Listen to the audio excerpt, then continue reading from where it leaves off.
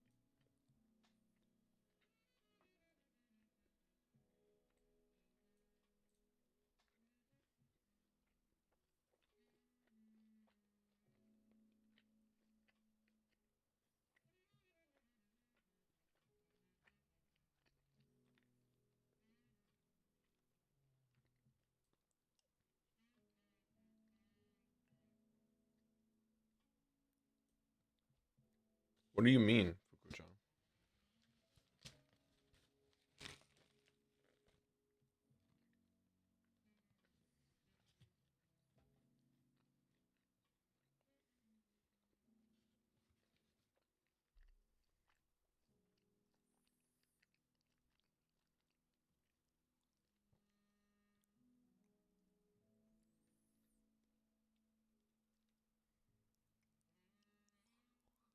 Hmm,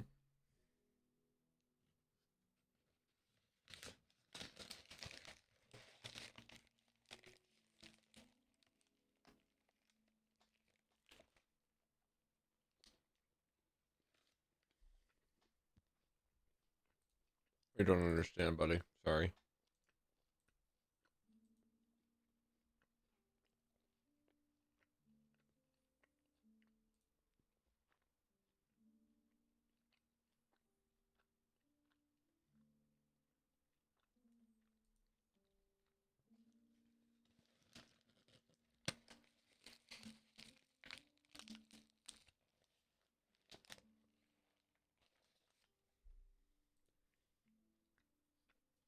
We're waiting for quite a while. For some reason, I thought it was 9:50 or 9 o'clock.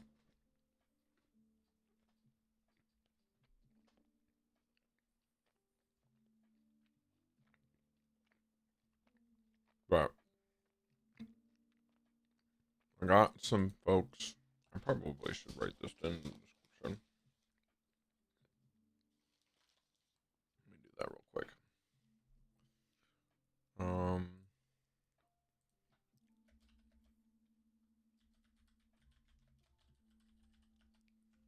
there. I'll update the title.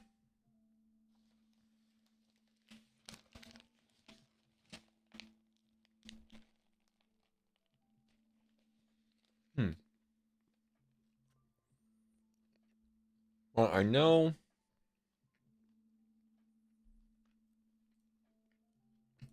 I think Rise will be here.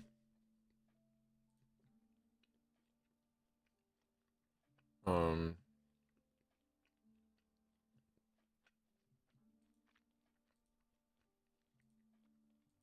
I've invited a couple other folks,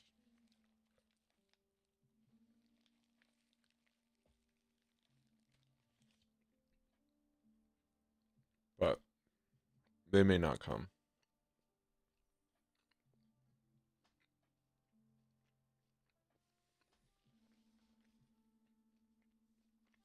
Hmm. Let me put out the bat signal that things are up.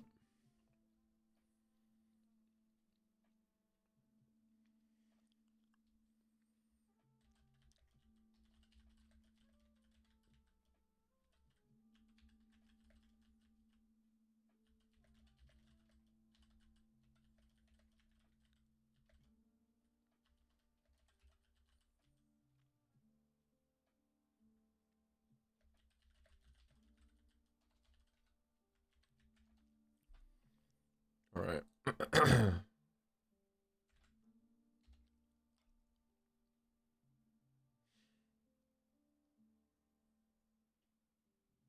All right, I probably can also get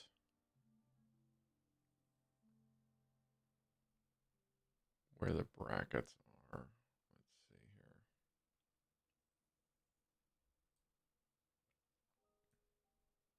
here. I know, Fukuchan, you say that every time you come in here.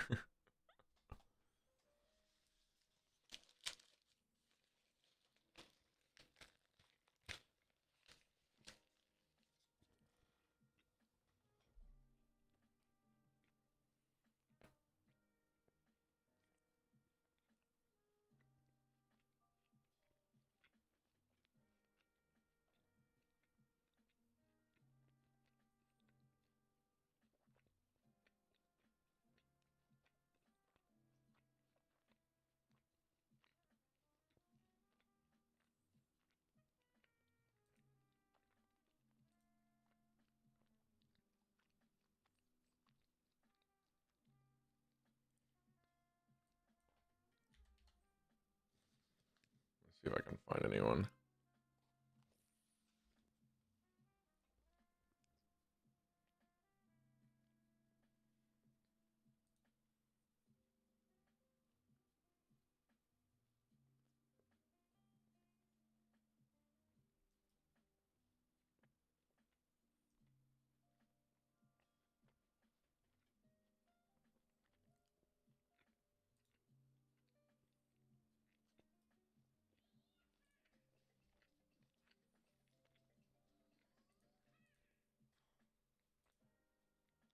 Jim, new windows open. AJ, thank you for the raid. We're kind of just in waiting mode right now for like a long time. And then once the broadcast actually starts, it'll be a long time, but thank you for popping in.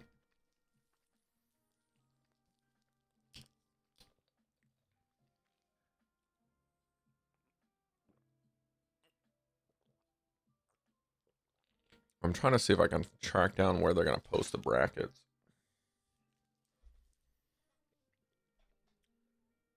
It's even possible that they're not quite up yet. Oh boy. Windows are taking over. Hold on.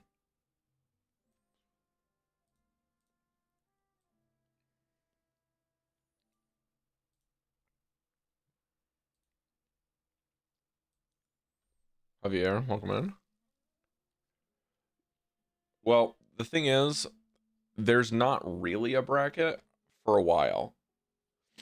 And then it'll just pop up because it's Swiss. So they have to keep track of it somehow.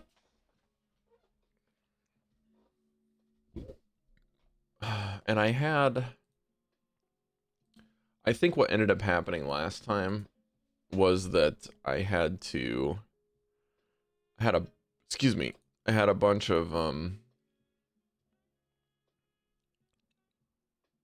a bunch of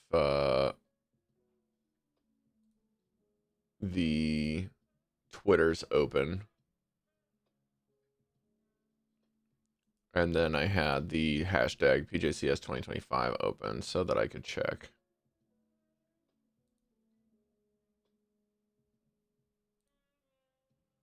Oh, is this one of the hosts?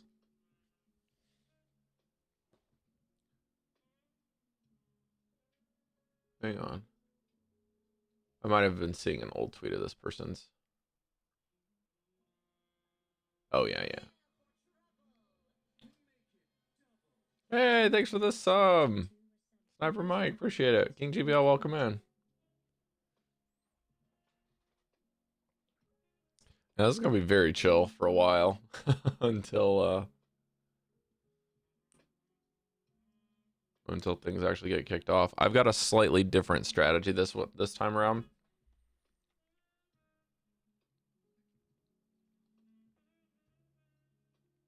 I am opening the game on my iPad so that I can hear the Japanese, but then on this broadcast, I'm going to have the stream muted because I got multiple complaints when streaming last time, and also in the VOD viewing. They're like, why do you have the audio coming in through? I don't understand any of this shit. It's like, well, I have the Japanese patch through so that I can hear what the announcers are saying at any given time.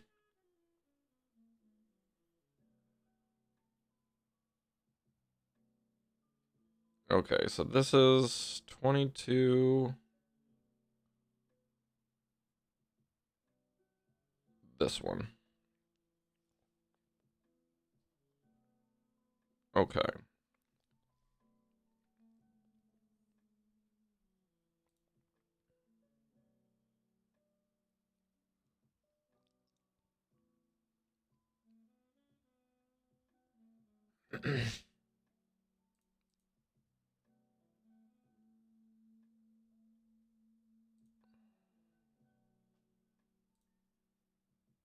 Okay, now let's see if we can get.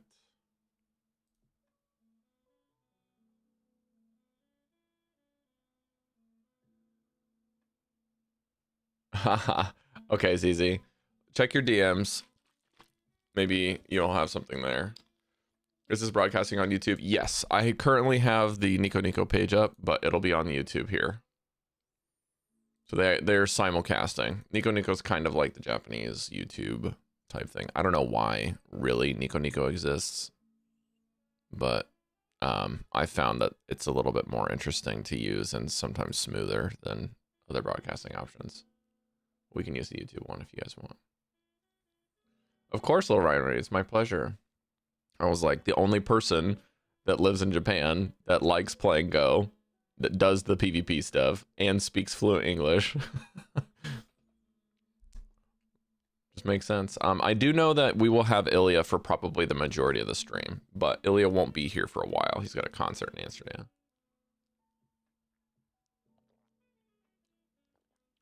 I'll let you know, AJ.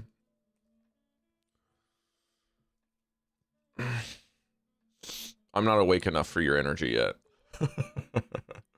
So maybe as I get more degen and wake up, we'll see. I'm down for just this relaxing vibe right now.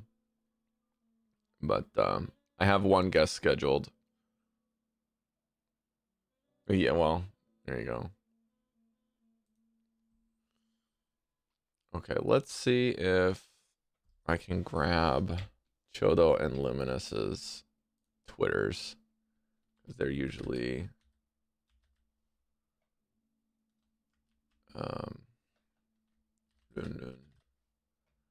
Luminous. Okay, there we go. Chodo. Okay, those are done.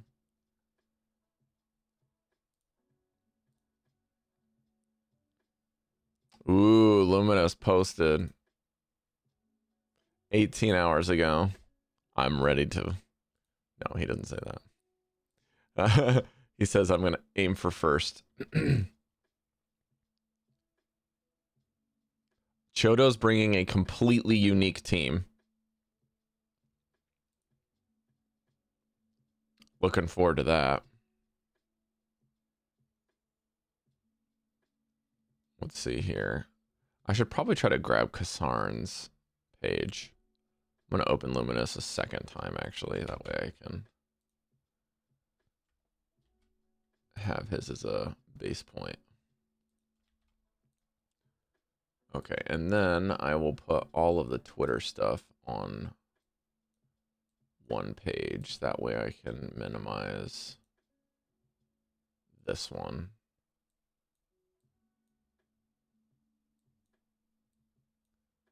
Okay, is my stream still holding? Okay, good. We're good. Here, I will get you guys this tweet really quickly.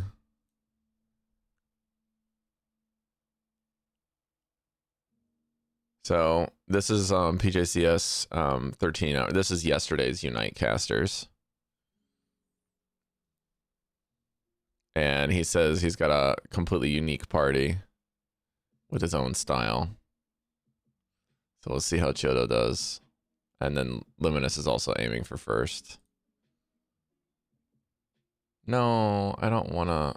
Okay, cool. I have Deep L as a translator that's a bit more accurate for speed here.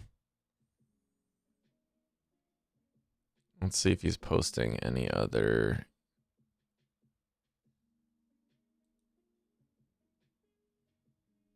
What is NTC trying to do?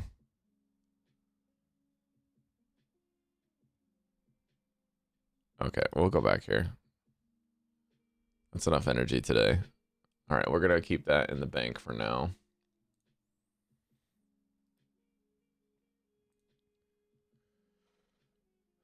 There's apparently a distribution of fungus for the main series. And the problem with this hashtag and Pokemon in general is that PJCS 2025 hashtag is going to give us all of the games. So we'll get updates from... oh yeah, if you guys want to see some of these prizes, they're pretty wild. Look at that. They're like these super cool discs. They're like plates. Very, very cool. Also, this is the exact same venue that we had Worlds at 2023. So 2 years ago, Worlds was in the same venue and also was the same place for PJCS last year in 2024. I don't remember if the Pacifico Yokohama was also the same venue for PJCS and Worlds in the same year, but I believe it probably was.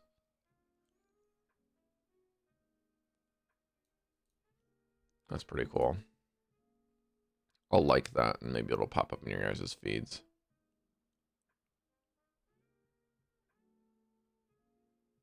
Looks like we got one of the hosts is posting. And the 2 lady hosts. They might be like lead hosts for this event. Yeah, because they're there for both days. They're probably hosting like all broadcast stuff and opening closing ceremony type hosts. But yesterday was a lot of the Unite games, and I think some of the card game folks as well. It's weird that Go only gets the Sunday, but then like the majority of the other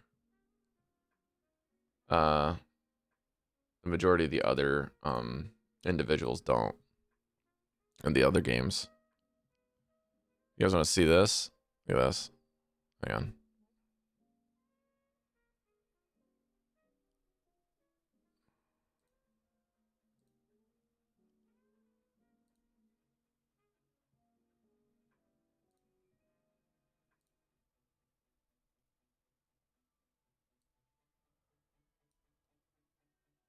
Those are 2024 plates. That's Kasarn. No, hang on. I think Kasarn ended up winning last year. That would be... That's him. I think he was the winner last year for Go. But again, they're using government names, so I'm not quite sure how...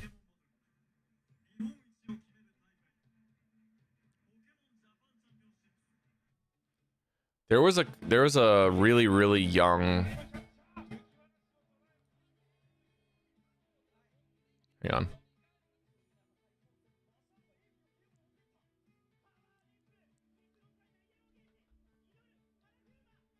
Oh, that's cool.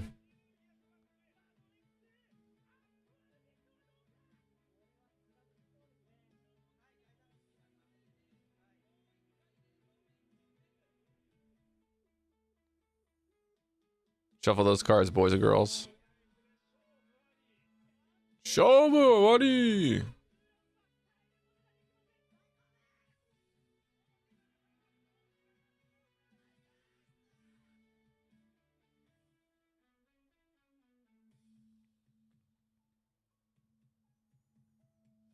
It's interesting that they're using those, like these colors for the PJCS is super interesting every time. Like they always use them, but it's basically like the 3 main types plus Pikachu for the first partner Pokemon.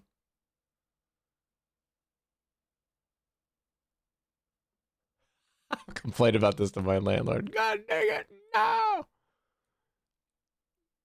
Alright, let me turn the music back on over here. We still got about 20 more minutes before things start kicking off.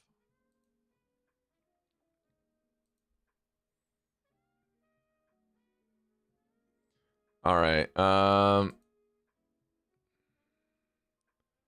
ZZ, give me a second.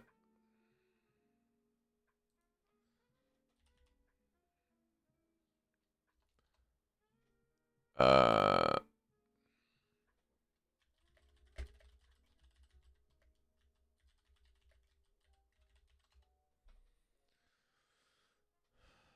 da, da, da, da, da.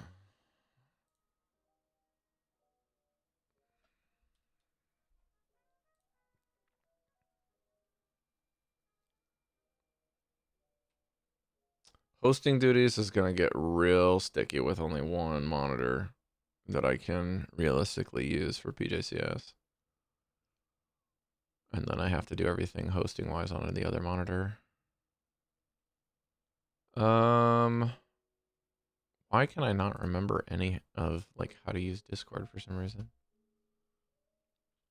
All right, let's try this. Okay. Yeah, I thought so. All right, let me. Do you have the correct roles? I thought I did all of this from my phone the other day, and then now I'm on my PC and I'm like completely lost. Server settings. Here we go.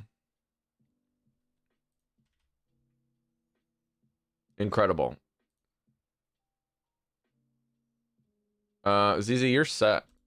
You don't have to wait. Jump in whenever you want. Everything's all set up. I thought I preset.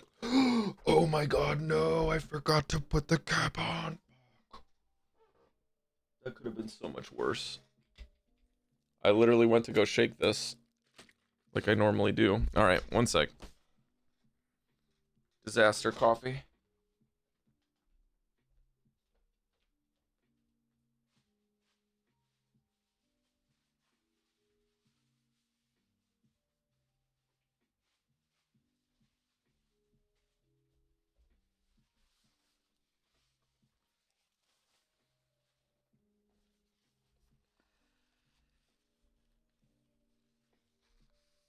Oh boy, am I lucky that didn't get in my mouse.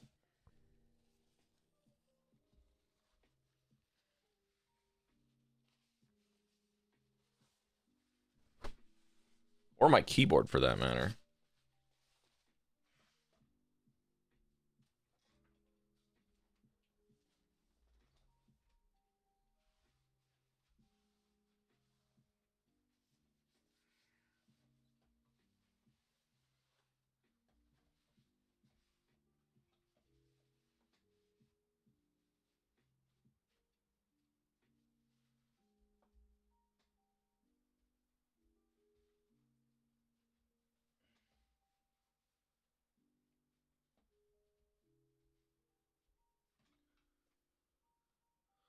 Okay, well.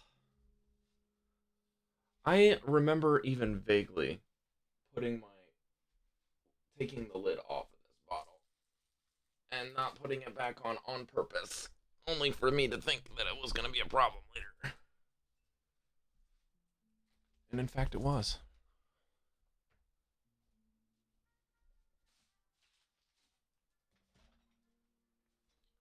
All right. Oh, we got an update. Hold on. Oh, we have the stream is up now. The pre-stream is up. I'm killing my music now. What's up, DS?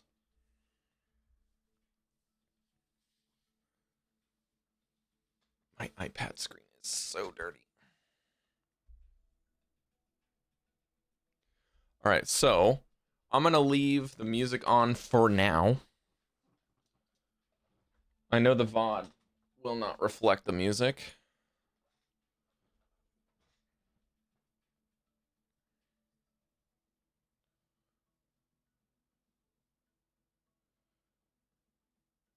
Let me just make sure that ZZ's got his single invite here. He should be set whenever he wants for this. Okay.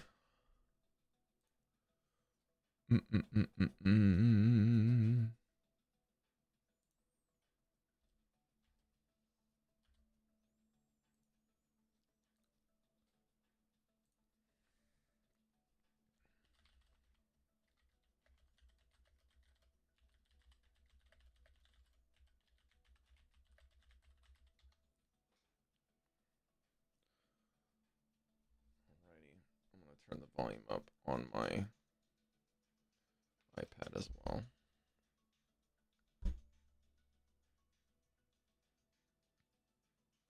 Well, if it'll... Wait, maybe I have the orientation lock. No, I can lock it. Okay.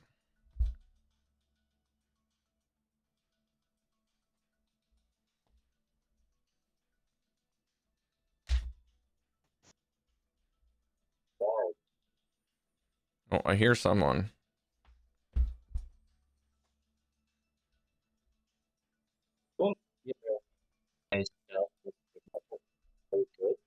There's a German in my room.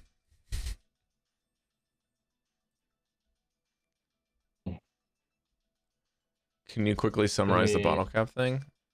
Maybe in a bit, Diaz. Avo, thank you for the 53-month subs, my guy. Are we interested in turning the camera on also, or would that just be like... It would be I will turn them on or off. It is up to the broadcast leisure. Yeah. So if that's what you want to do, we'll roll with it. Let me check. Okay. Yeah, that does work. Happy late evening. Or very late evening for you. Yeah. Yes. Like middle of the night technically. Yeah. But also my schedule is such as that I just get to hang out at this time of day. So well, it yeah, is the weekend. I don't know how much quick that matters to you, but yeah. Like weekend or not, like honestly, most days the weekend is just about the busiest time of the week for me because I'm a sports writer and a lot of sports stuff is oh, so happening all on the action weekend. happens for you. Yeah, but the nice thing is that tomorrow's shift is going to be a late shift, so if I sleep in until noon or later, that's going to be You're not perfectly missing fine anything. with me. So Okay. yeah, this is also a pretty good time to hang out because it's not hot, it's not warm. I'm in Europe. This is non-AC country. Yeah. So over the summers, it doesn't hurt to have your active hours during the night. Yeah. Well, let me answer DS's question just really quickly, the best I can. As far as we know, according to data mines only, about the silver bottle caps, Diaz, is that the silver bottle caps are not officially announced. So they've just been data mined that we're gonna get something about them. The gold bottle cap is the what 20 US dollar thing. It's crazy expensive, but it will let you choose a Pokemon that's like a good friend, I think, which is only like the single heart. I think that's really, really easy to do. You just feed it a berry and you're good to go. And then you can train all three of the stats with some sort of like use the bottle cap on it. It means you can train as many of the different 3 IVs that you can all the way up to 100. It just takes time. But the silver ones are supposedly data mined to be only one of the stats you can influence. And we don't even know how much of it you can influence really, because that could always change. Yeah. I think just like in theory, the silver ones are likely going to be of greater interest for PvP players, especially with focus on the championship series, because obviously like golden bottle caps are amazing if you just like imagine you have a legendary Pokemon that is shiny and maybe like has a background or is extra large or something, you can immediately turn that, like not immediately, but you can work towards turning that into a hundo no matter what its current spread is. Whereas if you just want to fine tune, for example, a defense stat on a Great League Pokemon, where you may aim for a bulk point, then you would probably be better off waiting for a silver bottle cap because training all stats, like using a 20 USD item just to tweak a little, like a little Great League Pokemon, which may not be that exclusive, not be that rare, it's probably not worth it. I'm really hoping that the silver bottle caps are rank up rewards moving forward in PvP. I'd really like to see them there. Like for hitting ace or hitting vet, like you get one for each of the ranks would be super nice. Or even just like vet and expert, I could see that as like a transition point, or maybe even if it's just legend only for a while, that's probably okay. Yeah. I think that's like this is one of my pet peeves that essentially nothing has been done with regards to the incentive structure to rank up in GBL for the longest time now. Like Pica Libre has been around for years and it's still the only like really big ticket item hidden behind GBL. And obviously there's going to be maybe complaints of like from PvEers when there's too much exclusivity behind a game mode that they don't like to play. But still, I feel as if for anybody who is even as much as casually interested in PvP, there's so much that could be done with that rank up structure. Like even the fact that we got a like we get the GBL battle pass for every season, 500 wins. Like every 100 wins, we get a bunch of items and like a little bit of stardust. But that is so much less interesting than the big gold pass we get for every month. So I feel as if they've really like kind of stepped up their game in terms of what kind of variety of tasks and the rewards they can offer. But they haven't yet translated that into GBL. And I feel like that may be the logical next step for them. Yeah, I would really like to see the pass actually move away from a certain amount of wins pass and have a double track that's not paid. So on the left side would be like, you know, here's your battles played on this tab, and then here's how many wins. They could just cut the amount of wins, or make the wins not have like a page over, but rather be more like a season pass type thing, like you're saying. Because if it's a season pass, it's only going to be the one page, and then as you rank up, you can get the rewards at different tiers, and they can just essentially move over the existing pass into that. Now, the big question though is how, like, internally difficult would that be to roll over the current system tickets that are free to get only for a limited time in the shop for whatever reason. Like, I don't know if you guys know this, but if you don't get the ticket on the first couple of amount of days in the shop, it just disappears. Like, you don't even get the season pass if you just take the first couple weeks off the season. It's just not there anymore. I think I'm yet to claim that thing before my first set of the season, but I've still at least claimed it before it disappeared every time. Like I'm always so preoccupied with at least popping my star piece in time that I completely forget about the battle pass thingy. But yeah, like after a couple of sets, as soon as I watch a stream and you get like this little like 10 research tasks updated, and that doesn't happen for me, I'm typically like tipped off to the fact that I once again forgot it. Yeah. I'm gonna like keep this conversation going, but I need to pull open some more Twitter pages, see if I can get I need to get Pokemichi is usually pretty active. I did manage to talk with some folks prior to PJCS, but not like in depth about it. I know that Anyao-san and Pokemichi-san, Chiodo, and Luminous have all qualified. I believe that Ishikawa-san has also qualified. I've been trying to, as much as possible, keep reposting when people qualify. Ooh. I think.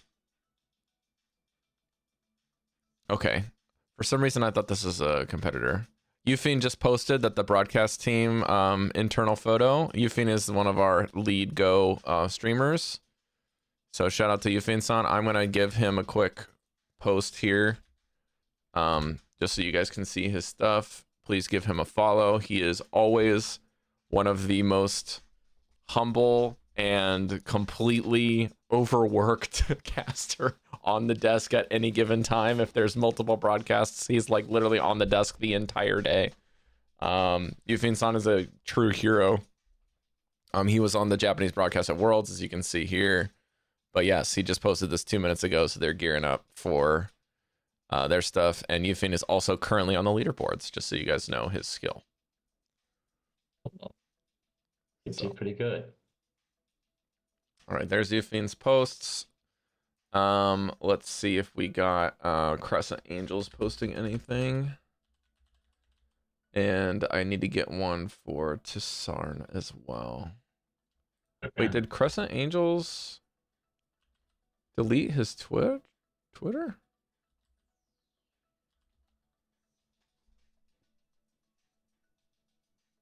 Surely no.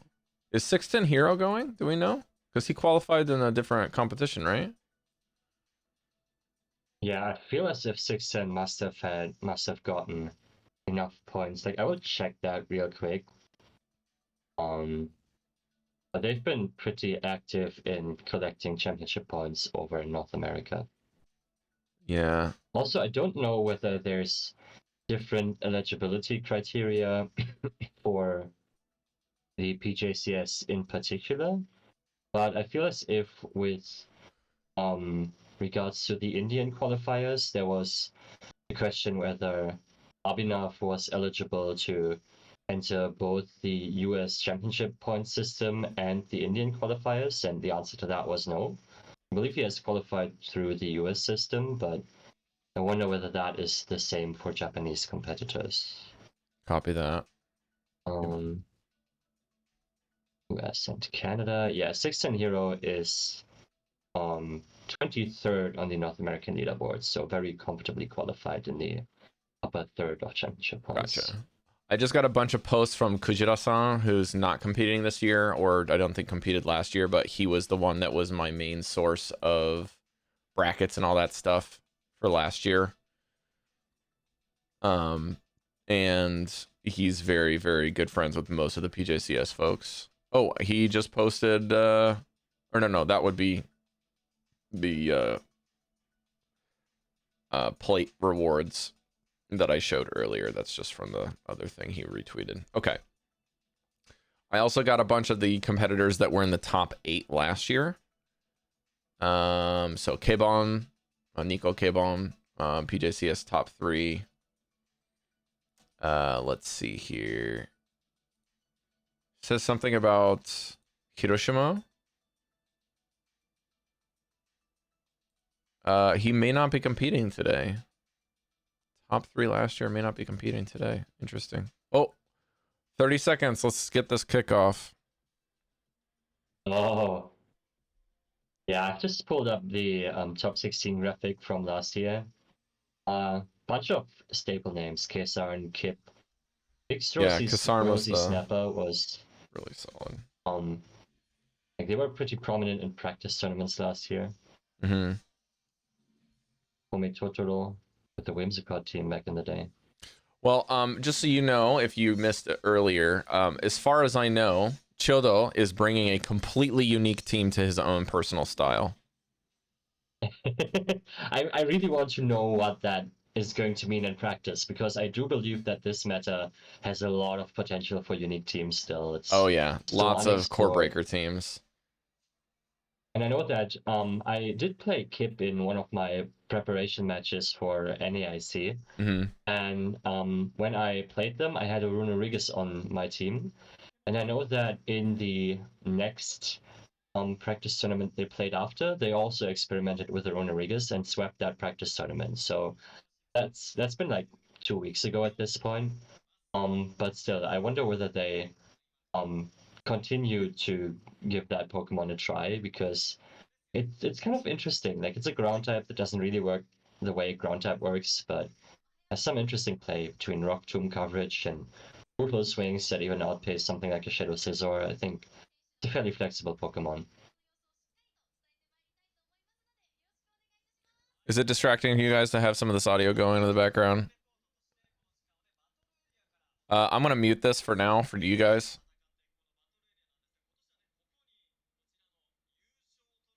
Unless you guys want to hear it, but they're just talking about the trophies. It looks like they're gonna be for the top 8 or top 6. Oh no, I'm sorry. Those are for the victors. I forgot there's multiple titles. Smile.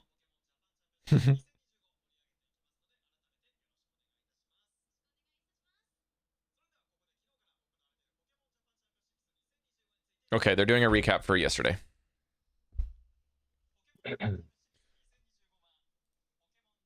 This is a good idea to have my iPad open now for this, so you guys don't have to hear me trying to figure out what the heck they're saying. If you hear the term seishu, or I think that's right. Oh gosh, now I'm gonna be second guessing my Japanese because I'm on a broadcast. Hang on. I think it's seishu. Senshu, that's it. Senshu is the word for player. So instead of saying like dare dare san, like someone's name, or like Zzweilous san, like they would say senshu, because senshu means player.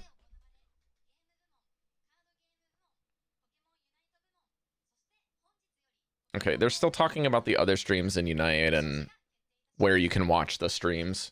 This is like very incredibly Japanese, I must say. Like, for them to like tell you where to watch stuff on their own broadcast. Like, they don't really have a way to advertise other than themselves. So they're like, well, during our downtime, why don't you guys pull open the other streams and watch the other games? Because that's really the only reason that you would want to watch or get this info, so that you can watch the other streams when this one's on, like, whatever. I guess there's a lot of people that like to like watch a little bit of this game, a little bit of that game, especially between TCG. Well, there's just so much downtime with every game. You know what I mean? Like between broadcasting, they don't really have. Oh my gosh! Look at that. They don't really have a short downtime when it comes to Unite. Like those Unite games have a lot of wind up to get going, because you got to get everyone situated. You got players on switches, you got players on phones, you got to jack in all of the phones and all the login info to get everything into the switches. But generally speaking, it takes even longer in actual production, like in World Championship Series rather than PJCS, because everyone has to provide their own devices for these events.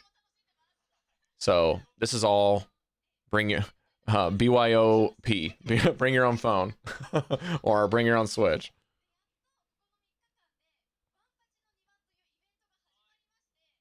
Yeah, one thing that I'll be like hoping for in terms of downtimes is that it's hopefully going to be looking a little bit better than what we saw at NEIC, where there were like breaks of 40 minutes because a dispute needed to be resolved.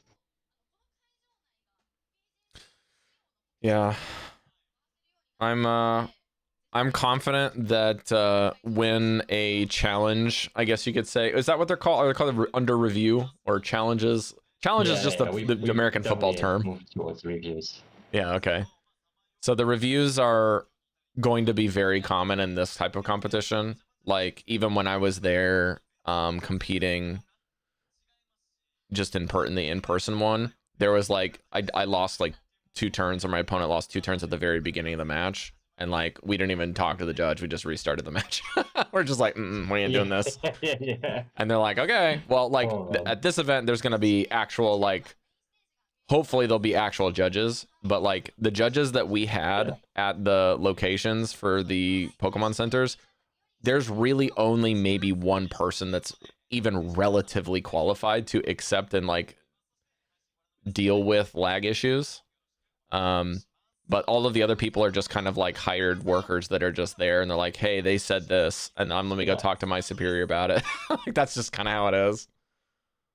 I imagine it to be very similar to most local competitions in the TPCI circuit. Yeah. Where you're really grateful when there's like a card shop that hosts, but you don't really expect the host to know anything about the game, really. You just bank on the players being fair and knowledgeable enough to duke it out amongst each other.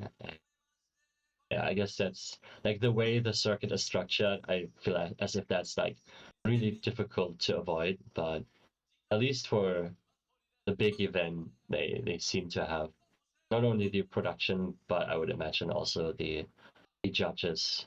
Yuhin-san! This is the one I just was shouting out. It's this guy, and the other guy on the left is Enjoy Ride. These are the 2 heavy hitter casters from Japan. So Yufin has the glasses, and Enjoy Ride is the gentleman on the left. It looks like they... I'm not going to presume anything, but it kind of looks like both of them went to the convenience store for their ties. And just bought the same tie and was rolled up. They do look essentially Doesn't it? identical. Oh man. I'm trying to see if I can pick up anything. I think they should at least get those little Pokemon pins. I don't know, do they have them? Are they just so small? I always enjoy when the casters bring out like an obscure Pokemon that I just pin on there. Yeah, I don't know. I think they should have PJCS pins because I got a PJCS pin from another German friend. Literally can't remember his name for the life of me. Ilya. Ilya got me one right here from 2024. So they should have this. Oh, that's cute. But this is last year's graphic. This year's graphic has Mewtwo on it, I'm pretty sure.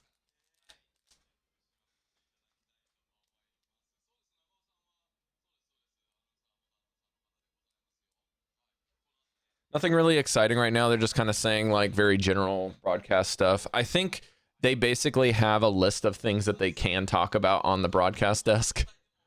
And they've got to fill time because basically up until about 9:50, that's when the broadcast is supposed to go up. And I don't even think opening ceremony has started for day 2. And it probably won't start until after 10 o'clock. Oh man. So So we may still be here for a while before the actual battles start.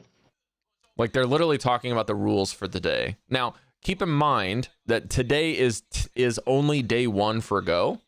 I can't speak to which other games are also day 1 and done type broadcasts. I do know that Unite is on day 2.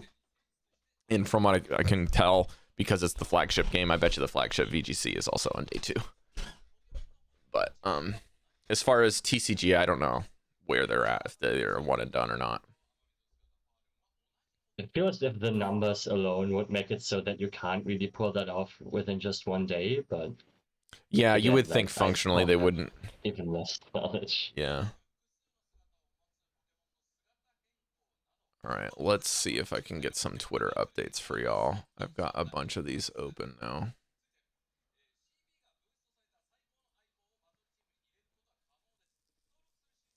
Now they're talking about the CP boost as rule 3, where you can only have one best buddy per team. And then this is the ban list. My what's it called? My iPad is actually about 10 to 15 seconds behind, so I kind of have to infer a little bit. But they also mentioned that like megas are not allowed. This is the really artful stalling, going about best buddy regulations and the fact that Shedinja isn't allowed. I mean, it's next level in the sense that not only is it that's the topic that they're talking about, but I guarantee they have this stuff written down, like these cards are written down for them somewhere. It's a lot more prep. Yeah.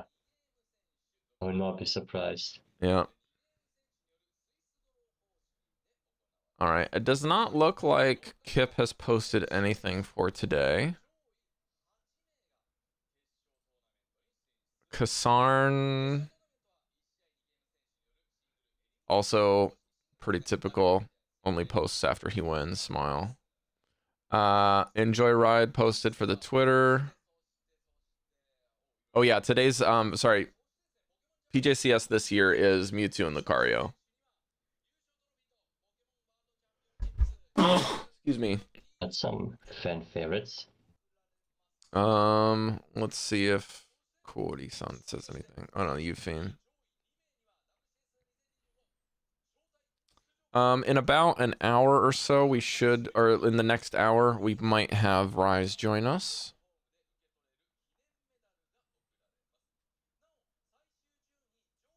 Sounds fun. Really all-star broadcast. Oh, interesting. Is this person competing?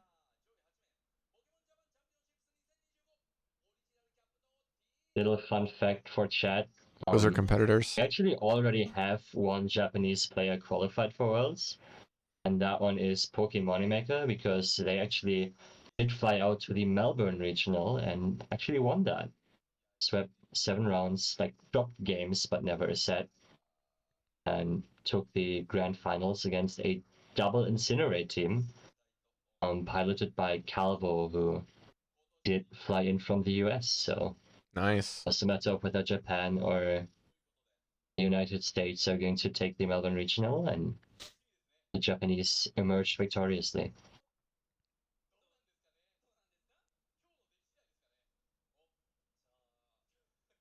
Okay, so Yeah, no matter Rally, the change in format. Rally did qualify for PJCS this year, and the last 2 years was at PJCS, and is also on Team Pants, which is the Battle Frontier team with Ishikawa Boy. So one of Rally's Osaka teammates. Honestly, I really think they did a great job with the hats every year for this, because under the bill of the hat, they have that graphic. But these t-shirts look like they were screen printed by a high school band. Like, they're bad. They're so square. Like, It's just like they went to go find like some decently comfortable t-shirt and were like rush order screen prints. You know what I mean? yeah, yeah. Like the picture is great. It is not well integrated into the No. t-shirt. It's like that type of graphic is not made for shirts. That graphic is made for like Yeah. card sleeves and clear files and notebooks and bills of a hat and maybe even like little nameplates and stuff and pins, but not for that. But you know what? If it's Can't really not to be wear what sold, would it's be a like that makes poster sense, right? otherwise. It's just a competitor thing. Yeah.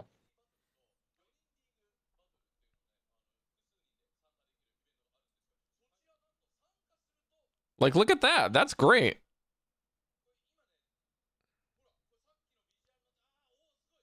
Yeah, yeah, that works. That does work for sure. The way they're presenting that. I really enjoy this just because it's such a difference in broadcasting culture from what we get to see on the TPCI Right. streams. Because we don't really ever get like merch presentation, or like we don't focus on like what we may consider fairly obscure rules as much. But I really love seeing it. We get to see so little Mm-hmm. from essentially everything outside of Europe and North America. Yeah. So Okay, so I'm pretty sure the little clear thing is a bit strange because it kind of looks like a card, but it's mostly a Japanese thing. So a lot of kind of Japanese workers, as well as like people that have their IDs, are in those like trading card style size on a lanyard. So that thing is supposed to go around either your nameplate or your face when you got your lanyard. So it'll have like all the PJCS cool stuff around your head if you want to go walk around with your ID. That's what I imagine it's really for. what's the schedule saying? I'm reading go once. Okay, so Day each two of will those is only rounds. start. Those are the rounds of Swiss. Oh, okay. The day 2 opening ceremony is the 12:05, it looks like. So we're going to do some things there. Tournament is at 4:40. Actually, I'm going to screenshot this. Here, I screenshot it. All right, so let me put that, actually save the photos. I'm going to put this in the Discord.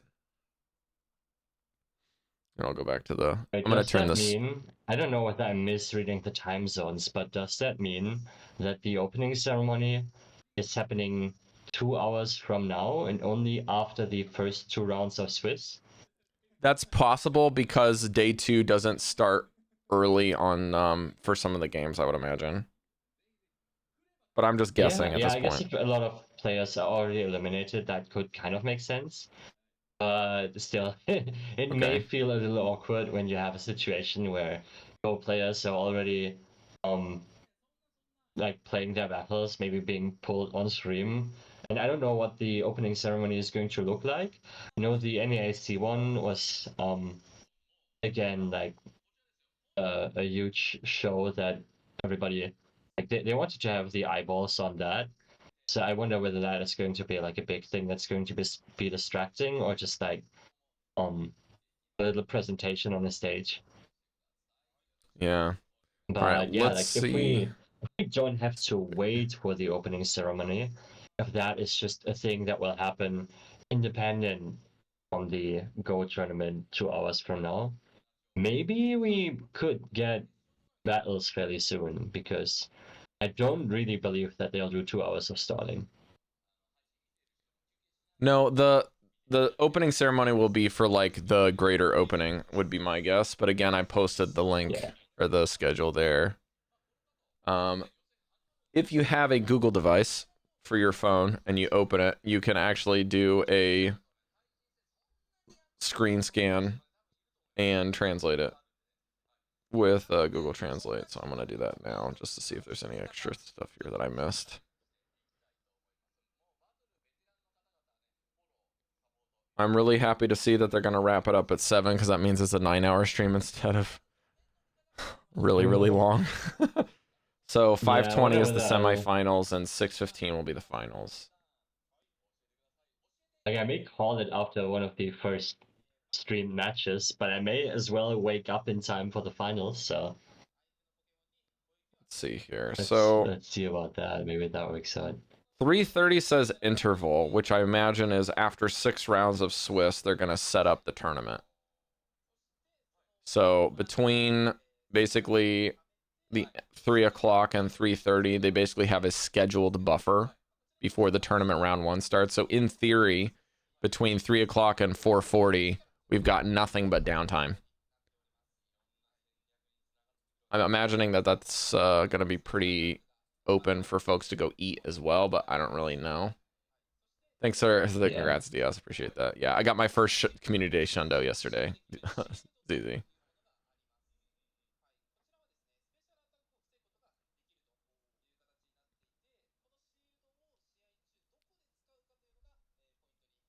So this is them explaining how the game works. This is a normal attack. This is a special attack. This is what you do to activate both of them, and this is how you play. Honestly, I don't even mind that, because there's not really anywhere in the game that tells you how this works. So if they just reach like casual Pokemon fans that are not already super into PvP, like a lot of like my mom, for example, she always watches the regional streams because obviously she's interested in what's going on there.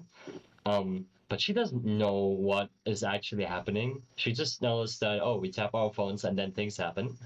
Yeah. So yeah, maybe a little explainer, especially if it's like a once in a year type of broadcast. Maybe that's not even that bad. All right. I'm going to work on the schedule for our channel here, and then once that's done, I'll try to post a separate image somewhere else. I really this is something that I think is also very Japanese that I don't like when it comes to schedules. If things are running behind, they will essentially like try to update the schedule and repost an updated one midway through. But if things go early, they will refuse to start something until it is exact time.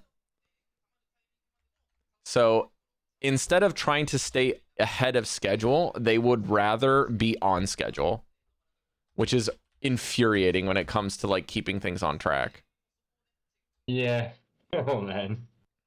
I guess like this almost plays into the stereotype of orderliness in a way that is almost charming, but with all the experience that I have from especially North American events, I feel like European events, they run somewhat smooth for the most part, but like there's like sometimes you just have to I guess like maybe they don't have that, but in the TPCI regions they sometimes do like winners interviews after a round or other like scheduled segments, and they then have to um essentially skip all those if they're running behind. So being ahead of schedule is actually super valuable because you get Yeah. to do more fun stuff in between. Like if the concept of their broadcast doesn't even include all that fun stuff, it may be less critical, but still, I feel as if it should. Like if you can make up some time anywhere, you should just take any win you can get. Yeah. But anyway, I'm just like mainly very curious to finally see some competitors, some teams. Let's see those fellas getting started. I love that the guy's literally Especially just the walking unique behind the desk ones. here. Incredible. Just like, where should I sit? Oh, I guess that's not really. Yeah. Oh, man, it's just like more and more people. Okay, that is the translated schedule for now. I'm going to post this where I had my invites as well.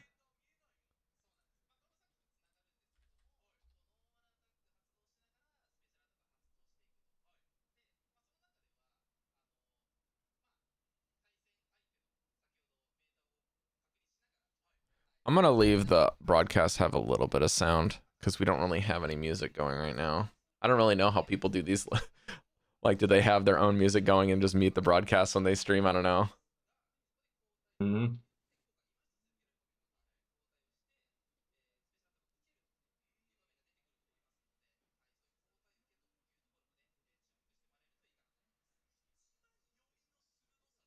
They're talking about catching now. Like how it happens. How people catch attacks and why they do it.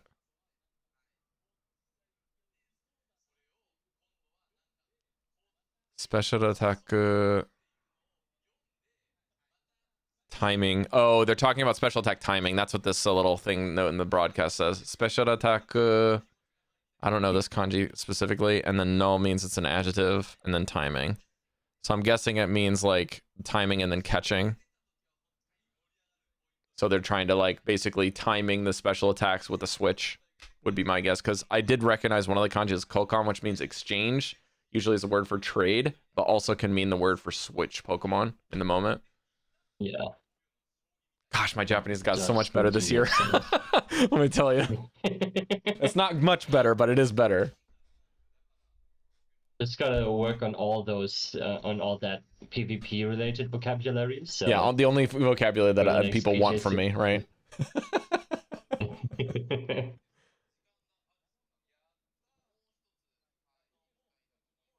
It might be green screen with a on space camera feed. It is not.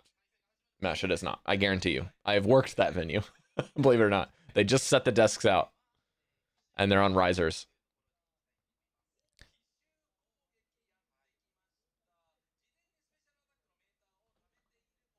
Special attack meta.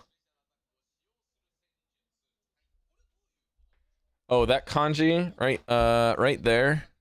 This kanji is part of the one of the two kanjis for exchange. If I have Google Lens up, I can probably get a quick translate of that. Bottom third. Switch to a Pokemon that's already built up a special attack meter. Tactics include using special attacks. A surprise attack is what they're calling it at the top. So this is going to be I love the translation. Reading between the lines here and localizing this a bit. This is not catching. This is the inverse. This is probably them talking about combo plays when you throw a special attack and then swap into another one. That would be my guess. Or throwing back to back. If not both of them, they could probably talk with that same card. Yeah, they're really going in depth. I kind of like that. I feel as like I almost want us to experiment with that a little bit.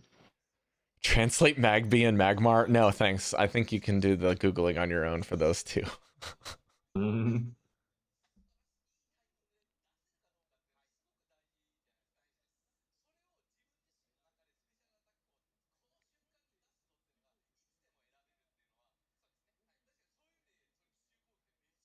It's a very heavy tactic to complete.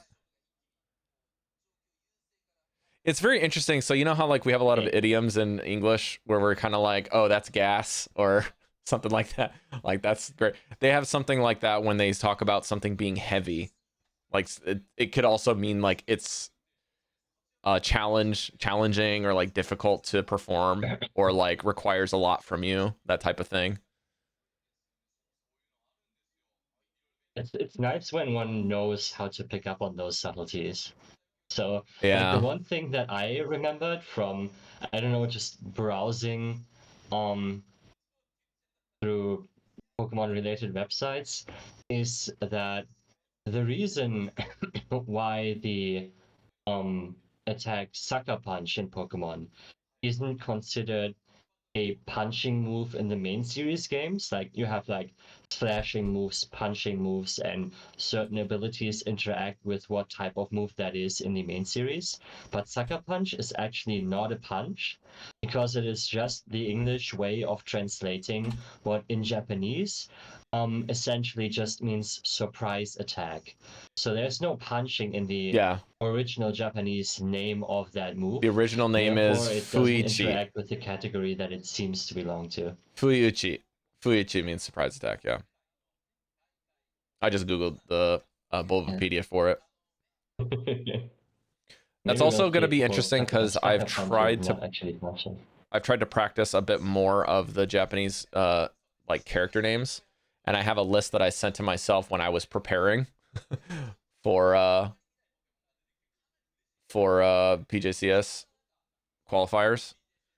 So like it was really hard because I have to read the cards. They're all written in Japanese, so I have to like read the characters' names and attacks. So like this time around, I prioritized writing down all of the Pokemon names. And then last year I was trying to like have names and attacks.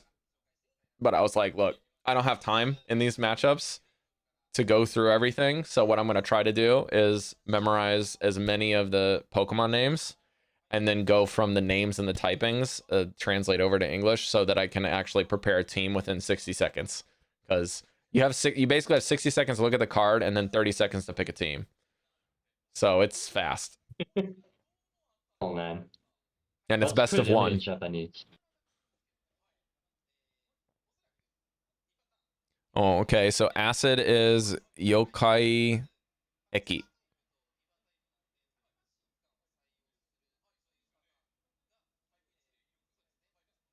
Jimen type. Oh yeah, there's the Pokemon name. Uredoru. So Yurei is kind of like the kind of title, and then Dol is like kind of like Claydol. They have the same last name, like Doru. Kusa type is grass. Doku type is poison. Ganseki Fuji is Rock Tomb. And Kusa Musubi is the not Power Whip. What's the other one? Grass Knot.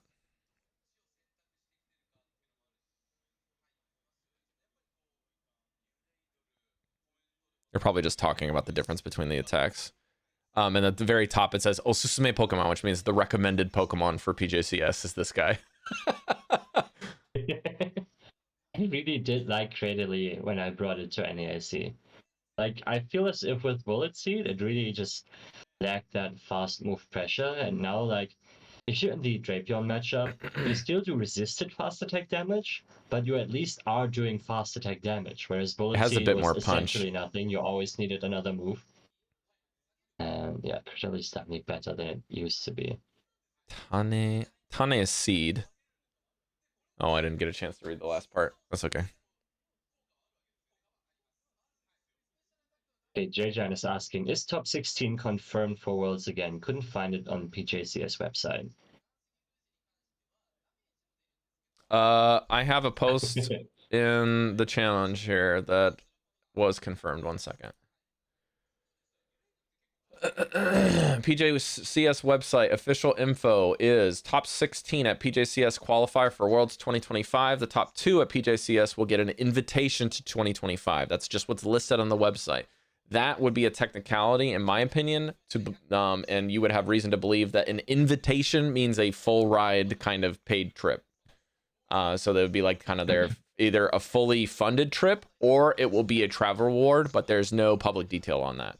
And my guess is that this has to do with legal issues with kind of their gambling law and why they had to run like open. Basically, you had to get enter into a lottery to compete. Then when you competed in the lottery, you win a chance to go compete at one of the things. If you show up with your kind of lottery ticket digital email that you won, you can bring that ticket in, and then you will get some goods, which is the reward for the lottery. Is like you can compete, but you also get like the lanyard, and you get like either like some sort of PJCS towel or some sort of like clip, just some like random trinkets from the competition, and then you'll get an invitation to this tournament where you can go and compete. And I don't think there's any paid rewards at all, so you have to do all of the bill to travel to this thing on your own. Doesn't matter where you competed. Then once you go to the PJCS, then you get the top 16, and then the top 2 will get the kind of same treatment where if you go, you get invited to this thing. Because you got invited, you get some of the merch for competing, and then of course you got the rewards for hitting certain levels. And then like, yeah, the competition side is an invitational, so it's not like a typical law, but yeah, the law is very, very sticky. Japanese gambling law is very sticky. That's why pachinko exists, but you can't have a casino. You know what I mean? So, but hopefully that answers your question, J-John. I did do the research on that beforehand this time around instead of waiting to have you pop in and ask me this time.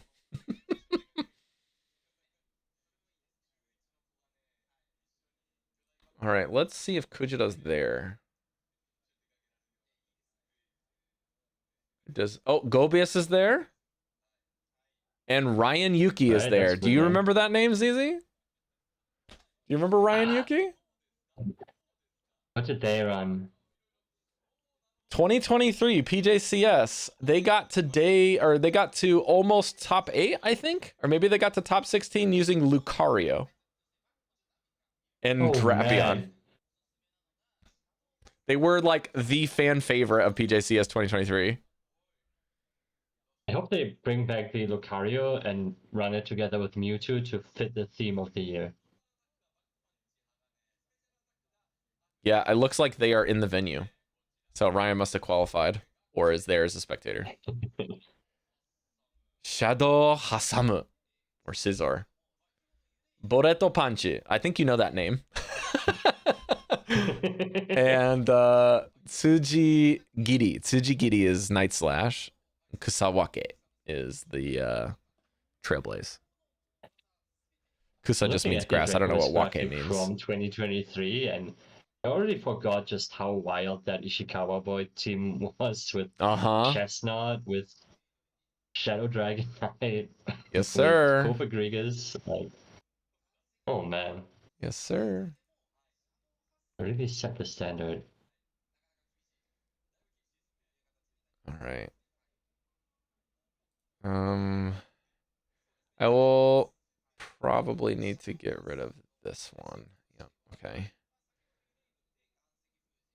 Oh, Anyo, my man, did he post his team already? Oh no, they showed the card though. Okay, I'm gonna post Anya's status. You guys can translate it on your own, but he showed you what the cards will look like in venue for what the players will be looking at. I posted it in chat for you. Player cards look like this. 1472? Power up your Pokemon trainer. What's that? Just looking over the example and seeing CPs of 1472 and 1476. We call that cringe CP. Yeah. This is just an example card though.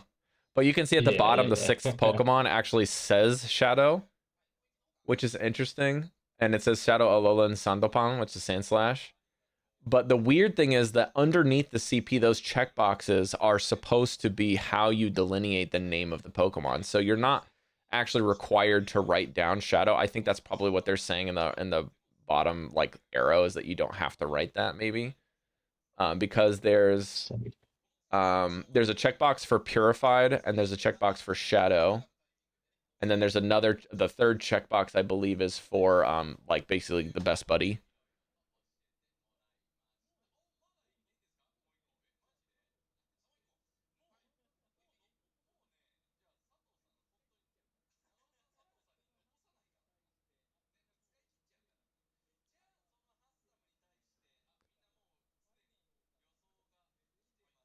They're talking about what the next Pokemon of recommendations are. Fire Arrow is Talonflame. Dedenne, of course, is Dedenne.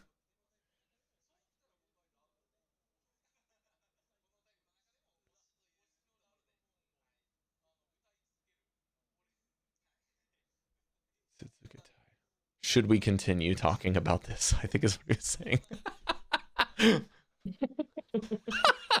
Oh man. They're really doing their best.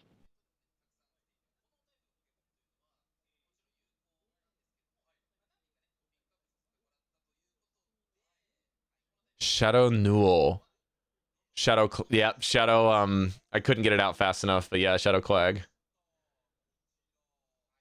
So I'm guessing this is kind of similar to American Broadcast discussing their like not necessarily like their Pokemon that will win the tournament like we have, but they're talking more about like Pokemon that you should expect to see and ones that will probably perform well today.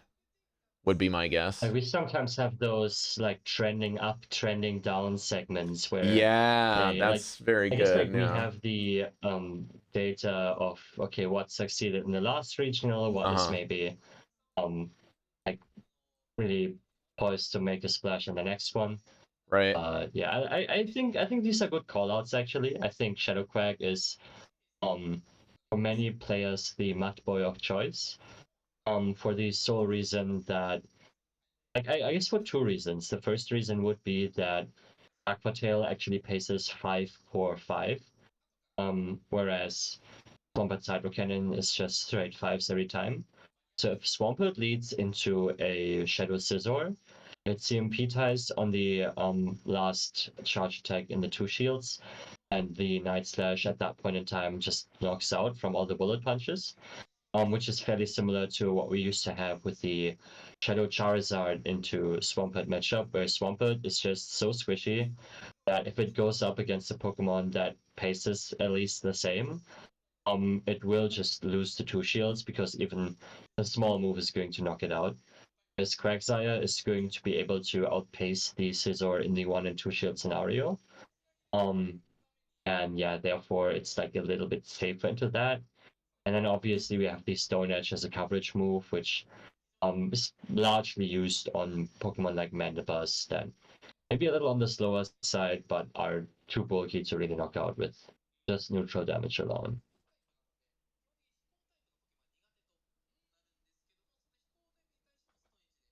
And yeah, like also Lapras, which I think has had a really strong showing at NAIC, specifically where people were like kind of wondering whether there's going to be that one dominating bulky water type, but there's still like many options that people tried out.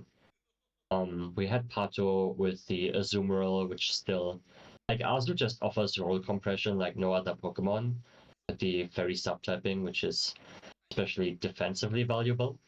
Whereas like an Ice Water like Lapras just has a lot of weaknesses that come with being an ice type. But I feel as if between Skywave, Sparkling Aria, and probably School Bash as the new secondary charge attack of choice, Lapras it's just so flexible and neutral, paces faster than Azu. That really look like it's going to be very high in usage yet again. J-Jan with yet another question. This is for you, Rob. How big were the Pokemon Center tournaments and how hard is it to get the lottery? Looked like top 6 made it to PJCS. So, 1 second. The problem with this is having 2 different broadcasts on time delay and then you asking me questions in chat while I'm trying to both do poor translation and listen to you. I should have... Oh, here they are.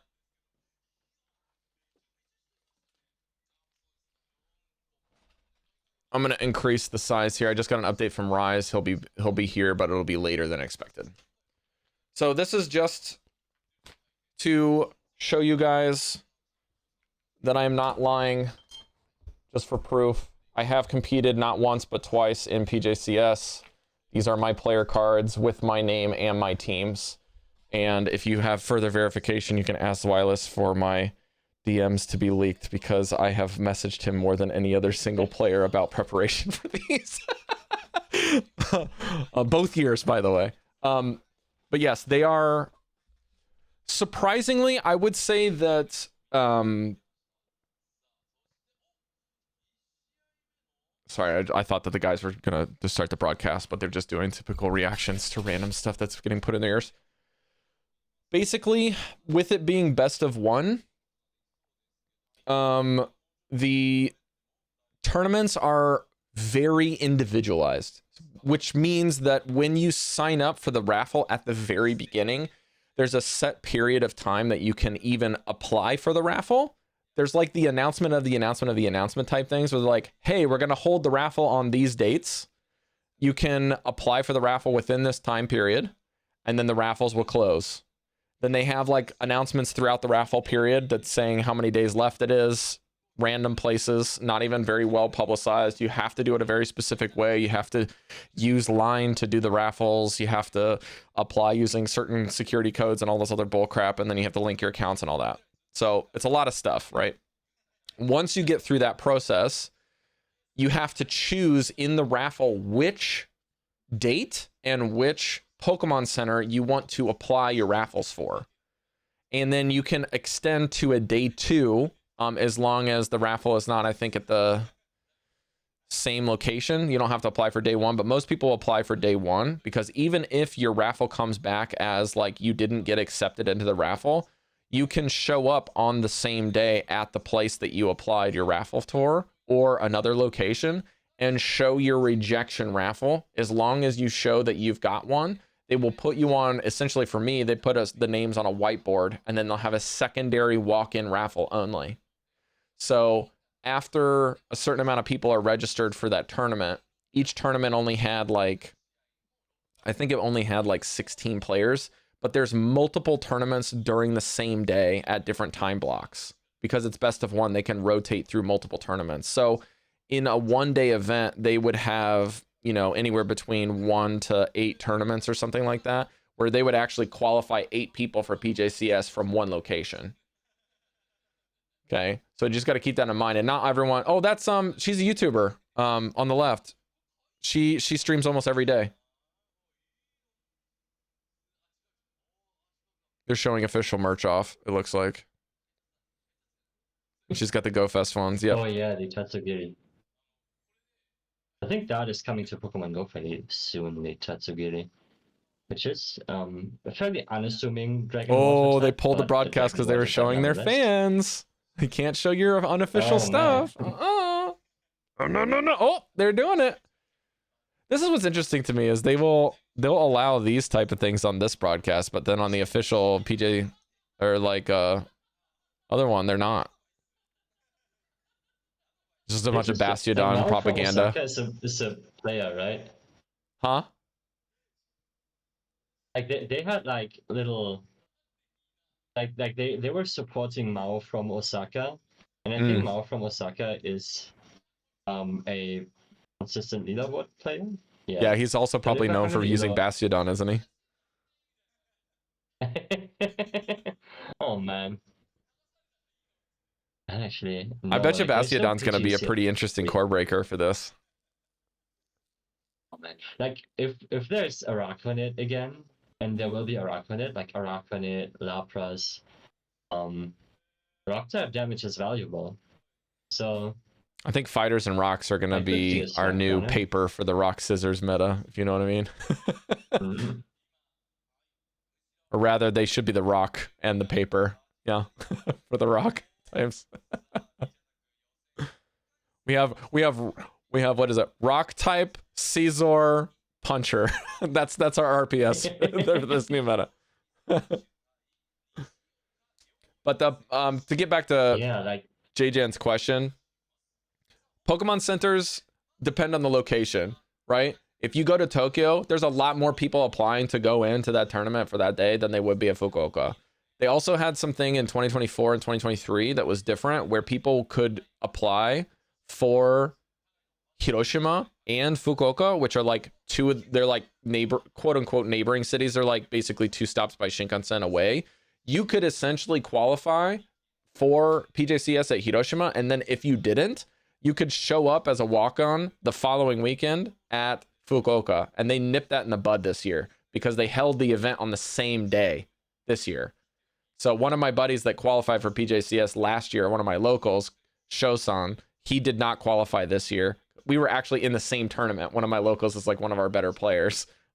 We both lost in our single tournament and did not qualify, but he qualified last year by going to Hiroshima and then coming to here in Fukuoka. So you can't do that anymore. And then the only real saving grace for the big areas with the really, really big dense populations, that would be your Tokyo Skytree, Osaka, and Kyoto. Those 4 venues, they have 2 separate events. So one at an earlier time and then one at a later weekend. Hello before dawn. So once you get in through those tournaments, that would qualify you to go to PJCS. But you could only if you win your tournament will you qualify. You have to get first place in your tournament. If you get second place, you're just done. How much is different meta? We're about to find out before dawn because this is game 1. Also, I got to move our camera up here because we're gonna see the teams now. Yes. I see one of the teams. Double bugs. Oh, okay. Ladies and gents. So there's going to be a Rakunit against Galacipod. This is very similar to what we did see in the grand finals of NAIC. Okay, let me get through this real quick for the names. Tama. Wait, are we actually not using government names today? No. Oh, holy. Hang on. Oh. Tamura. I was about to get excited. Yoshiki. Yeah, okay. Tamura-san Yoshiki. And then, so again, this is Japanese, so the first name is the second name listed. And the Pokeballs above are going to show who has that many wins, and this is a best of 3. The right trainer is Nishioka. Maybe my pronunciation's wrong. Nitsuoka. And then Ryoya. Wait. Ryoya. So Ryo-san. I feel like the guy on the left was competing last year. Let me see whether I can pull. Like right now, I'm just like watching your Twitch stream for it, but I guess it makes more sense if I just watch the original stream, so I'm not on a delay. Yeah. Do you have the links that I posted in that channel? Do you have access to that? Let me check. Open chat. There is nothing in here. There's something in here. There's something in here? Here, I'll tag you on the channel and maybe that'll help you find it. Yes. There we go.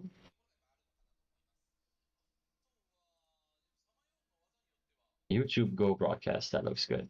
Okay, you got it.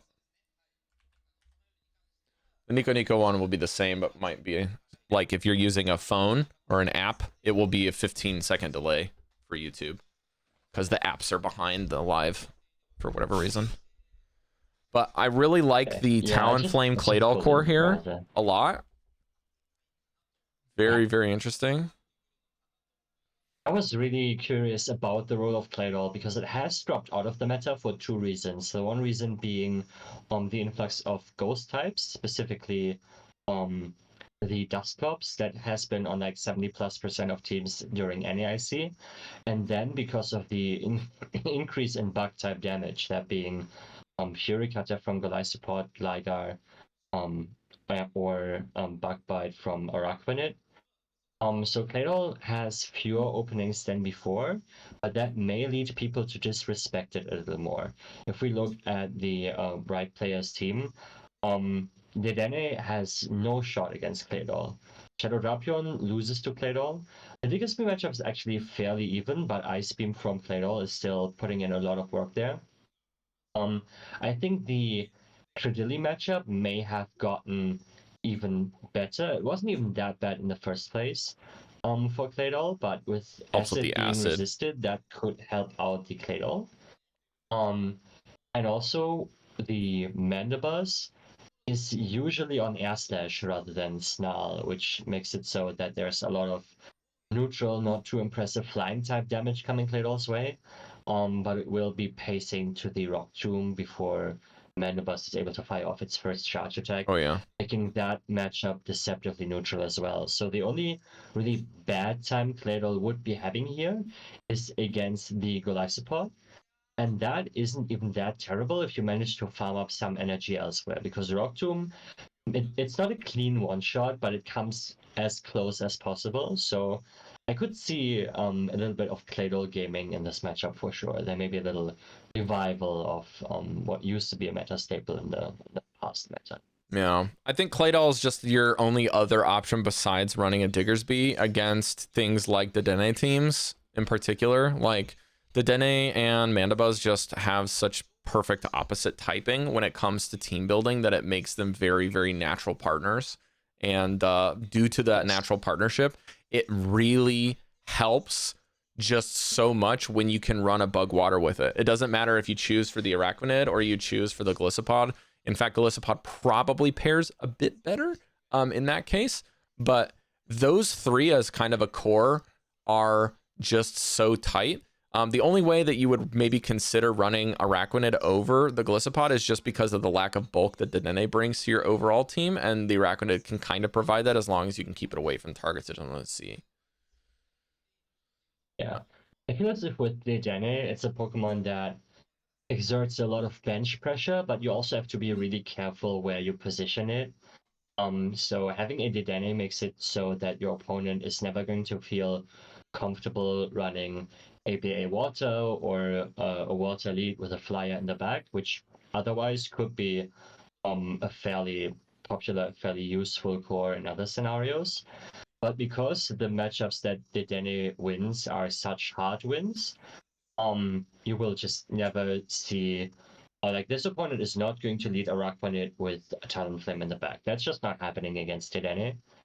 But also, like, if it's ever in the wrong matchup, be it against Credilli or against Claydol, there's just not much that Dedenne can do. And I feel like with how the Claydol looks fairly safe, and also, if we're being honest, the Credilli looks fairly safe with, again, only the Golisopod being a bad matchup for it. I think it's rather unlikely that we're going to see a lot of Dedenne action here, just because that would be such a risk if you don't get your preferred matchup. I would yeah, say I think one Pokemon that I definitely see is the Golisopod that looks very strong here. Yeah, I would say for this particular day that you should all keep in mind that not all of these tournaments that were taking place across Japan for the PJCS qualification necessarily dictate that there's a lot of very good players that are going to be here. So I'm not saying that these two trainers in particular, or even all of the trainers are that way, because there's also very, very qualified trainers that get here. But because of the nature of best of ones and just the kind of luck of the draw, if someone has a pretty good day with just overall matchups or team compositions and is like a decent battler, you could see players that are very, very good get knocked out and not qualify for this type of thing. And you'll also see a lot of people, just as the nature of the Japanese qualifications, where outside of those that have competed at Worlds prior, most of these trainers have little to zero experience on broadcast. So if you see them on the broadcast competing, their nerves and kind of overall experience being in front of people while competing is a major factor, as opposed to kind of the typical English circuit where people are on broadcast pretty comfortably regularly throughout the season. So just got to keep that in mind. And in particular, some of those people may also not necessarily adjust their teams, which is not leading too much credence to the Claydol team, but that definitely seems to be a bit behind as far as like meta reads, like we were commenting just a little bit ago. So it really depends on the trainer and the comfortability and maybe how much research they've done in preparation wise, but also has to do, like, Japanese players are pretty known for comfort picking stuff that they like, more so than the things that are also the best. That's that's a bit more European than maybe American of them in a way, if that makes sense. I feel as if the Araquanid is a fairly up-to-date read. I feel like that is probably inspired by Axon, because we had very few Araquanid at NAIC and essentially no Araquanid before that. So to have that on the very first streamed match, it does feel like a direct inspiration being taken from NAIC. Well, I mean, when Araquanid first released and we had PJCS, there was a lot of people running it. In 2022, that was around the time that we had our first Worlds, that PJCS had a lot of Araquanid in the competition. I would say it wouldn't quite be like 50% of the broadcast teams, but it would be pretty close.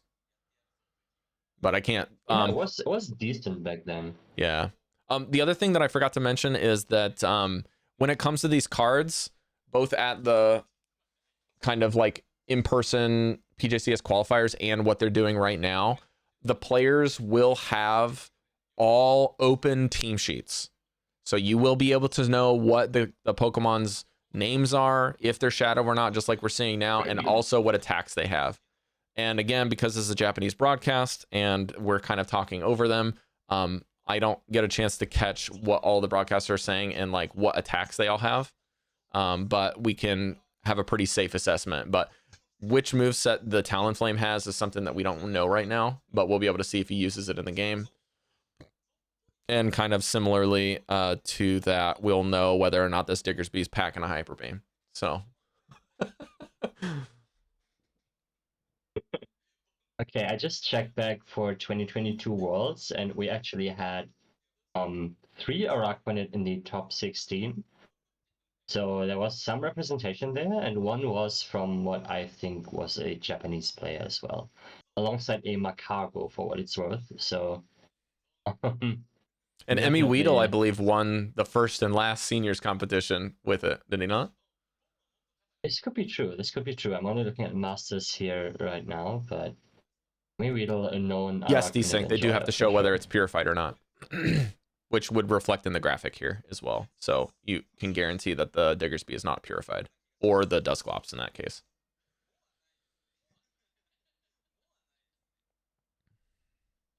I'm very curious what the issue is here. I'm guessing it has to do with Wi-Fi and login. But we should have had a match by now. We're very late on schedule. Yeah. Classic.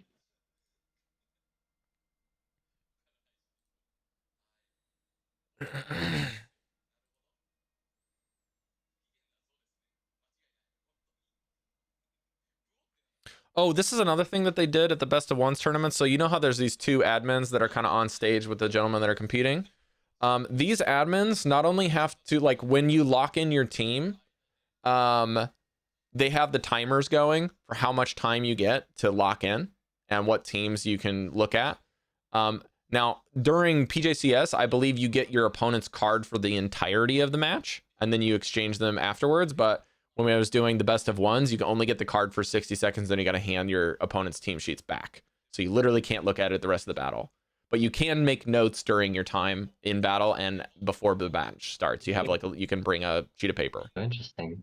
Now, what happens is when you confirm your teams and the timers are finished, you have to stay in the Go Battle League screen pre-match to verify what you've locked in, and you cannot change it by the rules. So then a worker has to come over your shoulder, takes your card, and verifies that you have those Pokemon on your team, what CP they are, if they're shadow or not, and then make sure that you have it locked in, ready to go. Do that for both players. So what ends up happening, even in the Best of Ones when the timing was much faster, that verification would time out the battles and require a lot of like review problems because we're just sitting in these idle screens for so long, or we would have to resend and then the workers have to re-verify because if they're not fast enough, we get kicked out of the matches. So that's is actually going to guarantee how long this takes. Record the games, record the team selection process, and after the battle, you can do a team check on the winning team. It's so easy, but like I don't know. I feel as if the TPC circuit has a very like it has a very unique relationship with the concept of best practice. They don't really like to like take an example, like take a page out of the books of the other regions. I don't know whether that has to do with like national or regional pride, but I feel as if that has been coming up a lot in the past, where a lot of players were rather unhappy with how very quick fixes to problems were just not even considered. Yeah, I remember last year in particular that Pokemichi-san said that he didn't get a chance to qualify, even though he had the exact same record as the 16th participant that did qualify, based off of some sort of technicalities. And according to, it was either him or Anyao or like another player was saying that there was so many game errors and reviews that after I think round 3, round 4, they just told the trainers that if there is a error in the match that you have to play through it, and that will verify the competitors will advance to the finals, and then there will be no further reviews unless it's a streamed match, just because that's how far behind they got on schedule. Why a lot of the competitors tried their luck by flying into Australia instead. Yeah.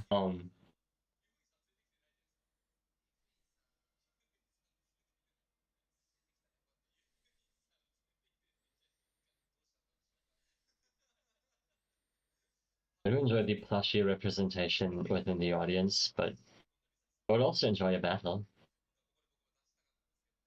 I feel like it may just be one and done for me. Like, it's almost 4 a.m. here. Like, they did a good job with the stalling, but. Oh, that's the Osaka Expo eyeball wreath around the Vaporeon head from GoFest. They had the Osaka Expo was going on. They had a little stamp promotion there. And Captain Pikachu hat. Actually, that's going to bother me if I don't figure out that lady's name, because I follow her YouTube page. Let me see if I can give her a quick drop. She live streams almost every day. Is she a GBL streamer? Or... Yes. But she competed last year at PJCS. She went 3-2. I think I do remember. I don't know whether she was the Yanchan, the lady on stream early on, but I do remember there being some quite entertaining battles early in the last year PJCS stream. Okay. Yanchube. That's her YouTube, is Yanchube. I think her name is Yanchan. There's her name. She's the lady on the left with the Scrafty, or not Scrafty, the one that evolves prior. Scraggy, plushie. Why do TPC countries get so few invites? I don't work for the company, so you have to ask them.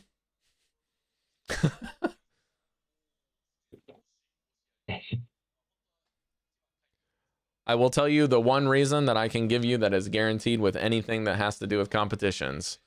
Well, rather two things. Politics and money. Those are the reasons. And I don't mean politics in the sense of like left and right and actual governments. I mean politics in the sense of like internal bureaucracy within companies. Vaporeon is what people should take to regionals, Kappa. Thank you, Desynct. All right, well, if I use the toilet, I guarantee that the match will start because I walked away from my PC. So I'm going to try to do that just for the sake of everyone getting a match and so that I can use the toilet. So I'll be right back. All right. Please stay there if they actually start battling.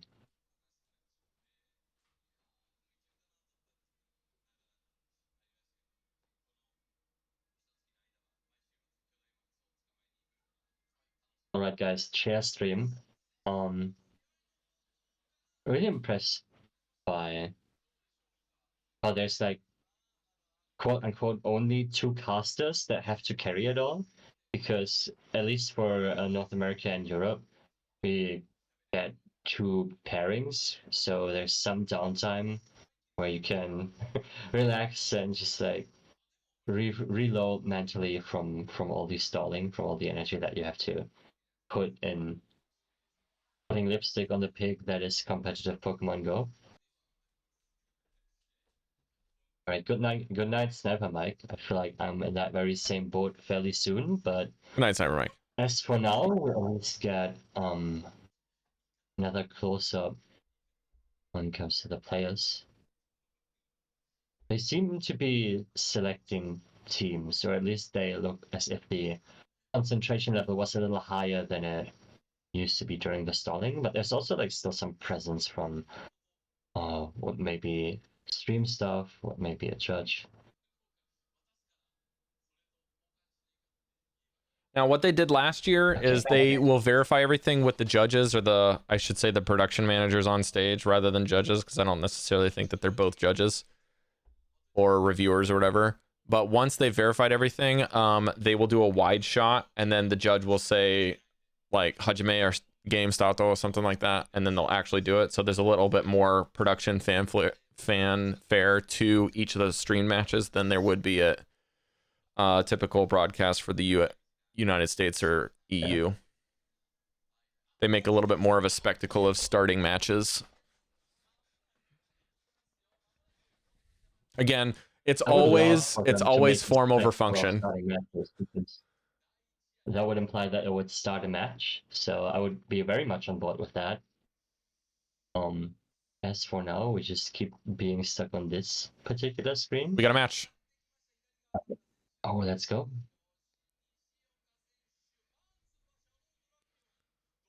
Yeah, I'm a little behind. Drapion Mirror, typical for both of these teams, probably the safest lead. Yeah. Both with Cradilly, also safest safe switch for both squads. And then the Mandibuzz versus the Araquanid and the CP. The charge attack priorities will likely be the flavor of this match. So here's an interesting fact about the Araquanid Mandibuzz matchup. There is a fairly achievable bug bite breakpoint that enables Araquanid to potentially even win the 2-shield scenario against Mandibuzz, which it feels as if that shouldn't be the case, but it's not as hopeless as you may think it is. Throwing that first Aqua Tail and then forcing a CMP is quite interesting here, because now the next person to throw Aqua Tail is going to be either forcing a second shield or setting up for the other trainer that's already forced a shield into setting you up to say, do you want to spend 2 shields in this matchup or not? Because the now being down is not great news for the Araquanid. But I guess like the Araquanid still has 1 shield behind. Not anymore. Okay. So we're just going to be matching shields and leaving it to CMP and a catch. So after losing CMP earlier, goes for the catch and the Cradilly. Yeah. Very interesting as to, okay. Oh, it's a mirror match, but the one Cradilly is on Bullet Seed. So it appears as if the player on the left is trying to save the Araquanid for what may be lurking in the back, potentially anticipating a Gillespie or a Diggersby, but they will be very disappointed to find out that it is indeed a Mandibuzz. Whether this is entirely over or not remains to be seen, though. Nishioka-san on the right with the glasses, I do believe is... Ooh, okay. I was incorrect. I thought that they were going to be able to set up for a little bit more on the switch clock timer, but their Tamura-san's actually just wanting to get really, really low here and reduce farm. Yeah. Yeah. Saving it. This does not feel great now. I feel Double as if water. the Mandibuzz just takes this one. I don't even believe they... I don't know. I can't actually tell whether they do get the breakpoint or not, but yeah, in the 0 shield scenario, Mandibuzz should not have any trouble to close this out. Gotta throw before that second bubble beam. And Barugina is Mandibuzz in Japanese, FYI. I'll try to slip in some of that if we can. Not throwing the second bubble beam is kind of interesting. Ugh. I feel like they want the damage from the water pulse, but once you see the damage of the water pulse, you will question why they did that. There's nothing. Ugh. Okay, the energy almost has the move.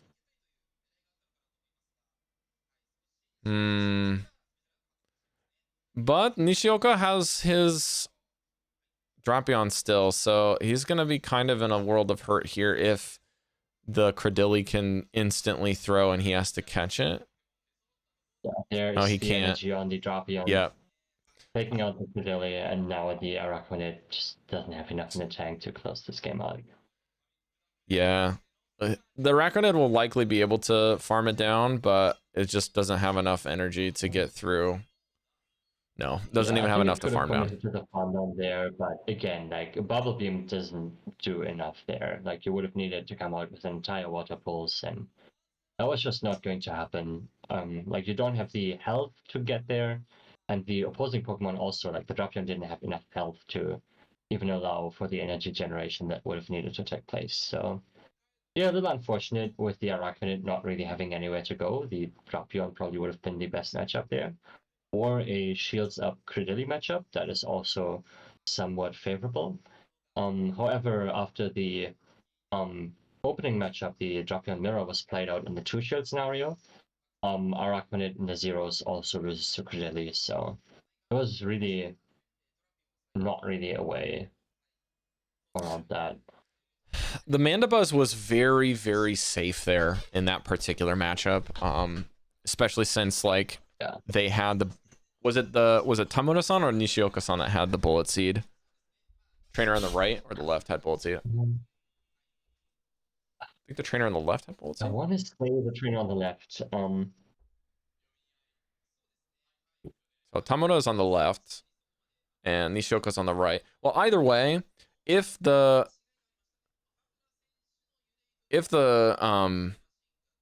Araquanid was coming in, Araquanid was hoping to see the Diggersby, I'm guessing, or the Cradilly. Yeah. I think the Diggersby is just flat out not coming because it doesn't really have great matchups.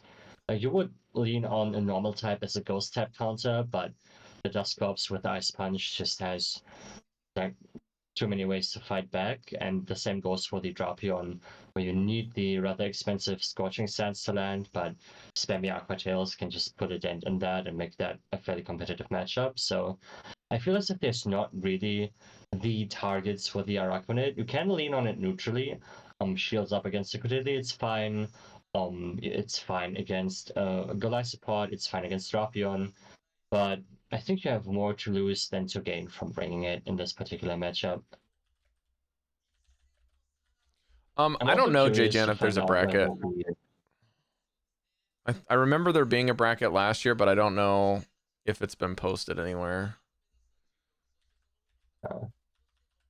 I'm curious to find out whether the Golisopod is Fury Cutter, as it arguably should be, because that's the reason why it picked up in usage a little bit, because now it has the bug type Psywave clone for a fast attack, or whether it's still on Shadow Claw, because Shadow Claw would actually give it some interesting play against a ghost type like Dusclops, and also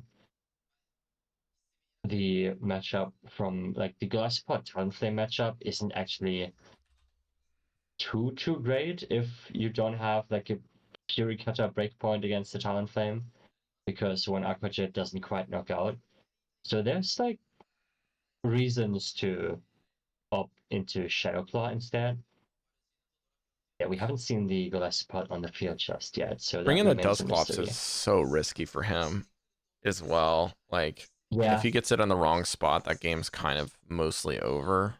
I don't really know. Like, he feels like he's playing with 5 Pokemon right now. Yeah, like I feel as if the Dust Clubs is kind of it's risky into just about every Shadow Drapion team, which is just about every team. So I don't know, like if you have it covered really well, if there's Pokemon that you feel very comfortable bringing, that if they see a Shadow Drapion are able to give you a huge advantage coming out of that matchup, then I think it's fine to bring a Ghost into a We got a Drapion match. team, but I don't actually believe. Yeah. Let's see. Okay, we do see the Legal support. We do see it into the Drapion. Let's see how those players feel about it. Okay, it is Shadow Claw. It is Shadow Claw, so the Drapion will actually feel a lot better about this. And we do see It the is Fire shooting off the Arrow Aqua Jet. this match. Talonflame definitely seems a bit stronger, but they're going triple. Nishioka's got triple answers for the Fire Arrow, unfortunately. Yeah. Okay. Let's see. Okay, so he does get the bait with the okay. He has shields down. I don't actually see where the Talonflame goes here. I think there's going to be a catch attempt potentially on like a crunch. There it is. Yeah. So Called caught that. the water type And move now, here. the problem is that there's probably not really an incentive to swap out, and if there was, the player on the left would rather go out into the Credilli that takes neutral, which then would open up the Talonflame to an even worse matchup. Just gonna put him at the decision point now, and then maybe swap with no energy. I quickly, do we go into?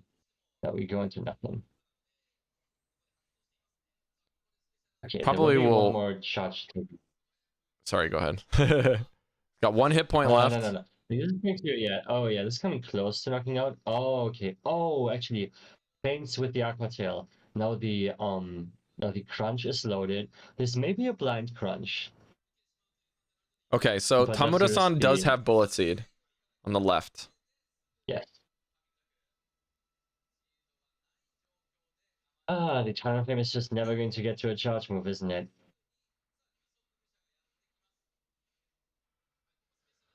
You know, you could undercharge here and then swap Talonflame. Oh no, you just die. Okay. Well. Yeah. This is just a knockout. And then I don't even know. Like this Aqua Jet is going to do a lot, and the Shadow Claws actually do some chip damage. So there's a good chance that the Credilli isn't even going to be. Oh, it is going to be revealed, but Yeah, I'm just gonna go for the acid damage. Oh, did we see if it's double flying? Okay, it is fly fly flame charge. Flame charge. Okay. Yeah. All right, it's 1-1. Oh. Very dominant showing in game 2. Or no, sorry, it's 2-0. I got them mixed up there. It's a clean 2-0. First game was with the Araquanid kind of finding nowhere to go. The second game was the Talonflame finding no place to go. So kind of used really both shields. Being prepared for the Diggersby that then never decided to come out. Yeah.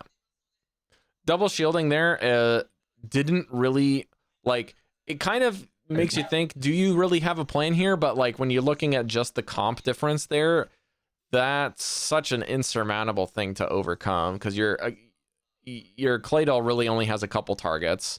Your Araquanid has a couple targets, and then your Talonflame, if misaligned, is useless. So like you got a bit more kind of rock paper scissors orientation for your team, and not really ways to play out a neutral outside of just the Drapion.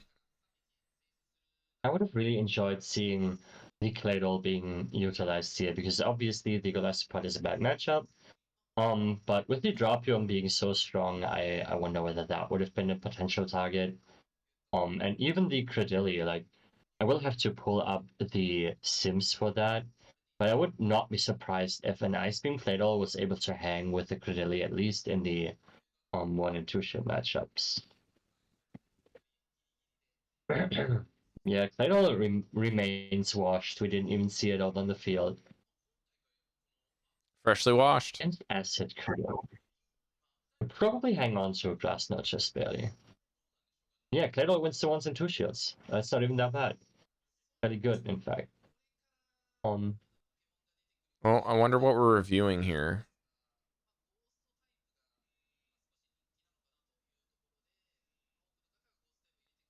Did he not just win 2-0? Pretty sure, like, they did have the winner graphic as well, so I don't know whether they're like signing a match slip or something. We do at the other events, but they're still sitting there.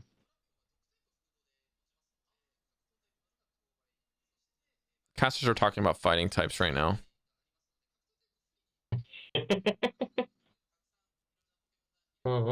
There's also a lot of dark types. Like you have the obligation to talk about something that has nothing to do with what's going on.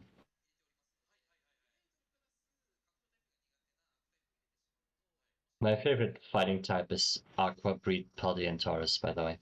Oh yeah. Just let the records show that this is my favorite fighting type right now. Oh, I see what's going on. They're doing a quick interview. Oh, okay. See, they're set up in the background there.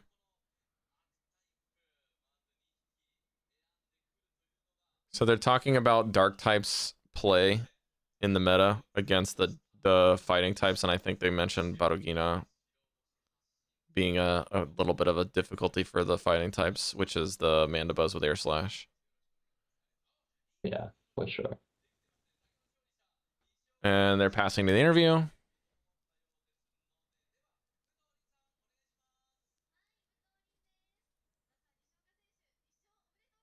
I think she's a radio host. I have to check. I recognize her. Maybe it's from last year.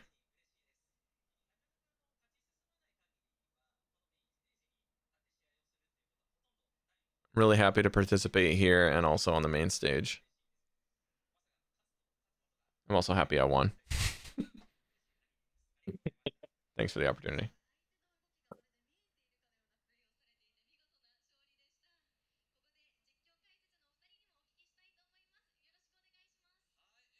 Pass it back to our casters.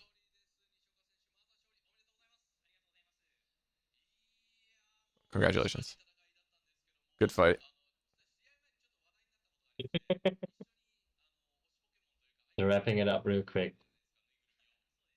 Speaking of wrapping it up real quick, I feel as if with the hour of day that it is right now, I think I will have to say goodbye because All right. even though I do have a late shift, it's probably like 4 a.m. is a good time, right? Yep. But yeah, I enjoyed hanging out, even though we only got to see one battle. That's all good. Still thought it was an interesting time. Thanks for popping in. Yeah, have a fun rest of the stream. I hope Rise is ready soon. Yeah. Yeah, maybe I'll tune in the morning if you guys are still Okay. Yeah. recording. If you wake up in time for finals, I'll probably still be going. All right. Have a good night. All right. Good night. Or day. Or day. Bye-bye. Bye.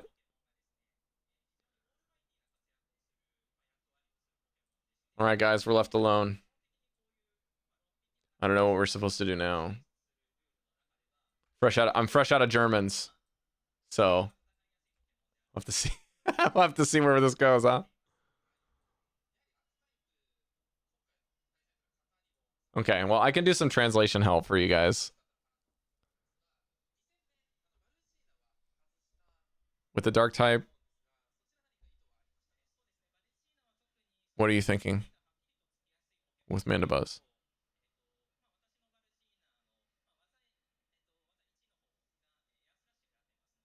With Air Slash, I think it was my best pick against my opponent. Maybe? As long as you're good on your timing. It seemed really good with Drapion against them.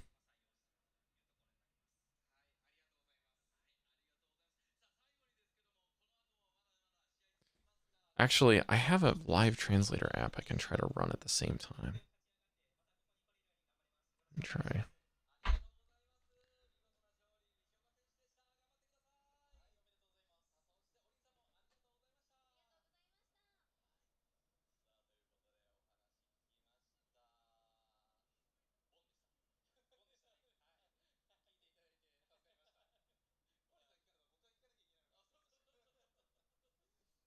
All right. Turn the volume up a little bit and try.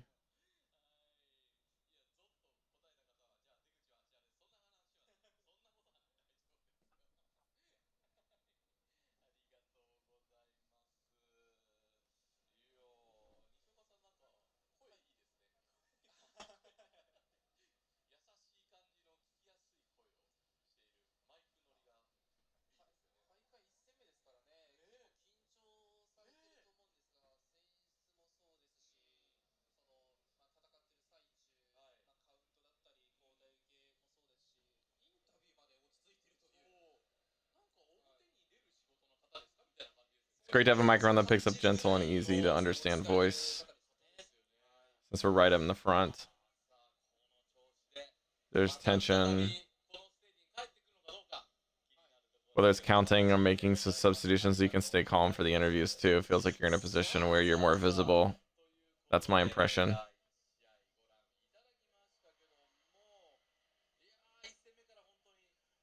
And then he's commenting, is like, well, you're someone that stays calm, huh?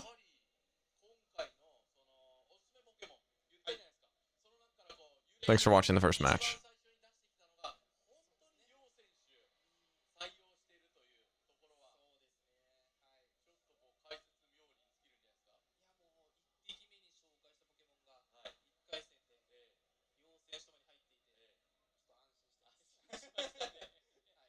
They're talking about what Pokemon should we recommend to look for next, and then they said we're running out of options.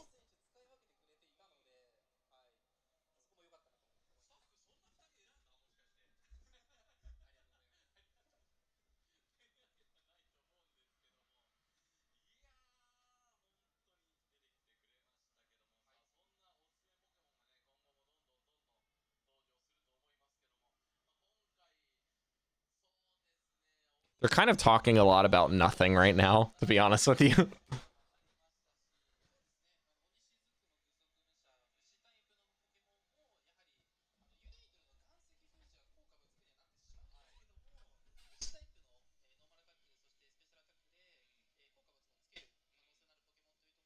think they're revisiting talking about Drapion and Mandibos.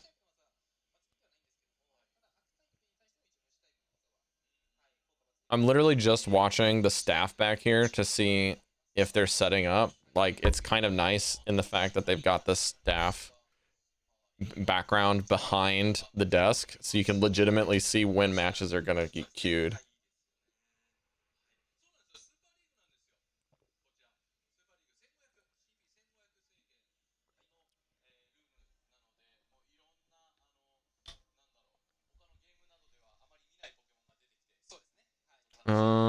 They're talking about bug types being the things that we have to walk for, and then they were talking about bug types are worth keeping an eye on throughout the tournament. But that's like, again, a bunch of stuff that most people just know already.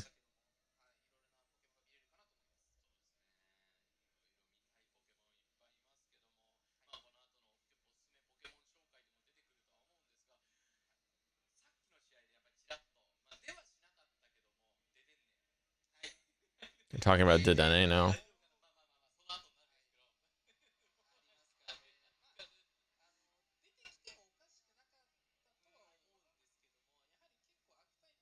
They're also talking about there's a lot of other Pokemon they want to see. I'm going to turn the volume back on because I don't have another guest right now.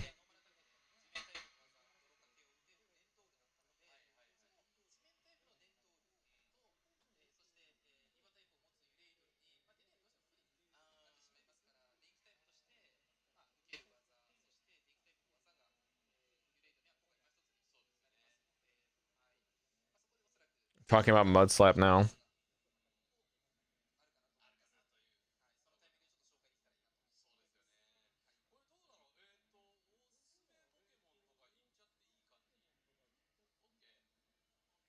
Do you have any other recommendation Pokemon? Let's talk about another one.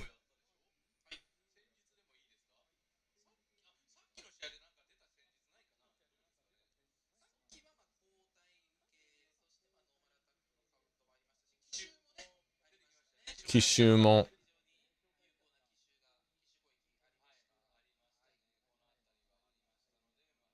Kishumo, is that model?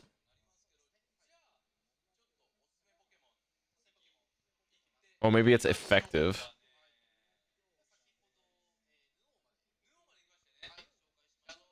Oh, they're gonna revisit talking about Quagsire, or is it something they already talked about? Maybe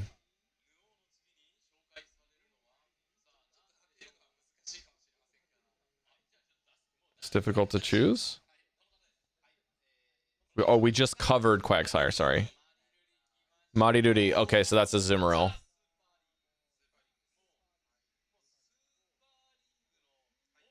Awap means bubble. Reito beam. Ice beam. You guys know the tags. Mariduri is the name. And Jiretsuki. Sorry. Jaretsuku. Jaretsuku is play rough, or kind of like has a different meaning in Japanese. Let me see. I don't know how much you guys care about that, so I'll probably just leave it out. It's a tough Pokemon.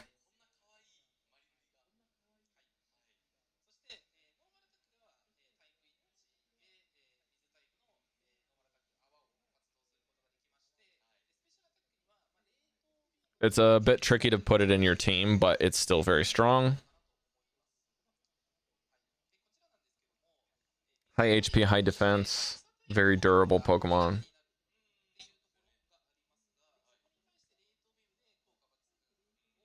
We're talking about Ice Beam now.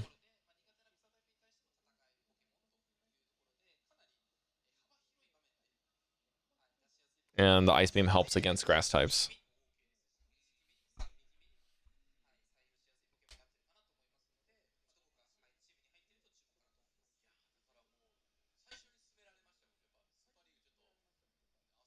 It's suitable for team comps as your first, second, or third choice. And can kind of hold its own in any team. I'm considering it for my team in the Go Battle League right now.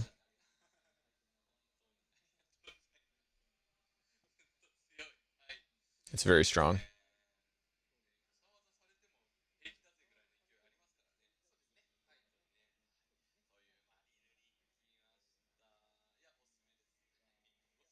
Yeah, I think we're pretty confident this is a good recommended Pokemon. All right, we're finished with that. Let's look at some other various choices.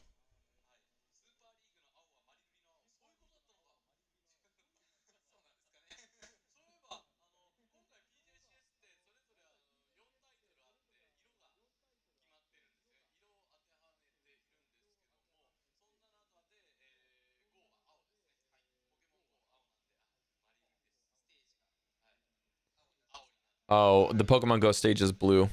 Out of the 4 colors, we're the blue stage. So the 4 colors are for the 4 titles, not just for...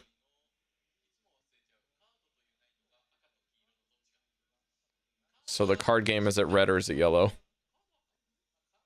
Is it the red one? They're literally trying to like figure out where the colors are for the different competitions. So there's a big central stage that's multifaceted. So they've got the desks in a roundabout for each of the events, it looks like. So on the left here, you can see that there's another stage, and on the right, there's another stage. So, and then behind them on this side is the yellow stage, I think. So it's red. Yeah, it's actually this. Yeah, so they have the different stages all in the same zone. And the cameras are all kind of pointed at the 4 angles there. And not just that, but they've got these little monitors up here so you can hear the casters on stage. So when they're doing interviews, the casters can interview with them without having to turn around.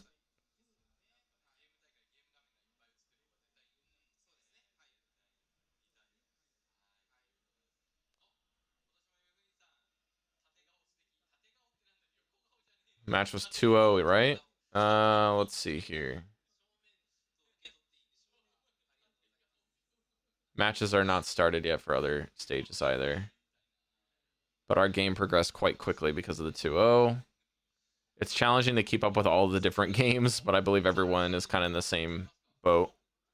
We want to showcase more games, but the more game footage we have, the better the tournament will be.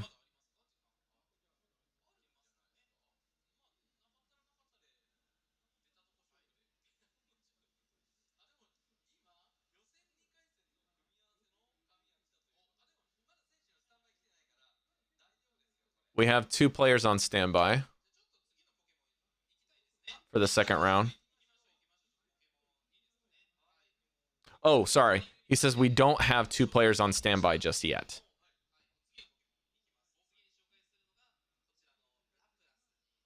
We're going to talk about Lapras now. If they're burning through Pokemon this fast, I don't know if they're going to have any content left for the league game.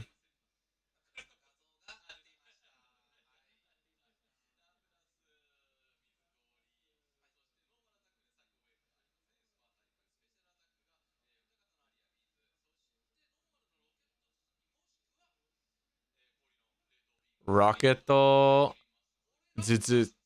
Zzutsuki for Skull Bash. Fatal Beam. Utakata no Aria. I think that literally means like sparkling song, because Uta's music. Kata is kind of like fighting song aria. Fighting singing, and then Psycho.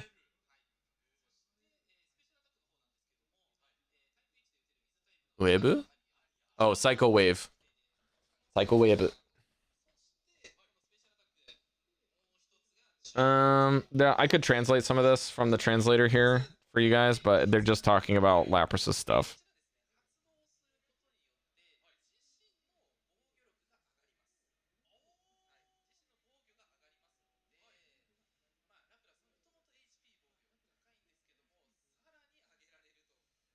Its attacks reduces its weaknesses.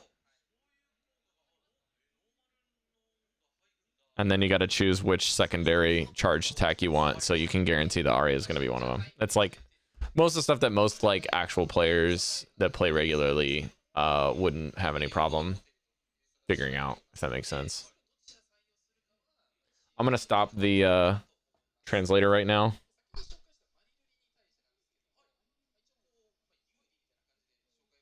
And then I'll delete the translation because I want to play a game on my phone right now, and this is them talking about basically nothing.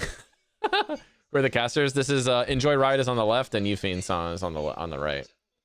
So I linked their YouTube or their Twitch, but or their X posts, but let me see if I can grab them again. Okay, Michi, Anya. Okay, so the guy with the glasses is Yufine San. Incredibly talented. These guys are going to be working the whole event with like no breaks. So you guys, until we get like the intermission at like noon something, 12 something.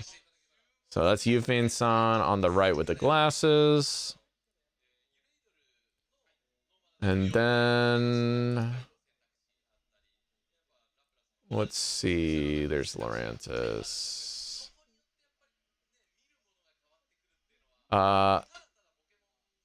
This is one of the MCs. This is not the other caster.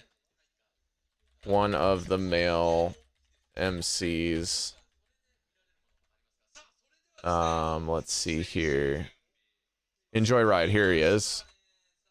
Enjoy Ride is the guy on the left. So Yufine San and Enjoy Ride are like the goats of Japanese Go casting. Those are the 2 guys you want to do. They even had a showcase match at PJCS 2023 or 2022 with Michael doing a showcase match with them. But yeah, Yufine San and him are amazing. Stall content for days.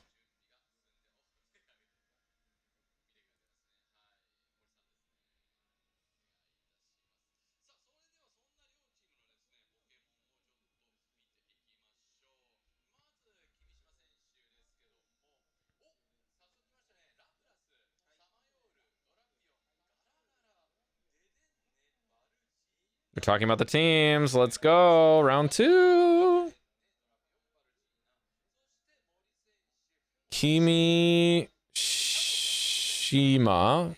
Kimishima. Asuka. Kimishima Asuka is on the left. So Asuka-san or Kimishima-san. And then Mori-san. Mori Shoji. Chiritaris. They're talking about Altaria for some reason?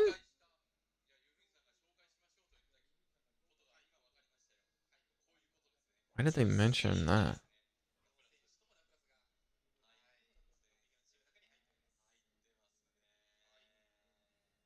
Interesting.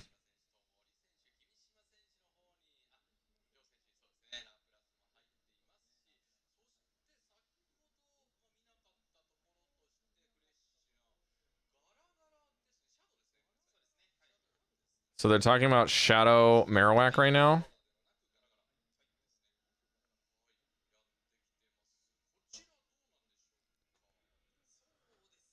What would you do here? It's kind of what they're saying here. Lapras Dedenne. Yeah, they're basically saying how like Lapras and Dedenne seem like a great pair. Sorry.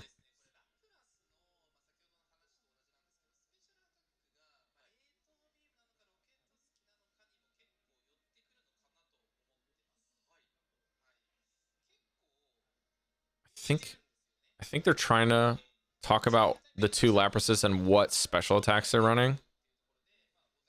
How they're not sure. It'll really depend on what special attacks the trainers are packing.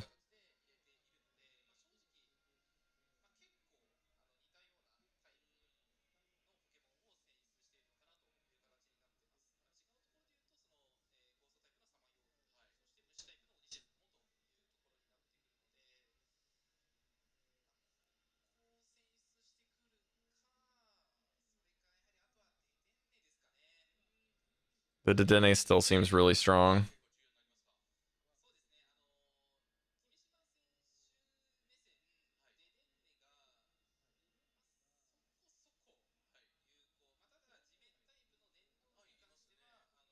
G-Man type is ground type.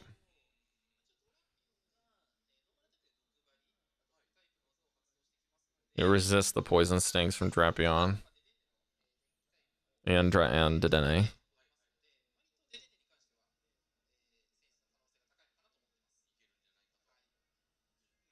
All right, after this match, I'm going to see if I can go and grab this outside. Kind of like the Monster Hunter equivalent of like a raid is outside. I want to go grab it. Come back. Oh, I'm sorry. I usually had it up here. Apologies about that, man.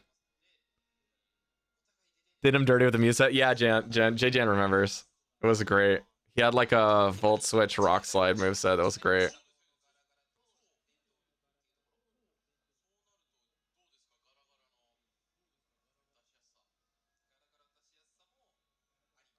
Yeah, I kind of agree. Like that Marowak is a force to be reckoned with for the Mori's team.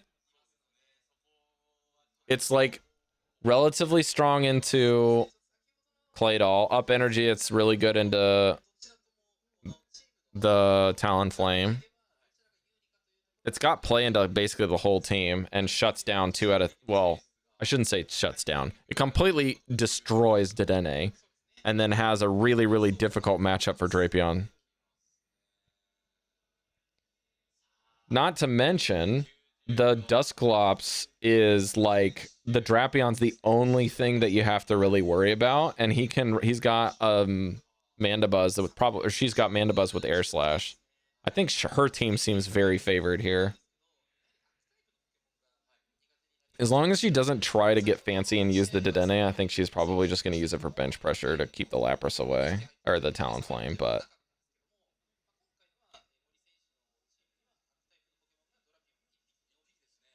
Now, if the... hang on. If the Lapras, if Asuka's team has a Lapras without Skull Bash, the Araquanid looks to be a bit better if it's double water. Unless it has Bug Buzz, in which case it would probably do fine against Lapras either way.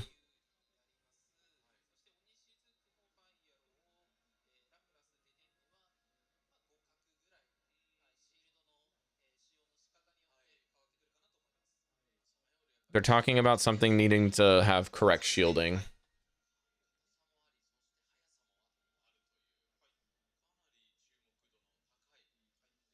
And this is 4 teams and no Shadow Sandslash. And 2 Claydolls. Or not Sandslash, Shadow Caesar. And also both teams no Cradilly. And we've seen 3 Dedennes on, or 3 teams, 3 Dedennes. 3 out of 4. 4 out of 4 for Drapion. 50-50 with Talonflame and Claydol. And 2 teams with Lapras and 2 teams no Lapras. 2 teams, 2 out of 4 with Lapras, 2 out of 4 with Dusclops, 2 out of 4 Mandibuzz, 3 out of 4 the Dene. Actually, I think the other guy before had the same team as Mori-san with the Lapras was a different Pokemon. I don't remember what he was running. I think he swapped the Lapras for Cradilly. Or maybe I'm getting them mixed up.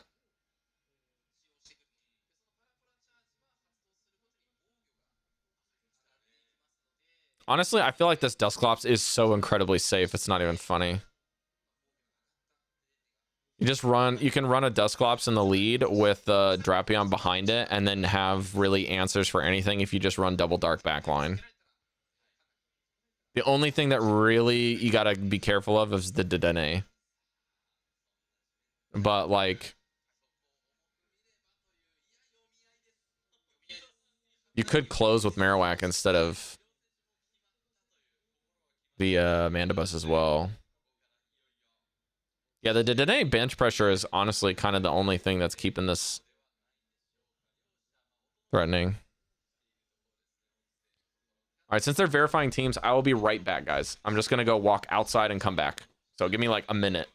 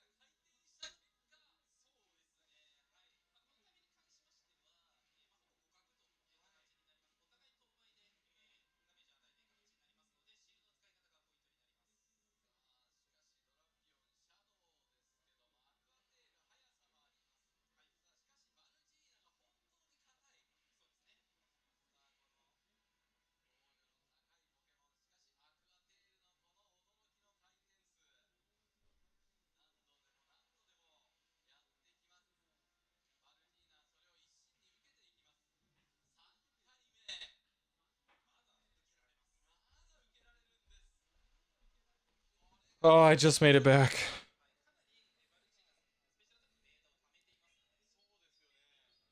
Really good to see the Drapion.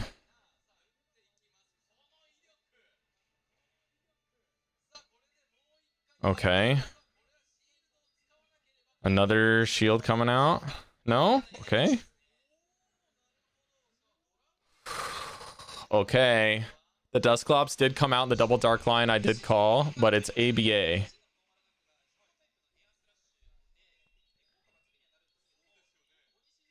Oh, sorry guys. I'm so stupid. I'm like sitting here trying to lower my screen. Here, I'll do this for now.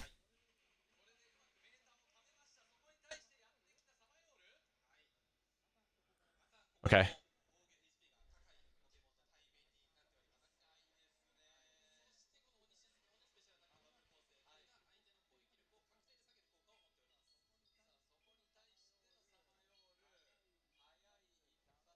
This Dusclops is so free, dude. So free. Holy.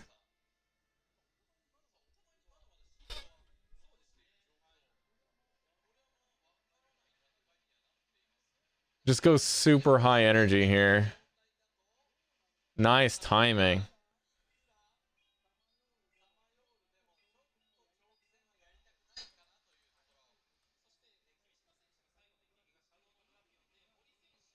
Oh, going for the water pulse? Probably gonna spend a shield here, I'd imagine. Just to save it. No. Interesting. I guess 2 shield the Drapion is kind of a good play, but not knowing what's in behind there and if the Cladle's there, you're kind of in a tough spot.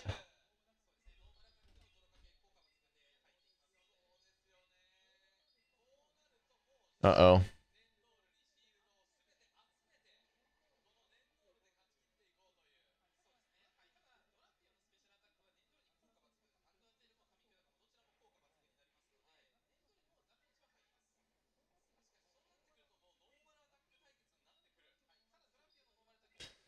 Oh boy.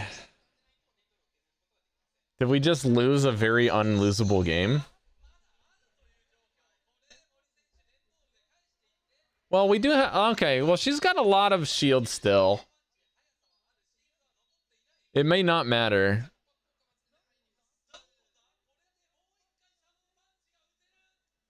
She's gonna get debuffed into oblivion and not have enough damage to take down the Araquanid, isn't she?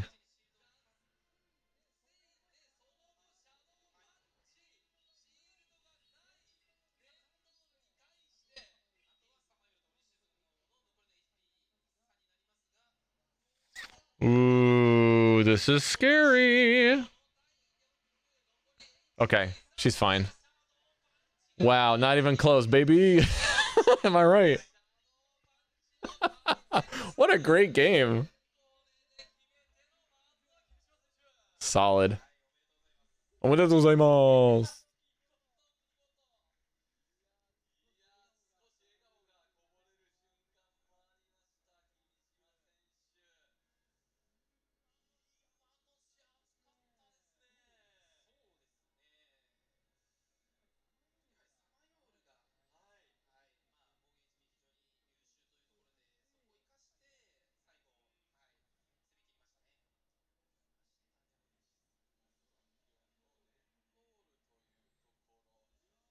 Okay, so what do you do for game 2 here? Because they very clearly could bounce back if you do another bad shield call like that, and it's like actually not gonna be close.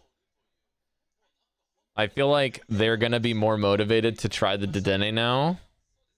Sorry, Mori-san's gonna be more Dedenne focused after seeing that comp, which is what I was worried about in game 1.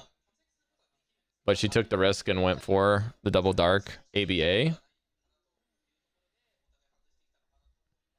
Kind of just used the Mandibuzz as a shield for the most part.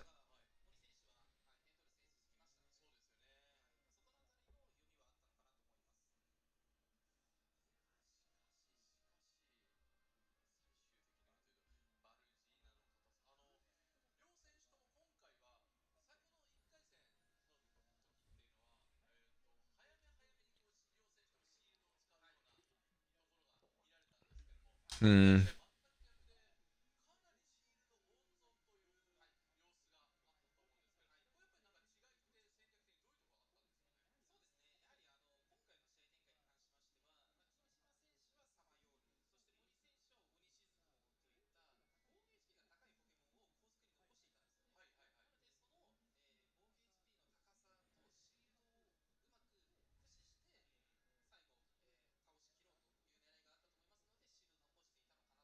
Talking about different shielding situations depending on which Pokemon are chosen.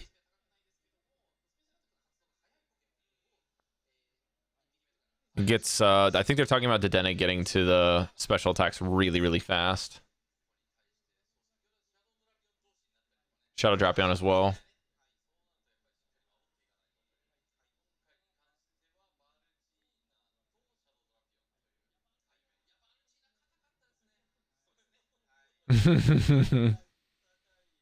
I think they basically said something to the effect of like, yeah, I'm pretty sure the Mandibuzz is gonna win. And then the other guy laughed.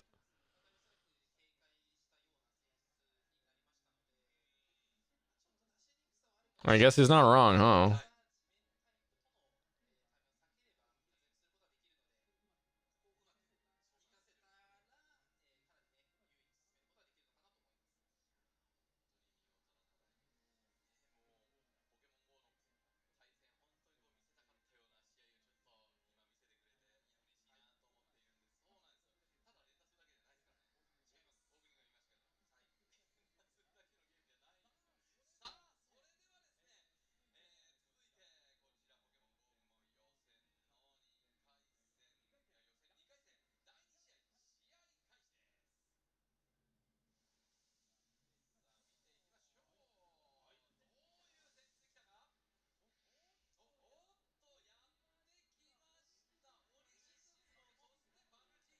Well, he's like, yep, that's exactly what I thought, that we're gonna see the Mandibuzz again.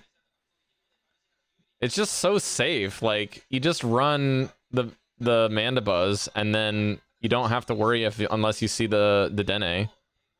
And if you see the Dedenne, you just switch into something that's relatively safe.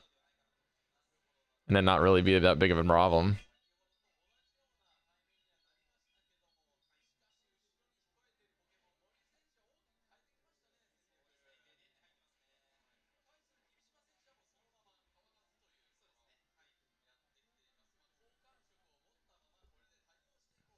It really is super, super safe into them. Like, what are you supposed to do when you see that?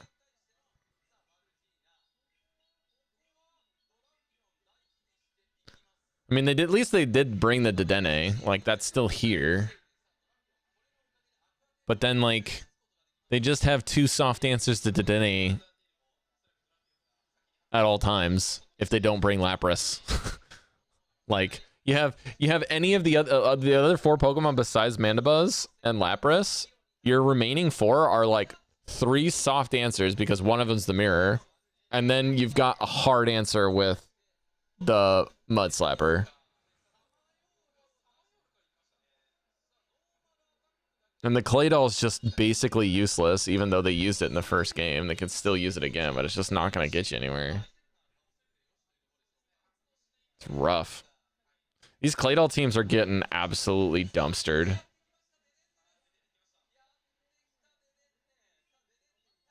Okay, well, we get the energy first against the Dedenne without a shield. Is quite interesting.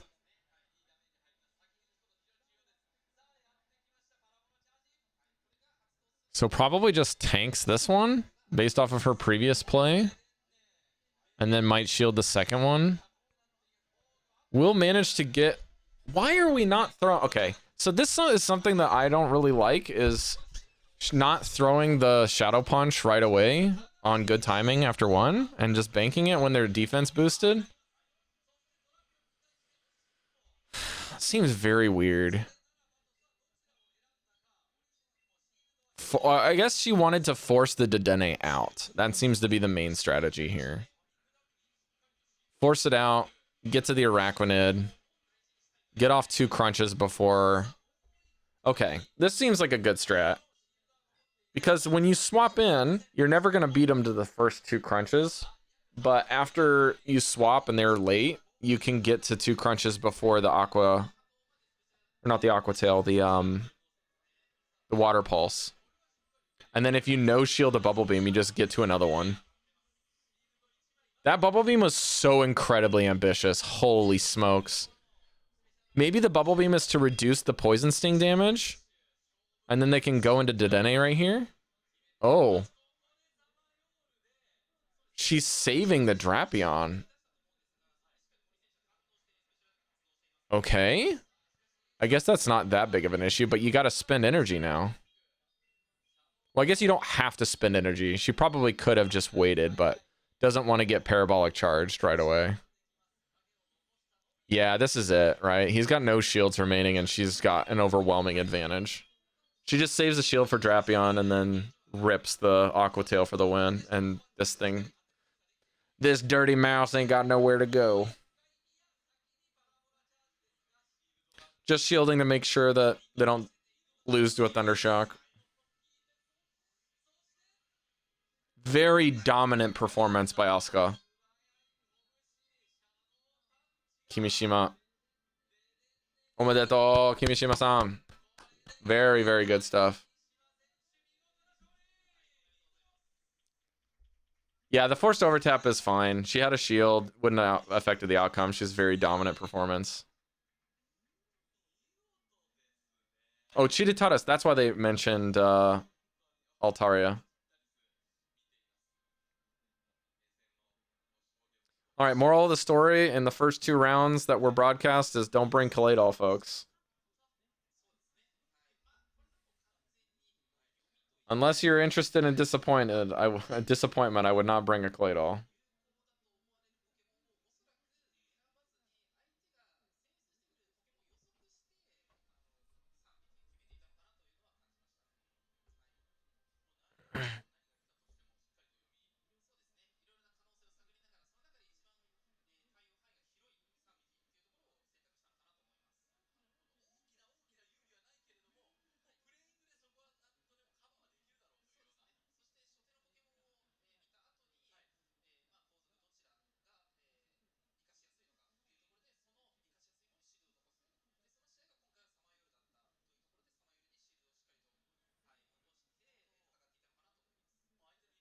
It's a good lesson for everyone, yeah. All right, I'm gonna have to just like keep increasing and decreasing my camera because when the teams are on broadcast, there's no good place for me because the camera's not meant to be anywhere. And I would prefer to be here, I guess, for now. In that case, if they reveal teams. But let me show you guys something. My camera is in the center. Right. Hang on. Okay, so my camera is in the center. So you can tell that their centering is off. Just for the record. But they have to swing cameras quite a bit for whatever reason.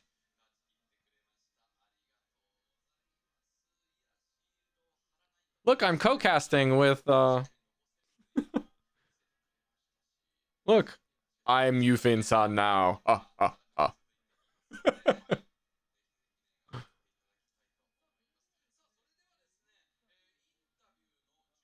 All right, interview time. I'm gonna see if I can get my voice ping thing up.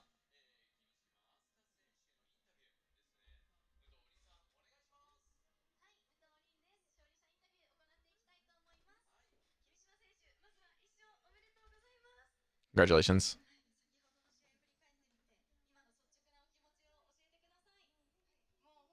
Tell me about your feelings. I'm really happy, especially since I won. My mind was really blank though.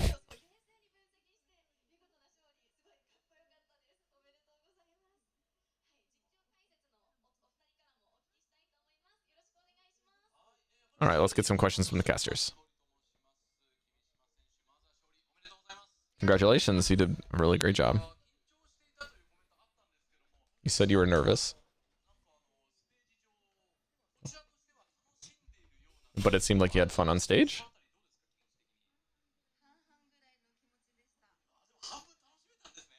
About half the time I was nervous and half of it was good feelings.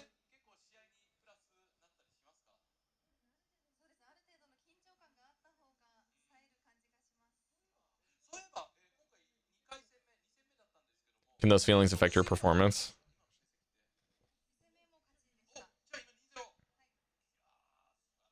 I was feeling nervous, but it enhanced my second round performance. I feel like apparently we have 2,000 participants. Wait, maybe only 1,000? As for the current results, we Interesting. I don't know if that's accurate.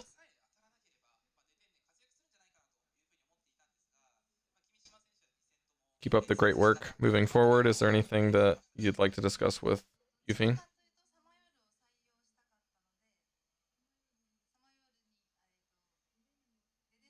You didn't run your ground types. What was your thinking?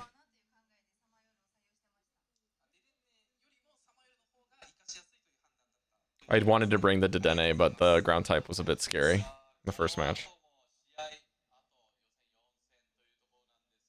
Drapion felt very, very good for both of us, so I decided to go with that.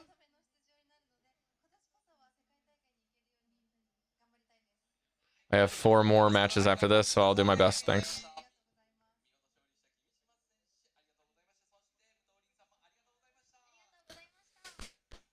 Kirishima Senshu!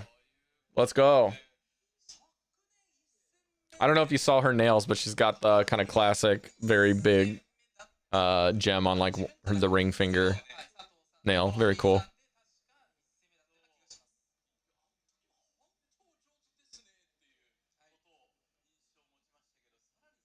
Let's talk about the first match from last year. Between Sato-san and Kaori-san. Oh, Kurori-san. Kurori-san. They seem to have gotten better even this year. Oh, maybe they're talking... Okay.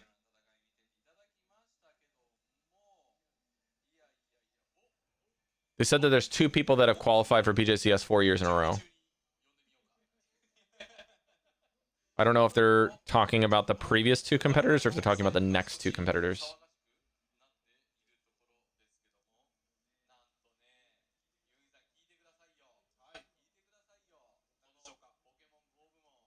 I'm gonna say that it sounds like, just looking at this translation, trying to read between the lines a little bit, that it was both of them. Both of the trainers that we just saw were here 4 years in a row.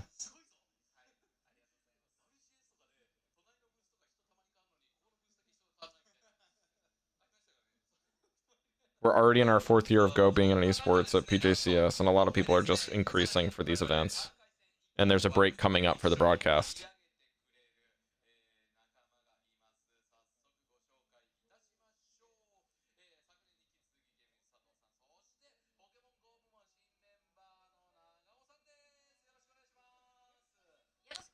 So this is one of the these 2 people are Niantic Pokemon Company employees. Sato-san is on the right. Oh, game with is the username, maybe? Nakamoto. Or Nakako?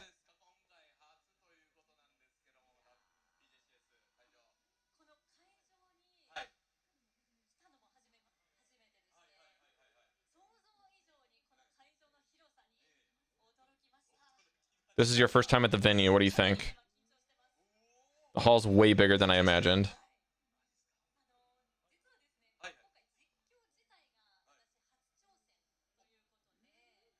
I'm very surprised at the spaciousness in the live commentary.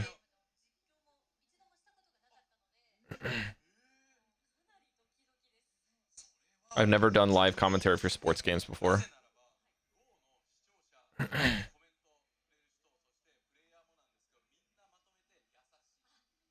Since today is my first time, I've never done live commentary, so I'm really excited.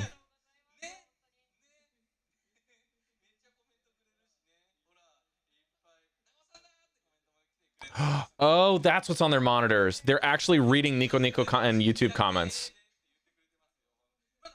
That's cool.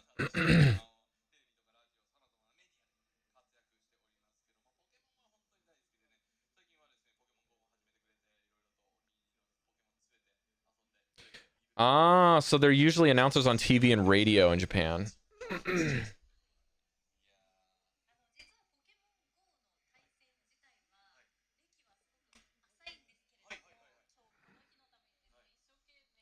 They've recently started playing Pokemon Go and bringing along their favorite characters and passion to this game. They actively work in the Japanese media. Maybe that's where I've seen these guys, is on like... I feel like the guy on the right I've seen before. Sato-san and Emery-san.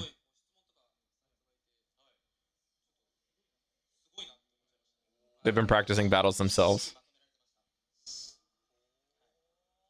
I need to study the client a bit more.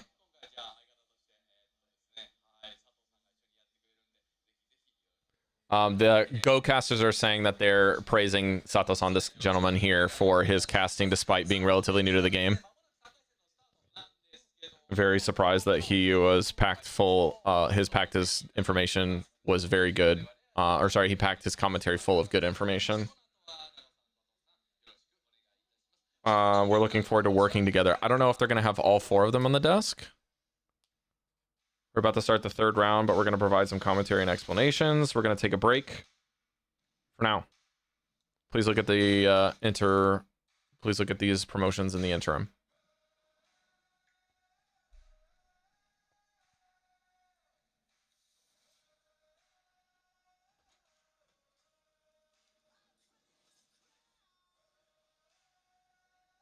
All right, well, that's the... I'm telling you, this app that I got from one of my superiors at the office told me about it was quite nice. Helps me with weaknesses in translation, and so I can pay attention to other things without having to actually focus on only what they're saying.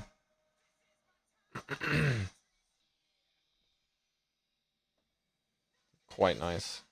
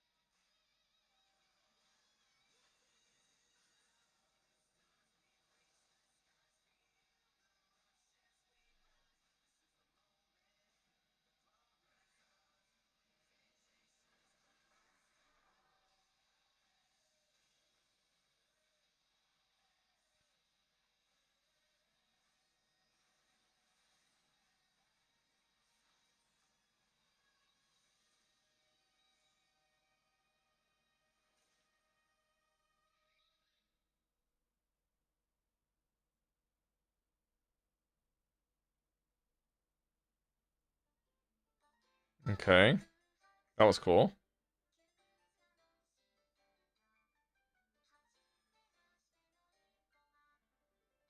Oh, this is Hatsune Miku. Or something. Like along the same lines. What are they called? Vocaloids. Make my thing a little bit smaller here.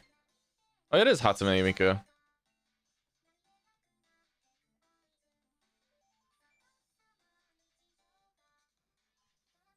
Dorama. Oh, it's the lyrics. I was like, what is...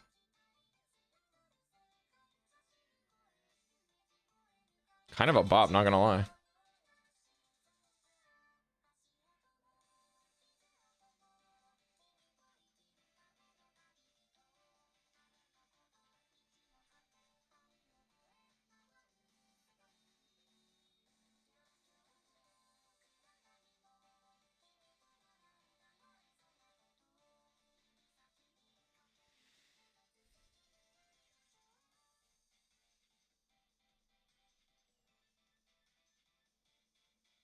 There's not very many collaborations that Pokemon does with other companies.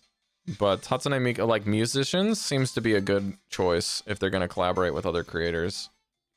And like Hatsune Miku seems to be pretty neutral as far as like branding is concerned. Relatively family friendly in most cases. And music is like always something good that you can put into the game. Like, or put into like parallel campaigns with product promotions or whatever.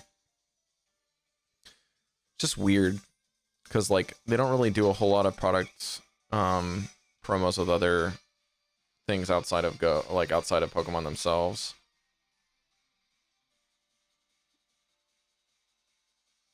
But Gorilla Boom's a cool touch.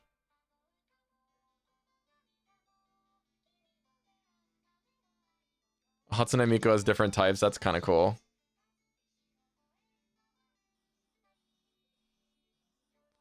Also, that looks like a Shinkansen more so than a plane.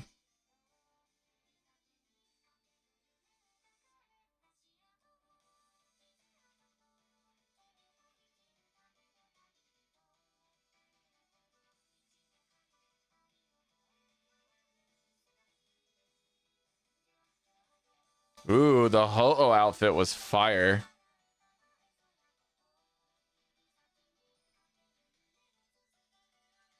Look at that Ho-Oh dress. Yo, that's really pretty. Oh, the Kamonegi, Kung Fu, and... Oh, that's so cool. I like the backpack on the Mantine. That was neat. Oh, the chick that looks like Mei from... Yeah, all the different characters. Mei from Gen 3, I think. Has, like, similar hair to Hatsune Miku. That's a really nice touch. And then Leaf there. That's cool.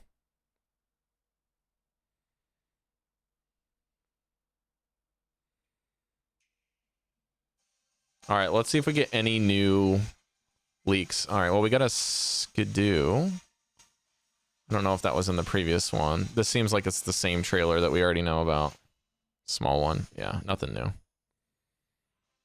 Surely they wouldn't do a new one for PJCS. It would be a global launch.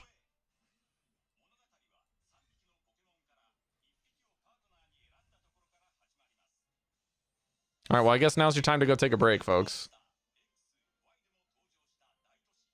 Ooh.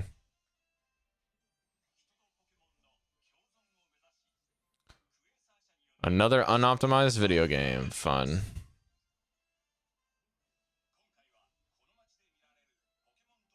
I wish they could just make these games look nicer. They still look like a bunch of DS games on the Switch. It was disappointing.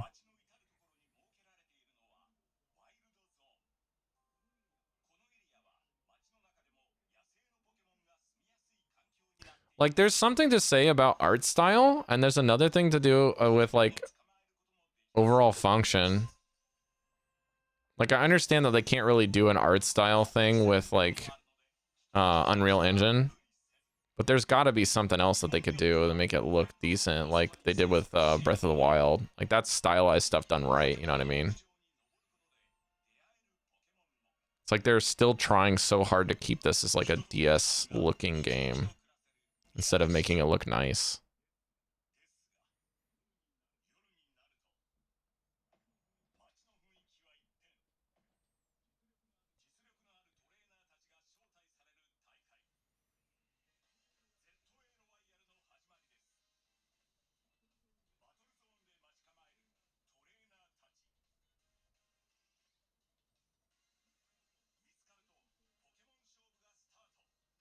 You see that you see that monkey running at you? I don't care who you are running for the hills. That thing's scary.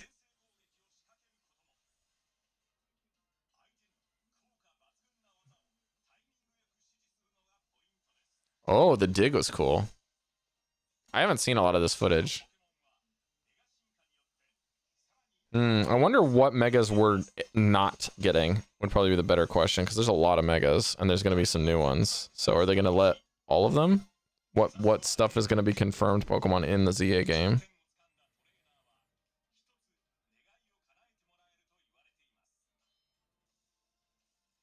Yes, my Pokedex phone is fighting my friend.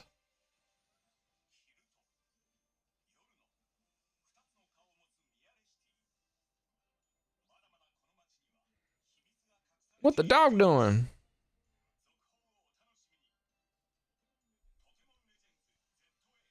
All right, let's see if I can grab some, if there's a bracket posted. I'm just going to look.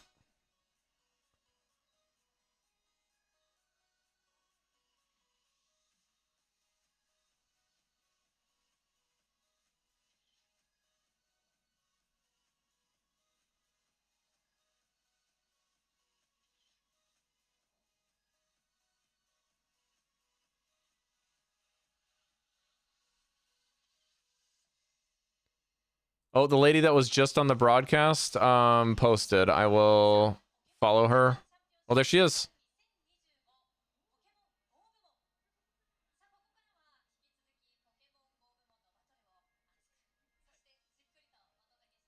I'll retweet her. This is the I just retweeted the lady who's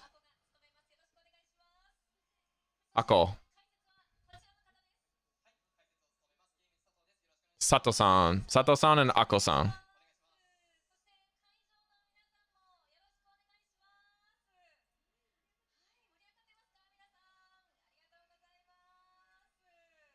New people on the desk. Sato-san, I think, is the other person that I've seen on broadcast before. Maybe that's where I've seen him before. She might be the new caster they're introducing then.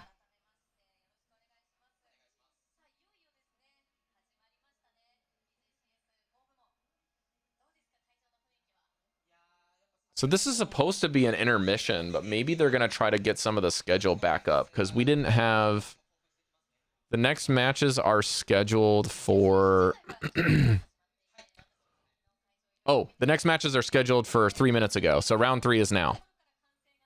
So the intermission was to swap casters. So we'll get these 2 casters for rounds 3 and 4, and then we'll probably get Yufin-san and Enjoy Ride back for semifinals and finals. So they're going to take their lunch break now.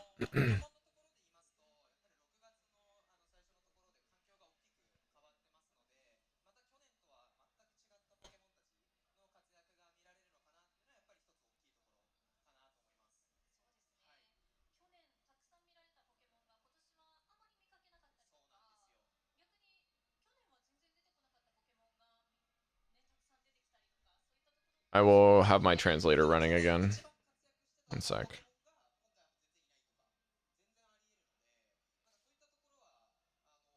I don't know where it is. There it is.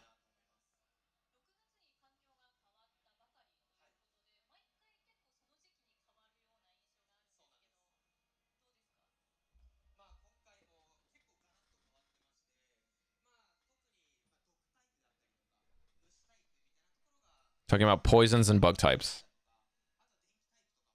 Electric type. Today.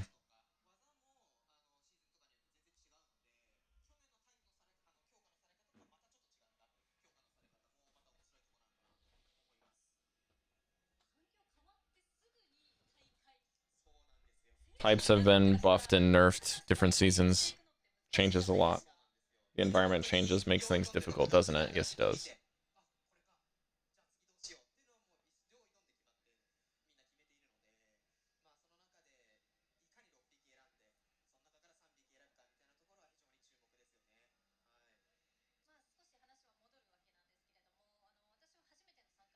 I'm going to close my tabs. It doesn't seem like people are posting after 2 rounds. We'll probably get more posting towards the end of the day.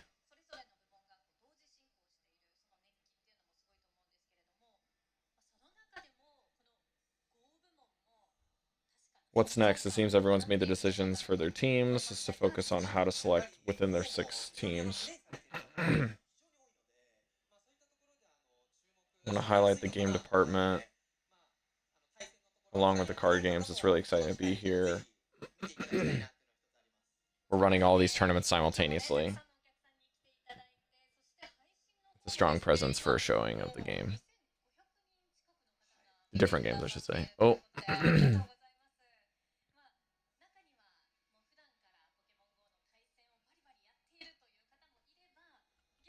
Hang on, Anyal posted. He's usually the most active.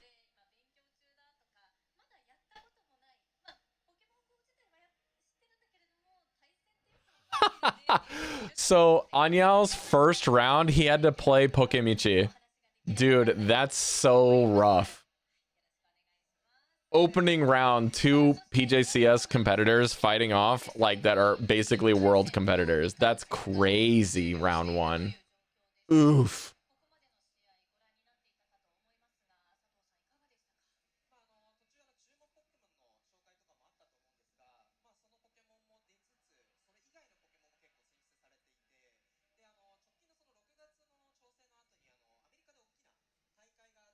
There's a lot more tournaments in the US.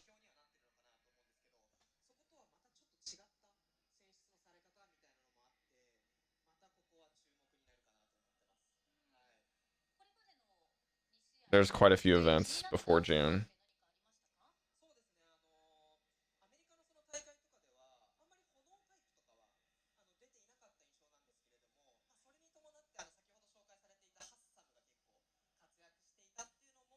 Again, talking about fire types.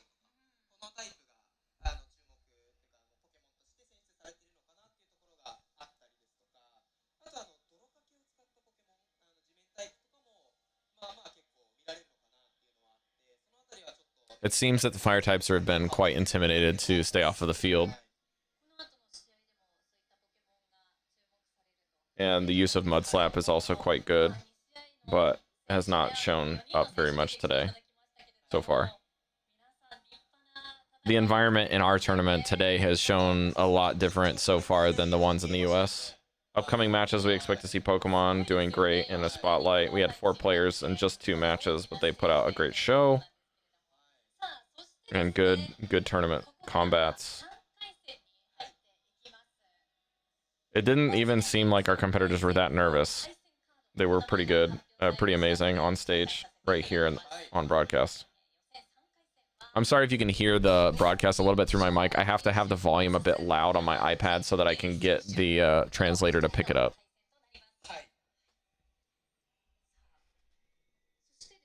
I'll turn my volume down a little bit there.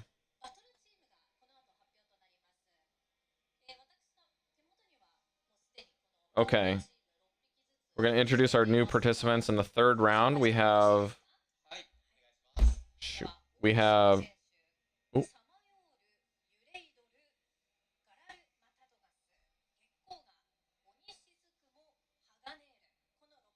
Whoa, one of the competitors is using Wheezing.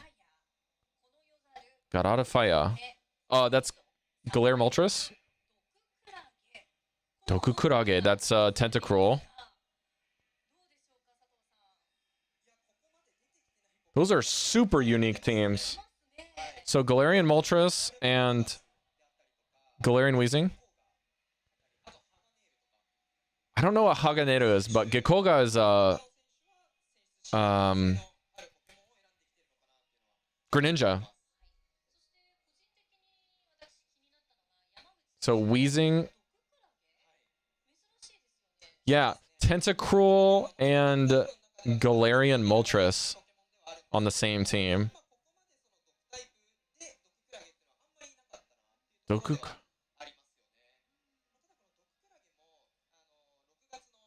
Yeah, they just buffed Tentacruel.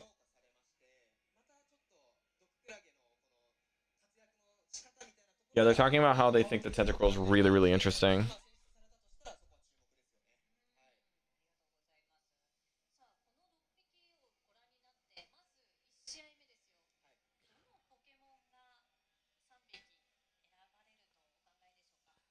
There's no one on the stage yet, which is a bit concerning.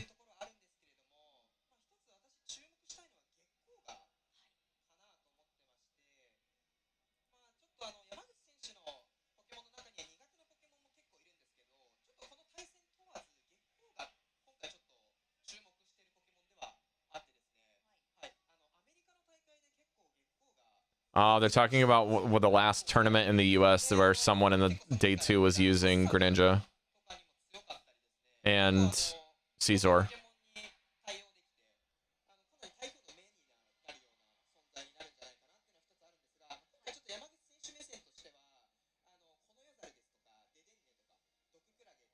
Konoyozaru, that's Annihilate.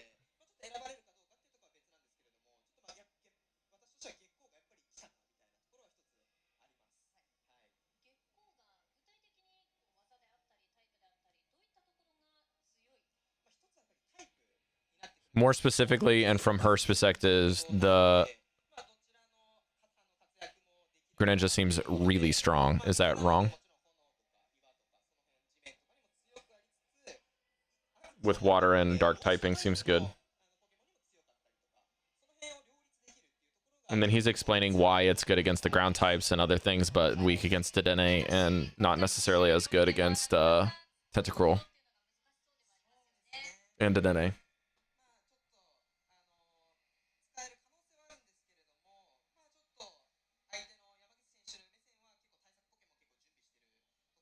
They're talking about the players, but I don't see them. Yamaguchi Senshu is like last name Yamaguchi.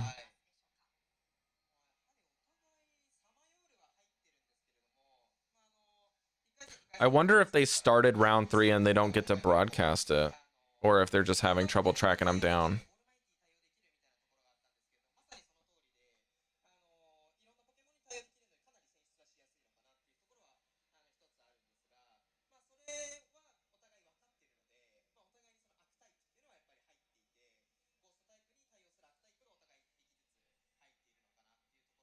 Just talking about strengths and weaknesses of different Pokemon.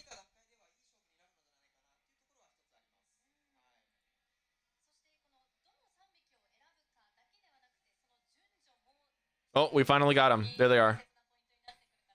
Suiting up.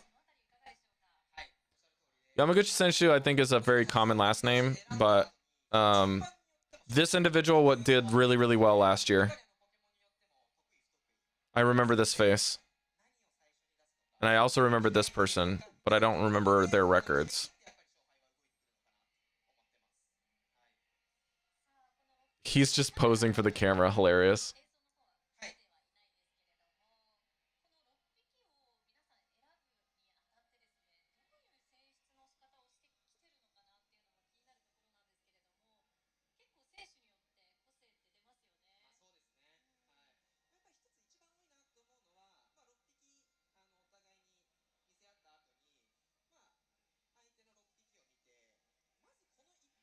They're just talking about how to select 3.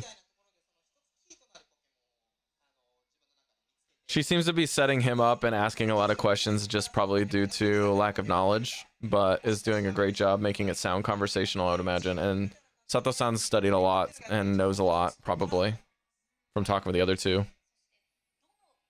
Okay, here we go. Oki-san, Shogo, and Yamaguchi Rei. This guy, I think, is a leaderboard player.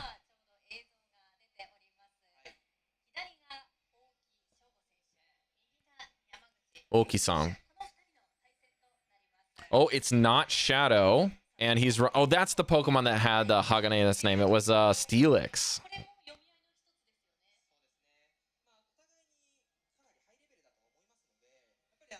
Oh, hang on. I'm covering him again.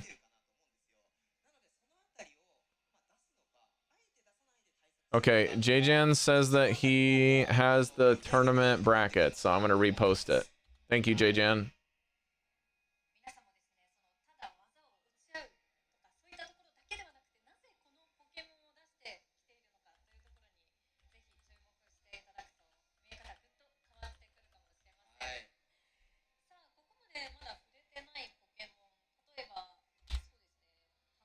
There we go. Now the bracket command should work for y'all.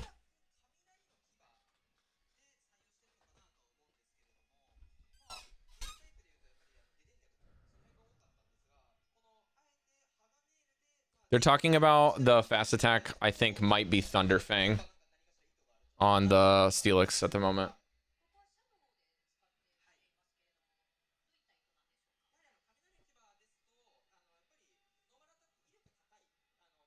And that might be his intention, not bringing an electric type.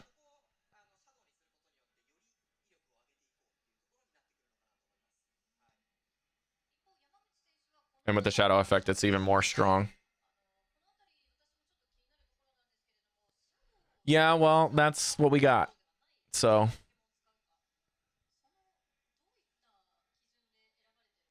If I went back to the... If I knew Pokemichi-san and Anyao-san's, like, government names, I could probably find them in round 1 because they faced off against each other. Supposedly. But yeah, the government name thing sucks. Not gonna lie.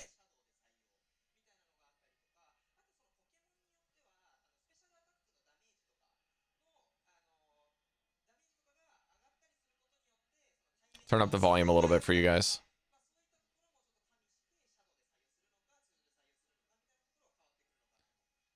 I'm rapidly getting rid of tabs and checking if there's other posts about PJCS from players that are there.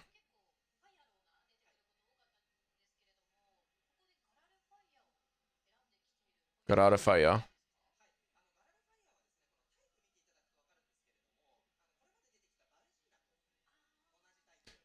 It has the same typing as Mandibuzz. Basically what it says. but it has different special attacks, and fly is really strong. What I'm guessing his transitioning to.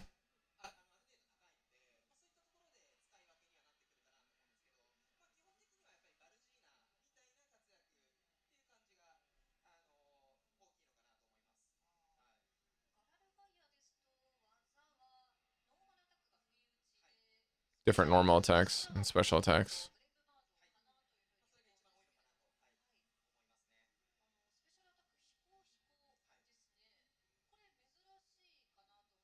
It's a bit of a rare Pokemon though, isn't it?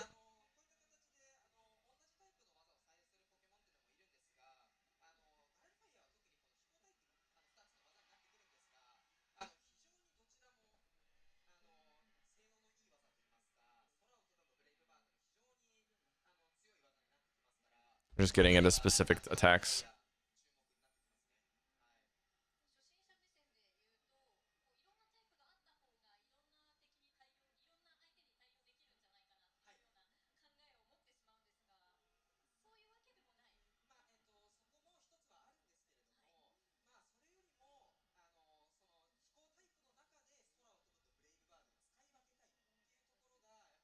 Anyal's 2-1 in the brackets. He just lost round 3.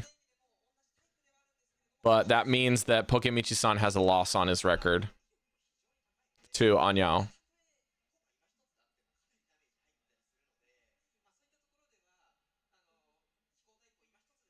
He said he beat Pokemichi-san while he was crying. He's such an emotional player. I love Anyal.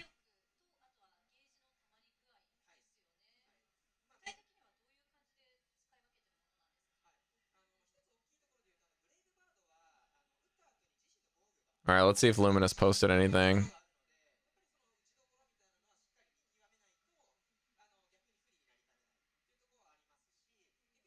No. Shoto post anything?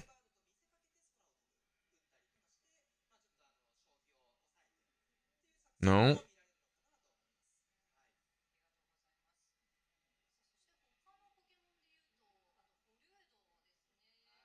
Nothing. Yeah, Anyal seems to be the most active when it comes to posts and replies and stuff throughout tournament time.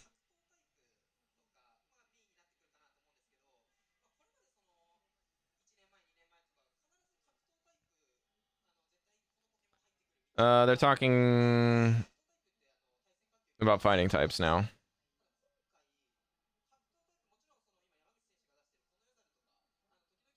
You're talking about the difference between Brave Bird and Fly, and then the bulk versus the speed of Galarian Moltres. Lots of comparison talks to burn time, basically. It's a bit interesting on this broadcast, like, where they're kind of just talking about, like, the differences between two Pokemon, rather than, like, the comp versus the other comp, and not showing it down at the bottom. Like, they could very easily be discussing a lot of, like, what team versus the other team, but I think the lack of knowledge on the casters is really dictating what kind of commentary we're going to receive here.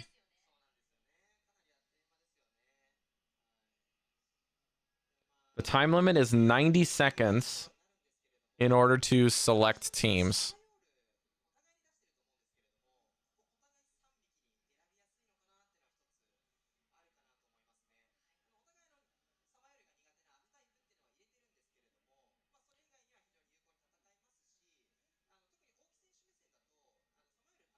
So they have 90 seconds to select their 3 and lock in. I'm going to write that down in the post.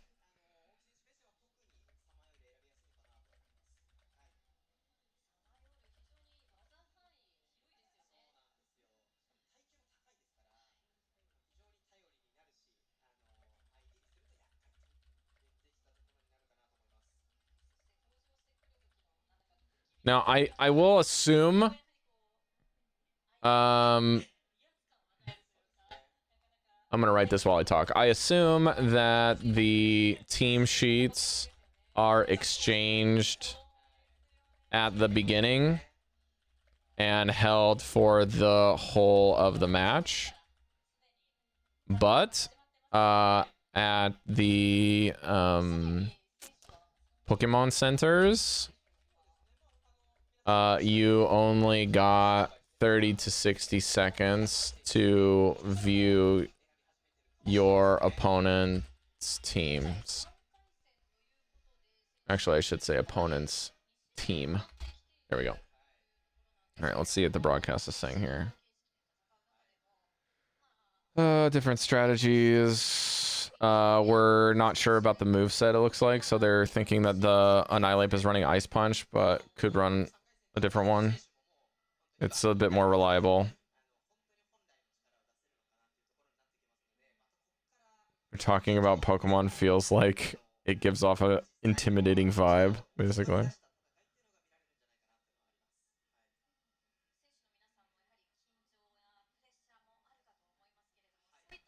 Players are getting ready.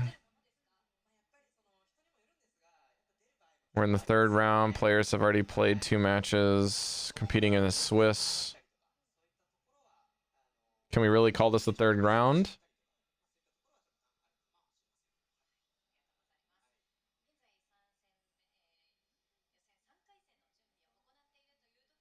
Okay. This is like a lot of lingo.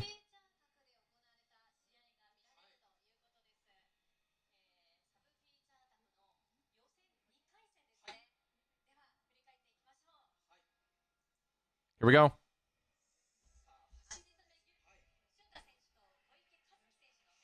Oh, it looked like there must have been an error in the... Oh, are we watching a battle from a different group? Because this is Hashijime and Koike. But this is from round 2. You can see it up here. Sorry. This is a round 2 match. You can't see it because my camera's there. Why can't I edit this? Round 2. There you go. Put it there so you can see the title. Actually, we'll just go down here. I know.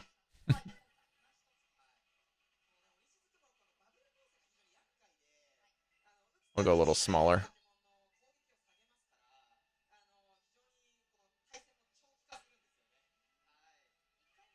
Oh, they got the boost. Just kidding. Is Mainichi-san competing? I don't know. I don't think so. I don't even know what Mainichi-san looks like, but I was supposed to have met her a couple months back when she was visiting my area, but I missed her because I think she was, maybe she said she was passing through and I thought she wanted to meet up, but I didn't get a chance to see her in Osaka because I don't think she was going.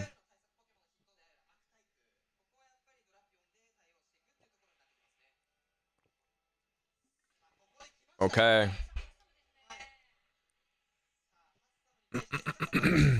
That was a very fast swap.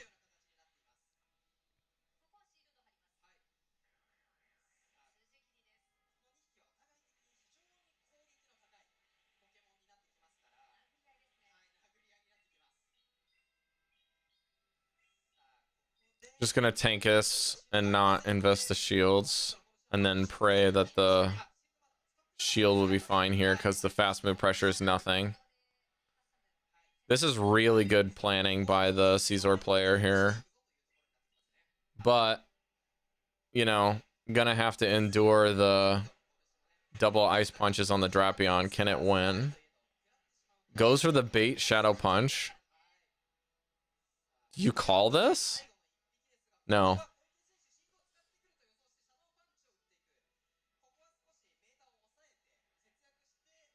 He calls the bait. Or if it's crunch, he can endure 2. Okay, so hopefully, or hoping that it has 2 Shadow Punches? Oh, he can get to 2. Oh my god, what a play. 1 hit point. Koiki Kazuki-san with the victory here. and up a shield. What a game. Really happy we got some footage from a different title there. That was crazy.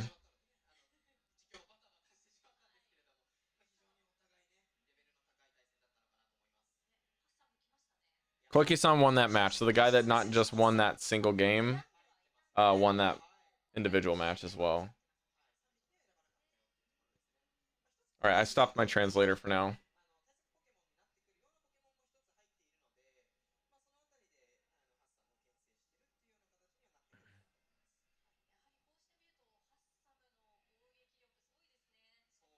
Talking about how good the Caesar was there for pressure. I very much agree. It like went down there, but put so much pressure on the opponent. And like no options. Yo, Drew, thanks for the raid.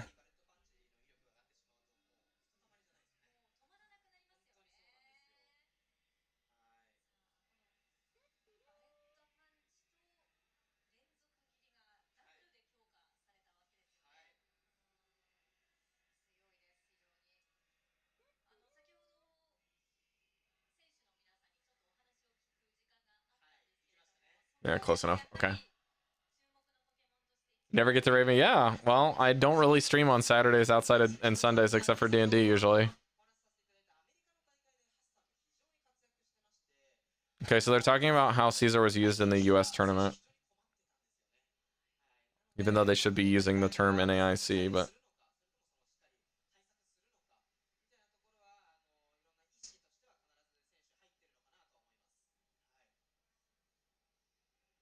yeah, I'm not translating a lot of this for the time being with the app.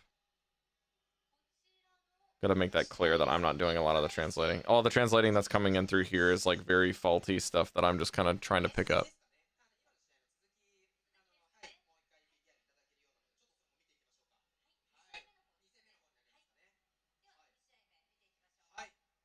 Something about 2000s. Oh, round 2?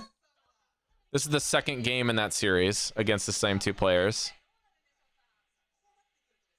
No going for Trailblaze. Hashijime-san is able to get the CMP win.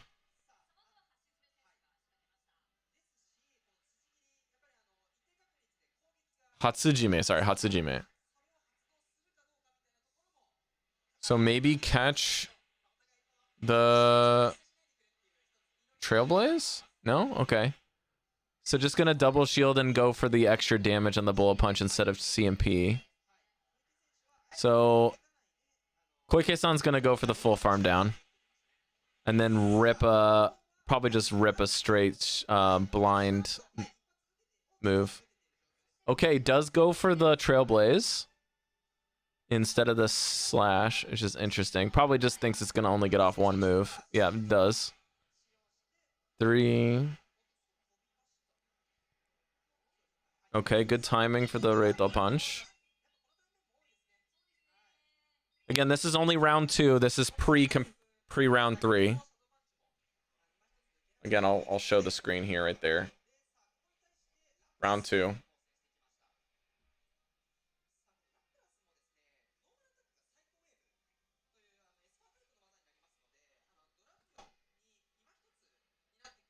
Wow, this Drapion's popping. No debuff so yet, but it is much less likely now. And then we're gonna get a straight skull bash into the Mariduri.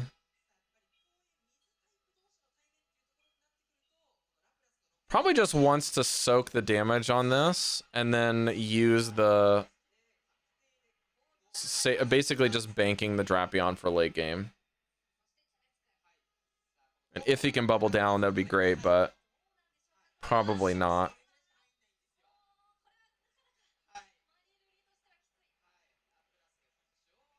Although I would probably go to 100 here against the Meryl, or against the Zumaril. But maybe they just want to make sure. Ooh. Interesting that they wanted to bank the Lapras and tank here. Probably pretty confident that they can outpace the punch. Yeah. Quickest on is like pretty forced into farming up. Yep, and then the Lapras just comes in and nails the Psywave.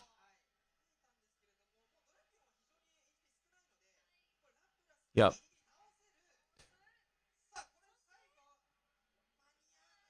Yep. Psywave too good.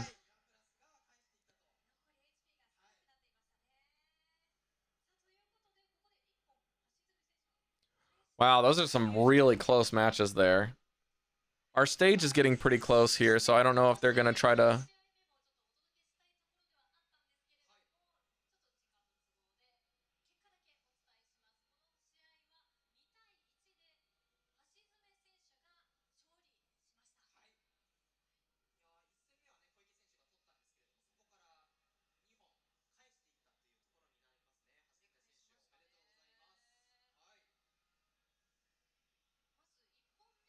Are we just not going to see the third match?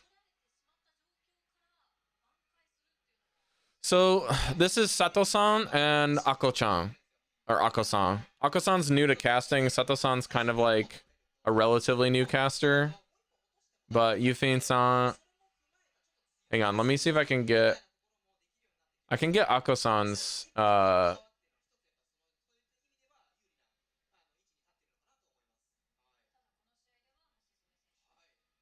Yufin, Joyride, Ako-chan. Okay. So here's Ako. This is Ako.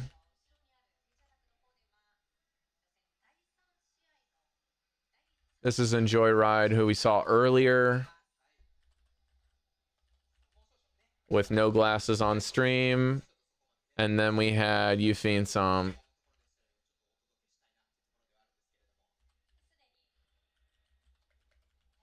I can't find Sato's like information right now. And I don't think it's Masao Kori-san, but it might be him. Here we go. Yeah, that Tentacruel looks very strong into their team.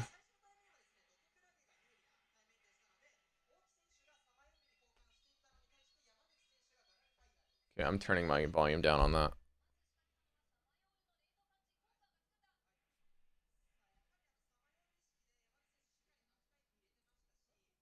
Okay, so this is a very interesting counter swap. I'm guessing that the 2 Ice Punches is going to put it within range. Yamaguchi-san's on the right. That's Rei. Yamaguchi Rei. And then Oki Shogo is on the left. Can they pressure a third punch in CMP? Ooh, okay. So this is very interesting. Getting this to go dry or force 2 shields. But I don't know if I like the forcing of 2 shields here on the Galar, because this basically removes shields from play and guarantees the swap will be retained with energy on the Galarian. Oh, he's just gonna go straight into this. Ooh, very interesting predicament here. So just getting this down and then gonna put it all on the Araquanid for the finish.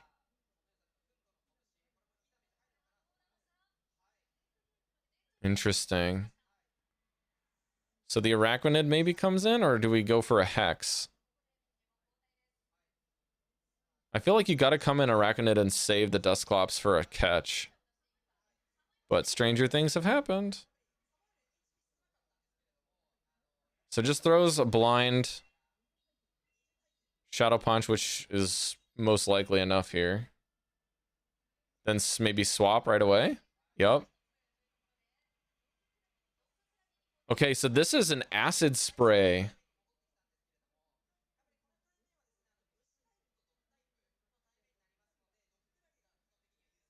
Acid Spray. Acid Spray. Very interesting. Drakon, I don't know if they stream, but I know that Yufin hit leaderboard a couple days ago. And Enjoy Ride and Yufin-san are very, very good battlers. I don't know about these two people because Ako-san's like really, really new to the casting scene. She wasn't really providing a lot of like, how would I say, strategic information. More questions and broadcast experience.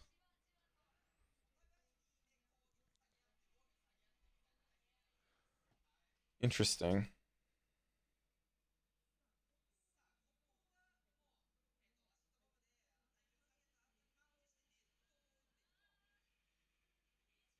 Can't quite get there.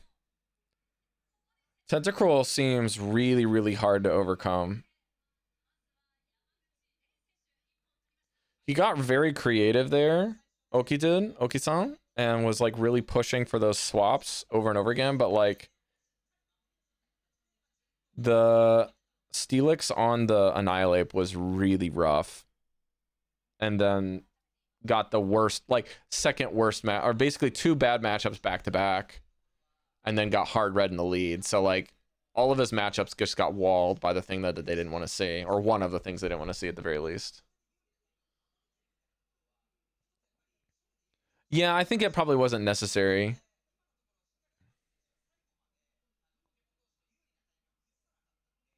The acid spray is quite interesting. It probably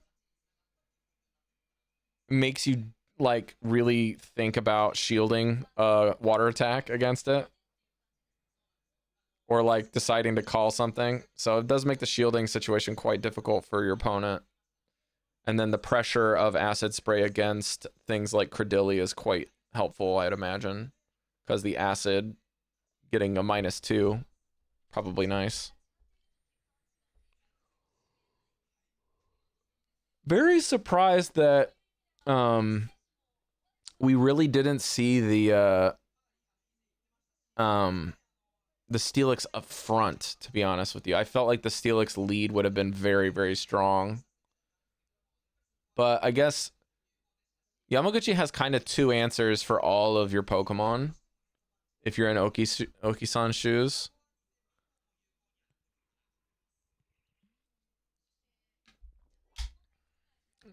I'm going to check the Discord to see if Rise is getting on soon.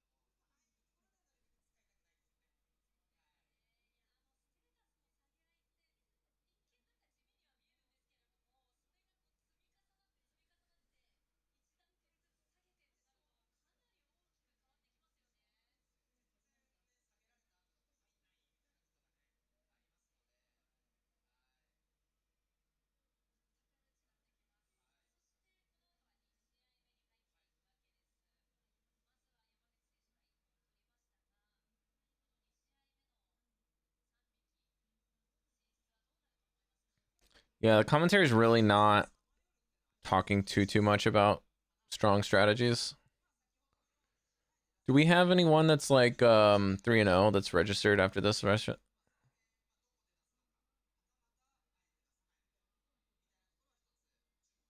Oh yeah, there's like Yamaguchi Senshu. There's 1, 2, 3, 4 people with Yamaguchi Senshu, Yamaguchi last name. Like, it's crazy just in this round alone.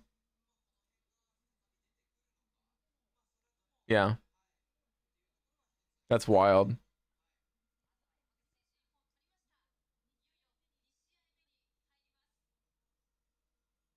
Okay, they're going into the game now.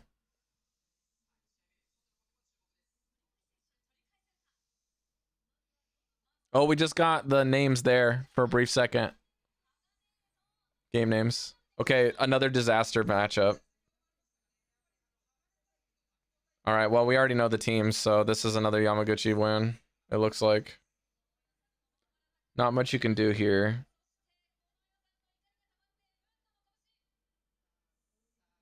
I mean, like, you can't really bring any answers to this guy's team. Like, if he's gonna bring the Tentacruel every game, you just gotta hope and pray it's not where you want it to be. And, like, the team that Oki's running now is what I would think that he would run in game 1, not a game 2 team. Because after running your game 1 team, you gotta probably just lock it in and do it again or something else. All right, what is he running? So he's running Sludge Brutal. And then the Moltres is running Fly Brave Bird. Okay. Yeah, this is just a clean 2-0. Not much you can do here. I mean, the only real thing you can try to do is get fancy with your clock and then swap out. But, I mean, you kind of just know by this point. Is it raining? It is. It's like pouring outside. Wonder if it's raining in Yokohama.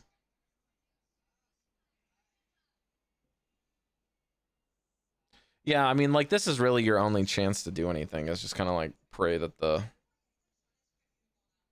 Yeah, but you really got nowhere to go here. The only saving grace is that they have acid spray, but like they're just gonna run double scald into you and farm you down.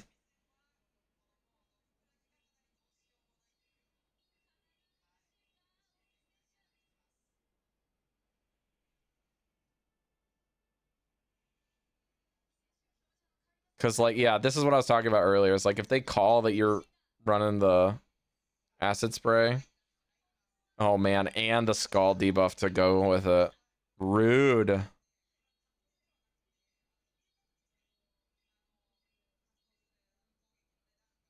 Damn.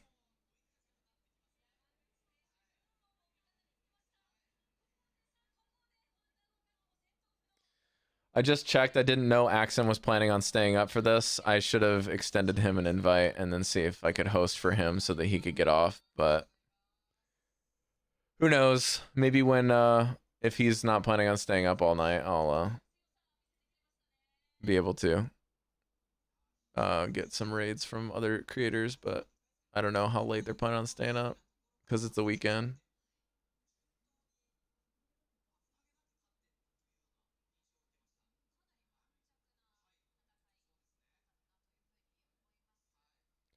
But we'll get Ryzen here soon.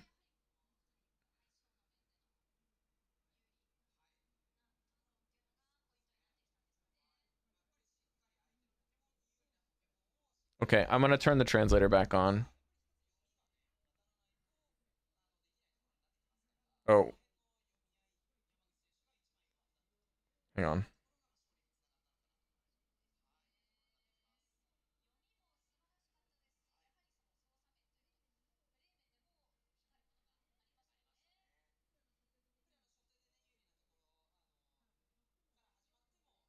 Are they gonna do an interview?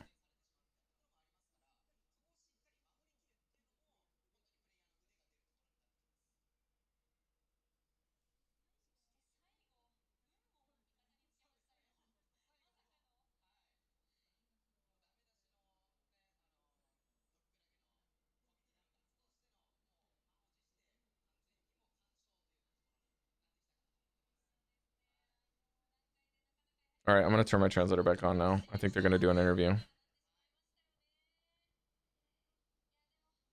Okay. Here we go.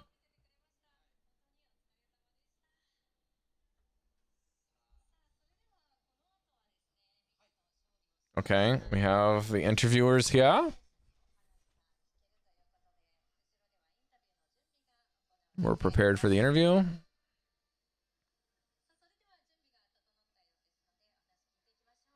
Here we go. Yamaguchi Ray. You know, with besides the other 5 Yamaguchi competitors.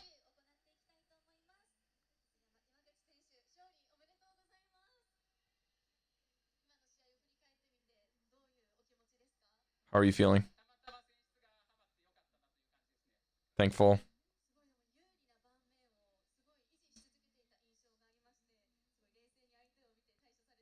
I'm glad that my selections of teams worked out.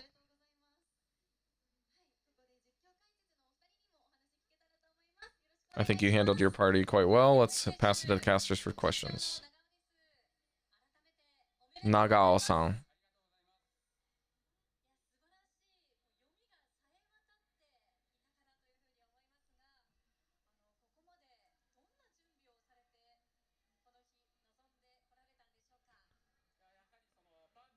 Congratulations. I was wondering if you had a clear vision on your preparations. The party was finalized at the last minute. Were there changes? Everything kind of just fell in place this morning.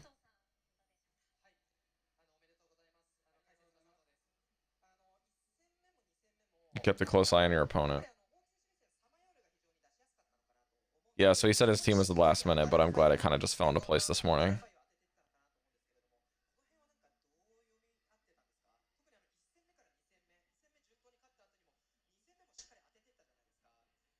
I was thinking in both the first and second matches, it seemed like it was really easy for the player to stay focused. I believe he was able to apply a strong strategy throughout.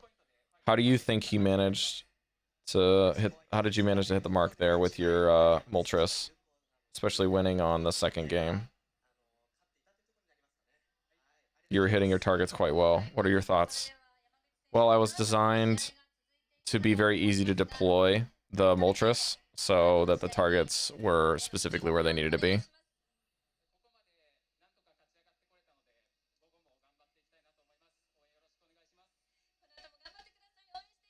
I'm gonna ask you guys for your continued support, which is very Japanese phrase, yoroshiku. And then he says, I'll try my best and through the evening to see if I can qualify for the finals.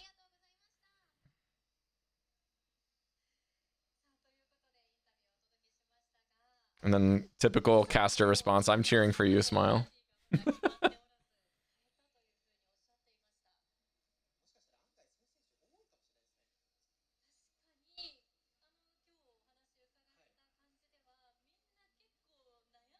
Yeah, I think that they keep doing the classic thing where they ask the players to like help them discuss their strategies, and then they just do the kind of classic avoidance answer where it's like, yeah, I designed the team to do that, so it's like, I don't want to talk about the strategy, man. I just want to win the tournament. We'll talk about strats after Worlds.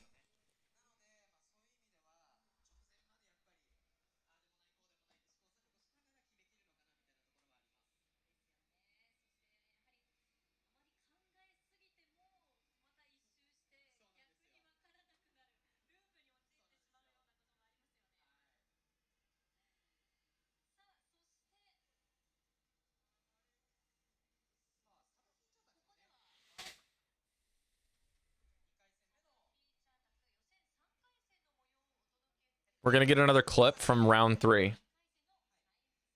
Yep. Here we go. We're going to get another match. Oiki? Oike. Okay, so round 2, game 3 from the earlier.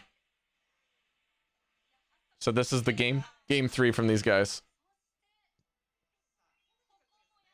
So we're resuming that same match to see which player won.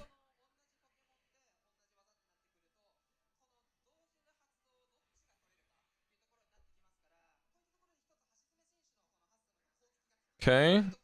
Gonna likely match shields.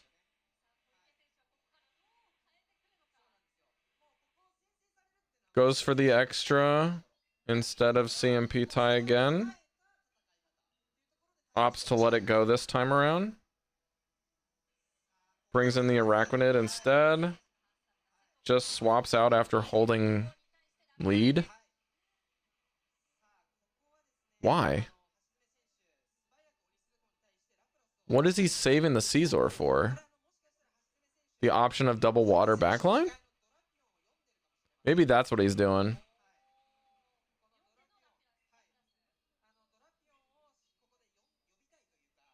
I guess it does like 3 out of the 4 remaining Pokemon that he could have is Caesar's got some counterplay with the Trailblaze landing, but if the Drapion is what you're kind of saving it for, it's kind of a bit rough. Oh, do you win CMP? Okay. So the Skull Bash does win. I'm just going to let the translator run now.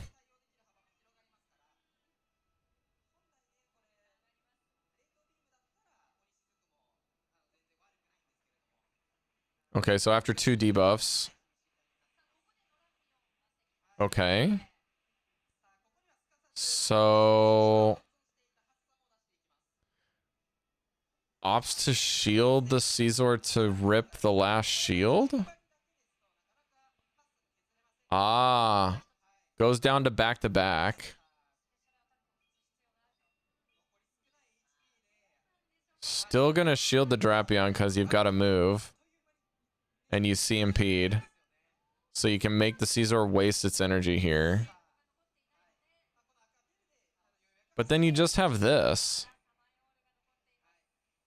And you're gonna soak a single crunch if you don't Shadow Punch. And in theory, Shadow Punch should KO here, so... yeah. Oh! Does manage to go for the hot swap. And then that's it. Okay. Shota on the left. Hatsujime. That's Chodo. I'm pretty sure that's Chodo-san. So he's... that's Chodo. Yeah, I remember. He made it to Worlds. I recognize his face now. But didn't we see the username? Maybe he didn't have the same username.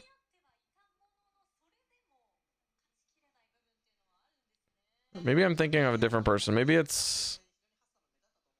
I feel like I saw him at Worlds. Maybe it's not the person I'm thinking of, but... yeah.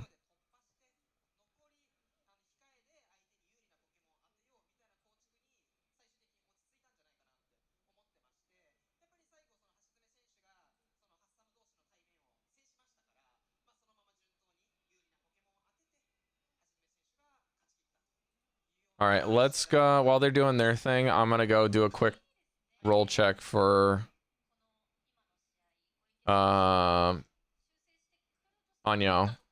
He'll probably give us an update for round 4. Nope, still 2-1. Probably waiting for round 4. Just completed quickly.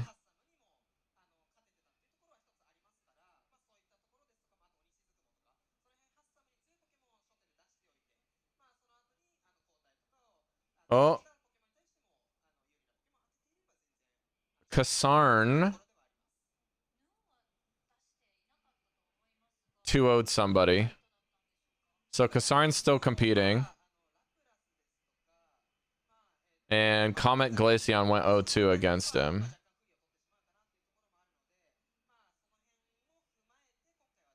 Okay.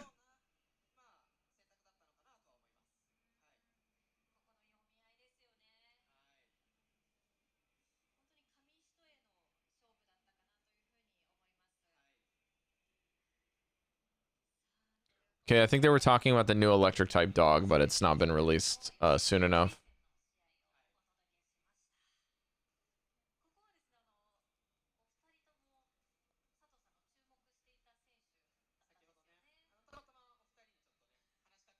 I don't know if Enjoy Ride can post anything.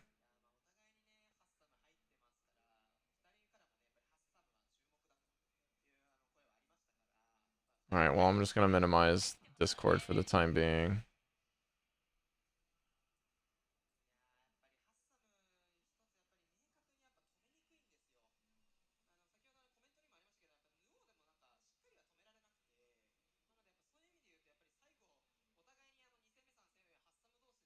Hassan-san, they said they had a chance to interview them earlier. It's a player that they were wanting to watch for today.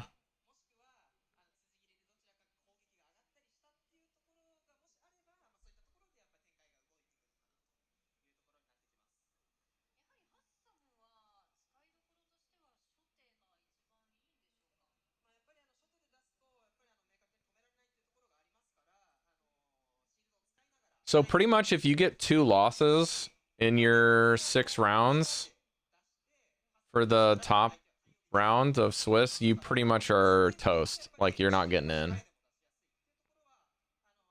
If it's 6 rounds, you got to go 5-1 minimum.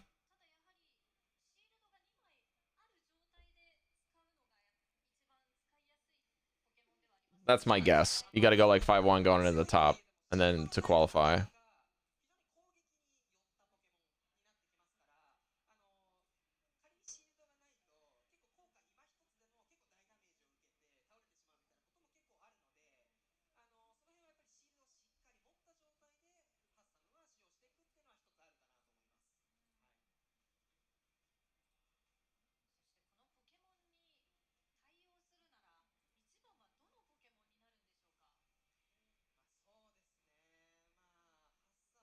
I'm still looking for more posts from players.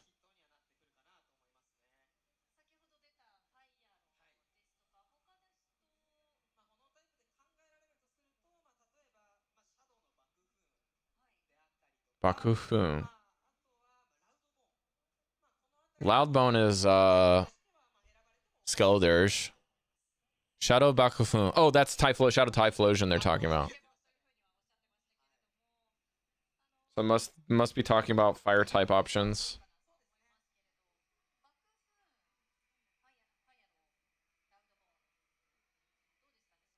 Wait, is that Daigo-san? Is that who that is?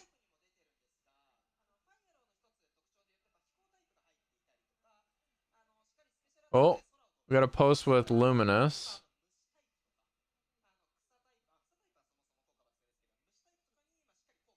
Okay, so maybe Innocent 2481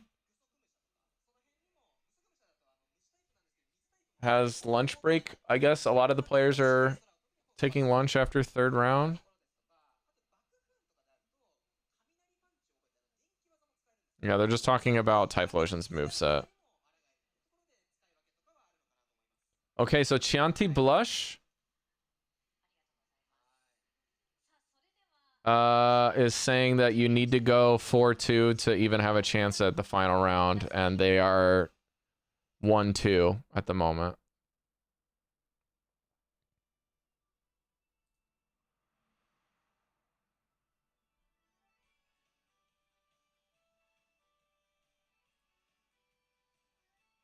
Let's see. Got a lot more posts now. Okay, Masao-san's doing some competitions on the side stuff. Yep, that's the post I just saw. 1-2 player. Junichi Masuda posted that he's at PJCS. Masuda-san. Nice.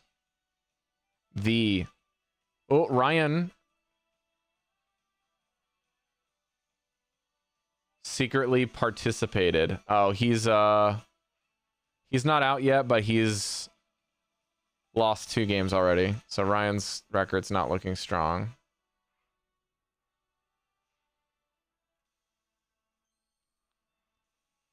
Comet Glaceon's 2-1. So Comet Glaceon could have potentially defeated or like if they're 2-1, it's more likely than not that they defeated Luminous. So Comet Glaceon could be riding pretty close to a good record here.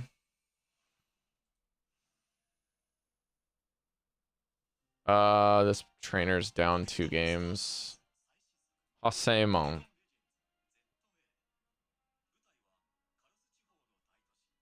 Okay, well, they're just a spectator, it looks like. Okay, this is a player that's 2-1 right now. Okay. I'm getting lots of like typhoon updates and storm updates.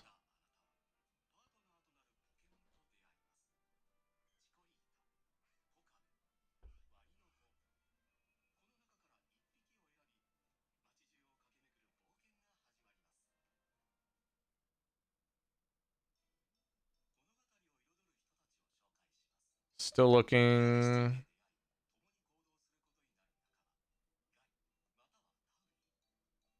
Yeah, it seems the people that are winning are kind of not the ones to be commentating, I would imagine, right? Either that or they're probably rushing to get lunch, would be my guess. All right. I'm gonna go run to the toilet real quick. I know that I don't really have a guest right now to cover for me, but it looks like Steve got rated by Axon rather than us, so they'll be retaining the viewership for now.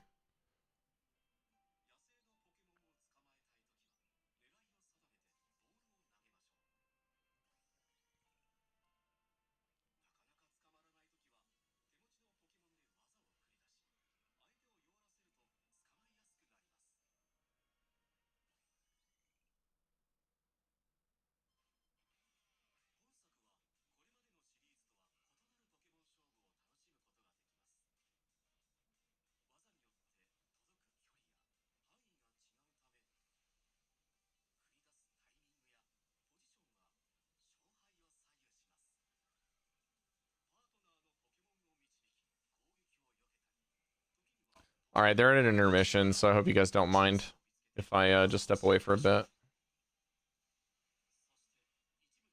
Sorry, I'm not really doing a very good job at reading chat. I'm kind of a bit absent-minded for this, despite trying to like host. Do they have only regional Japan or multiple? They only have one championship like this. PJCS is the only one. So they have a bunch of Pokemon centers to qualify for PJCS, and then PJCS is the top 16 of this tournament, goes to Worlds.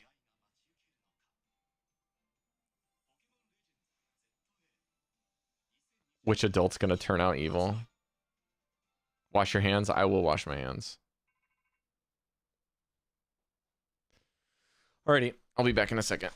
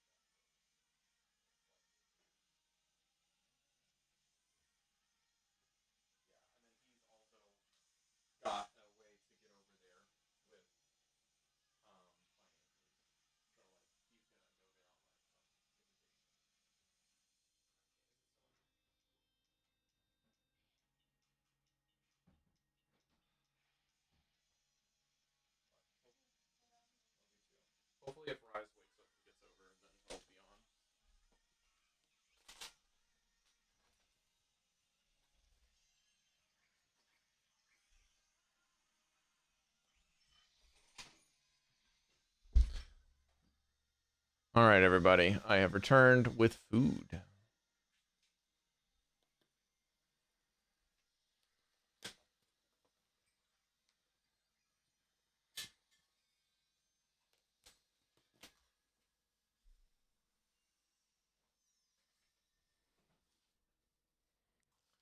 All right, so we're going to try to... I don't know if Rise is going to show up for a bit or if he's kind of bailed.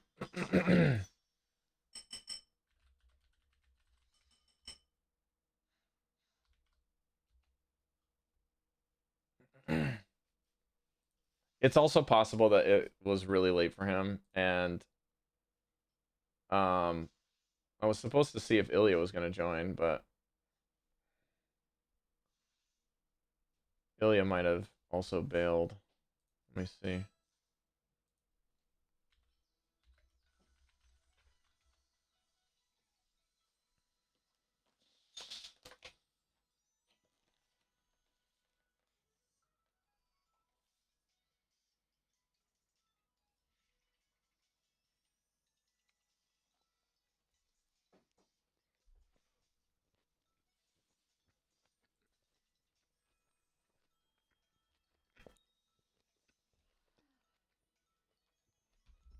Hmm.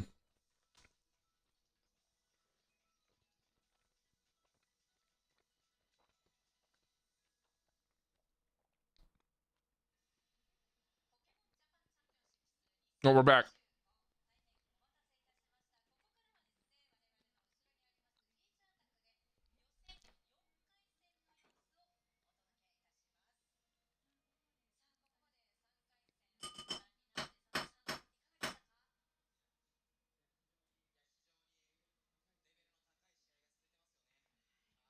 The level of competition's high.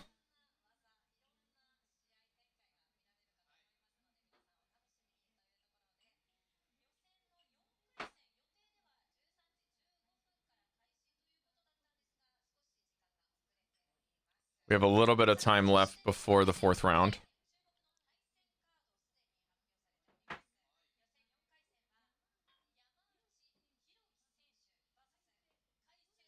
We're going to watch a round 3 match from Yamaguchi and a different player. I'm going to move up here now.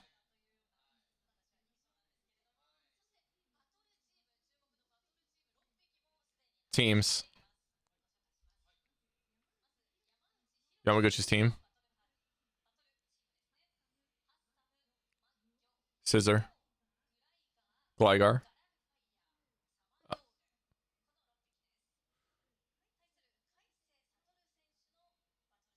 Moltres maybe? Okay.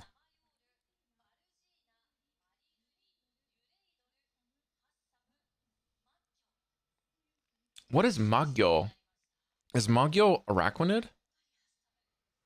But the second party has Caesar, Mandibuzz, Azumarill.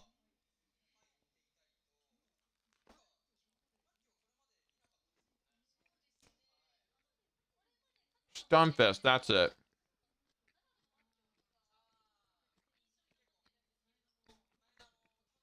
She's commenting on how strong Galarian Magyo or Galarian Stunfisk was before, but not anymore.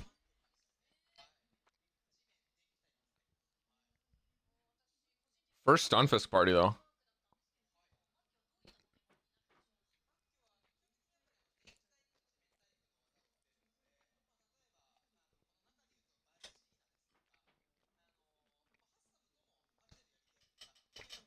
Caesar, Azumarill, Mandibuzz, Stunfisk. Caesar, Azu, Mandy, Stun. Samayoru. Samayoru.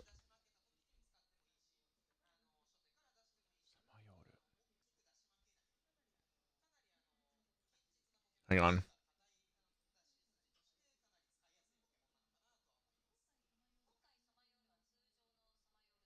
Samayoru. Shadow form?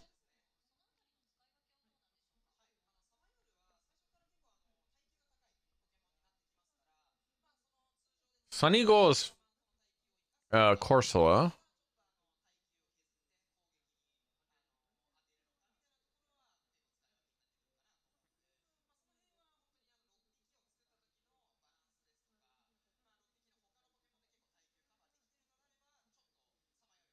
Samayoru is Dusclops.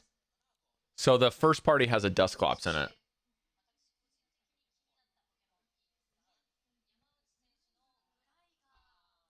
Hasamu is scissor. Hasamu. Like Hasami, scissor. Scissors is Hasami. Hasamu. So Samayoru. Sounds like summer night. But I don't know what Sama has a different one for. It could be like Night Lord, like inverted.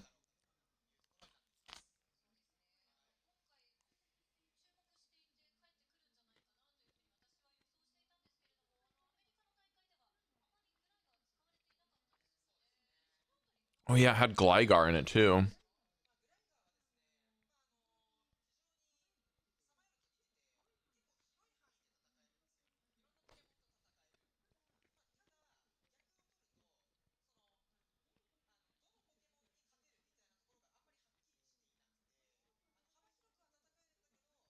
I'm looking at my list here. Horudo is Diggersby.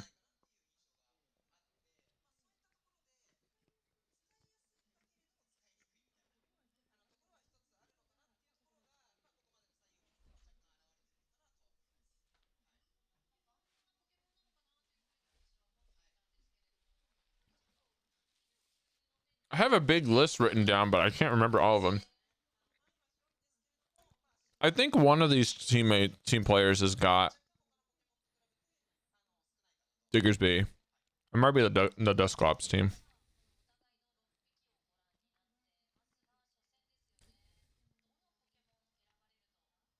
Which Pokemon would you choose?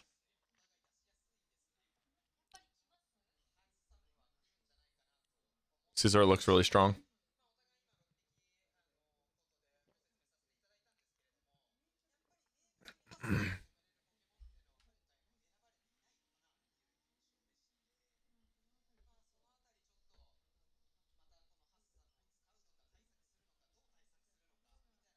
He's like, I'd probably use the Caesar. All right, we got someone on stage. Ooh, the right player's Kasarn. Kasarn's on stage, folks. All right, I'm gonna minimize the volume here, and then I'm gonna switch to my iPad and translator.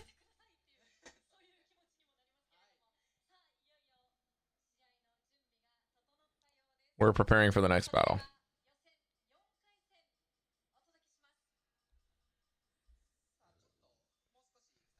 But we need more time. She's like, let's start the match. And it's like, we're not ready yet. Very funny. Let's talk about Caesar some more.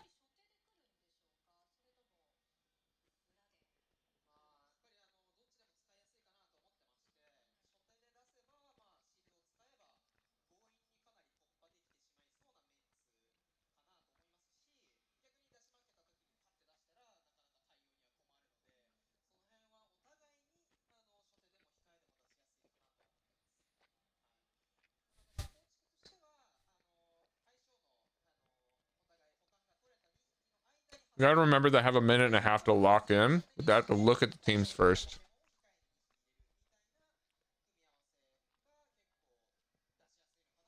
Oh, we might have some guests, folks.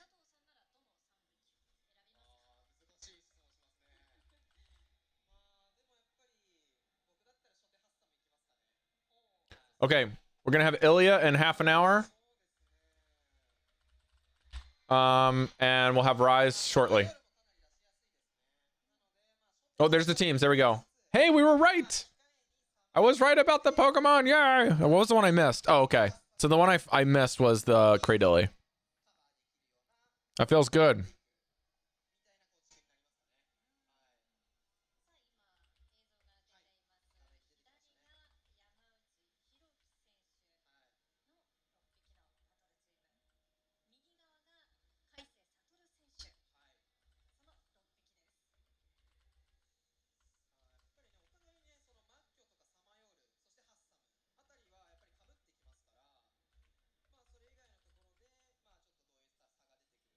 Okay, updated the title. Oh, it's like something Doru is the last part. Like Claydol and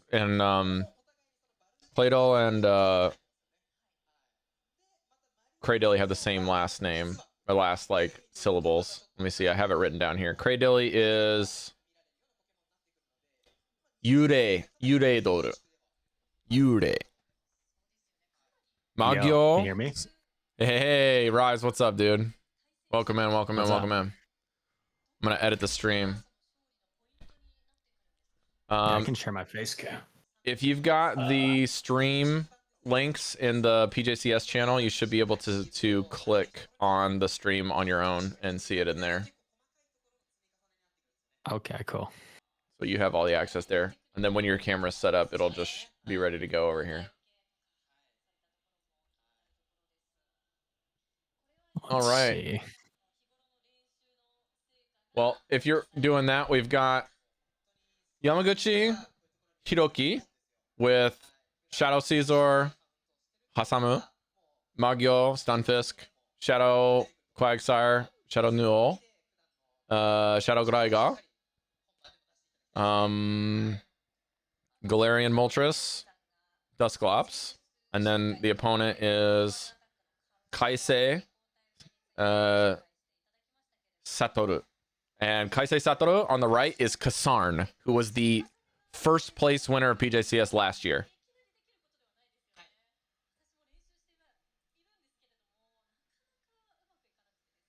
Are you sharing a stream? I'm sharing my windowed projector. Ah, okay. Let me change the clip then for this. That should work quite nicely then. Okay, cool. All right. Rise in the house. Welcome in, man. Thanks for doing this. Yeah, no worries. Thanks for having me. I was kind of lurking for a little bit, and I caught part of a game earlier. I saw the woman battle. I don't know what her name, but I saw that one game that was kind of insane where she like managed the energy really well in the Dusclops. And Asuka-san, yeah. yeah, and got the win. Yeah, she played spectacularly. And I was super impressed because those were like insane games, and she had like very little reaction. Like she was just kind of used to this, you know? It definitely seemed like a seasoned practice had washed over her face rather than the nerves of the situation. Yeah. But generally speaking, at least in my experience, most Japanese people are kind of that way when crazy stuff happens. There's generally no reaction to begin with, whether it's something that they're actually into or something that happens at work. Mm-hmm. Okay, double Caesar action. This is not only the first time, or no, this is the second time we've seen double Caesar team.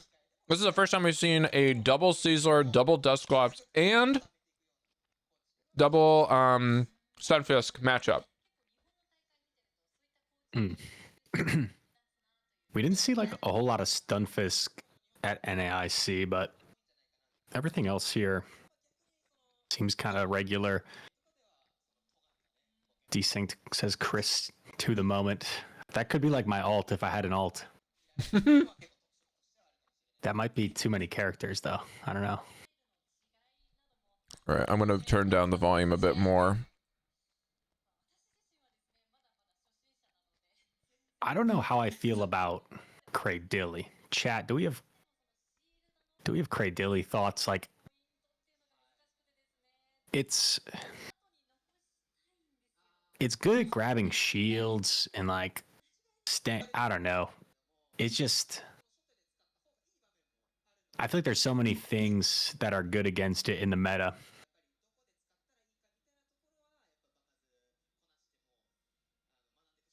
They're talking about a double shield or double Desu Kema? Interesting. They're talking about some kind of matchups in the US that were like really sharp players were attacking with using a shield with Caesar, I think. So like 1 shield matchup with Caesar or 2 shield matchup with Caesar is probably what they're talking about. But again, the lady on the left, Ako-chan, Ako-san, she's relatively new to the casting, live casting. It's her first time. Excuse me, her first time. Okay. And the guy on the right, I think, is relatively experienced, but still somewhat new. They're getting experience on this round and the previous round, and then we'll probably get Yufine and Enjoy Ride back for the actual end of the tournament.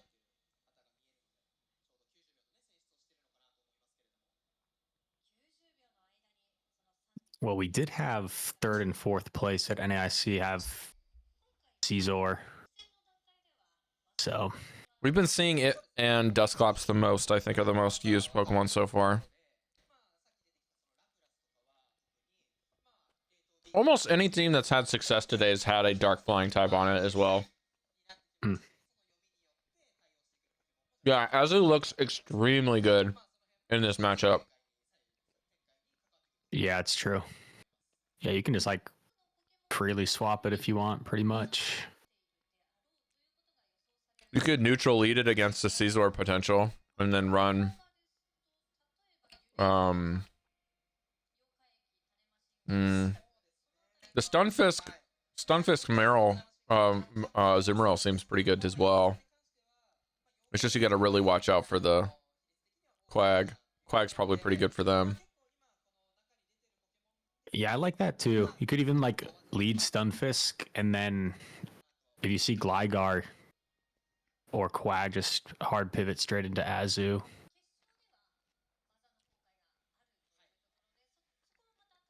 I think that we're probably going to see a double Caesar lead again. That seems to be the most common thing that we've been seeing. And then cap tie is so important. Mm-hmm. Is it Incineroar time?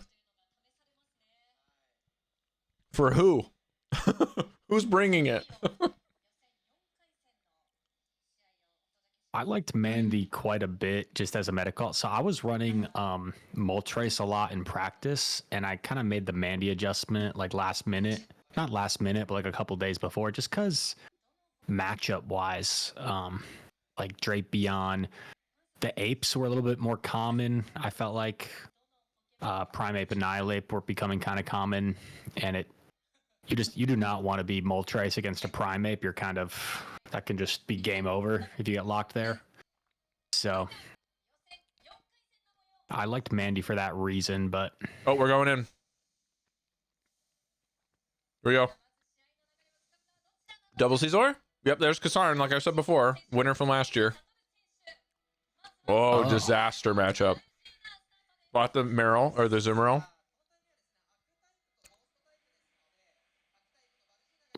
Yep. I like this pivot. Hmm.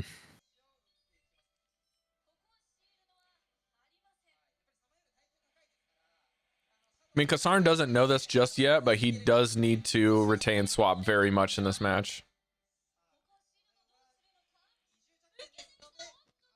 Oh my god. That damage is disgusting. Yeah.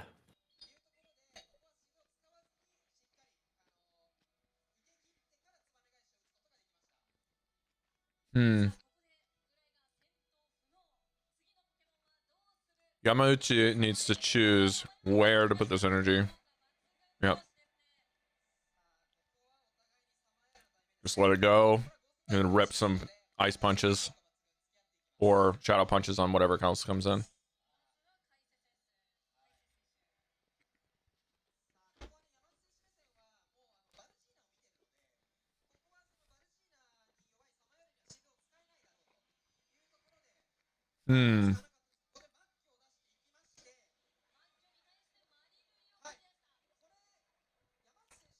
I mean, Thundershock, Silver Lining, that's about it. I got 2 shields and a Zumaro. I like this matchup as the Stunfisk, but I just don't know if you're gonna have enough left in the tank to get rid of the Mandy too. Maybe their plan here is if they saw this to just lose the energy on the Dusclops and pray that they get the catch. That could probably be the setup. But dealing with a full health Mandy is still a tall order. Yeah. You just so significantly outpaced the Azu. It's kind of nice. If he like manages energy well enough, I feel like this isn't over. Does the Mandy have a Dark Pulse loaded? No, right? They just jumped out immediately. Yeah, I don't think so. Probably just have one air slash worth of energy. If he like over farms well enough. Oh, but this doesn't even knock out. I think he's just going to catch here on the Dusclops. Or swap Dusclops into a punch. Yep, there it is. Oh! Nice counter swap, Kasarn. Wow, that was crazy. What a crazy play. I want did it look like he had a forced overtap, or did he actually go for the hex there? If he gets one more ice punch here. Ooh. Oh, does this put him into discharge range? But Azu gets to an ice beam either way. So I think he's fine. Well, maybe he has enough time to get to 2. No? Nope. And Dark Pulse should knock out. Wow, Kasarn making mincemeat this game in a matter of inches. Oh. Just going to go back to back.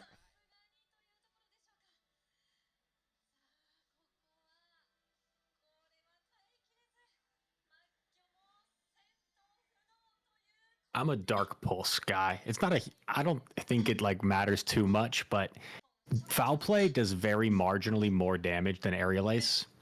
So Yeah. I feel like you might as well have a move that does a little bit more damage. I think that for Kasarn's team, though, running the foul play really helps him on the clock. Like with the spam and just like adjusting to get him moments where he can combo play multiple times or set up the clock where he can do a swap and catch back to back with foul plays. Like, he does get a lot of options there, but that context is just because I think he's got like 4 super bulky Pokemon on one team. That's really the only reason. It is awkward with Dusclops though, because Dark Pulse is 6, which is so long, dude. So Yeah. 5-4 to foul play is nice because if Ice Punch is 4-3-3, you at least get you're at least getting to double foul play before 3 punches. They're getting to 3 punches, I believe, before you're getting to double Dark Pulse, which is pretty brutal. Do you still need 3 to knock out Dusclops for foul play? That's a good question. I'll check it out. Regular, I bet maybe hangs on to double foul play. Shadow, it's probably enough. All right, we're gonna do a quick matrix against rank 1s. Dusclops.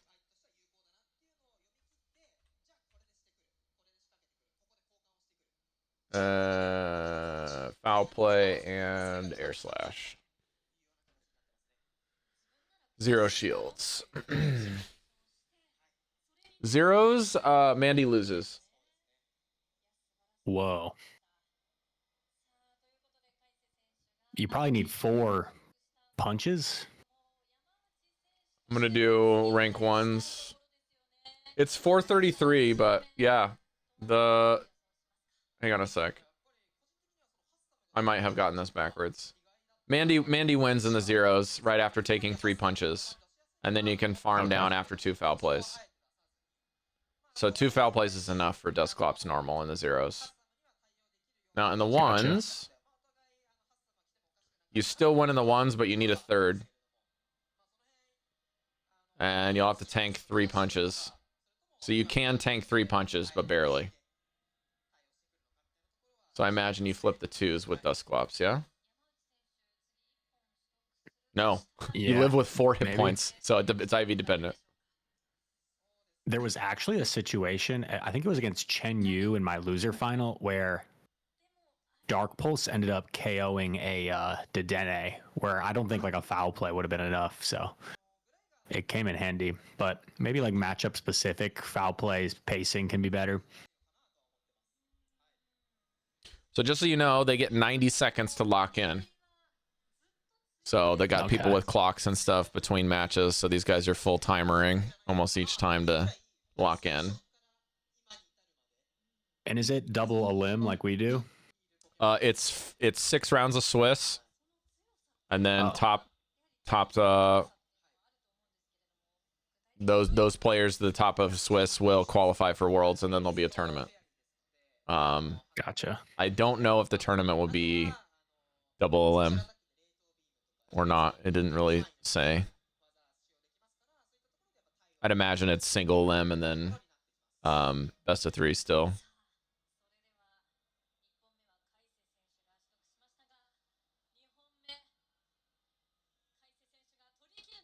Kasarn's been playing this game a very long time. He's got the season 2 pose. Yeah. He's always been one of those GBL leaderboarders. Ooh.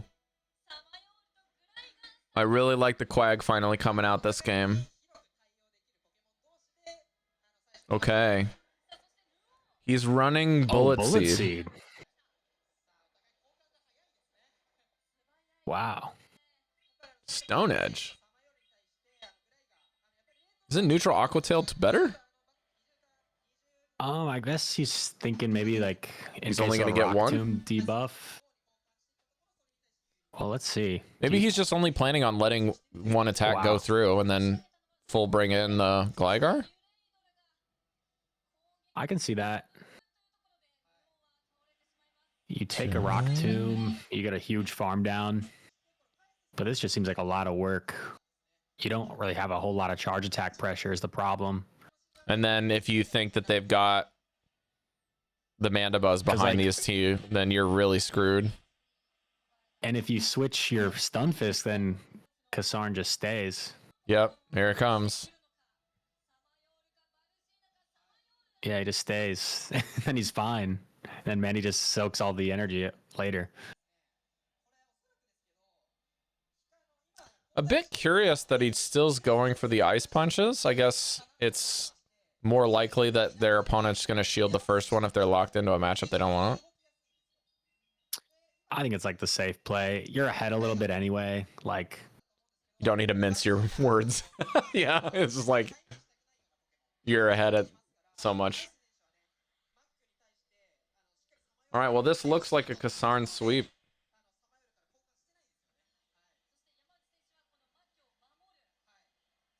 The Dusclops counts are something I like will write down in my notes because it's 4 then always 3 for Ice Punch. It's 4 then 2 for Ice Punch plus Shadow Punch. It's like 3 3 3 2 for Shadow Punch. Yeah, Desynced. I'm 100% certain that it's Swiss into a tournament, but I don't know if the tournament after is singles only. I think that there's like a bracket reset or something in the finals for, I don't remember. They did something really weird with the last time, but anyone that qualifies for the tournament is going to Worlds. And then the final 2 can get the invite to Worlds for most likely the other. Oh, this is such a bad matchup.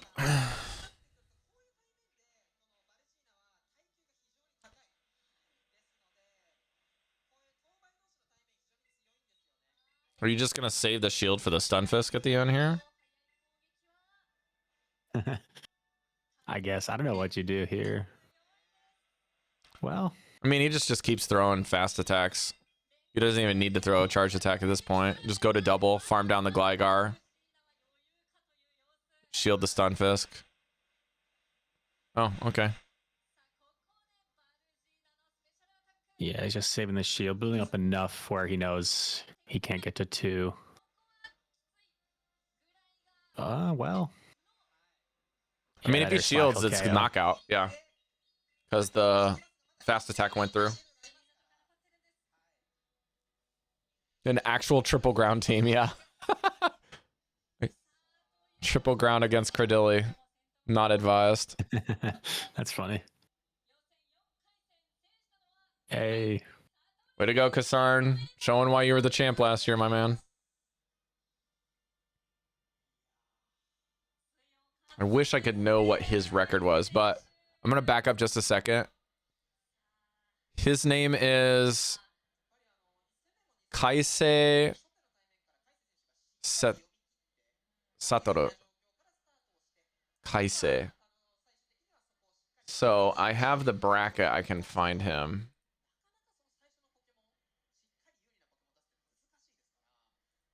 Oh, did I close the bracket on accident? No.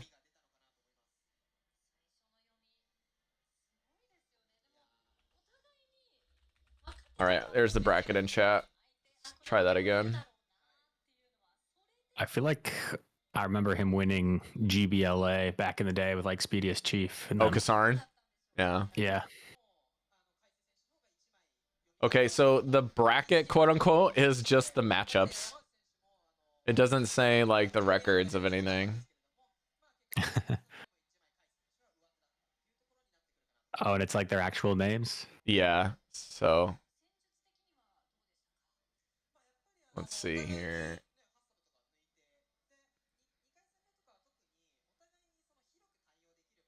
Let's check up on Anya-san. He was 2-1 and had to face off against Pokemichi in round 1. He's 2-2. Anya's 2-2. Rip. Yeah. You go 2-2, that's probably it for you. I mean, some of the trainers are like, if I go 4-2, I'll have a chance. It's like, yeah, but that's very thin odds. Yeah. I miss those GBLA tournaments with Speedy and his guest casters.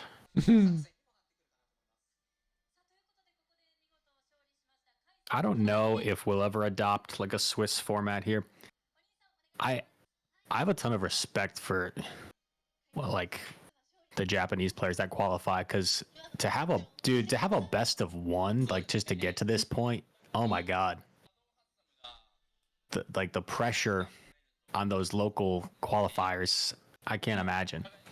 I did that, Reis, twice. It's not fun. That's not fun at all, dude.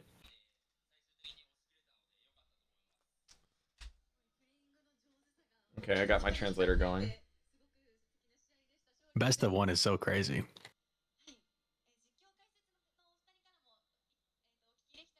I was surprised that you didn't use your Shadow Caesar, but let's ask the casters for some stuff. Congratulations on your victory.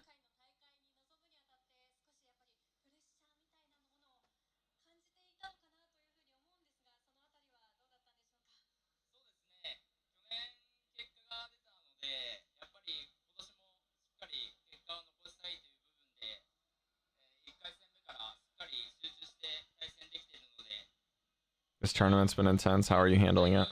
Last year was quite good for you, so I can understand your returning pressure. So I have to bump this up a little bit. I'm really relieved things are going well today.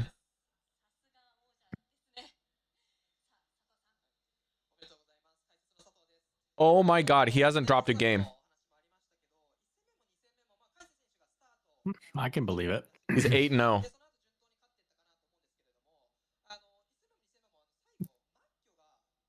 I feel like we have that happen fairly often. Like, I think Elam was like 10-0 at NAIC heading into like playing Axon.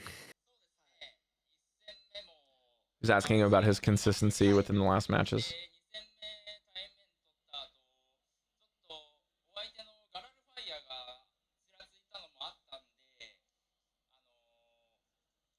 I wanted to bring Mandibuzz in game 1, but I wasn't sure if he was going to bring the Moltres in game 2. So it was a bit distracting.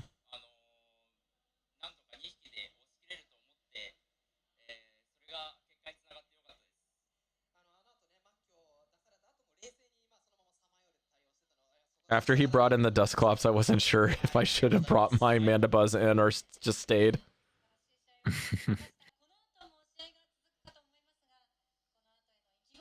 I thought I could manage the 2 matches, so it was a good outcome. Casters are saying I'm impressed at your calm nature for dealing with the pressure. I've got some matches to come, so thank you for your enthusiasm. 2 more games. I'll stay focused for the rest of the day. Thanks.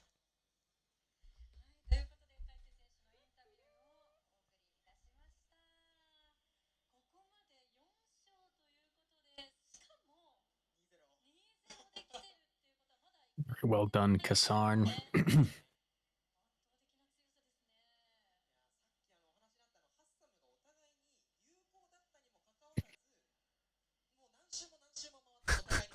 Sato, this guy, he literally can't stop talking about Caesar. Like, he's just talking about Caesar for like 2 hours.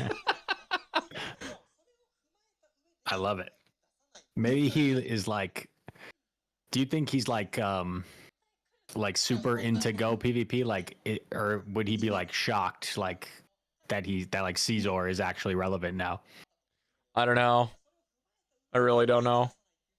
Because maybe if he's just more of like a casual, like, and he maybe wasn't following super with the update, and he's like, wait, what? This thing is around now? I feel like I should know who Sato-san is a bit more. I feel like he's like another caster, but they were saying that like he was studying, but I'm not sure if they were talking about Ako-san or Sato being like not as knowledgeable. So maybe Sato-san is like, I'm not giving him enough credit, but I can't find his X posts. Like, I don't remember what his account name is.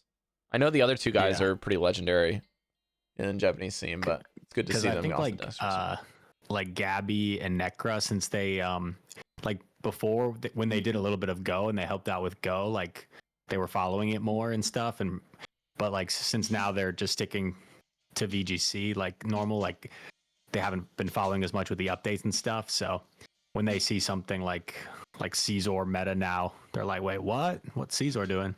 Yeah.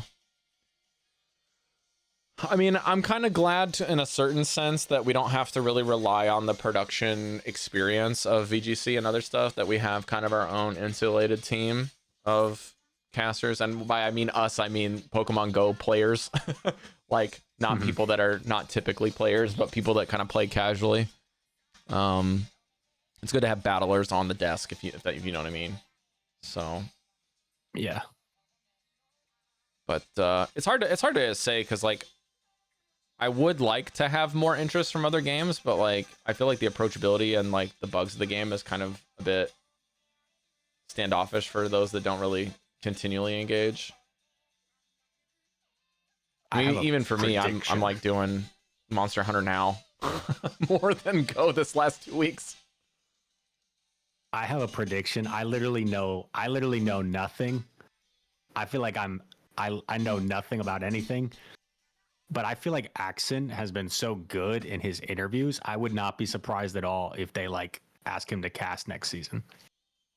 It could be. I don't really see somebody that's very down to earth and very respectable and like family friendly for the most part, and very well spoken to like not at least get a shot at doing it once.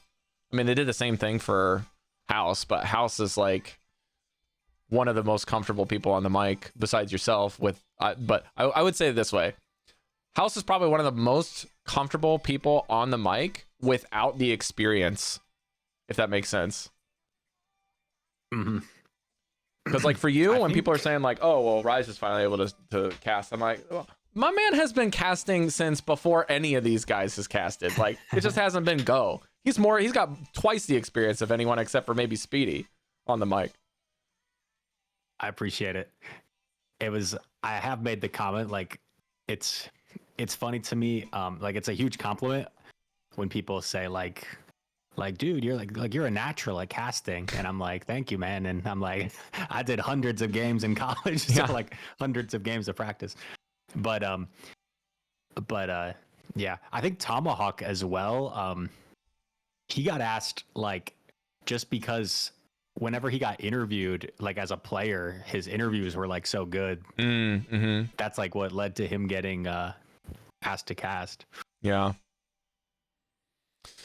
I would love to do more casting, but you know, the time zone / country that I live in is making it a bit tough, and I don't know if that relationship would be retained if I were to move back to the States, you know what I mean? Like it would be very specific to a lot of circumstances. Not to mention there's just frankly there's a lot of very good talent in the pool. Like it's just a matter of who's available and who they want to spend the least amount of money to help them travel to get over there, you know what I mean? Mm-hmm. I'm sure it's a budgetary reason for a lot of people, and then you got other folks that are like very comfortable coming every single time. So you got to kind of spread the love when you can, and if you got people that don't want to compete. But I think we're very blessed in the sense that a lot of our casters are hyper motivated to compete, which is super unique. Like I don't know that I could say that about the other competitions, like in particular like Unite in a team game. The people that are casting that game are just people that play a lot of like solo queue and maybe have played some team focused stuff, but like those people aren't like, sign me up, I'm gonna go participate next weekend rather than casting, you know what I mean? Like it's a very unique esport in that sense that I really like a lot about the Go scene. Right, yeah. It's a good point. There's it seems like you've kind of got like designated, you know, for other games like designated like casters and kind of like top competitors. Yeah. Where it's kind of like there's kind of a good mix we've kind of got now. Yeah. And Go, especially Europe, I mean, with Martine and Farid.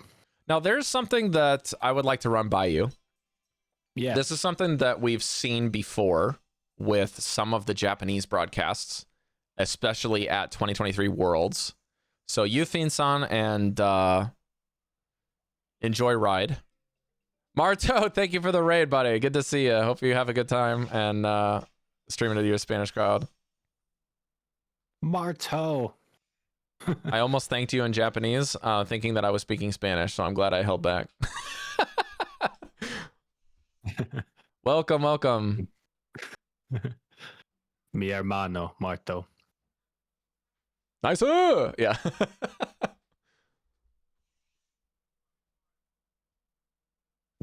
Oh, that would be cool, AJ. You could do the Canadian ones. That'd be neat.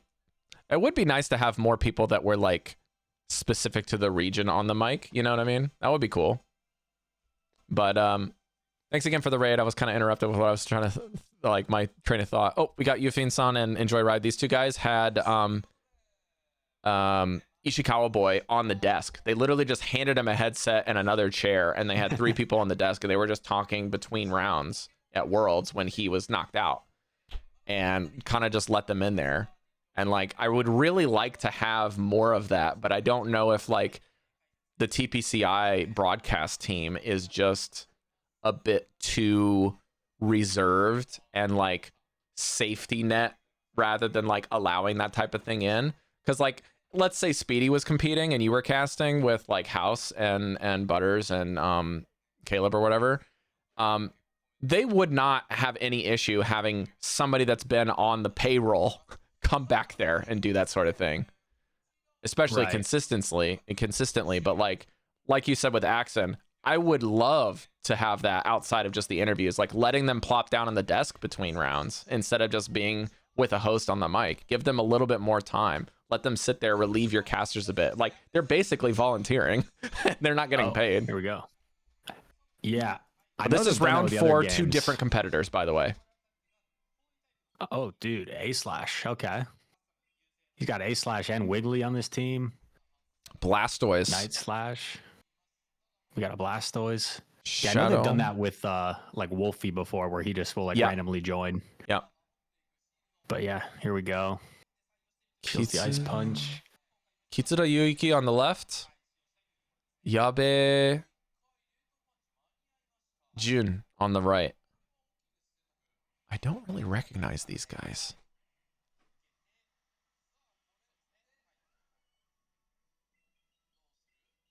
Yeah, I mean, this thing's going to one-shot. You got to spin the shield there. Wow, double weak to Caesar. That's a bold play. Gets the alignment he needs. Huh. Don't quite this- outpace it. You're probably gonna get to 3 hydros here. I feel like Blastoise is just fine.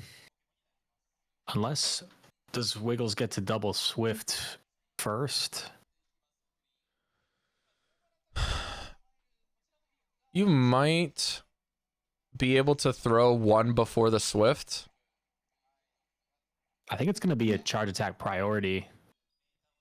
Which who wins? I don't know. I think would Wiggly assume would win. Yeah, okay. Yeah. Blastoise And- is very and then- defense weighted. Yeah, good call. And then Wiggles will get in some solid chip damage here, but is it enough for Gastro to overcome Mandy? Catches Oh it. my god, that's a That's great big. play. No way, dude.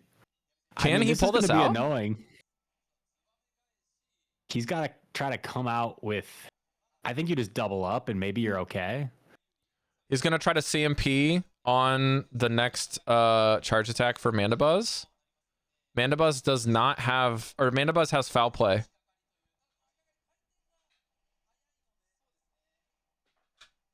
Oh, Okay. no. He's only gonna get one move, and this does more than the body slam. I still don't think this is the play. Goes for the debuff.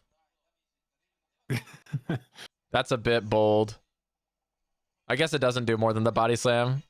Get wrecked me. That does barely anything. Yeah, And 2-stage then- difference. Yeah. That'll be it. It was a good effort. The game will tell him good effort. I don't know if that's the direct translation, but it was a good effort. Let's see if it does say anything. It might have just blacked the screens. Nice try. Nice try. How's that Nice for try. localization, Reis?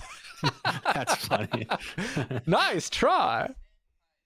Nice try. Oh man, that feels like I just played Wii tennis or something. Nice try. Good lord, that was funny.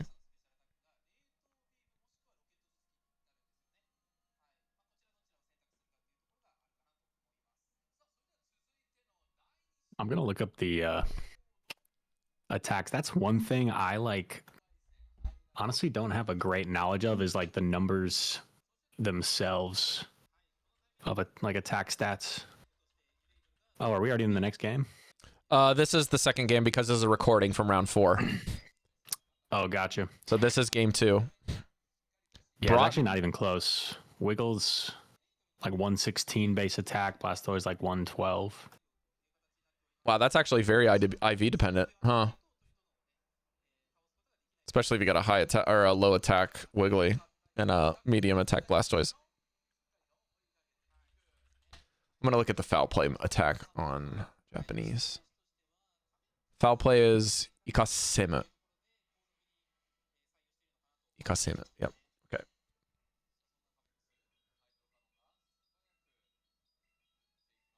Is it ikasamu?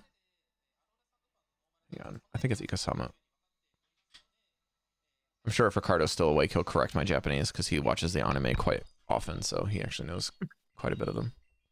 I mean, on paper, it looks like the A/Slash has like 3 solid matchups, 4 if you consider, because like Marowak's not that bad for Slash because you get to 2 ice punches, but it's just not really finding much play here. He does seem to be putting a lot of stock into this Gastrodon for some reason. I wonder why he's doing the Gastrodon over the Wigglytuff in this case. I feel like you could very easily just run a double fairy line and just pray for the Caesar matchup to be somewhere where you can chip it down. I guess it's tough to run Slash and Wiggly together. Don't have a lot of bulk, you mean? Well, Caesar could kind of just run through that if you're not careful. But he didn't bring the Caesar. He's very afraid of using the Sableye as well. Because they're running a Shadow Clops, which you have a bit more. Sableye. Don't tell Ricardo in chat, but Sableye, I feel like is really interesting right now because it beats Dusclops, which is like everywhere, and then Normal or Mandy's Shadow? I was thinking Shadow, just more oppressive, but like if Mandy's running Air Slash, that is not comfortable at all for Mandy in Sableye. And you resist acid.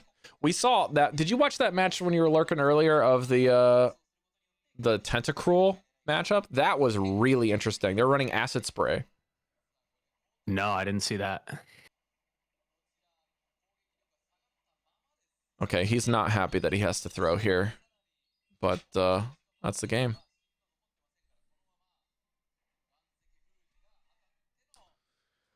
Pretty one-sided. 2-0 from Kishida.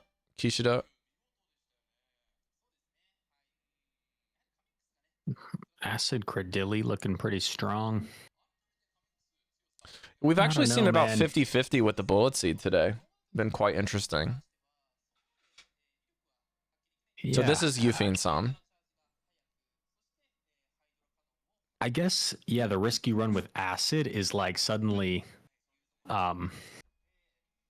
like Shadow Quag, if you don't bait it with acid, you straight up win the 2 straight Aqua Tail. And it's like a hard win because after the mud shots, the double Aqua Tail KOs and the acids don't do much, obviously. So you are like super healthy. So I guess you could find yourself in some awkward situations with acid where like a mud boy could beat you. Well, But yeah. 2-turn, better I don't know, better damage output against like other things. I mean, I think that the acid is really why people are both considering retaining the previous Cradilly as well as bringing in Quagsire on their squads as a whole, because it does really oh yeah, there's this little promo things that they're talking about again. It looks like a trading card, but it like is clear so that you can put your face behind it and wear it on a lanyard.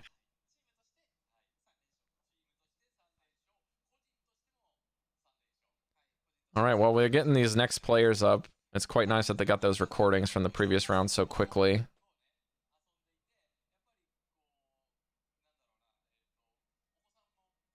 Trying to see if we can recognize anyone on the front. I recognize the guy on the right. I feel like he made it pretty far last time.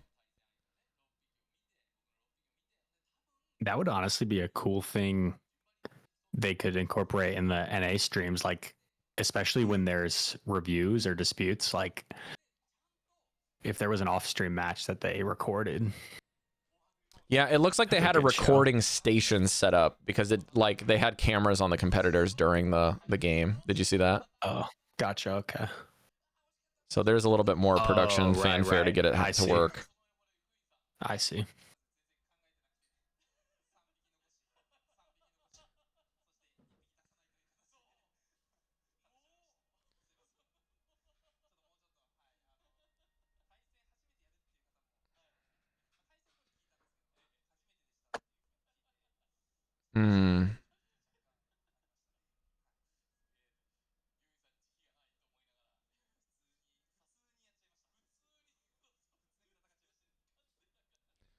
Oh, we got a fortress. Yo. And a lantern? And a Venusaur. Okay. Oh, dude. What's happening?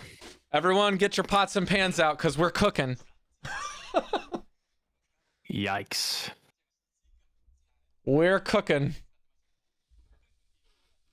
Good Gandhi. This is a team. And we get double tank for the first time in a day. The Venusaur does not look good, in my opinion. If Venusaur had acid, maybe we're cooking? The Venusaur like barely has any targets. It's like the Marowak kind of, and You're looking at the Venusaur. I'm just looking at the lantern. What is the lantern gonna do for us here? Maybe the Yeah. Mandibuzz? Yeah, the Mandy, the Lap, I guess, but Is this 2022? So like I said, I'm not trying to comment on the kind of quality of the players, but I'm just letting you guys know not all of the competition sites across of Japan were competitive. Just put it that way. please don't bring the Venu. Honestly, the Tinkaton doesn't look half bad into that team. It's just the Marowak that he's got to look out for. And the Venusaur might be enough bench pressure to keep the Marowak out, just to be honest with you. I like the Clops. Yeah. Klops Diggersby looks solid. Maybe Galarian, Moltres to even out your third. And then you got to expect the Mandibuzz to come. I'm really curious if this is... Hang on, I'm going to take my earbud out and see if I can listen to see if they're talking about Bug Bite versus Volt Switch. Yeah, if it's Water Gun and if it's Water Gun, honestly, it looks pretty safe. I would think Water Gun probably isn't horrendous against like an Acid Credilli. Look at Water Gun ability name. Honestly, the Fortress looks pretty good. Mizudepo. Okay. So I don't think the casters know what the attacks are. I think the casters only fed teams based off of the information we've got so far. Fortress is like only afraid of Diggersby kind of, and Tinkaton, like, I don't even know the Tinkaton Fortress matchup really. I would assume if you're running Earthquake, it's good, but double resisted Bug Bites.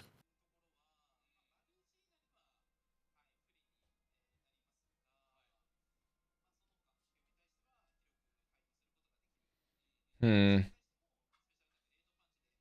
know, we're going to do the game where we wait for 90 seconds for information.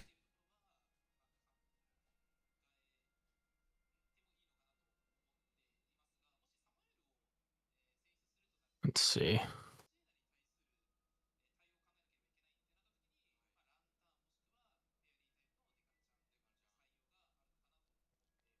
Okay, so we have Sonohara or Tsunohara maybe, and then Tsunohara Riki is on the left, and then maybe it's Shinohara, yeah, and then Katsura Ryoma on the right.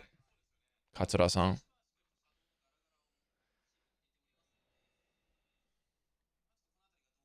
EV Poke's acting all goofy on my computer. That's fine.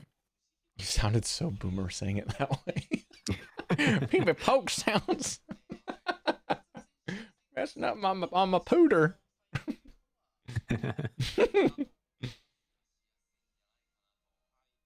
And call my nephew to get it all situated. All right, I think we're getting closer to Ilya being able to jump in. Said he's got his bus delayed. So we might have a 3. Okay, so this is round 5. If it's Sandtomb, apparently Tinkaton wins. If it's Earthquake, then Fortress wins. So it would be Rock Tomb, Sand Tomb, or Rock Tomb, Earthquake? Yeah. If it's Earthquake, it's pretty dominant for Ford. If it's Sand Tomb, Rock Tomb, then you got no reason to run wins. Flash Cannon or not Flash Cannon, what am I saying? Mirror Shot. Yeah. You got no targets for it.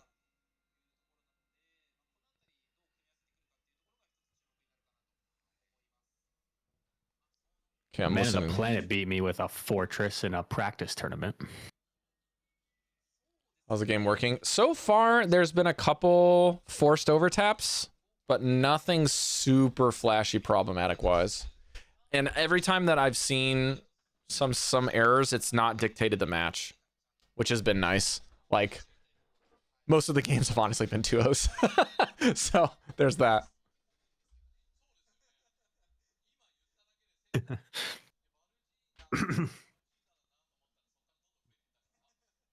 Does Venusaur beat Cradilly with Acid? Honestly, Probably. I would assume, yeah, like as long as you're uneven energy. Like neutral you're, frenzy plants are kind of scary no matter who you're playing against. If you're like playing out the twos, though, probably not, because then you probably take the frenzy fine and then Cradilly. Yeah, that's fair because you're gonna if you could even play the ones out, your first frenzy you're taking is gonna be Venu only after wins the debuff. zeros. Only wins the zeros. Okay. Yeah, Venus stinks.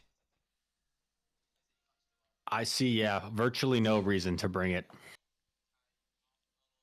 Even like Lapras, like, do you even win the twos? Probably not. I mean, you can just go straight Sparkling Aria after you bait the first Ice Beam. And then if it's open team sheets and you're running Bash, then you just run it straight anyways. You might even just Bash just for the sake of reducing damage. You do win the twos because of that like 5 cycle, but if Lapras is up 1 Psy wave, then you lose the twos. Gotcha. Well, Carrie, we picked the right day to bring food home because it is pouring outside. This is the second time now. There are some matchups in my notes where I'll put an X next to a Pokemon. I'll like cross it out. Like, don't bring this. My gosh, that rain is crazy.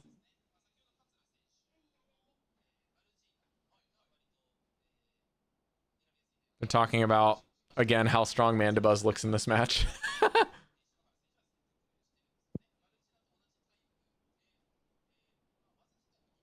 So we have basically 3 talking points today, guys. Anything and everything to do with Caesar. How Mandibuzz and Moltres have the exact same types and are played very differently. And how good is Mandibuzz, basically. Neutral to Mudslap doesn't help. Yeah, that's very fair. Also, Fine Panic, how you doing, mate?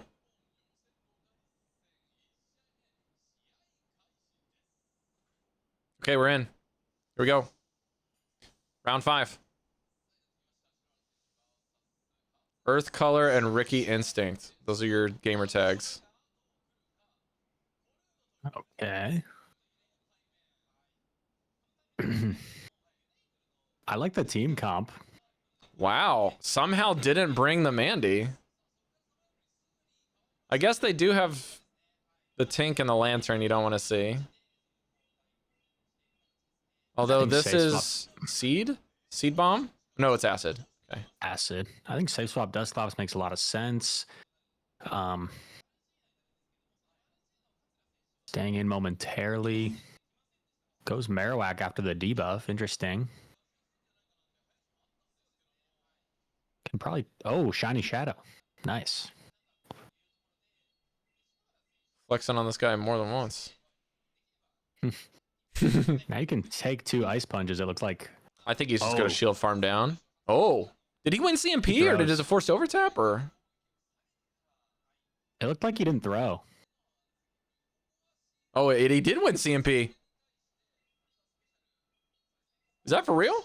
Is that how low Dusclops defense or attack is? Wow, calls the bait. What an animal. Gets the 2 anyway, I guess, but...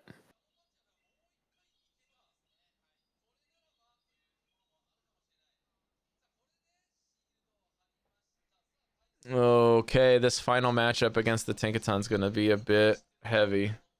You get a nice farm down here with Dig. But it's going to do a lot of chip damage. It'll put you within Grass Knot range, I would imagine. Yeah. Get off 2 Bone Clubs. So they've got to basically catch the Grass Knot for even a chance at victory here. And even if you do that, then Fort just kind of walls the Tinkaton. Yeah. Okay.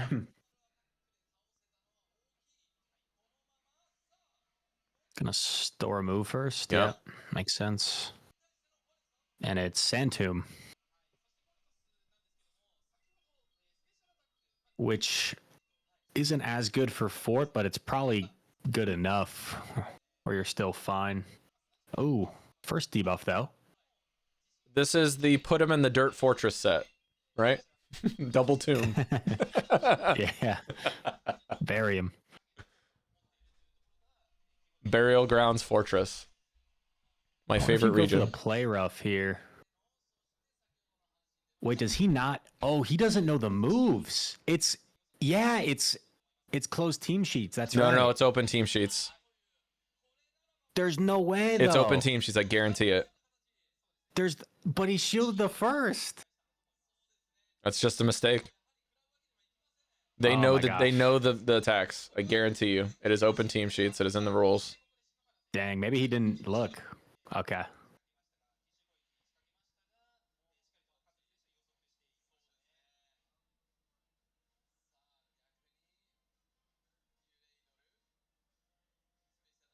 Maybe he did not look at the team sheet.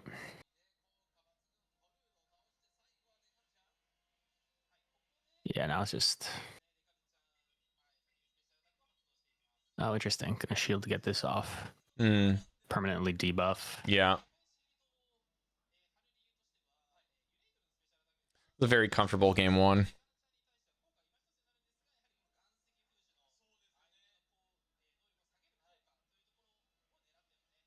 I mean, you might as well stay in now. Yeah. Although I just don't support throwing this over the bulldoze here. Needless use of extra energy.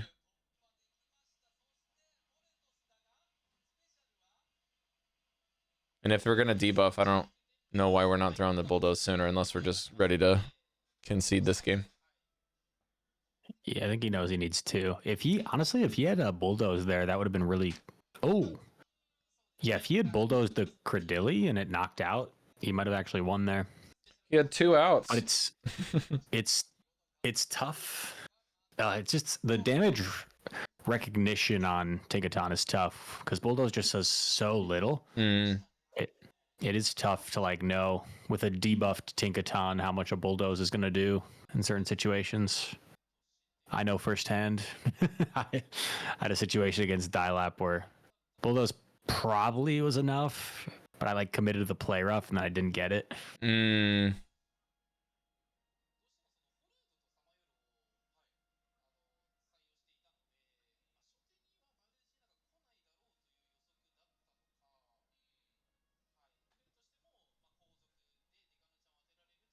So casters are saying, while he didn't bring the Mandibuzz in game 1, it's still a threat and a consideration for game 2.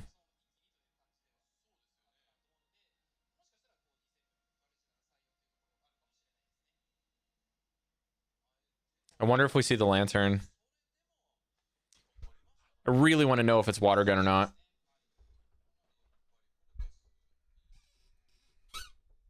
Yeah, as much as I was talking smack about Credilli, it does look incredibly safe in this matchup. The answers aren't really answers. Tinkaton's not comfortable. Dusclops is not comfortable.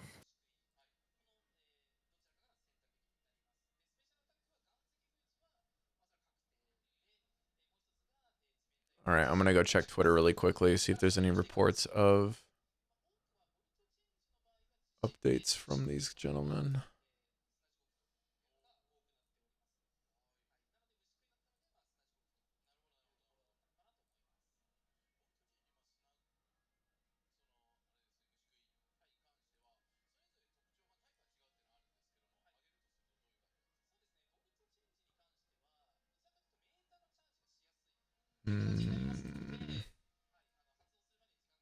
All right, let's see if Anya won match 5 or not. If he's 2-3, he's out. He's 2-2 still. Okay, so we don't know Anya's next match. And then Luminous is 2-3. I bet that means Luminous will miss Worlds. Wow, man. That's Luminous almost always qualifies. That's impressive that he's been knocked down. I bet you he had some pretty difficult opponents. I didn't hear anything from RBI. Neko is 3-2.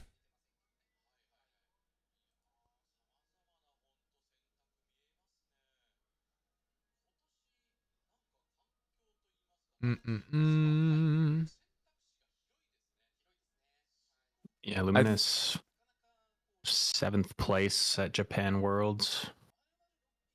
Luminous does so much better in against foreign players, I feel like, than most competitors.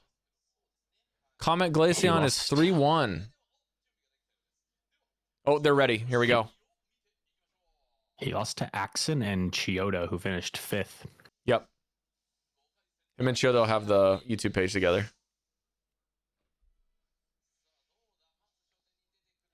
Tank versus Oof. Diggersby. Okay. Making Say him swap show the grass whack. type. Throws right away. Smart. Gets the clocks realigned first. Or rather, the sync.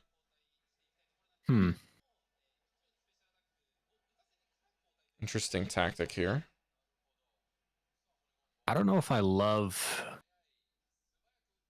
the pivot clops without throwing something first, because now it's going to be a CMP on the second bone club.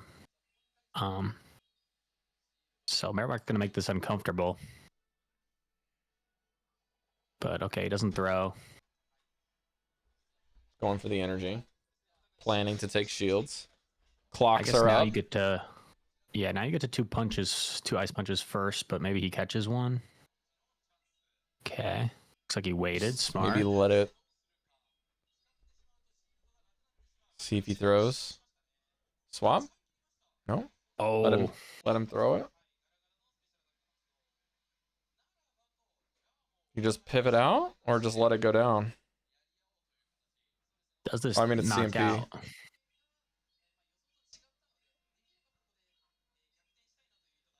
It's certainly close. So It now does we're knock giving up out. energy, and there's no shields left. And this is a lot of energy to give up for just a punch.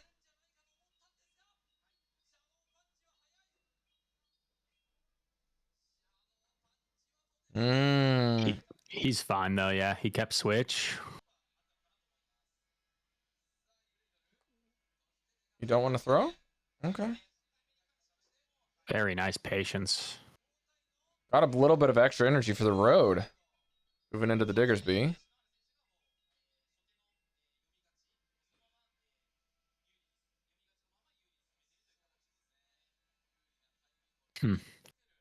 Dragon Man, just to be fair to the NA side, like I've been definitely wanting more Japanese players to show up at Worlds, but I think if you really consider just how many people, oh well, we're in an ad now, so I'll just wait.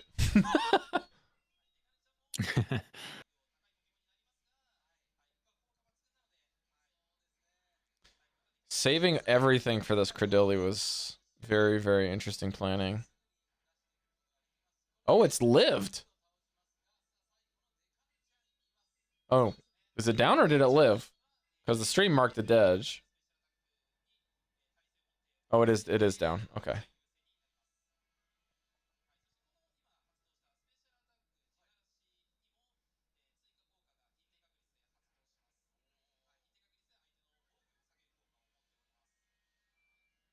Yeah, should be able to do a game 3.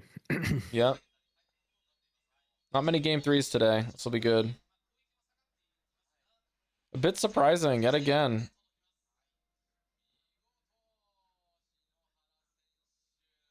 It's interesting to me that they like take off the headsets usually after each battle. I think they only take them off so that they have to, because they have to confirm the 90 seconds of lock-in time with the administrators, and they need to be able to hear the administrators on both sides. Gotcha. Once they lock in, they have to show the Pokemon, and then the admins are actually verifying that not only are they locking in the correct Pokemon that they said that they want to lock in, but they're checking the team sheets and triple checking the CPs on them to make sure they match. That's what happened when I was at the Pokemon centers. We ended up, they took so much time for some of the opening rounds that we ended up timing out our matches, and we had to triple verify a couple times because it just kept lagging, and then we had to re-verify everything all over again. It's annoying. A lot of typical things with Japan where form is more important than the actuality of function. The stage looks awesome. Yeah, it does look good. The stage is a central large circular platform where each of the main stages is on the same spot with the cameras all pointed around it.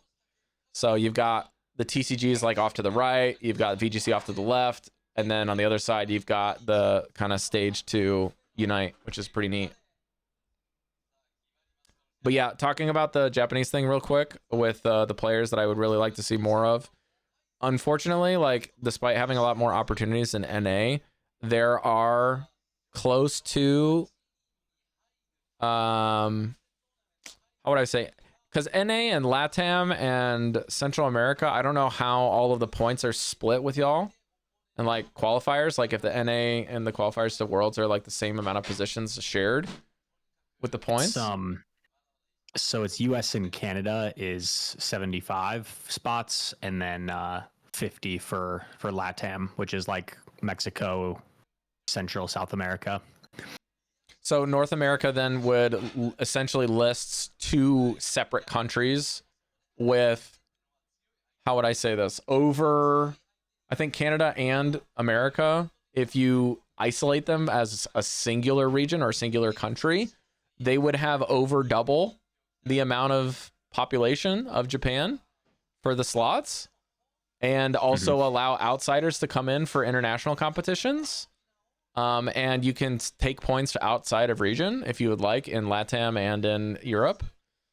So if you really do the proportions, I'd say it's actually pretty fair as far as proportionally how many people can go, but the difficulties of the competitions definitely vary. And also I feel like it's a bit more of an actual refinement process over the course of the year for the European, South American, and Central American and North American competitions, rather than Japan, where it's like, let's cram everyone into 2 weekends for the entirety of qualify for PJCS, qualify for Worlds, and then play at Worlds. So essentially, best case scenario as a Japanese player, you compete and win 2 qualifying matches over the course of the year, and then can go to Worlds and you get 3 tournaments. All right, here we go. Decisive game 3. Oh no. Okay, I finally came out. Cooked it up for 2 Rob. games. Who would you rather be in this matchup? With quick attack, this is very annoying. Personally, I would rather be the Diggersby here. I think, like, Mandy, it's just awkward. Like, foul play Mandy too. If you're Diggersby, you. Oh no, it's Dark Pulse. It's easier. If you want, you can like build up a ton, and then the energy is more valuable, and you can dip out if you want. He's also ABA strong to the Mandy in every game. Yeah. I guess what I would do, because Mandy's the best answer for Klops, like you could consider building up a ton and then eventually pivoting Klops, but what's probably better is, Marowak might be in back, and you might need switch, so he might do that. Interesting going for that. Oh, shielding. Wow. Okay. I guess he feels like he needs alignment for that Marowak. Yeah, the shielding situation is also like very easy to inform the later the game goes in this matchup, but the earlier on, the shields might be thrown around just to see and scout for info. Because like right now, there's no info on what's behind this. You have no clue what you're going to be matched up against, only the history of the Marowak coming in the first 2 games. So planning for it is probably smart. Oh, he could have farmed, but it's tough.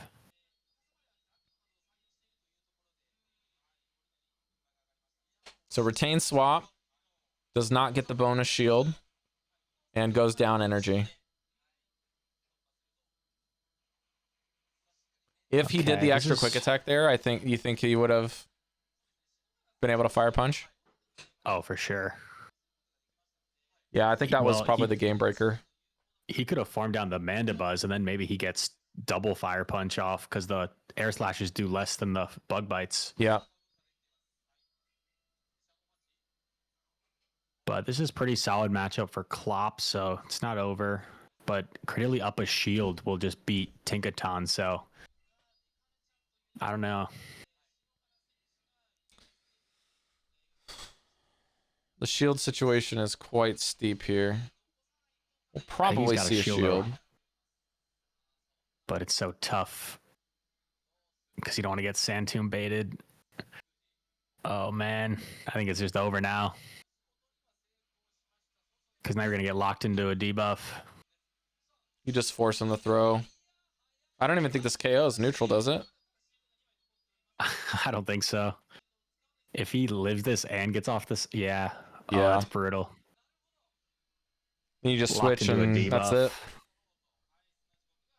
And we're going to see a Credilli beat a Tinkaton with all resisted moves.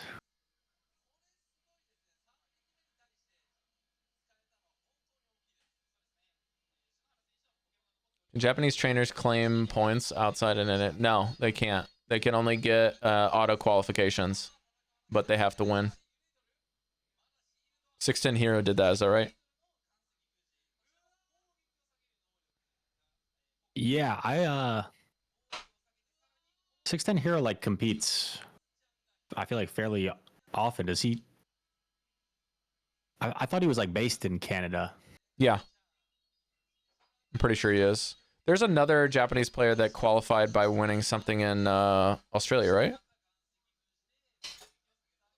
Oh yeah. That's what I'm talking about. No, maybe 610. I can mix them up. Pokemon Maker, is that it? Pokemon Maker. Pokemon Maker is Jins, right?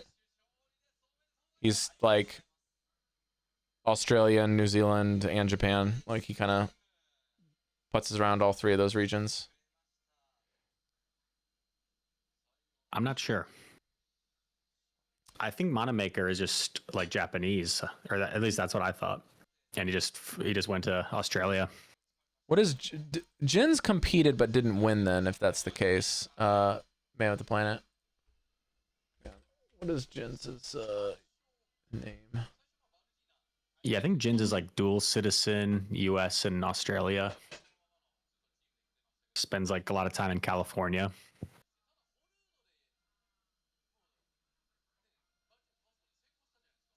He went top 33 at NAIC.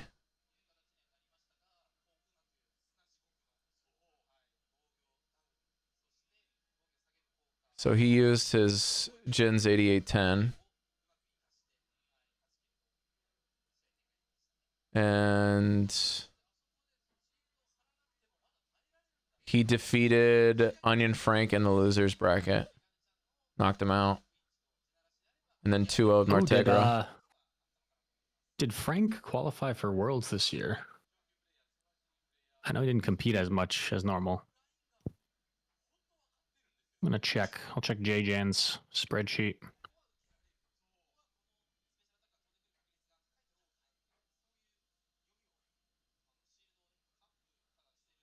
Okay, I'm going to run the translator for a bit here.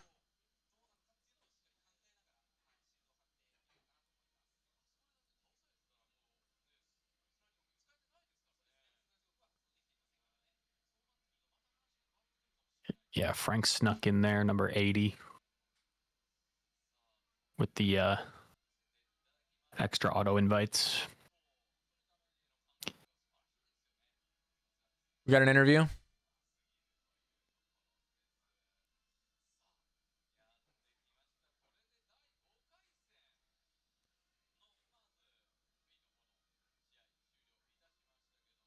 If that was round 5 in stream, that means the other guy is like either 4-1 or 5-0 with the Venusaur team. That's wild.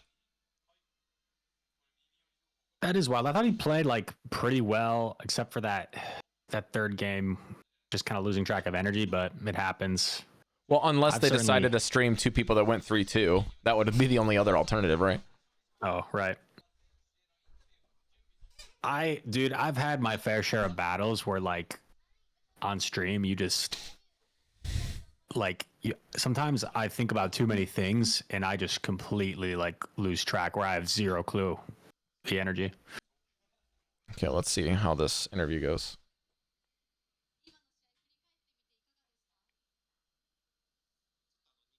I'd like to congratulate you for winning. How are you feeling? I didn't think I'd make it this far.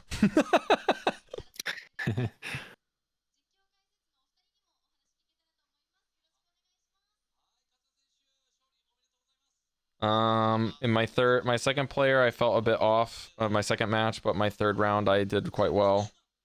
Oh, sorry. The second game, I felt like I was not playing very well, but the third game, I played much better.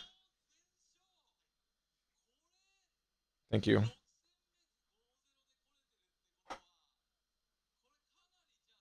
You look very stylish. What the heck? What do you need now to qualify for the end of the day? Do you have some potential for making the tournament? I don't know yet.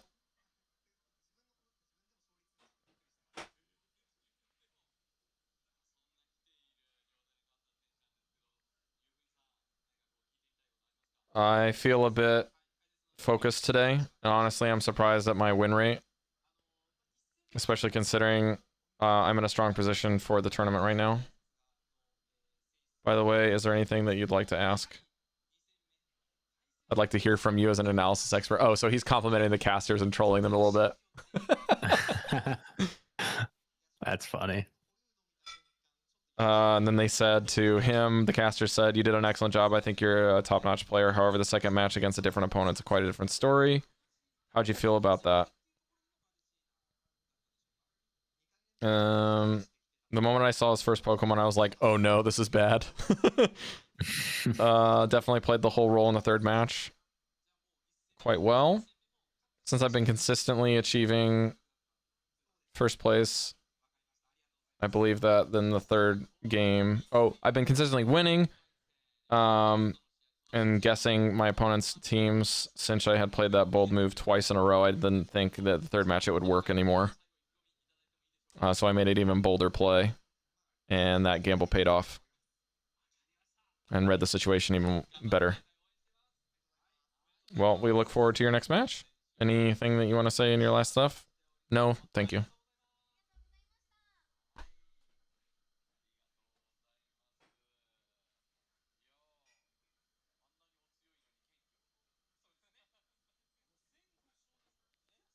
I have to say, as far as like, oh, they're also commenting on how humble this guy is. Apparently now he's not able to talk back. Man, I will say it's very interesting from broadcasting standpoint and cultural standpoint, like kind of the overall politeness and everything. Like these players aren't talking crap. They're not memeing. There's not a lot of joking around. Like they're very like this whole production is very serious, isn't it? Like kind of the general feeling. I guess, yeah, professional. I feel like I don't know. I feel like with it just like varies from person to person for like NA EU. I think EU you have more of like a banterous, just sort of like culture a lot of the time. So there's a lot of like joking around. NA it really depends. Like you might have a nighttime clasher interview where it's just all jokes and banter, but you might have other people where it's more like, you know, serious and like that type of thing. Yeah, I mean, I feel like in the English side of things, like culturally speaking, I feel like if I'm watching an esport and there's not okay, well, let me backtrack a little bit before I even start. when you talk about esports or you talk about any professional sports, I feel like for starters, you're gonna have a little bit better opinion than most folks because you've at least been in the caster booth for more than one thing. When it comes to discussing things that have to do with team sports, I feel like it's really helpful and important to have someone to be painted as a villain, almost in like the storyline. It's really, really good broadcasting to do that, right? But then when you start talking about individual competitions, such as like TCGs or card games or individual competitions like this or in VGC, like painting somebody in a negative way is almost combative, or as like being the villain or being the person that's not liked. It's like almost really problematic for you. Like you don't have a team that you can fall back on. Like you can't be the villain of your team where people like the team but don't like you, you know, that type of thing. So I'm like no fun. I grew up playing sports, and I always enjoyed, you know, like the guys that were like really humble and like the good guys. And, you know, I always enjoyed like be humble in victory, humble in defeat. But then I'm also like a UFC fan. And then you have sports like fighting, right? Where in fighting, I feel like I still appreciate that. But in fighting, it's a sport like you can get away with being like, you know, like I'm the best, like that type of thing. Kind of the WWE motif too. Yeah, so like it kind of depends on the sport at times.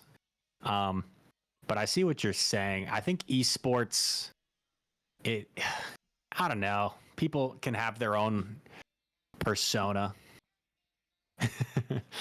I feel like some of the younger guys, while like in the sense of like NTC or maybe Pocket and Thorn, who's the other guy?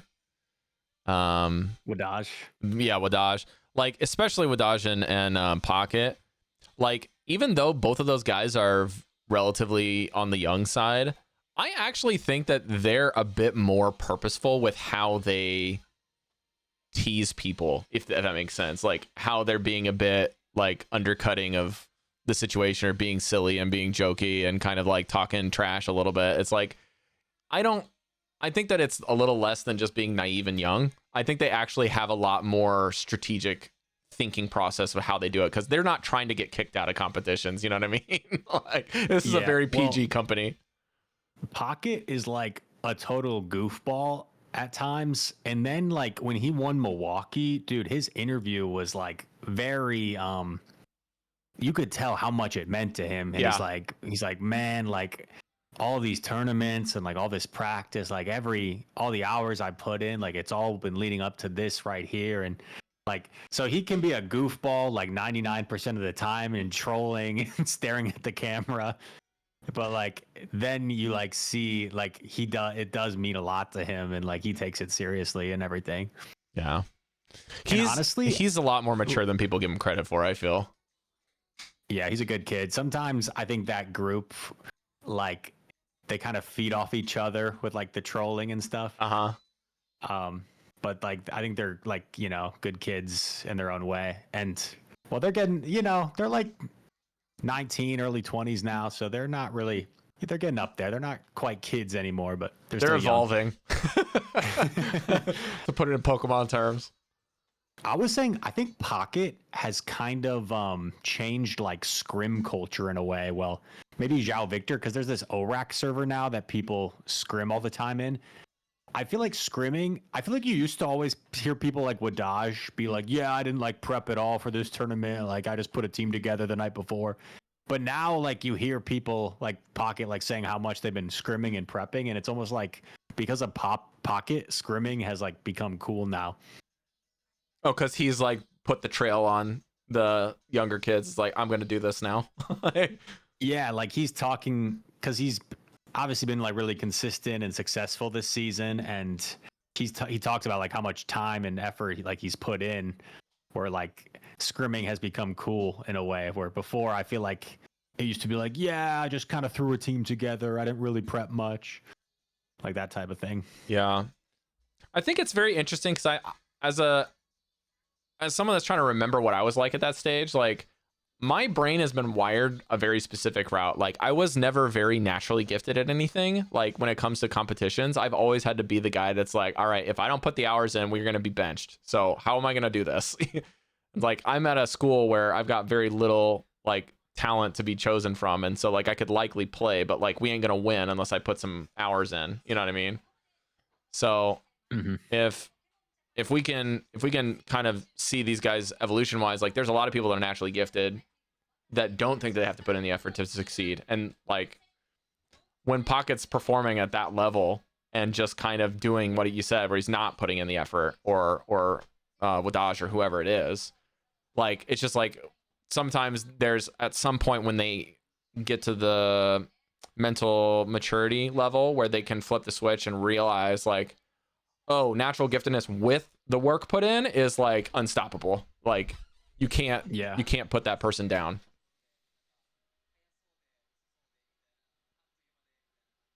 Well, it looks like we're getting to round 6, final qualification round. We're getting Nako and Sato-san back in the booth.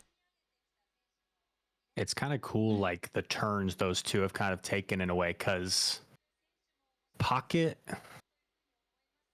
was like already considered, I feel like, one of the best, like even before play Pokemon, you know, like with Sylph and everything.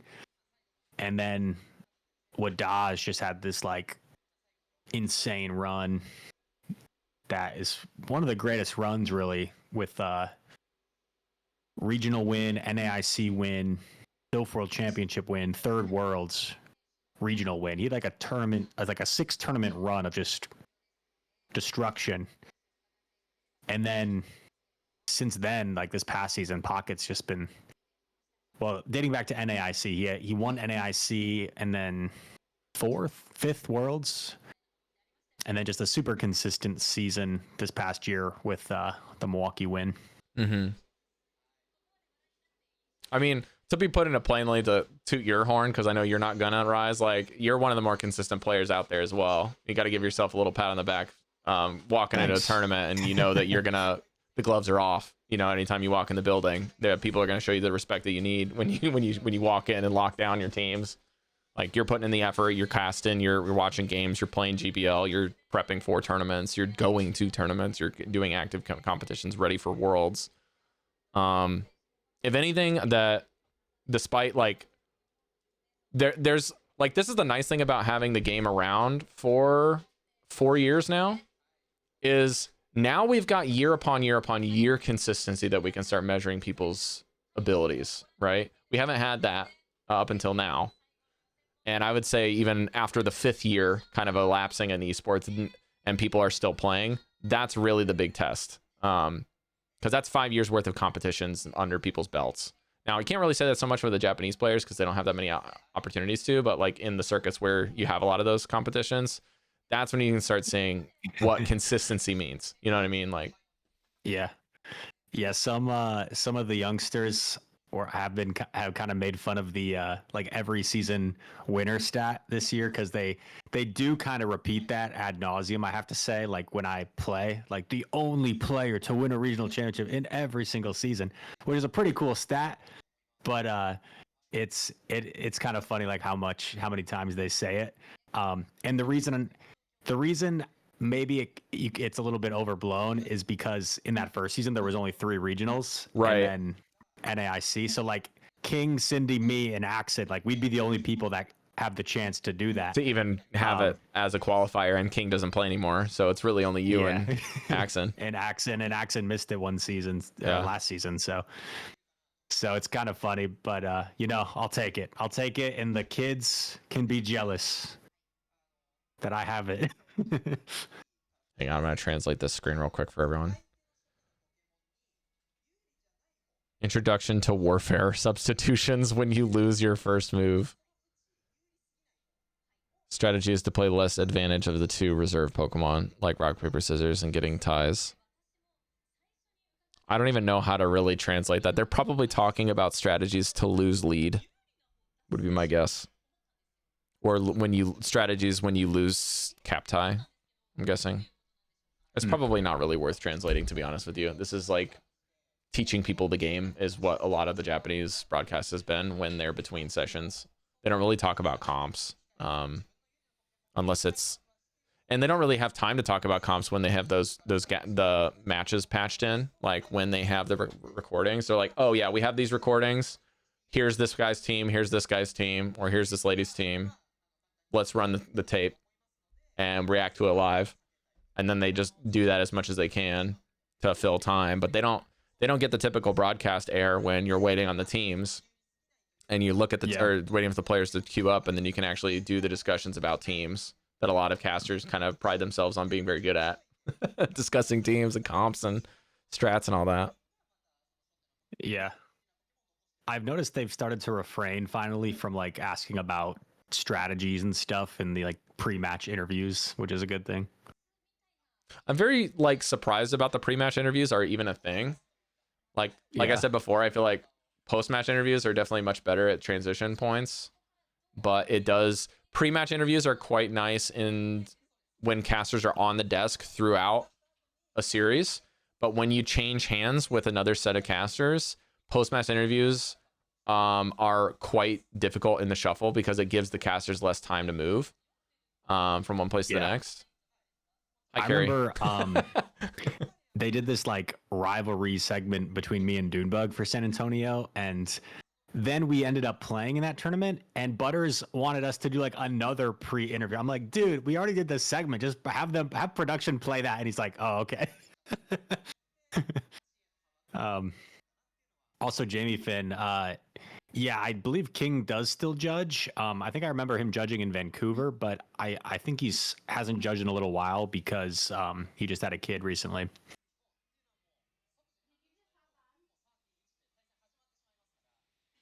I had a really I had like a very happy moment a couple months ago, I think, when I was watching either NIIC or EUIC, and I looked at the broadcast and I saw like what was going on with the character, or with the casters on the booth, what was on the casters when they're in their backstage, and then what the overlay for the stream looked like, and like how everything was set up and everything, and like certain things were removed over the course of time in esports. And I'm like, I remember when we were watching the first year of esports, and I had a whole broadcast stream where I'm like, this is irrelevant information and should be removed. This needs to be organized to look exactly like this. This needs to be much more readable in this way. And this lighting sucks, and we need to have somebody that actually knows how to nail focus on a camera for you guys to actually have a good production.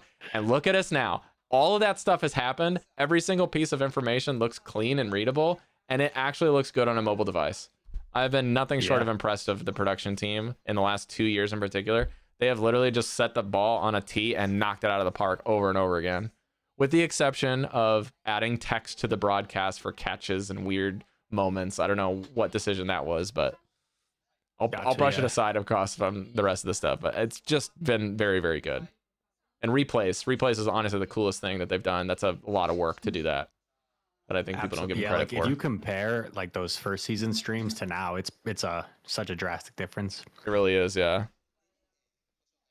Plus, I commend those casters from the first season, because like my first cast wasn't until Indy, which was towards the end of the third season, and like so we had a lot of stuff at that point, but like there was not many, like commercials or like breaks with like different segments. So like they had to do a lot more stalling back then and a lot more just like talking back then.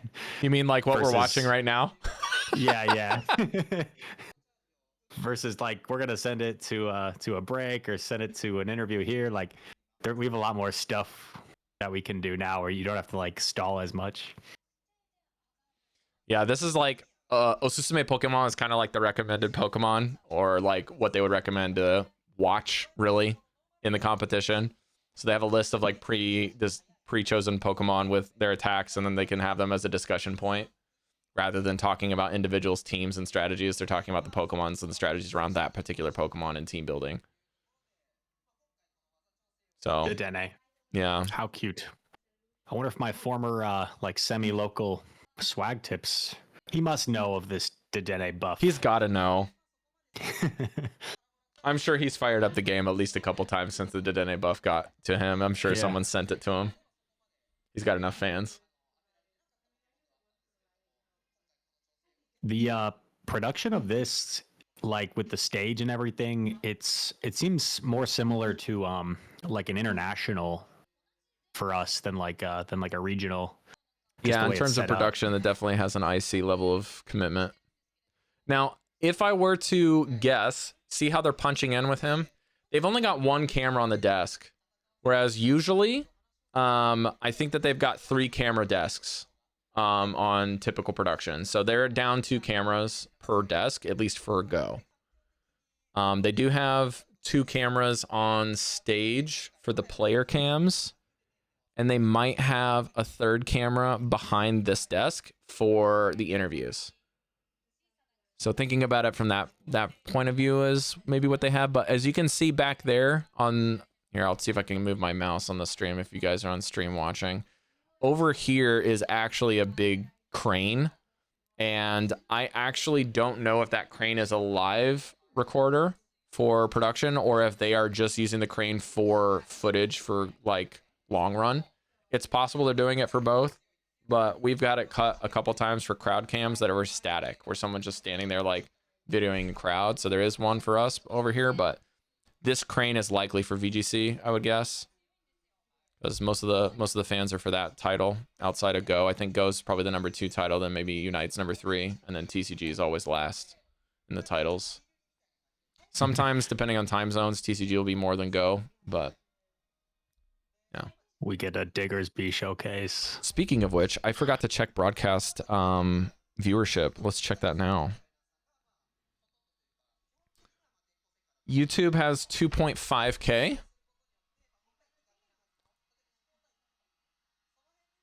2.5K live viewers.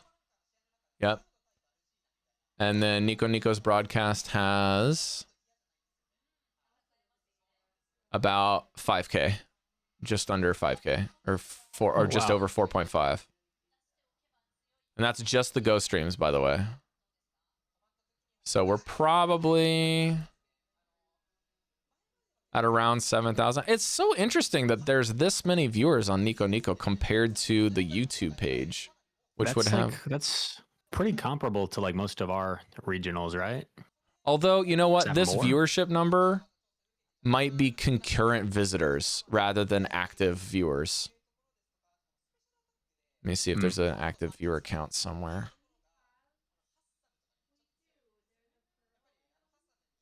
Yeah, I don't really know how to tell you. I think this is going to show concurrent viewership. I don't think it's going to show active, because there's no way that they're actually having active. Yeah, because this is how many people have visited the page, basically, versus the actual production side. Because Twitch hides the concurrent viewership a bit more. Honestly, surprised that we don't see much Annihilate so far. We've only seen one. Yeah, I think, I mean, especially after Axon winning with Araquanid, like, it's certainly an interesting choice. Is there any comments you got on Primeape comparatively? Probably not as much of a threat. I was a huge Primeape fan. Primeape does not enjoy the Araquanid matchup just because the bug bites still chunk it. You only win the 2s.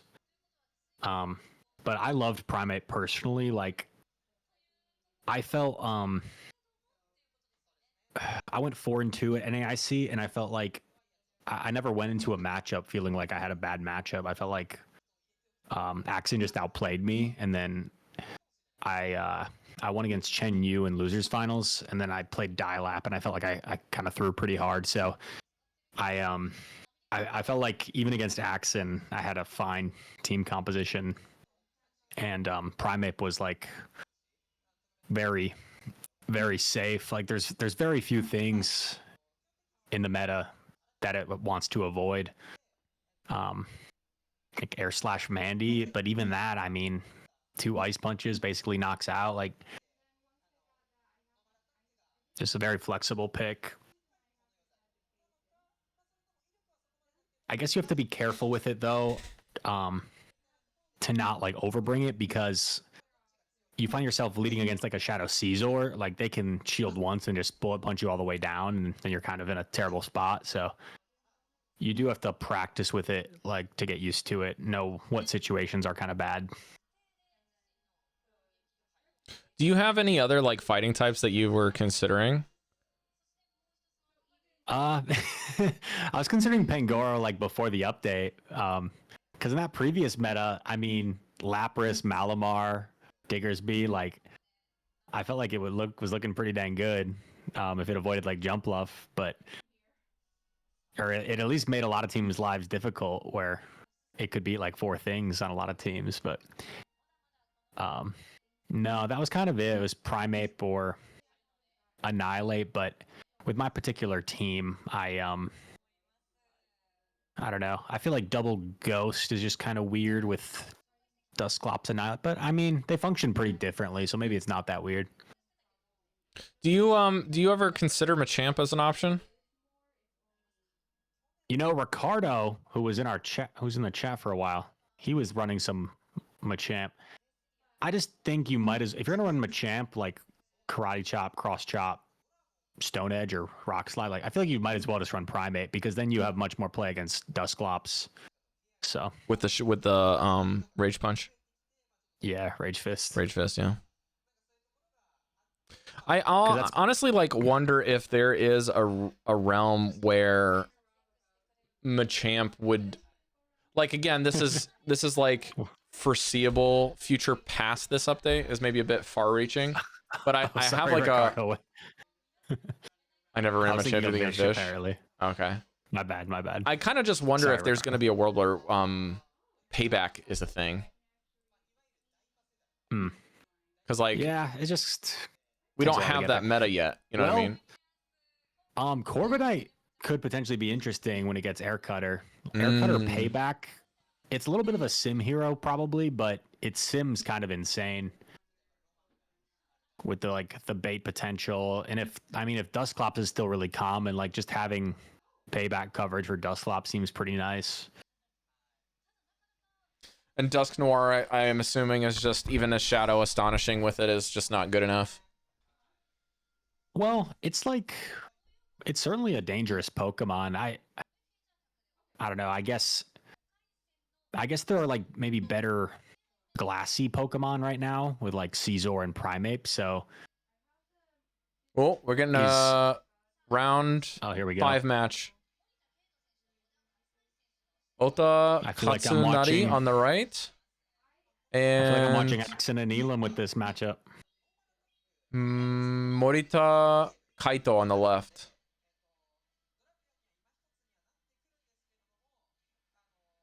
This is Axon versus Elam, except on the left it's a Quag instead of a Diggersby. Actually gonna see a place where Dedenne can maybe pop off here. Oh, interesting to save the Drapion there. Love this. Really gonna hard check if he's got the pod. And he does with the Fury Cutter. He's gonna bait. Oh man. Oh man. Oh man.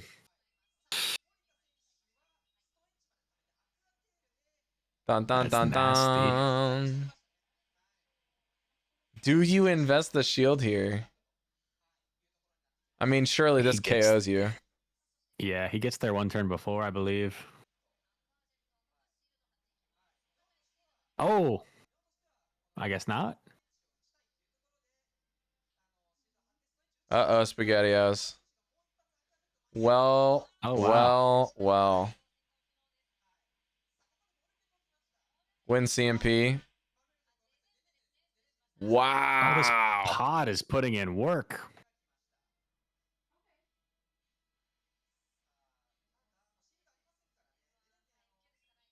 Now, the second parabolic will be faster than the Drapion, no? It's always 5 parabolic. You just catch or you throw? Did they desync there? No, he just threw after 4. Or I didn't notice if they did. Well. The Dene doesn't do it. What a crazy pod play. Wild. Very impressive Fury Cutter. He waited for the catch? Yeah, I guess. Yeah, I guess that is how it's supposed to. Because it's still 7 after 5, so that is supposed to be a charge attack priority, even though he baited. Yeah, you get to 2 at the same time.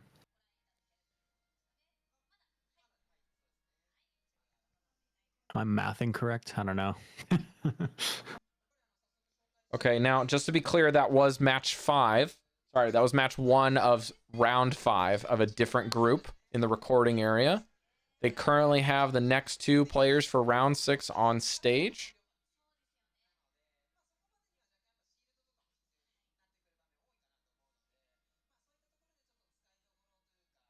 We might get another recording. I'm not sure yet.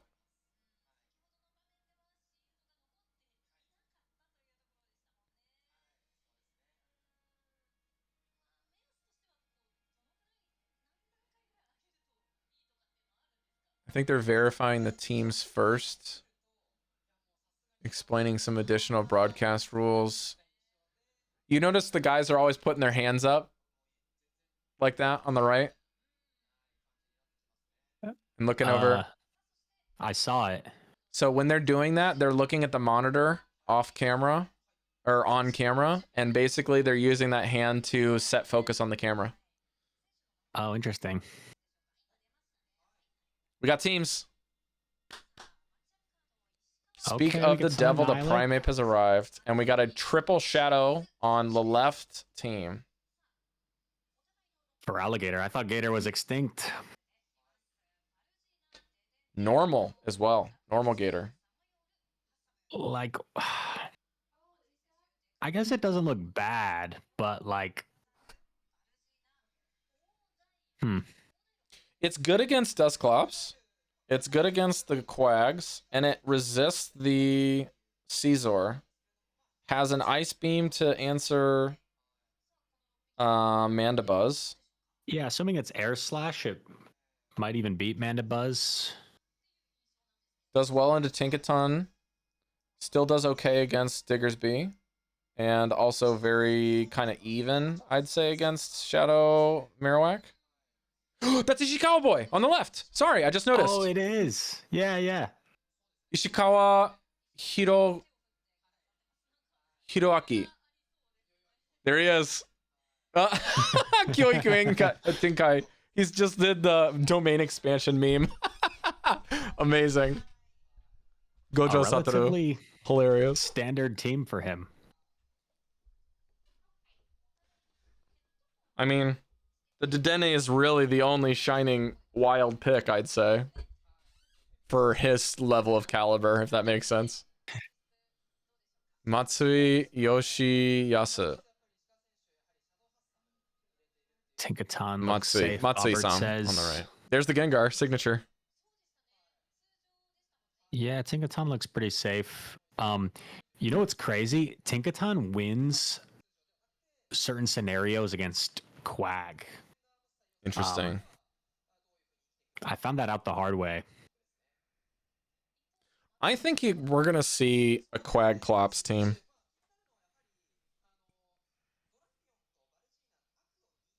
Yeah, Tinkaton wins the 2s if you land a play rough.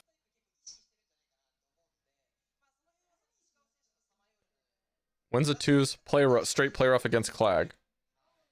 Like if you land up, so like if you double bait Bulldoze and land play rough, you win. Or like if you just land play rough, then you can go straight Bulldoze and win.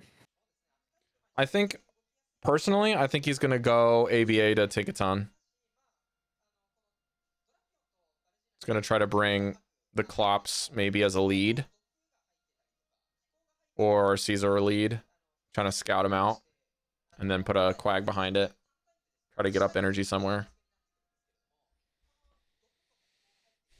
But running double dark against Dusclops makes it really, really tricky to make a catch.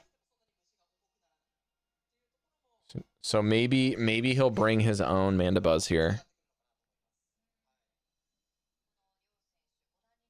Oh, the Clops is a Shadow Clops.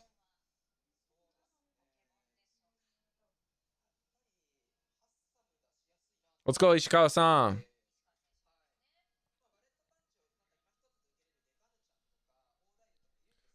So Dedenne only doesn't want to see the Diggers B and can play out of Tinkaton? Is that correct? Yeah, it's not that bad. Because Bulldoze is trash, and then once you're up defense, then you're kind of okay. Yeah, for sure. Yeah, even Drapion's not that bad either for Dedenne. You straight up win the 2 straight parabolic, but someone said to me, like, I mean, if you're buffing yourself right, you probably should be winning the 2s against like most things. Well, I mean, if he runs the Dedenne with Caesar, he could set up the parabolics for a Caesar farm down, right? Or even a Quagsire farm down in that situation, depending on the mon. Caesar is only afraid of Mandy. That was another reason I decided to change Moltres to Mandy, was like to have something that can just absorb Caesar energy. Because Caesar, you can go straight, you can just Night Slash right away against Moltres and then shield and farm down. Like, wow, that's scary. Yeah. And you leave pretty low, but like you just win switch easily. You probably get off a parting move against something. Mandy's nice against Caesar because you win like the 0 to 1 shield. Because you get to double aerial ace.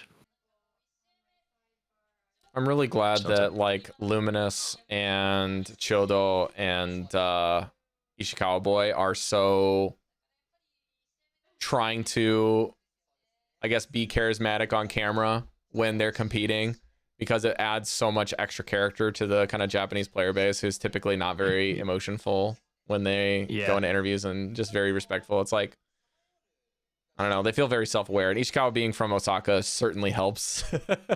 So the Osaka people really don't have any fear. The awkward thing here for Ishikawa Boy is like, I feel like the Mandibuzz looks pretty good against 5 Pokemon, but the Tinkaton is also pretty safe. So, you know, Tinkaton is probably coming. Gotta put 2 answers to it somewhere. Just a matter of where the Mandy's gonna go and where the Tink's gonna be. Yeah. Lapras doesn't seem too terrible if the wow, I literally can't think. If the Annihilate doesn't show up, Lapras isn't that bad. Mm-hmm. I mean, Quag looks pretty solid too. I guess Annihilate can be kind of bad for Quag because the counters do add up pretty quick.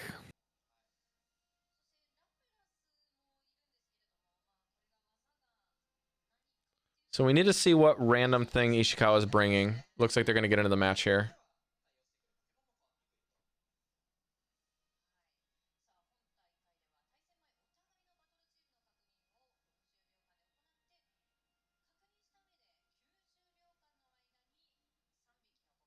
"90 seconds to lock in."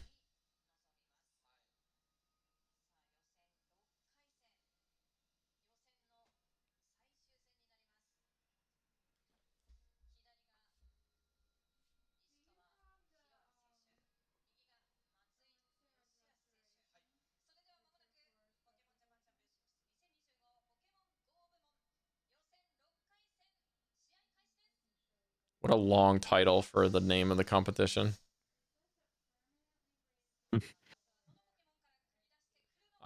We got the Quag and the Mandy.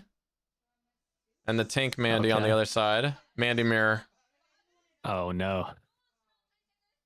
Well, this is good in a sense for Ishikawa Boy, just because, you know, you avoid the Tinkaton with your Mandy. So you just need to avoid CMP tying as much as possible.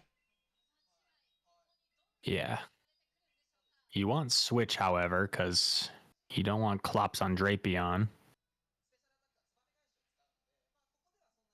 But it is a Shadow Clops, and contrary to popular belief, Clops can win the 2s.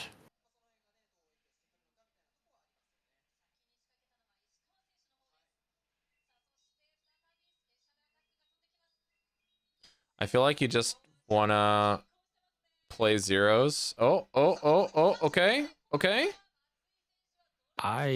He lost the game of chicken. This is pretty bold. I don't really like this play because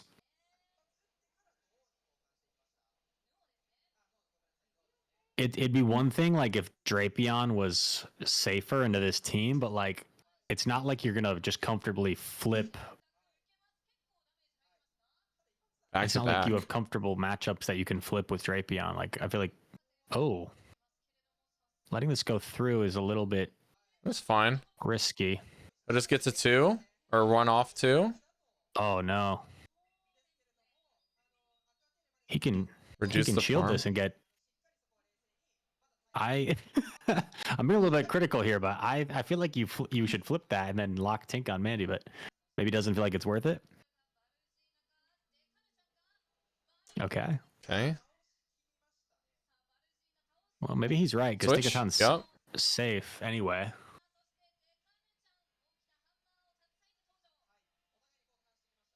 I'm really surprised that he didn't go ahead and throw the Shadow Punch really quickly there to kind of reset the clock. I guess they're resynced then.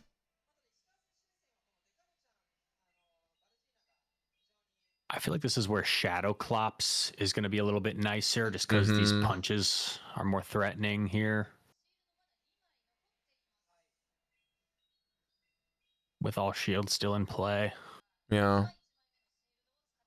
Okay, there's the second shield. Do we think a swap is coming in after this? Like a combo play with the Mandy? Where you get the shield with the play rough and then swap? I think you probably Yeah. gotta be probably. ready for it. Oh, he pre-swapped. Oh, he predicted it. Yeah, he did. That's tough. Good patience by Masio. Yeah. Matsui. I don't blame him. Because you can't even really wait there. You get too far behind.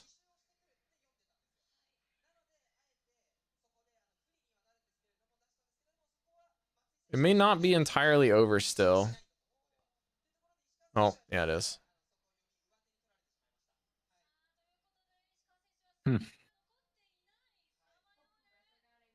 It Well is played. foul play, though. I was being critical of the swap, but, you know, recognizing that, like, if you can get your Tinkaton on Mandy at some point, like, that's going to be good, so. And he lured out Quag with the Drapion, so, you know what? I'm trolling. Honestly, smart. that Mandibuzz like hard swap after the attack was such a next level play that just made him look like he got caught. But was actually very, very good play. Yeah, and I bet he honestly, like, recognized he might do that, so he just stayed in. Mm-hmm. Okay, this game is still far from over despite going down 1-0 here.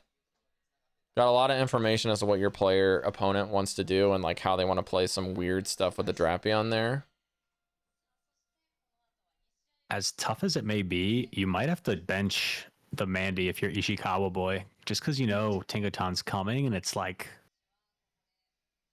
you just can't overcome that matchup, even if it's like for part of the game. Like, let's say you get your Mandy locked on to Annihilate or Drapion, like, and then you get farmed down with a Tinkaton. Like, you have nothing that can absorb that energy, really. So you might have to bench it.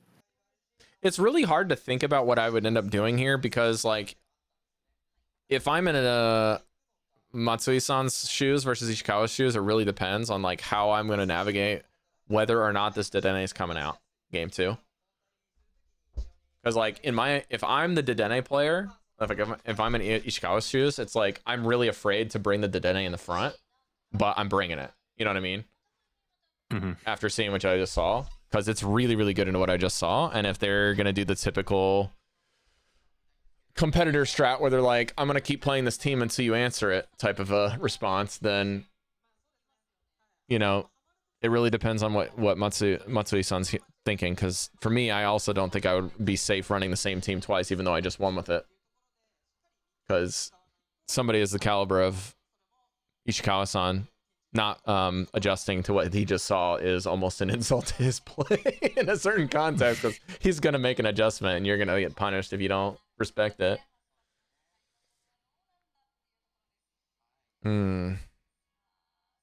But I think what you said about Mandy going to the bench is very probable. The Dusclops does seem to be a good neutral pick, but we're gonna get into game 2 here in just a second.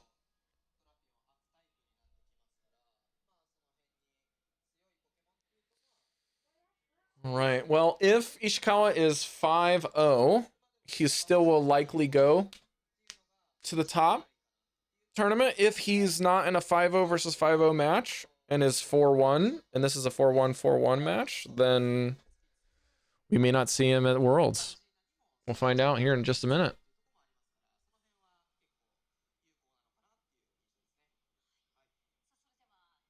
Look how locked in he is. Both of these guys. Dune Bug in the chat. What's up, Dune? How you doing, homie? There's the Dedenne and the Klops. Ooh, okay. Okay. This kind of is favorable for the Dusclops, no?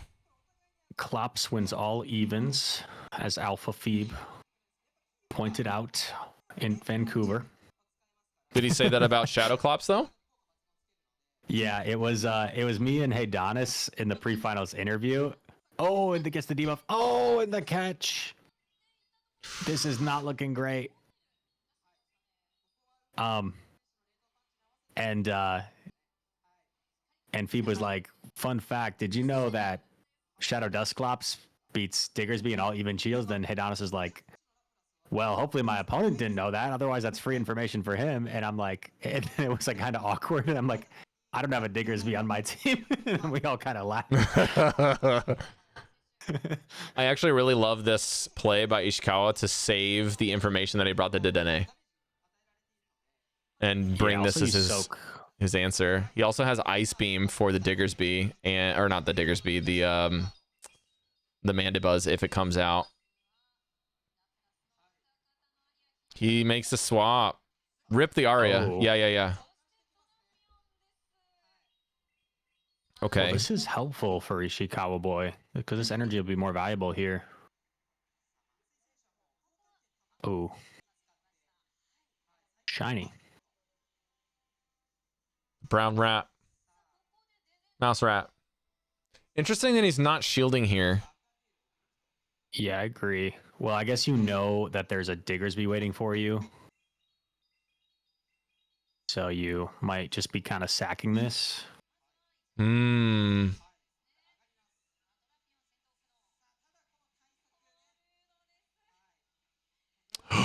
lets it go? Play rough.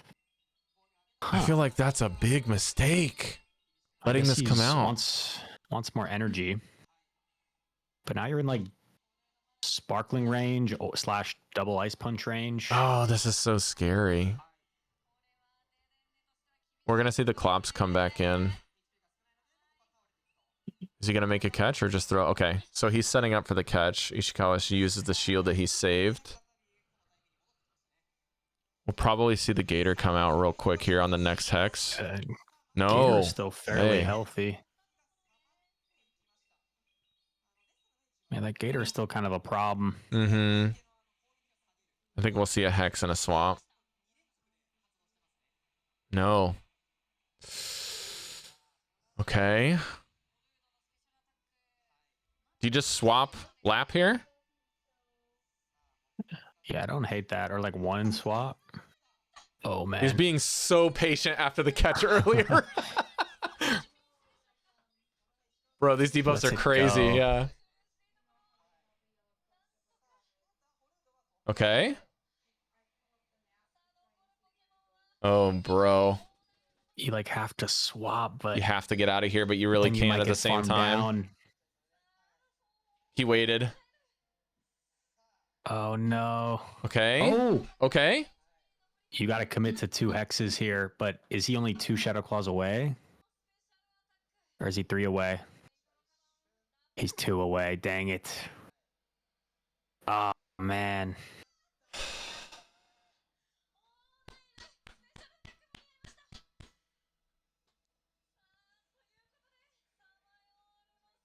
Yeah, I don't know. Masterful gameplay. Yeah, it was a great game. He needed to like swap lap earlier. I don't know if he needed to swap it against the Diggersby or if he needed to swap it like before throwing a punch at for alligator. Yeah. So like the thing that was interesting here is like Matsui-san took the pacing of both of those games, made a slightly odd decision really early, and then just kept building on those swaps and interesting decision points, right? So especially in game 2, took that first jump out and then just jumped out again and again. 2 different matchups that didn't really seem to have a lot of intention. But then when it comes to the end of the game, he's got the Pokemon that can get up energy much more efficiently than the slow pacing ones that are on the other end, and was able to really maneuver that quite well, especially with the Gator. Mm-hmm.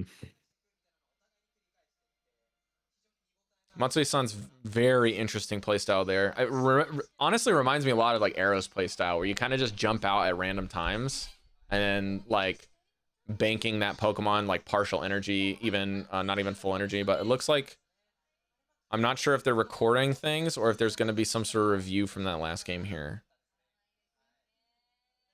They might be trying to record the final pieces and get them logged out for an interview. Yep. I had the pleasure of making a trade and meeting Ishikawa at GoFest for the second time. This is the time I was able to meet him. So it was really, really nice. Such a great guy. All right. Yeah. Interview is getting ready to start, so the translator is on.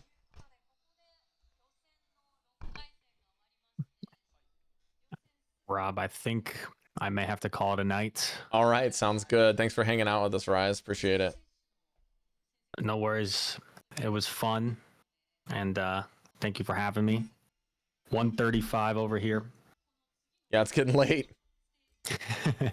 But I'll talk to you later. All right. Good night, Reis. Take care. Good night.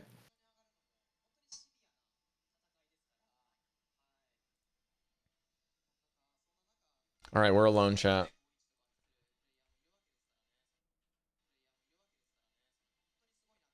See if I can fix this for a bit. There we go. Top 8.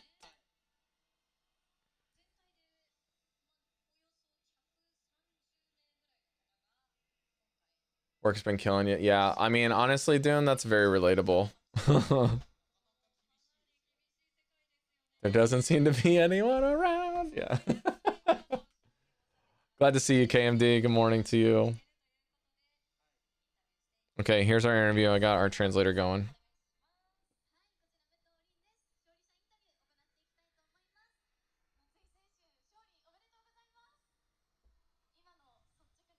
Roughly 130 players remaining.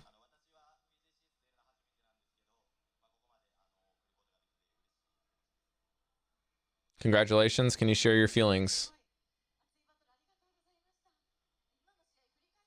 That was a really heated battle. I'm really happy that I made it this far.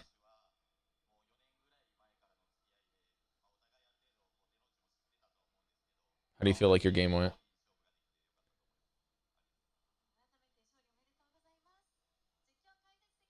Sorry, the translator's running a little bit behind.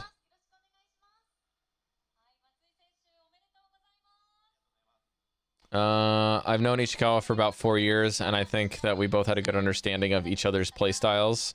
I'm really glad that we were able to have a really close and exciting match. Thank you again, and congratulations for your victory. Let's pass it to the casters. This is a new milestone. Thanks for the support, Matsui. Congrats. Let's go to the casters. All right. I appreciated the intense match. Let's reflect on your first game. What was a moment you knew that you made a good decision? I think the opponent brought their Dusclops maybe, and I aimed to take advantage of that weak spot in the background, so I believe that that strategy worked out quite well. Thank you. Oh no, my translator turned off. Ah! I gotta... Sorry, guys. I forgot to delete the previous ones. I've just been going back to back, so I need to delete the saved ones.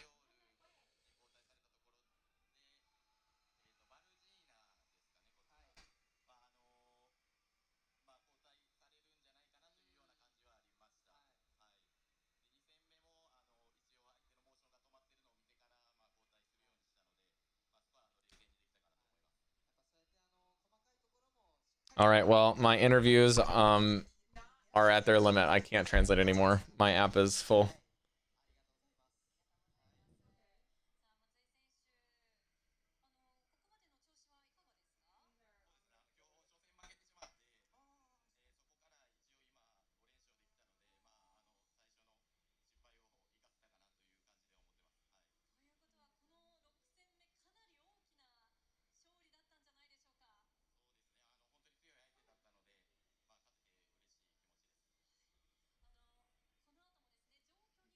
It's a really good feeling to make it this far.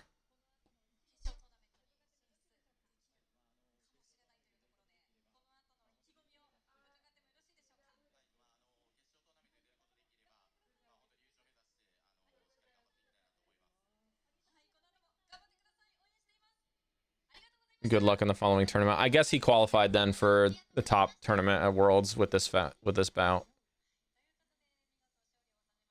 Now again, I don't know if Ishikawa is eliminated. We don't know because this is round 6.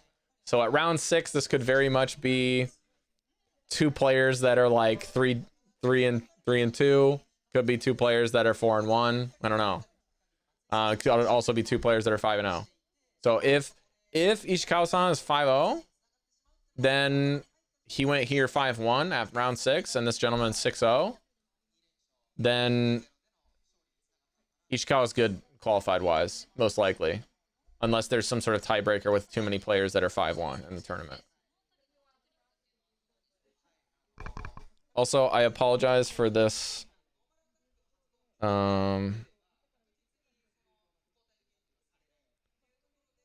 Update plan. How much does it cost? Oh my god. This app is so good. It's $60 a month though to use. I don't even know what the free plan does.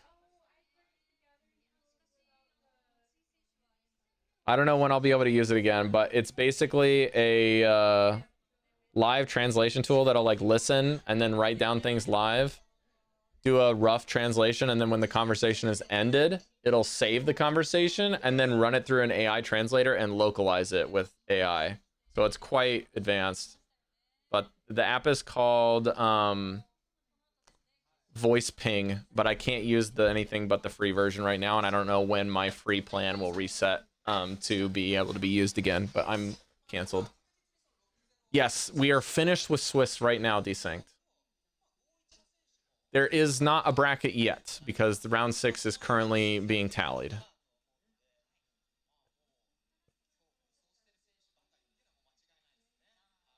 I have the round list page.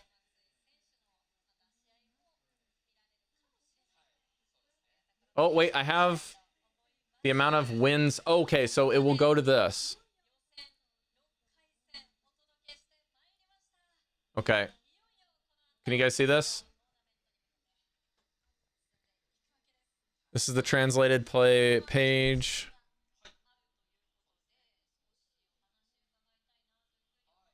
So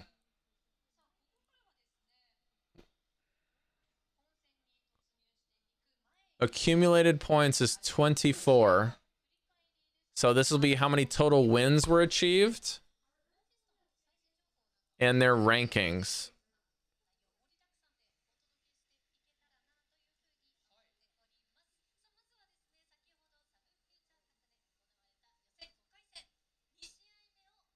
The guy that was just on stage is this gentleman here.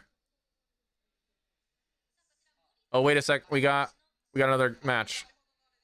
This is match 2 from round 5 that we didn't finish earlier. Again, round 5 right there. Above my head. Right here.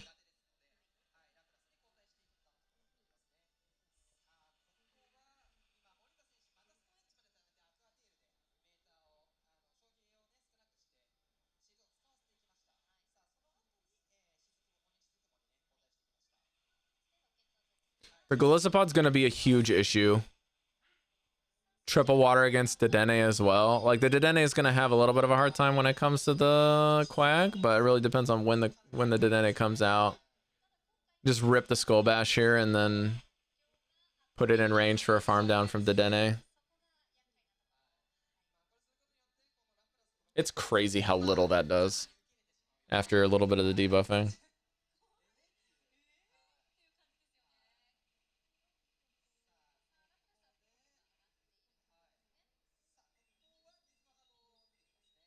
Oh my goodness, dude. This is just a wet noodle fight. I don't even think this knocks out. It'll be close, but probably the side waves will be enough. Oh yeah, they did spend the shield. All right. Miri Morita Kaito. What are we doing? Okay.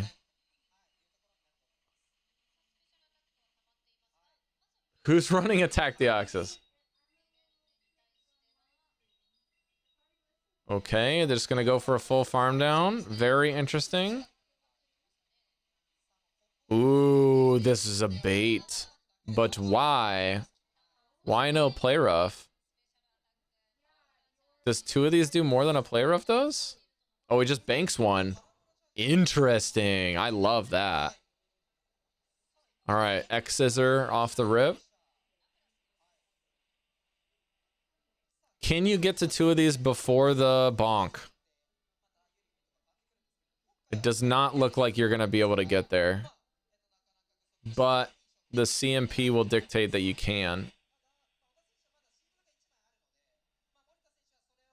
Was it a cap tie? It was. That's a great CMP tie. You could probably shield this farm down if it's not if it's the bonk, but makes the hard read that it's no bonk. Okay. Pod will win CMP against Quag, I'm pretty sure. Does make the hard swap. Comes in for the Aqua Tail.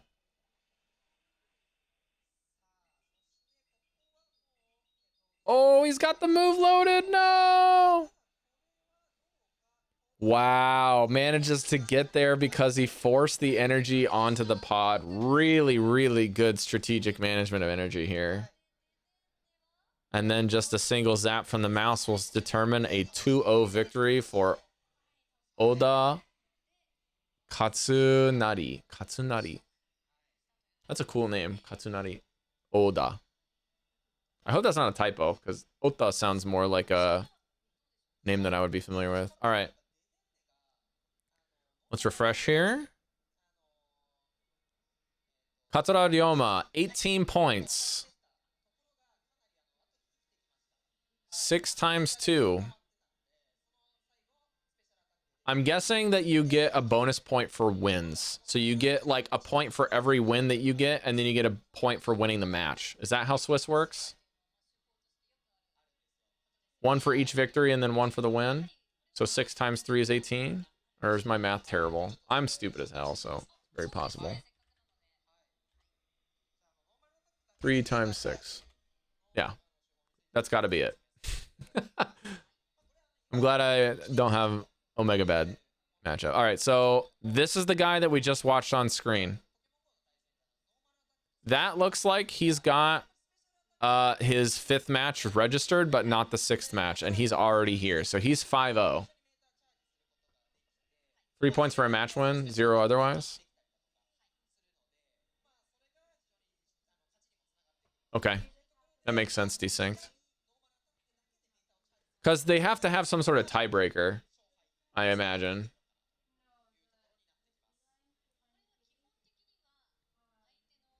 All right, let's see if we can find Ishikawa.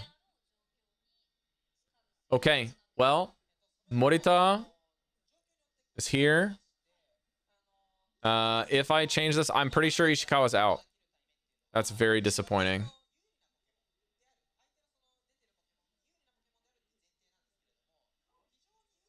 That's so sad. Ishikawa's not going to Worlds, boys.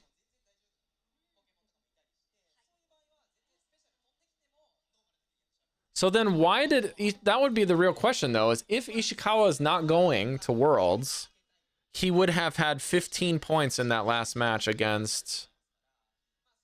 Oh, no. They would have been 4-1. So it's 2 4-1 players playing against each other. Because Oda Katsunari was the person we were talking, or no, he was in round 5. Matsui-san, right? Is that right? Mitsui? Mitsuta? Kazuhiro? Was this the guy that Ishida or Ishikawa boy just faced? Yamaguchi-san from earlier. Oh no, here we go. It did flip it. Ishikawa's here. Ishikawa's right here. 12 points.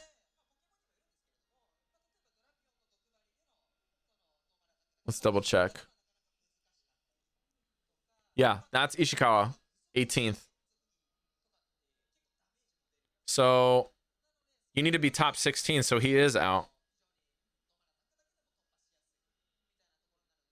So the real question is if Ishikawa is out or if he's got no, because that what we just watched round 6, so that's it. 4-2. I don't know what Crescent Angels' government name is, so I can't help you.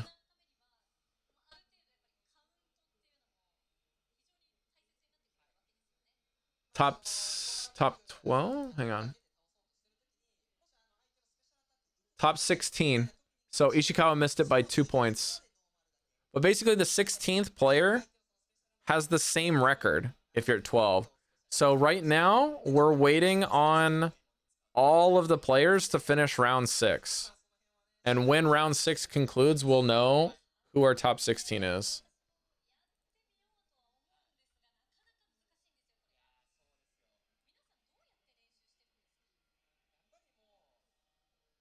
Talking about normal attacks.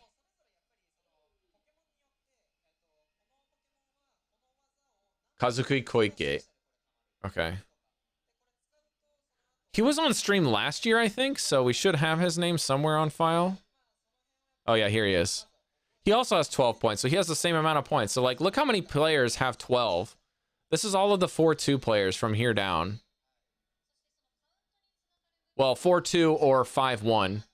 No. Or 4-1, depending on if they're finished with round 6 or not. So everyone at 12 points is possible, has a possibility to qualify. But also all of the people with a 5-1 record have the possibility to qualify because there's this many people tied for 5th. So I don't know how they plan to work out a tie. I'm guessing that they have the accumulation of points. Does the accumulation of points have to do with how many game wins they got?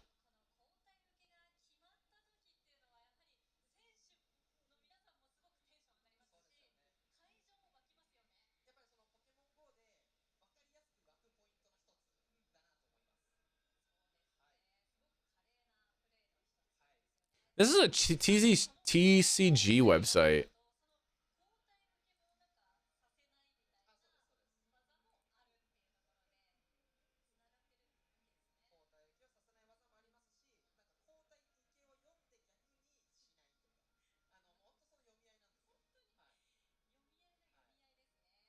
Oh, it tells you who their opponents were.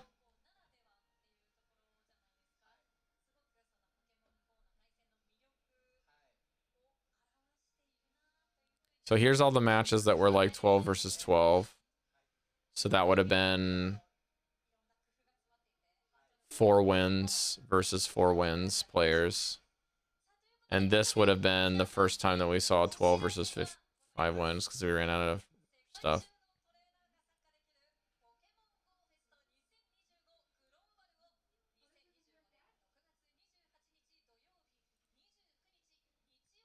I'm going to put this in a different translator.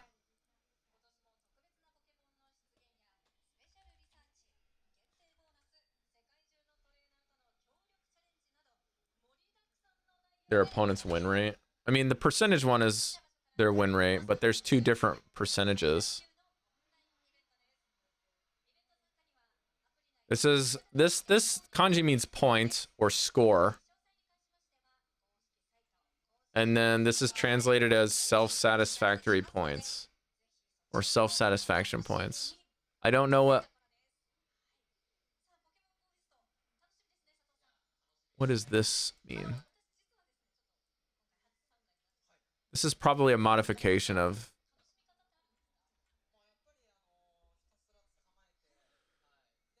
So this is the mean or average. That's what this means.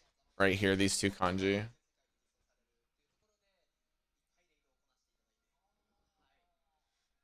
An accumulation of points. Or... something else.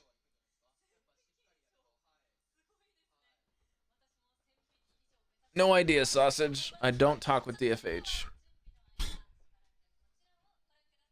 To be honest with you, most players don't talk with me either. Because I'm in Japan and my time zone sucks for people to talk with. Unless they're degenning at this hour.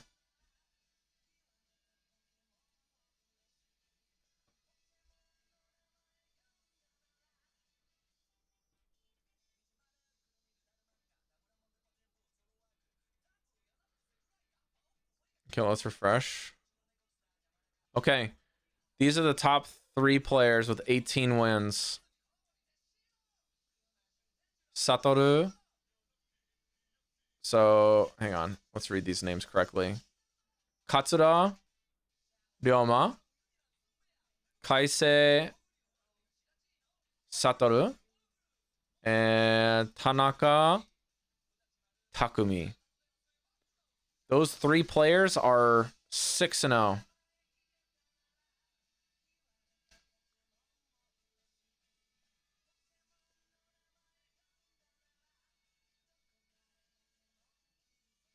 This has to do probably with how many 2-0s versus 2-1s, right? Self-satisfaction. Yeah.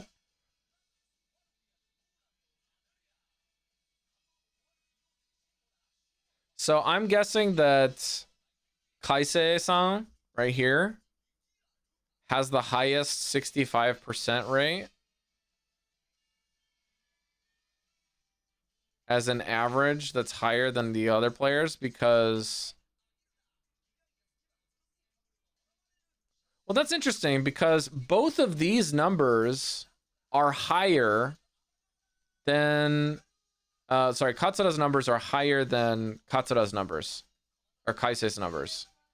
But the average is higher for him than it is for him. But this has got... These categories are how they're delineating tiebreakers down here, would be my guess.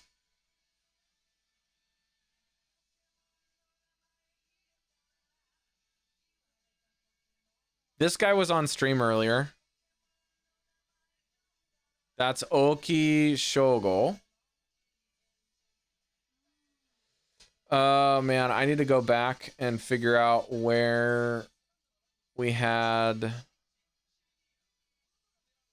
That's Ishikawa's game.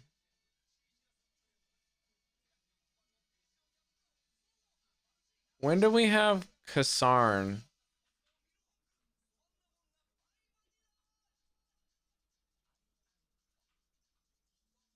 Okay, this is Kaisei Satoru. So Kasarn is currently in second place with the same record. Kaisei Kasarn. Kai, yeah. So Kasarn won first place last year and is now 6-0 this year.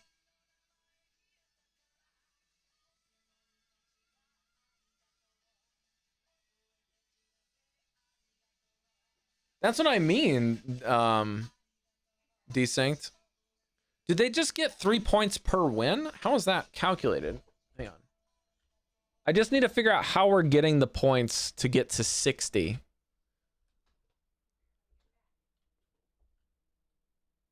Is it because, like, it would make sense if they all had 60 points right here?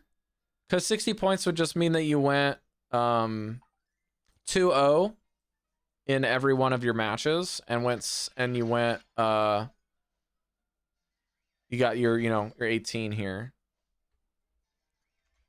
Let's do 60 divided by 18. What do we get there? 3.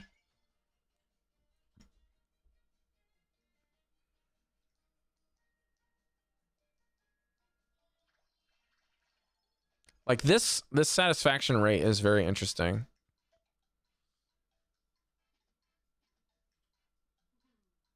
Because these kanji here and these kanji at the beginning of this score are different.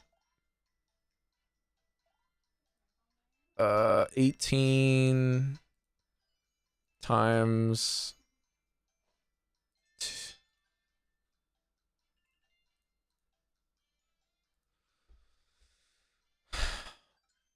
Let's say 18 minus 6 is what's 12, right? So 12 times...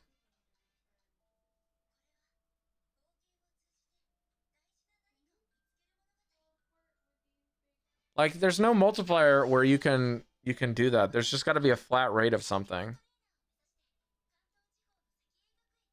Because going undefeated is the max possible rate, right?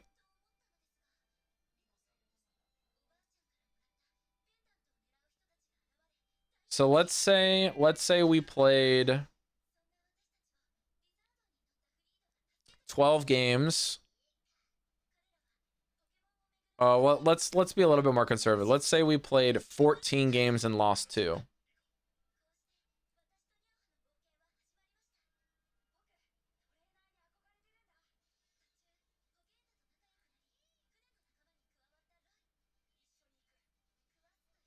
So if you lost 2 games, you would have an 87% somewhere in these 2 percentiles.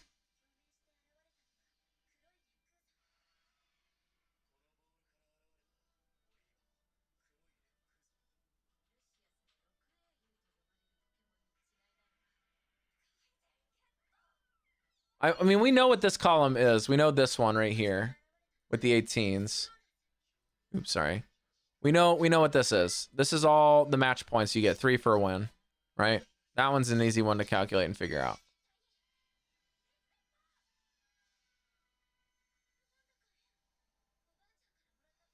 Total amount of points you defeated. I guess that's fair, but then that would mean that these 2 players should have the same because they would have faced off against people with identical records, ideally, right?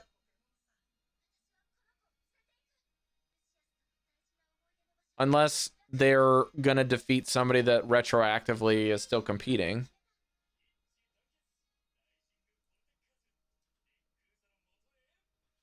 This is really weird.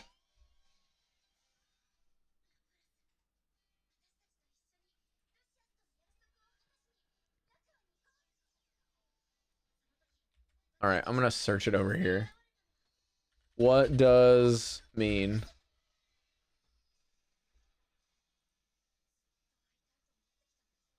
Opponent match win percentage.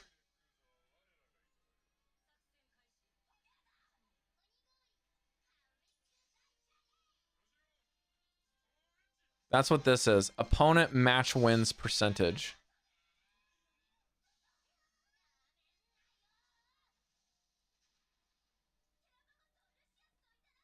All right, let's go into trying this now.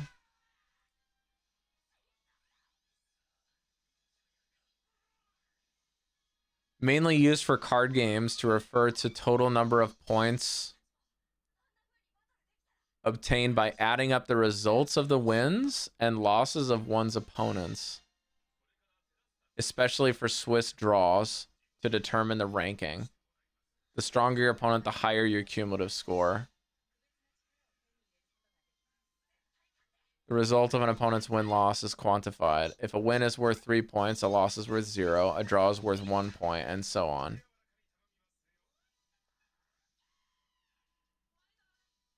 If you win 3-1 and your opponents win 2-2, 3-1, and 4-0, your accumulated points are 0, 3, and 4.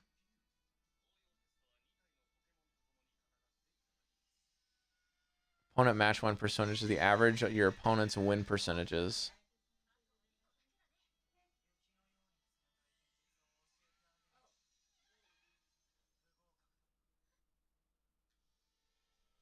Yeah. Basically, if you went 6-0 and all of the people that you beat ended up going 5-1 in the tournament, your score is going to be like way higher than another person that went 6-0 and didn't have the same result against different opponents. Like went up against a bunch of people that went 2-3.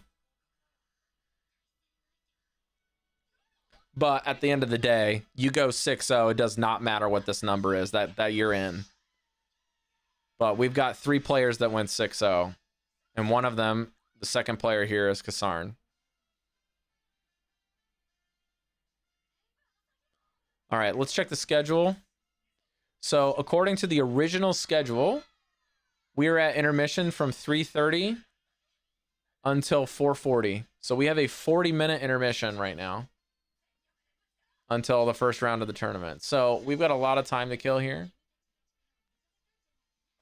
if you guys are still down. And I believe Ilya has passed out because he was supposed to be home 2 hours ago.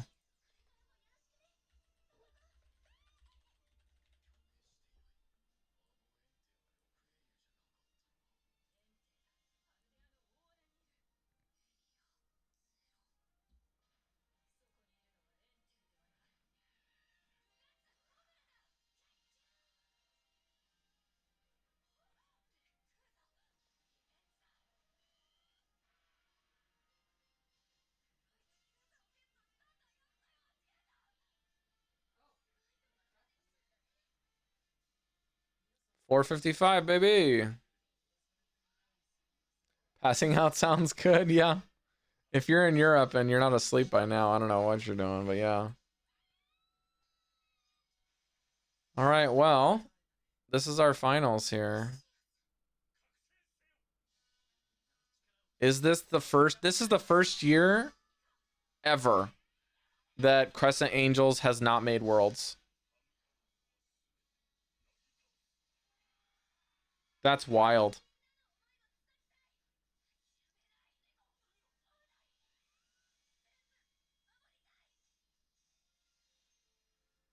I'm gonna check some Japanese Twitter here.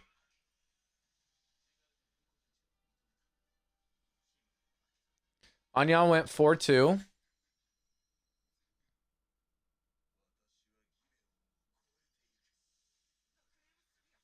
Pokemichi is 5-1. So I don't know which one of these is Pokemichi-san.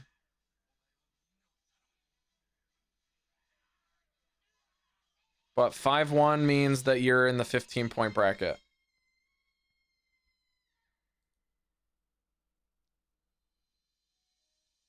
So which one are you?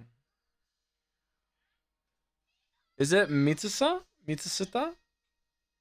Mitsuta? Mitsuta?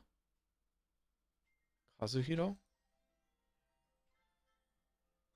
I'm thinking it has to do with something like meat, like poke meat, michi, meat. That's my guess. This might be Pokemichi.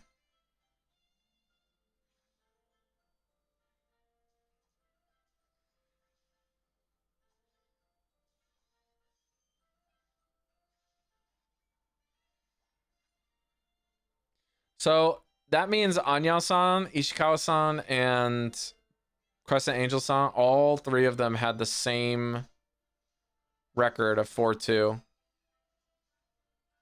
So top 46 PJCS. Well, I guess you can't really say top 46 if there's an accumulation of points where that kind of dictates where you're at. Because that means that, you know, Ishikawa barely missed with his record of 70.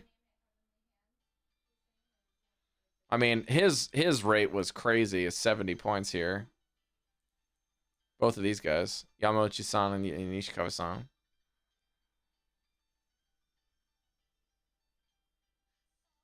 Good morning, DS.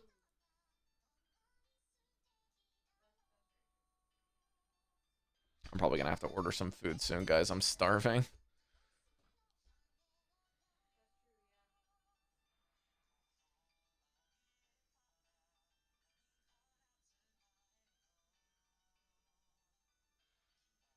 So much downtime.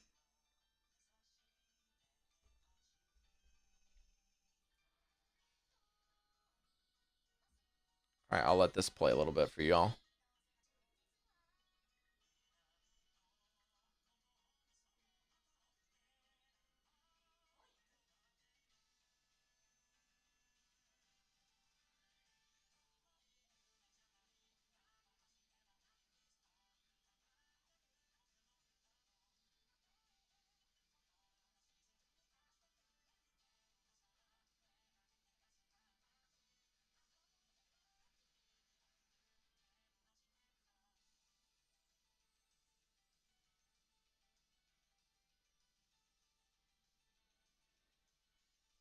Mugen no keep the. Interesting. This is a lot of Vocaloid edits for this year. I wonder if they're doing some sort of Vocaloid partnership that's going to go with the new Pokemon centers, because we've got the new Fukuoka Pokemon Center that's Latios and Latios, which looks like this. Also very cool they put the triangles in there.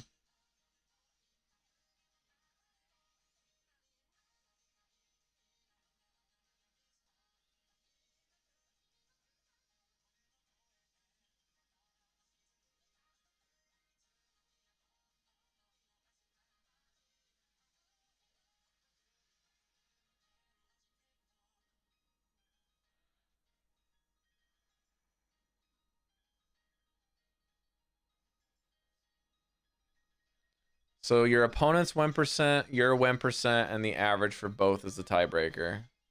Dude, that's too much math for me. I'll just let them figure it out. I wish I had enough brain power to be able to discuss that sort of thing, but I just feel stupid trying to figure it out. I'm gonna get some more water. Thanks for the follow, by the way.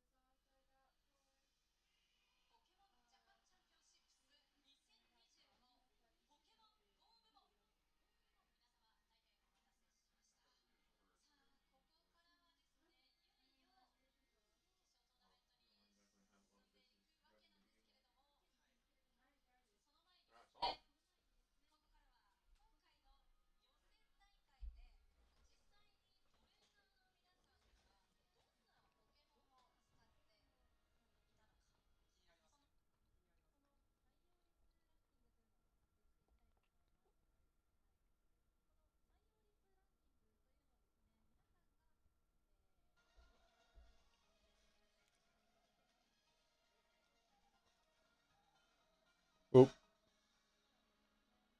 I chose the wrong stream on my iPad. Alright, we're down to 2,000 viewers right now. Diaz, why don't you ask Carrie how she's doing in herself? She's in the chat.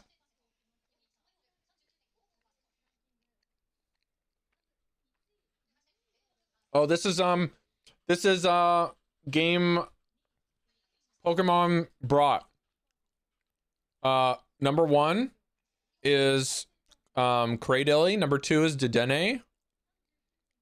Number 3 is Shadow Drapion. Number 4 is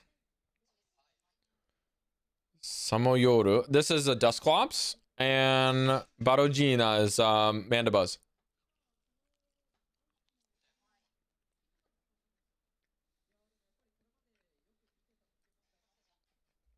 Alright. Let's do a quick screenshot.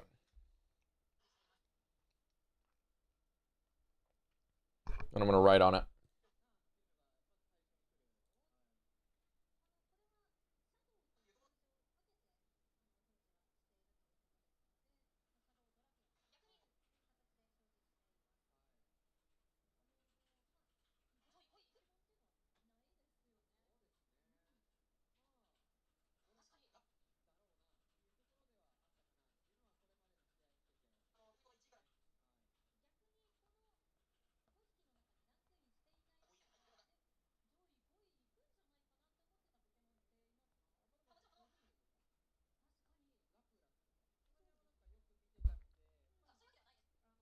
Again, I'm writing this down so that I have a record of it and I can post it.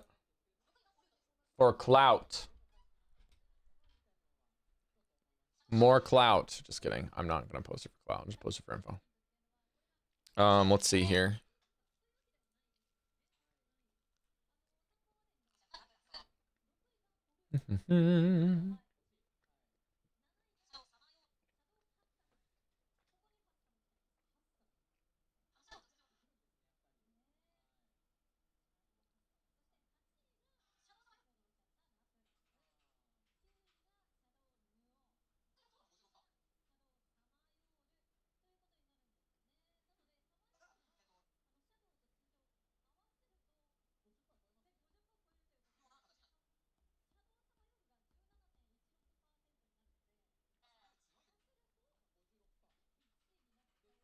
Dusclops.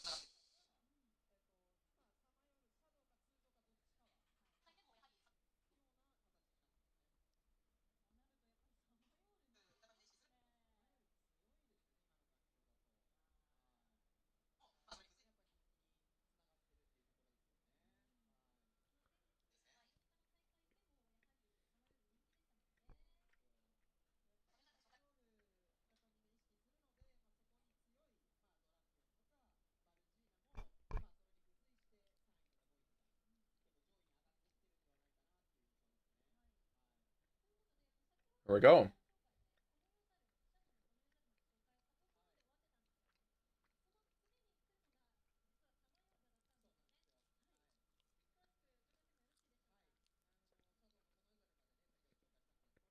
Oh, did not post?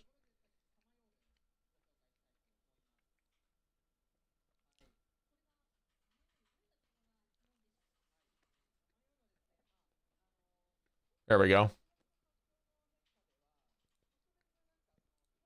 Delete this one.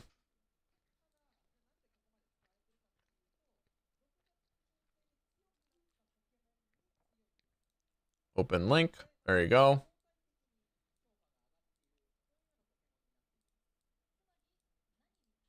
Save image. It's a WebP. Fun. Try it again. Downloads. Boom. Top 5 most used Pokemon at PJCS 2025. Downloads. Boom.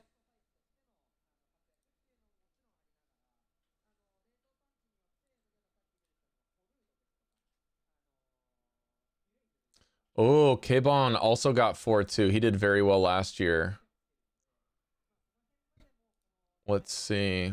Daigo leaving the venue, did not get to meet up with friends, but my son seems satisfied. Okay, so just went with his friends and his son. 3-3 for Nyankake.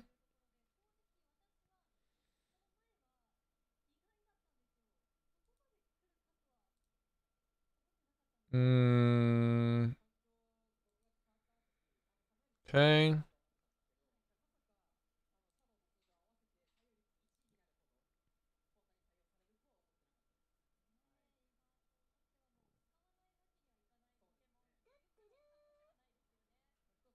Ishikawa just posted.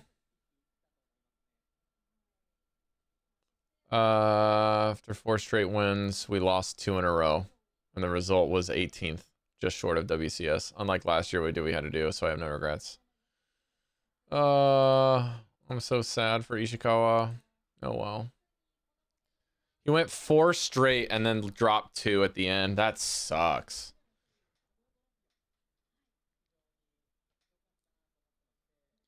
I pulled up Google Lens and it says number 5 was Vargina. It's ba, not va.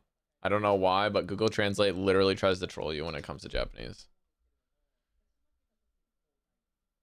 You could have seen teen sheets throughout the entire session.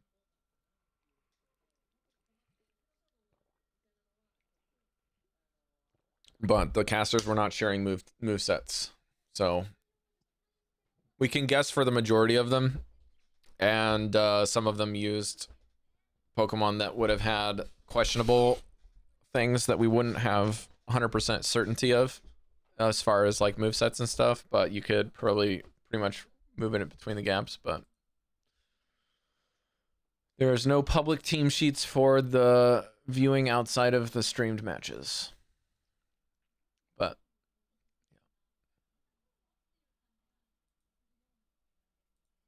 top 18, so close, man.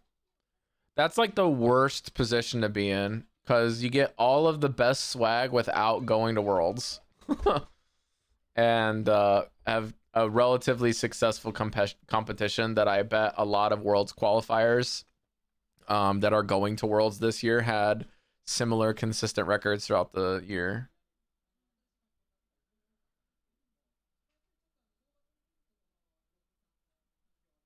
Unfortunate. So unfortunate. Swiss plus singles, most likely. Okay. Comment Glaceon made it to top 16.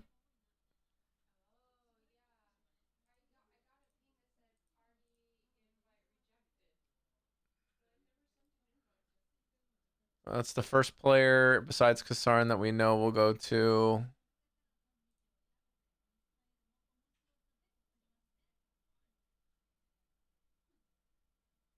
Okay, Pokemichi-san, this just in, is qualified for Worlds.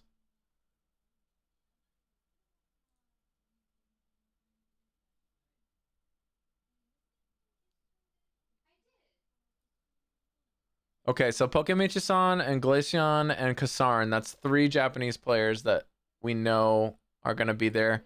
Crescent Angels posted 4-2, will not be at Worlds for the 4th year in a row. This is Crescent Angels' first time missing Worlds qualifier.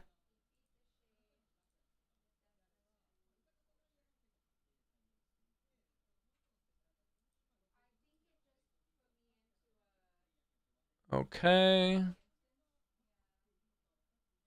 Hiromaru-san. Oh, I didn't check to see if Asuka made it. Let's see if we can find out where Asuka finished. That was the lady that was in match 2.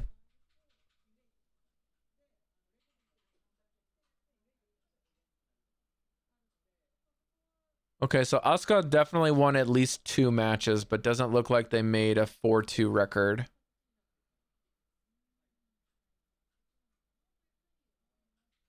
There's Ryan Yuki. 3-3. Hiroyuki right here. Masato Soichi, yep.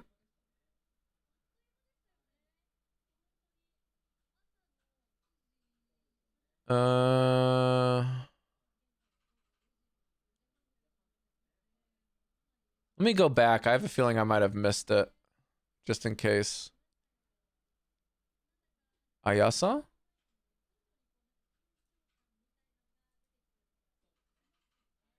Yeah, okay.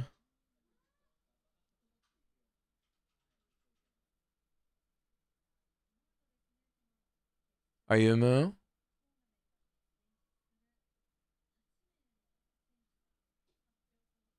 Atsuya? Yeah.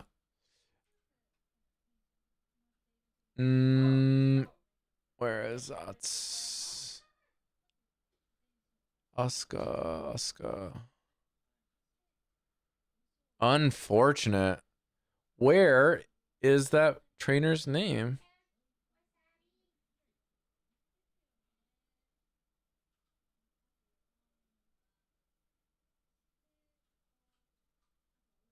6 would have been only 2.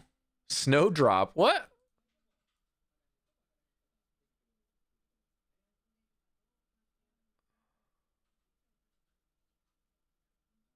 Okay, maybe I'll just leave it on Japanese. It'll be maybe easier.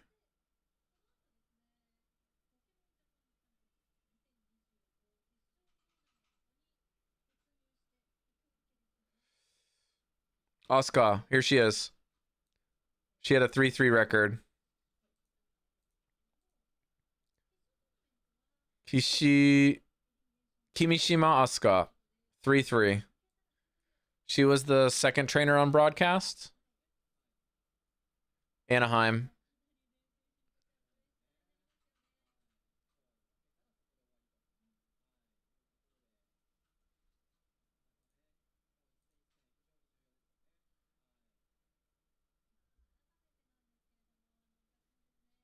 We've got so much time still to kill, you guys. I don't think you even understand how much time we have to wait for. It's brutal.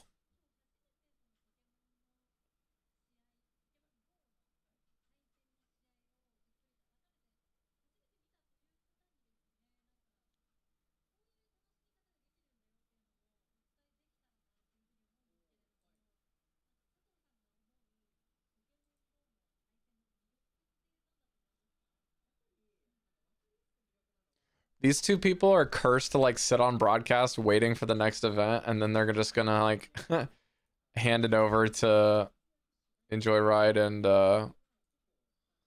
Eupheem for the finals and the semifinals probably.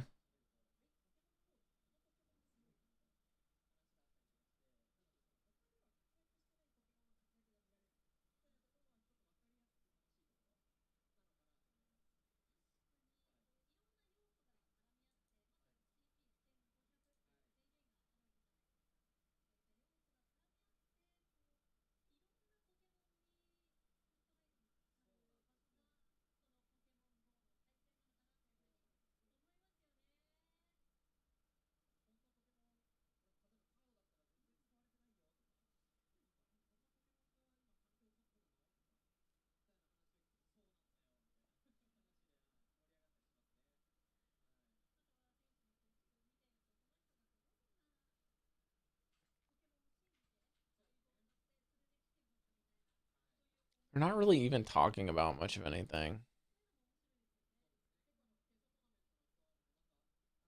Yeah, Diaz, that's just because I remember like katakana is much easier to read than kanji.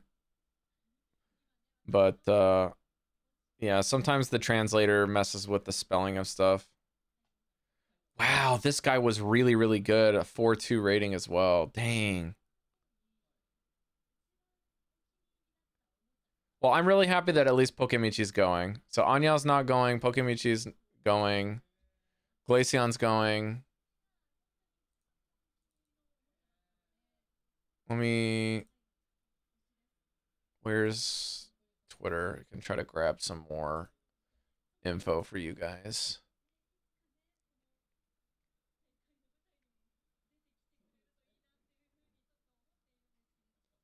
Eustidia is 3-3.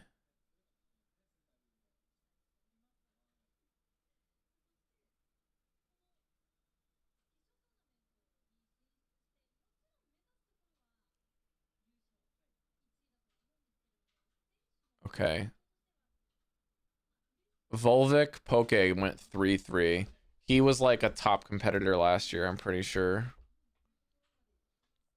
Either not last year or 2 years ago. Let's see here. We have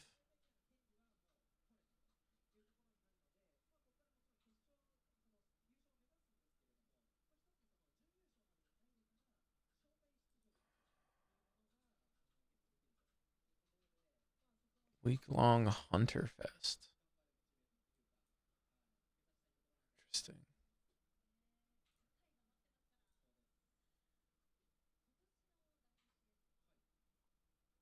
Oh man, Gobius went 0-2 and then 4-0 after that. So the exact inverse of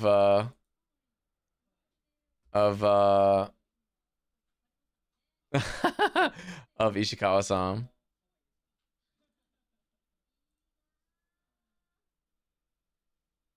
Oh man. I'm so sad that Ishikawa lost. He only needed one more win and then just could not pull the trigger on the last two.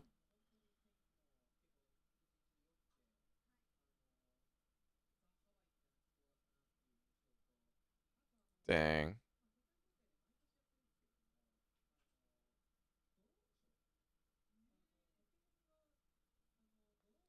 It's the Pokemon Company because it's from Japan, homie.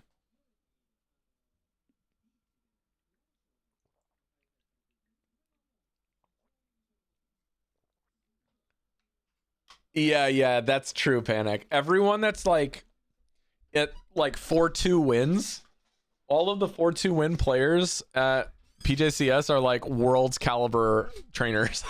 Like, jeez. Like Ishikawa Boy, Crescent Angels, Anyao. Top 8 competitors last year. Like, wild. Every single one of the 4-2 competitors is like incredibly strong heavy hitters.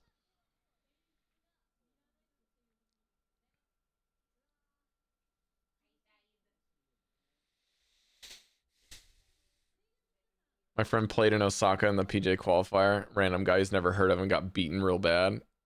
9 DB on page 1 leaderboard since ever since forever. Yeah. It's wild, dude. A bunch of quote unquote no names who are like some of the best people in the region.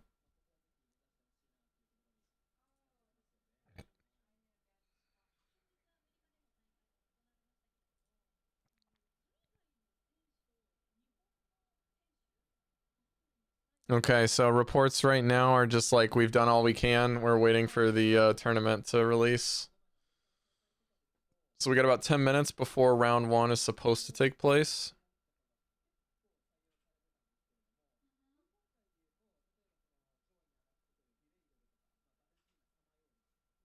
They're still talking about Pokemon.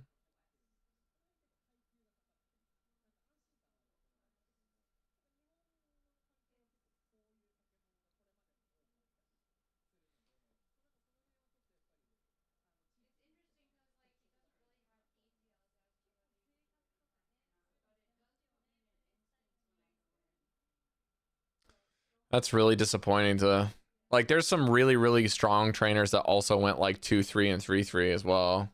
Like Luminous went 2-3. Although that would mean Luminous is missing a match, so maybe he didn't update. I think Luminous went 3-3 then. Yeah, after you go 2-3, you kind of just don't comment anymore. That makes sense. Let's see if Chodo made any comments. No, nothing. What about replies? No, nothing.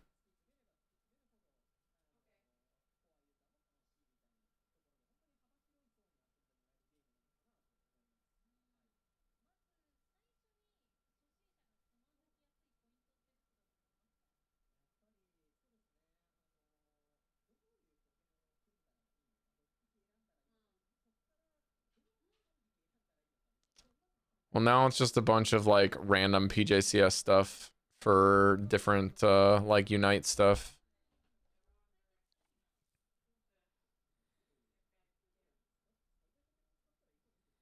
I might have to just cycle by new posts maybe.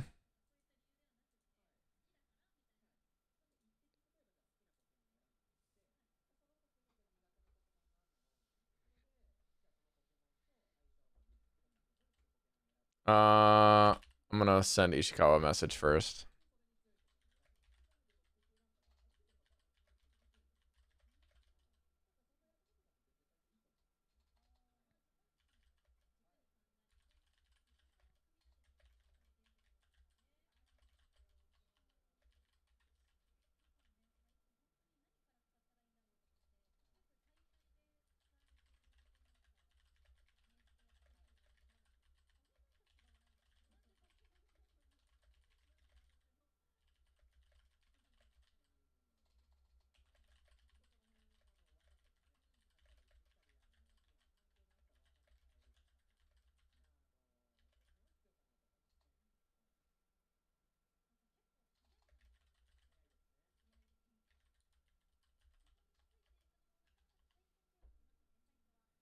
All right, I will send him a message now.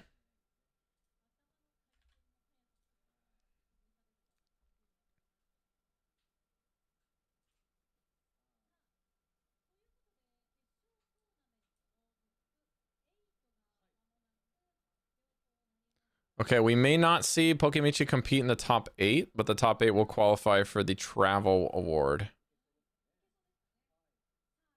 and grand prize kind of victories.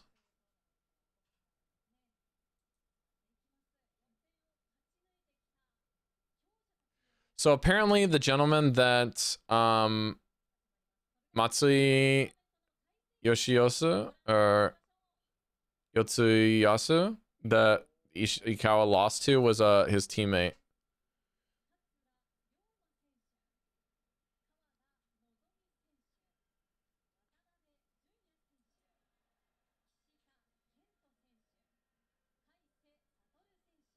This is Kasarn. Naoto.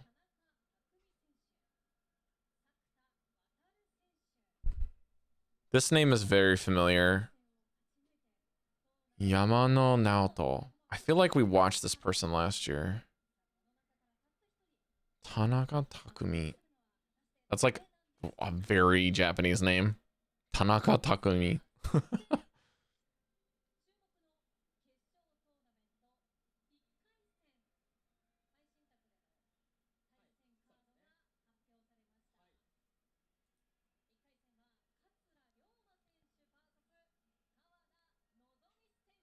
We're gonna watch this match first.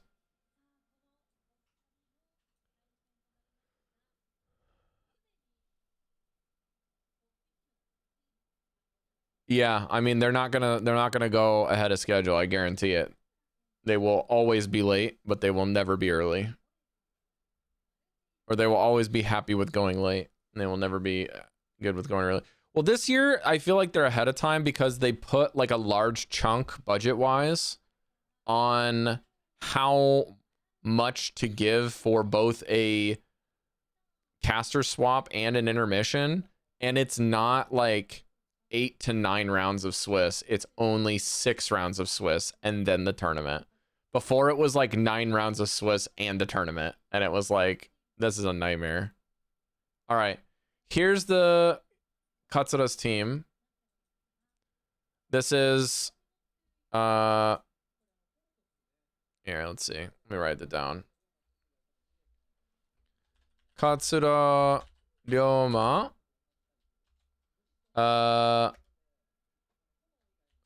Foretos, a fortress. Lapras.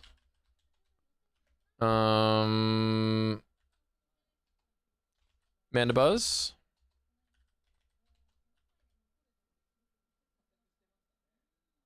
Tinkaton. Cradilly. Shadow. Marowak.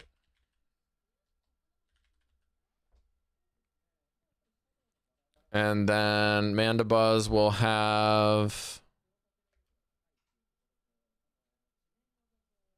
I think that's Dark Pulse. Dark Pulse. Pokemon.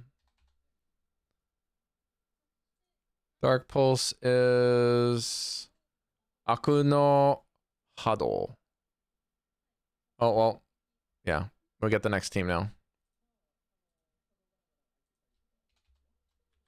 Versus Kawada Nozomi. Shadow. Marowak. Cradilly. Samayoru. Dusclops. Lantern. Oh, this is the guy with Lantern and Venusaur, isn't it? Shadow. The last one is Shadow. Caesar. What is Garada? Oh, no. Galar Fire. This guy's got Lantern and Galarian Moltres. And Soro Tobu Bravado. Okay, the Moltres has Fly Brave Bird. Lantern has Water Gun. Naminori Surf. And Juman Boruto, Thunderbolt.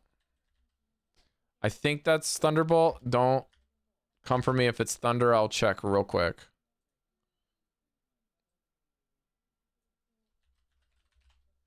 Thunder is Kaminari. Okay.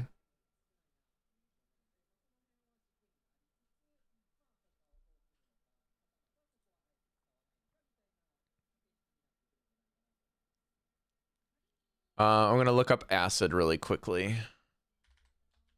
That way we know if it's... Acid is Yokai Eki.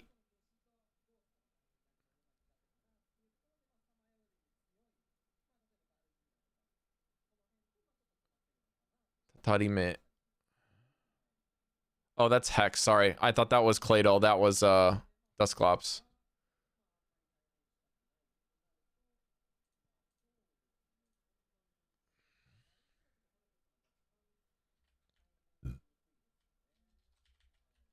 Top 8 round 1. Let's go back really quickly here. I can probably find it.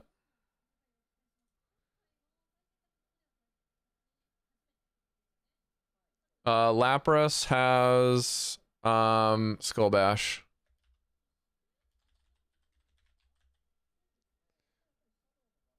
Fortress. So Fortress has Sand Tomb and Bug Bite.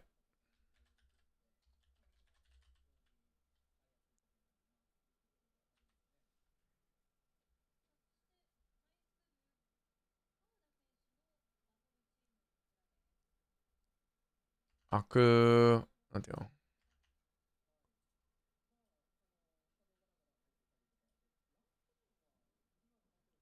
So that's a Dark Pulse. That's Dark Pulse.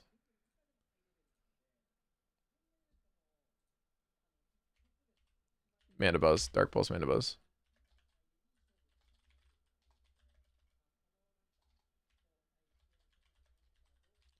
Okay, that should be enough. I don't know what the Cradilly had because I wasn't checking. Let me just do that real fast.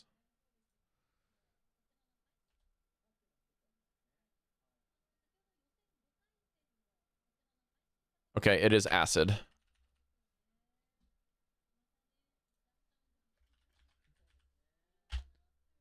Okay.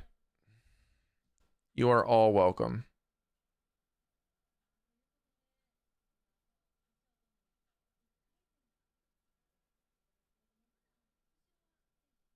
Swallow return?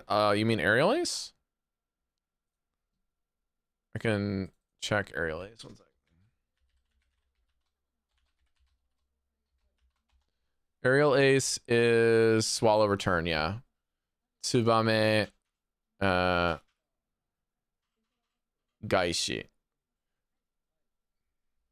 I think Gaishi is like...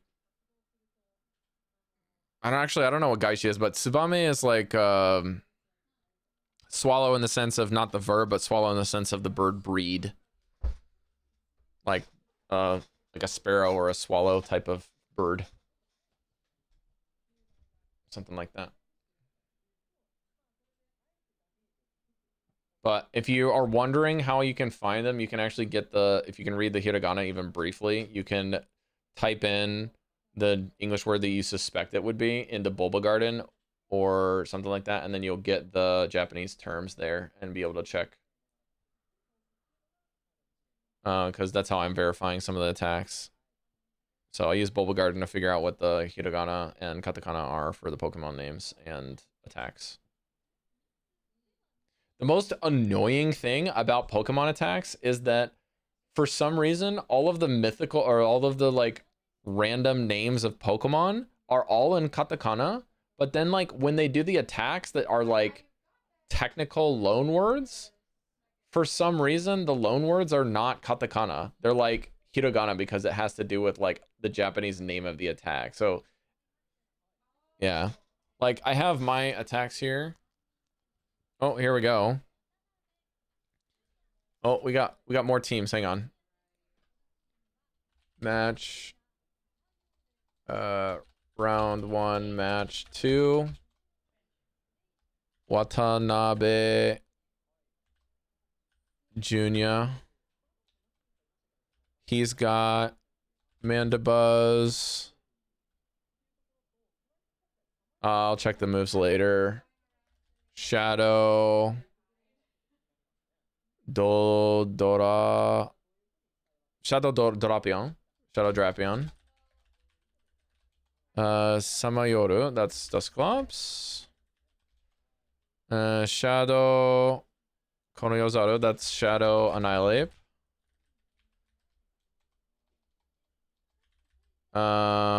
Then Shadow Uta something? Uta? Oh, shoot. I'll get that last one. I don't know what that last one was. I was too slow on this.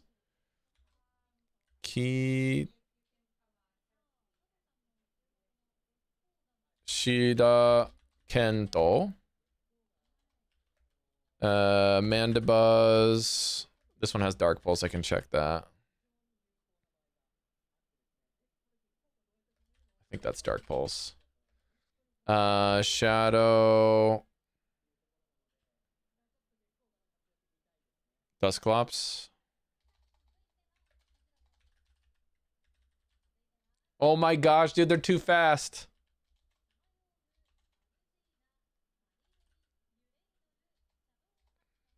Kaise Satoru.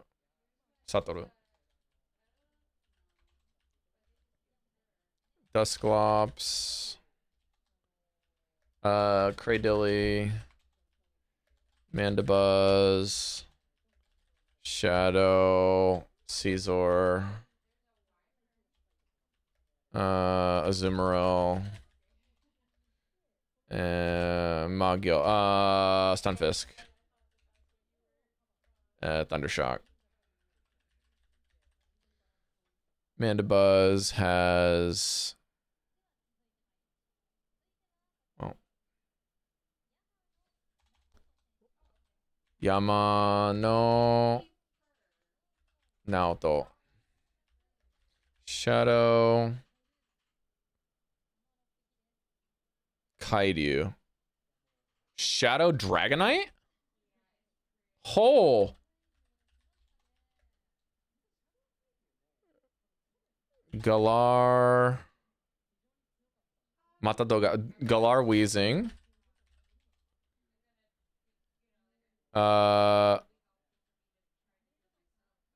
Okay. Dusclops.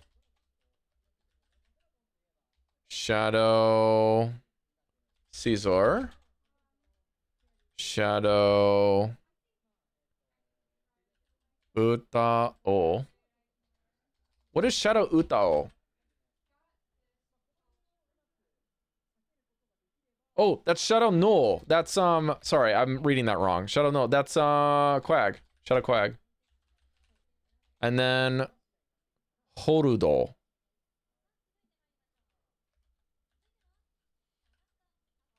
I don't know what Horudo is, but I'll try that later. Tanaka, Takumi, Okori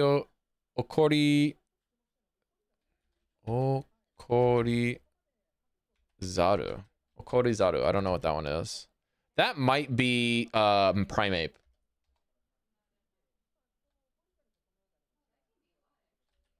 Raito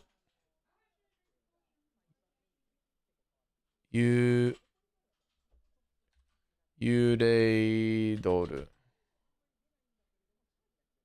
Oh, it's purified Cradilly.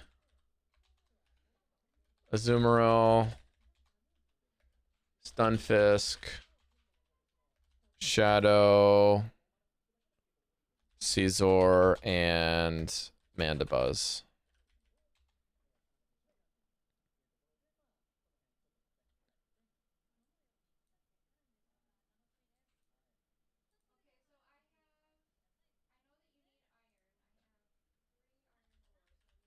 Sakuta, Wataru. Shadow, Marowak, Mandibuzz, Shadow, Caesar.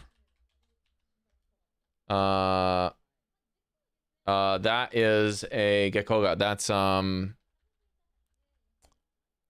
That's shit. I can't think of its name.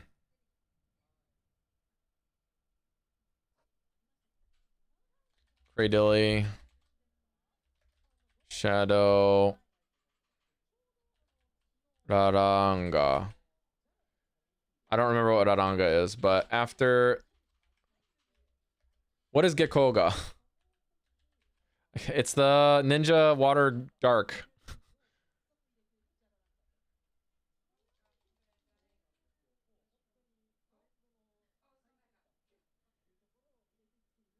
Greninja, thank you. Jararanga.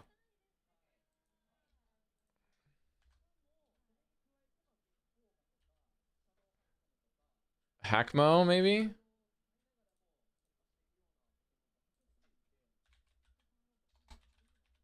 Hang on. Hackmo is Jarango. No.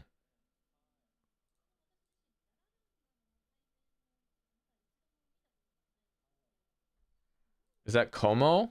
That's Como-O. Holy smokes, that's spicy. Hang on, what's Clanging Scales? Or the new dragon move, is that allowed? Clanging Scales. Scale Noise. Yeah, it has the new Community Day move.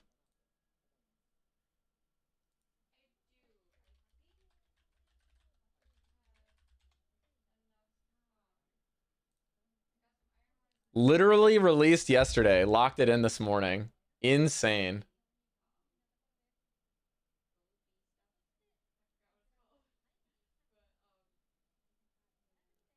Good morning, Jocks. Do you want to pop into the stream and hang out? I can get you some access to the channel.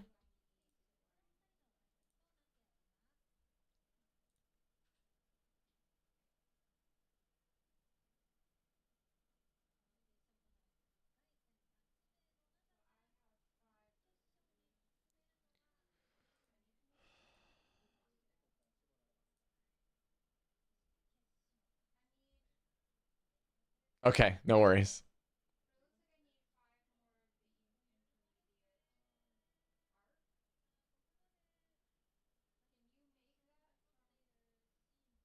Okay, I need to get Kento's team.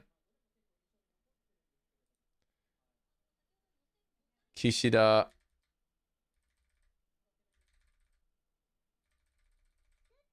Hang on, where's Kishida's team?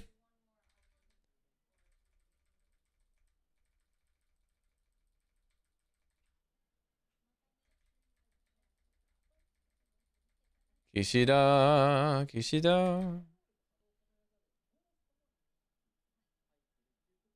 Watanabe. Also has Claydol. Okay, I missed that one. Not Claydol. What am I saying? That's Cradilly with Bullet Seed. Right here. Tane Machine. It literally is bullet Seed in the other way. Shadow. Marowak. This one also has Greninja. And Deka Nachan. I think that's to Tinkaton. And then Claydol, not Claydol, Cradilly with Bullet Seed. Okay, let's hit live, and all of those should be updated. I have the teams now. Now, I need to figure out what is Okurizaru, and I think Zaru is like a monkey, so I'm pretty sure that's Primeape.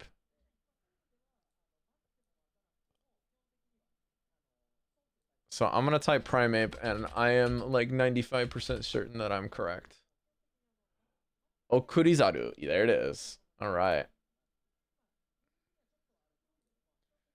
I'm so happy that my Japanese has gotten much better when it comes to the stuff that I care about. And then I'll change this one that I misread to Quagsire, because I'm pretty sure that's correct now. Quagsire and Okurizaru, and that's Primeape. Now, what is Horudo?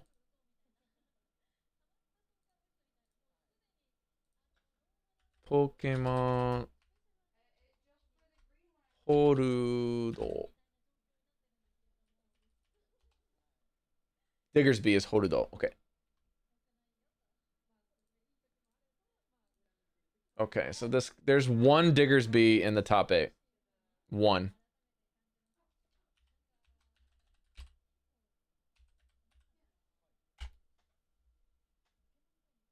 All right, folks. I will read off the teams. If you're interested, here we go. Okay. Top 8. Katsuryoma, Fortress with Bug Bite Sand Tomb, Lacros with Skull Bash, Mandy with Dark Pulse, Tinkatunk, Cradilly, not sure, probably Acid, Shadow Marowak. Kawada Nozomi has Shadow Whack, Cradilly with Acid, Dusclops, Lantern with Water Gun, and Galarian Moltres with double flying moves, Shadow Caesar. Watanabe Jr., Mandibuzz, Shadow Drapion, Dusclops, Shadow Annihilate, Shadow Quag, Cradilly Bullet Seed, Kishida Kento, Mandibuzz with Dark Pulse, Shadow Dusclops, Shadow Marowak, Greninja, Tinkaton, and Bullet Seed Cradilly. Kaisei Satoru will have Dusclops, Cradilly, Mandibuzz, Shadow Caesar, Azumarill, and Stunfisk with Thundershock. Yamano Naoto will have Shadow Dragonite, Galarian Weezing, Dusclops, Shadow Caesar, Shadow Quagsire, and Diggersby. Tanaka Takumi will have Primeape, not Shadow, Purified Cradilly, Azumarill, Stunfisk, Shadow Caesar, and Mandibuzz. And last, Sakuta Wataru, which I think I got this name wrong, but I'll check that later. Shadow Marowak, Mandibuzz, Shadow Caesar, Greninja, Cradilly, and Como with Clinging Scales fresh off the press.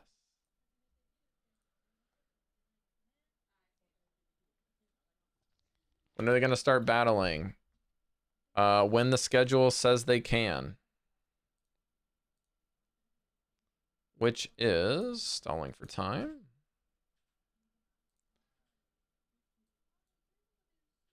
This is today's schedule.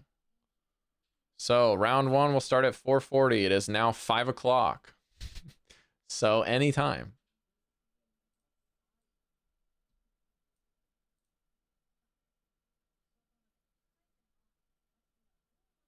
There is one Shadow Drapion in the top 8. And I believe out of the top 16, the other players that are outside of top 8 probably also have Shadow Drapion.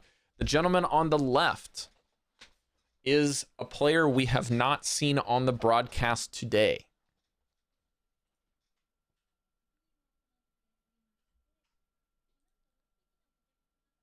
I'm gonna grab my Discord again.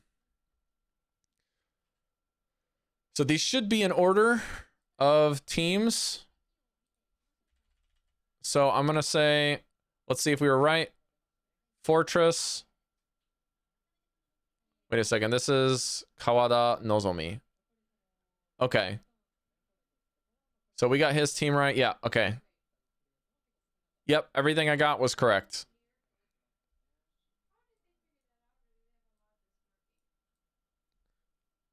Check it out, folks. Oops. Scheiße. There you go.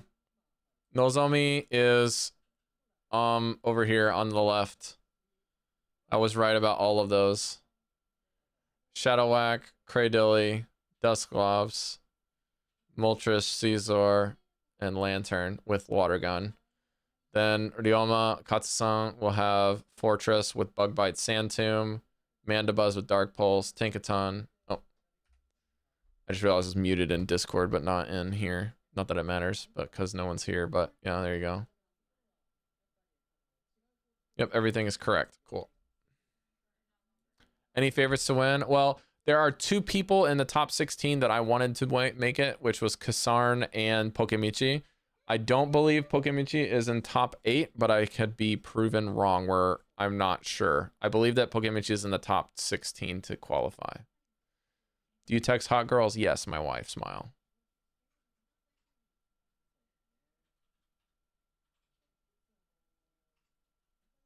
That's me, says Carrie. I'll support the Dilly KY guy. Well, Katsura-san is somebody that we saw earlier in the day and was on broadcast.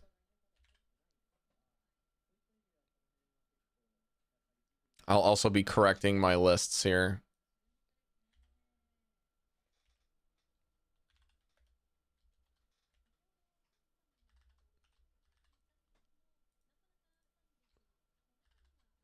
And then I'll type wins after the match.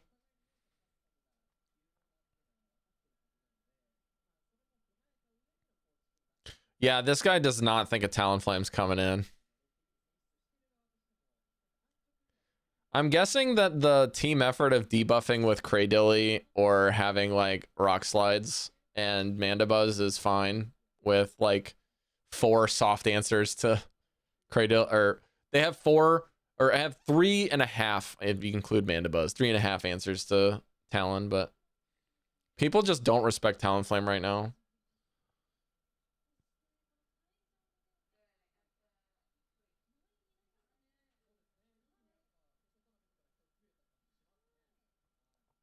The Lantern is super interesting.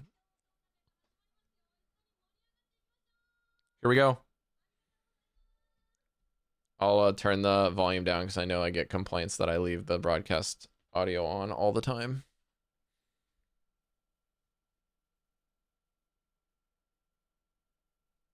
No one's bringing right on, Ako-san. No one's bringing on. Oh, she's asking people to hold up their plushes, I guess. That sign is saying swipe Shirodo.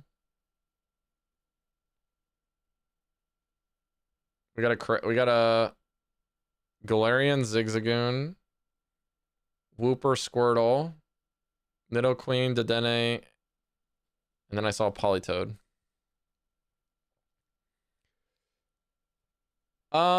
I think that they've been doing a great job, but like I said before, when Reis was here, the casters are like extremely serious and polite and very Japanese in their presentations.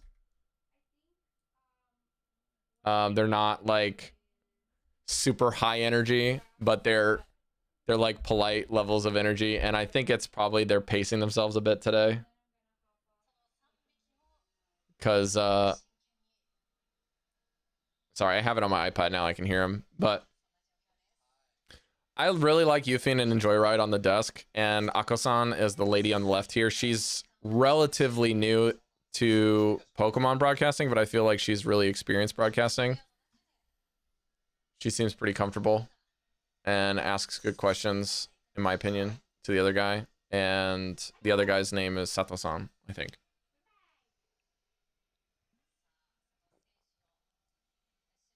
Not Sato Senshu, even though that's what she calls him. I think Sato-san's competed before on the right here.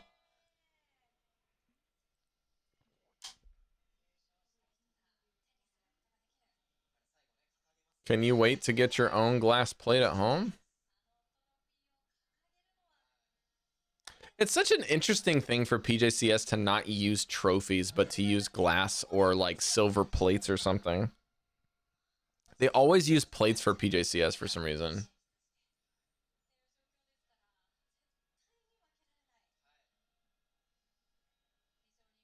All right.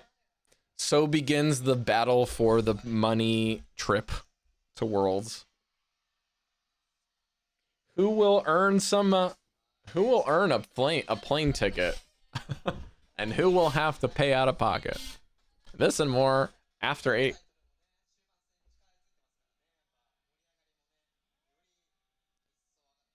Cup for dinner. Yeah, there you go. We can literally like have their silverware collection completed. Unless they could drink out of their hat, right? Because they get the really cool hats. The PJCS hats are awesome, actually. Their shirts are the worst piece of merch. Here we go. Ah, Cog MP. I follow this guy on Twitter. This guy I like a lot. Okay. Not terrible.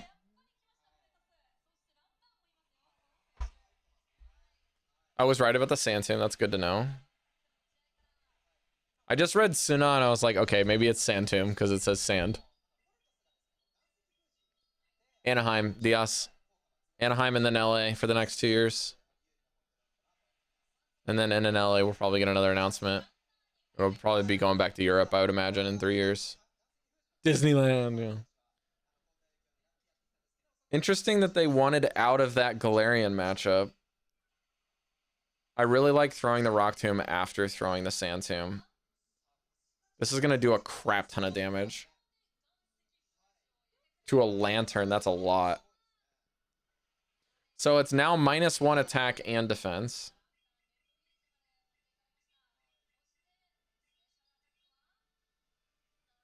Can bank the Fortress. Oh, man. And go up energy here. So he's going to bring in the Moltres. Doesn't throw the Fly. But doesn't really feel that pressured to do so. I bet we'll see farm all the way up until 100 energy. And then throw at CMP. Yep. Almost 100. Almost. And then just go straight into the best matchup that they got. This game is over.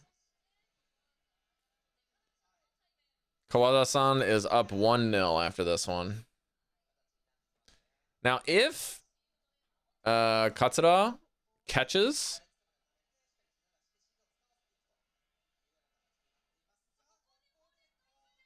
Oh boy, he's feeling himself nice now. Nice catch, my dude.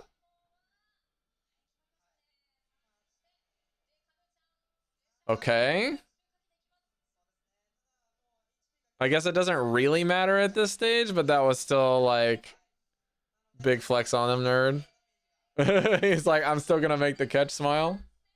Sheesh. Showing him why he's in the top 8 right there with that catch. That was really well played.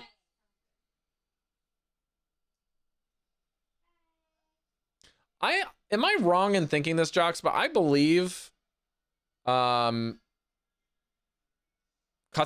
was in the top 4 last year. I feel like he was top 4 PJCS last year.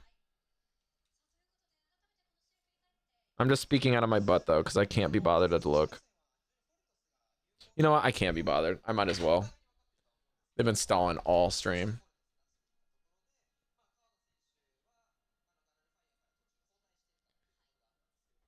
PJCS 2024 top 16.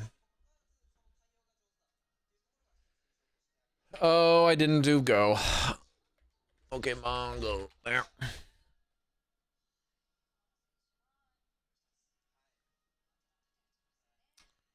He was. I'm correct. Cog MP. That's Katsura. Cog MP. He was top 8. And Lingo went, I think, 3-3 this year. It did not make it. But Kip was second place. K-Bomb was 3rd place. Kasarm was 1st place. Vic Rosie Snapper was 3rd, 4th. And this gentleman was top 8 last year. So 2 top 8 appearances.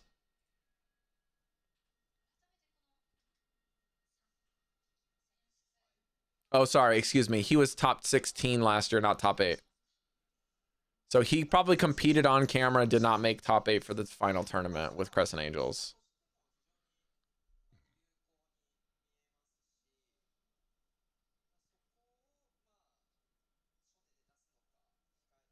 Okay, cool. I'll leave that open.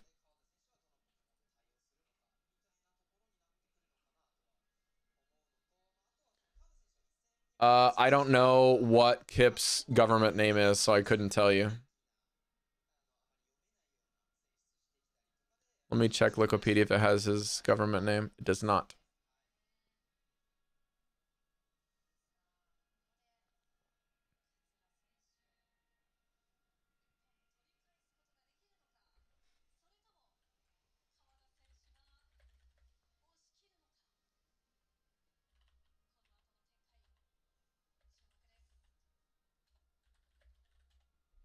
Speaking of which, I should check the Wikipedia page for Worlds 2023 because last I checked, yeah,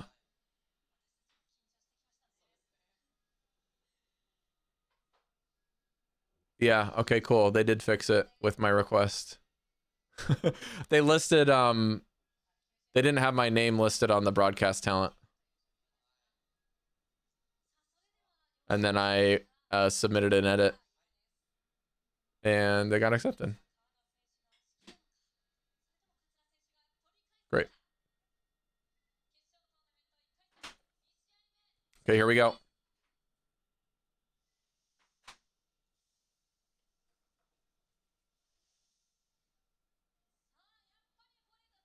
Okay. Not great for either trainer here.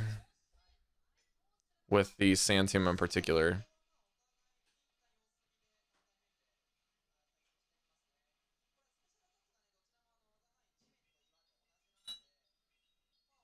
The Caesar is very, very strong here. Okay, good timing.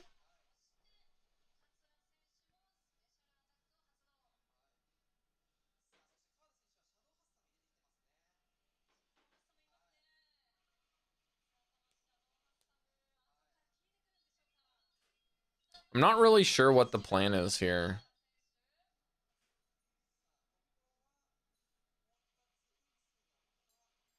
Just get it really low and then try to confirm with a shield.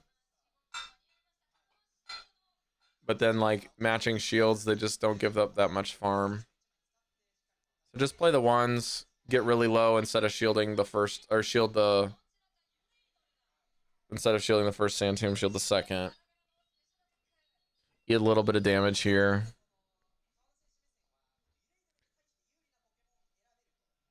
Okay. This is bad. Resisted damage here. No shields the Shadow Caesar. Puts all faith and energy into this Galarian Moltres. Potential top 16. Okay. BJ's got some kind of sources that I just don't have access to. I don't know how he does it, but he's also not broadcasting it live at the same time. So I don't know what to tell you. He's just smarter than me, I suppose.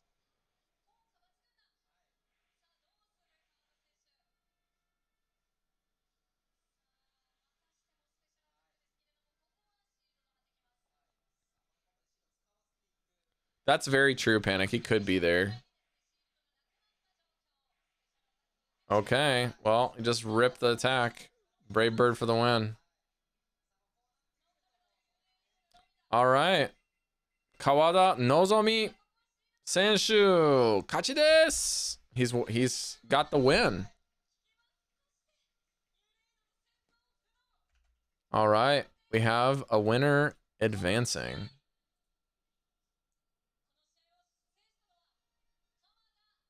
Oh, thanks for the damn jocks. I will send you a friend request now. Yeah, I did know that. Oh, Kakuzatoho made it. Okay. That's a surprise and also a very pleasant surprise. PWT is the person we just watched. Kasarn, Poke Moneymaker. Okay, so he did get in there.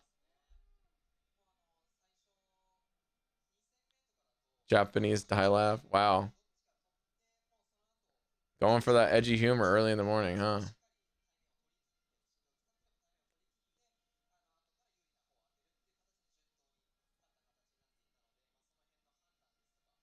Okay.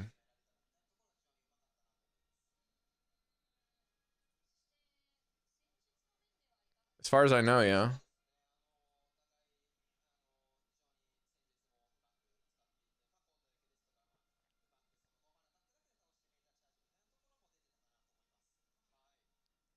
The man with the lantern.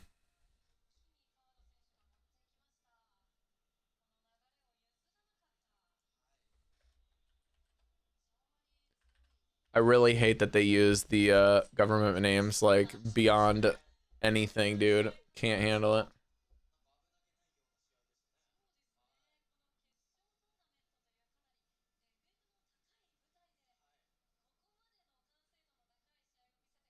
If his invite cascades down,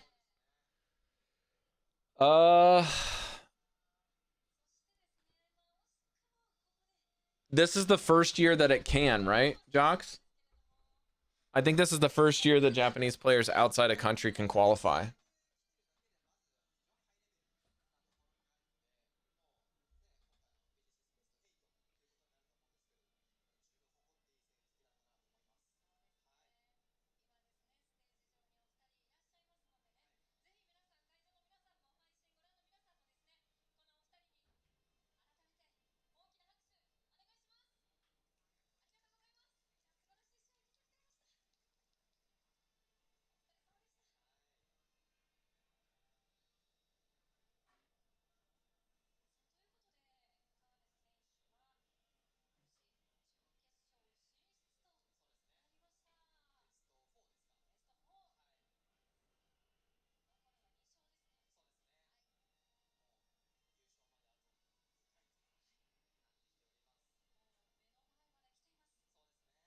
No, one of my locals that moved out to Tokyo asked if I was at PJCS today.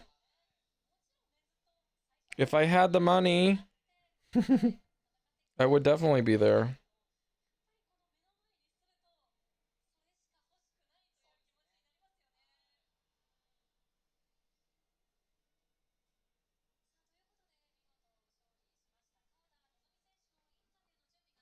Okay, we have an interview. Let's see if I can do some bad translating for you.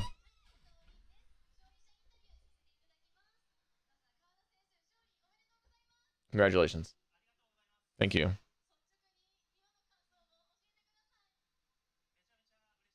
I'm super, super happy. How do you feel?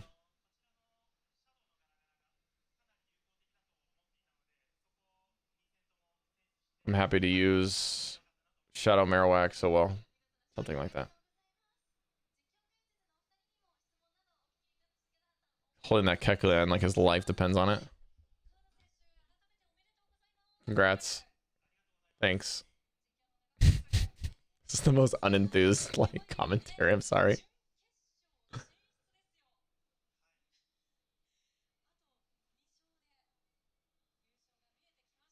He advanced the second round.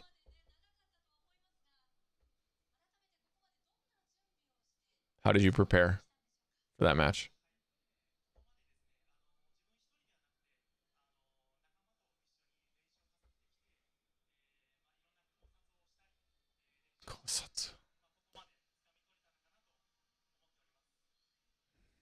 Something that he thought. Sorry.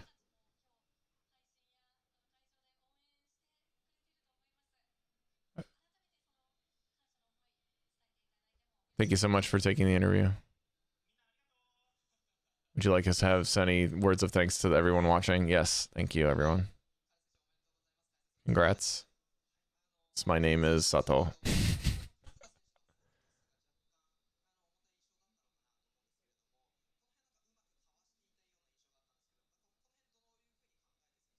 What'd you think of that second match? Or your opponent? You had a tough party. It was very strong.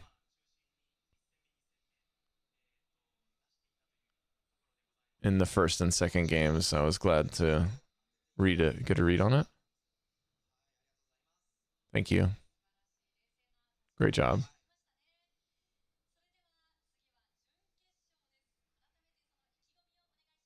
Next round is coming up. I'll try to do my best, I think. Or I want to do my best, I'm sorry. I want to do my best moving forward in the tournament.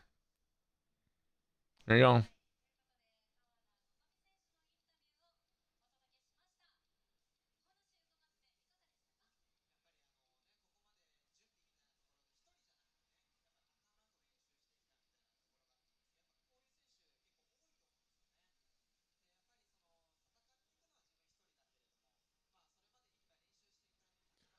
Again, I'm not entirely certain, Jocks, but I don't think that they would have avoided making the attempt internationally until it was allowed, and this year it was allowed. And I believe that there were other Japanese trainers that did it unsuccessfully in Australia or at NAIC. Like they didn't, for example, they didn't end up winning, but they went, type of thing.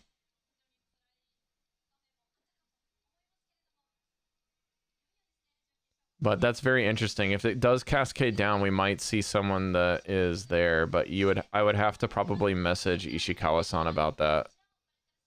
I don't know if they would want to do that sort of thing unless like there was like an unequivocal reason to cascade an event down.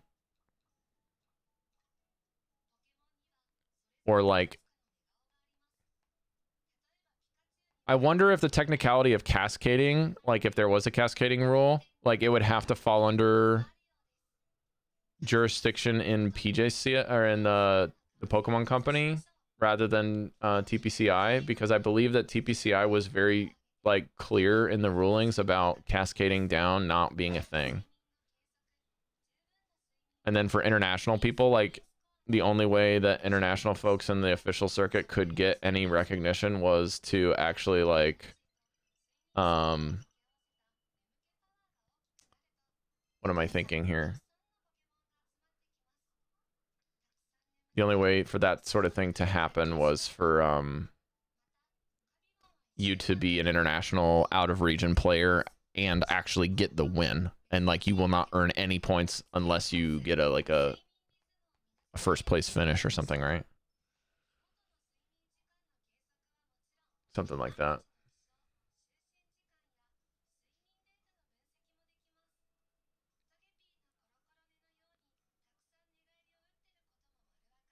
Oh man, I cannot tell you how excited I am that one of the creators made it. Like Kakuza Toho. That's very, very happy times. I liked him a lot.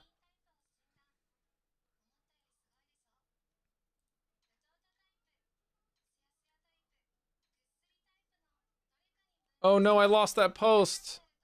I literally just saw a Twitter post of the merch, and I'm pretty sure it was Asuka's 3-3 finish or something. And I really wanted to follow her because she did such a good job on stream. No, where is it? Looks like the grand finals are over for one of the broadcasts. Oh, here we go. Oh, this is a different person.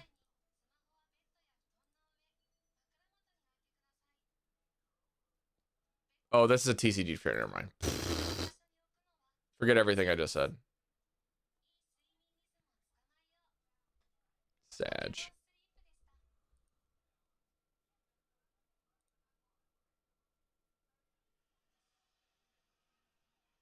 Yep, Kakuza Toho confirmed it in a tweet. I'm very, very, very happy for him.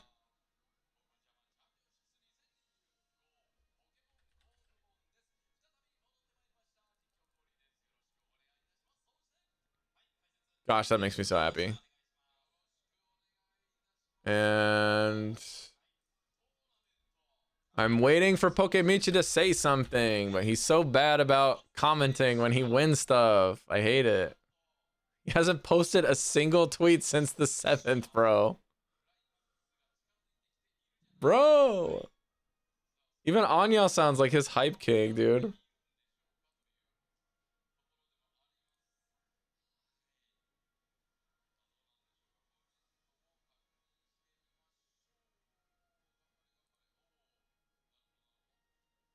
All right, either he's talking. Okay, he's talking with somebody that's privated their tweets. I will follow them. Nuko Nyan. Yeah.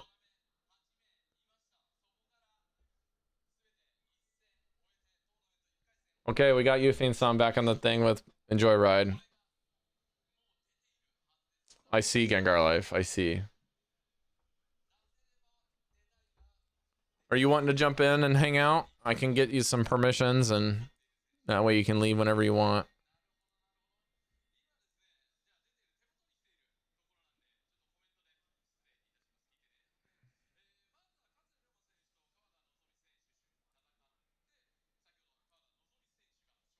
Okay, sounds good.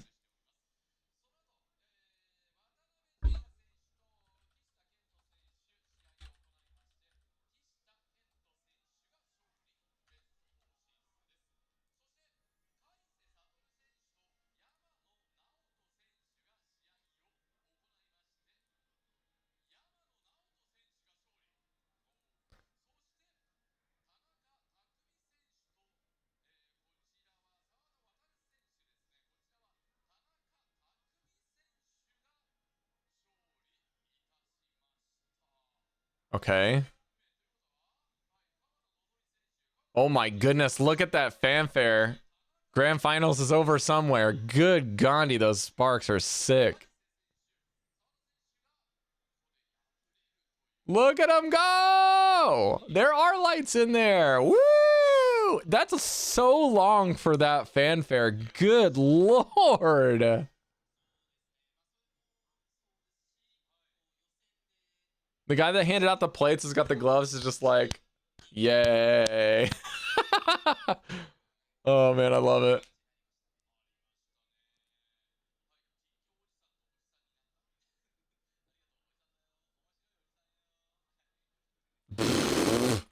Dude, he's memeing so much.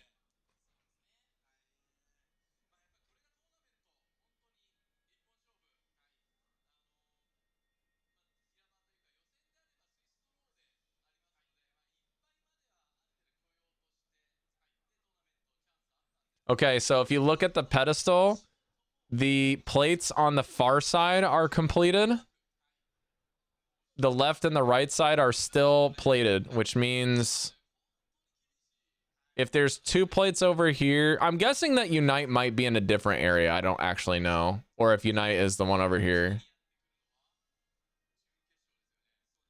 I imagine that for the card game, there's only 2 divisions, right? It's like adults and kids. But then for like VGC, isn't there like 3 divisions? I don't actually know. Is there 2 divisions for everything? For VGC and then TCG? And then there's just 1 division for Unite and 1 division for Go. We got the budget for Pyro. But then there's 3 here. And there was 3 people holding them earlier. There's got to be 3 divisions, and then Unite's in a different area.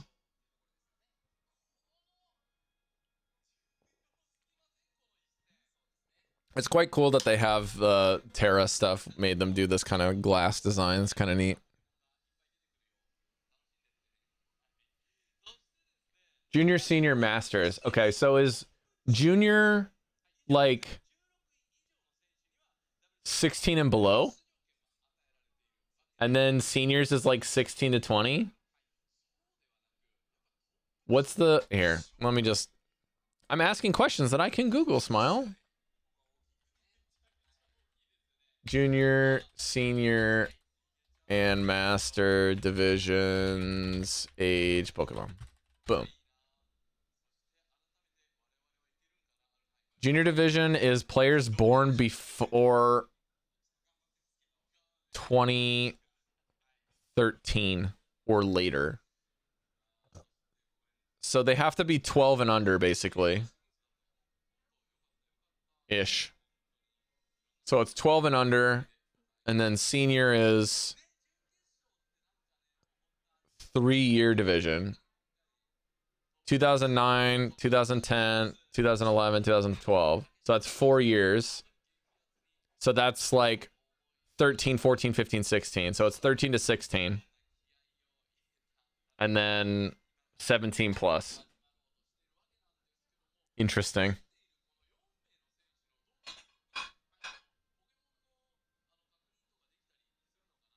Because they tried the senior division thing with Go, but it's like, that's very sus because it's only like 13 to 16 that you can even have the app. And then in some countries, it's like illegal for you to have the app at that age because of the gambling law.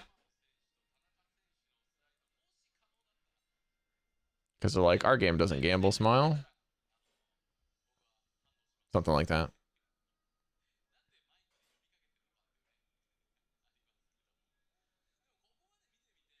Okay. Kawada Nozomi's team. He's the guy who just won.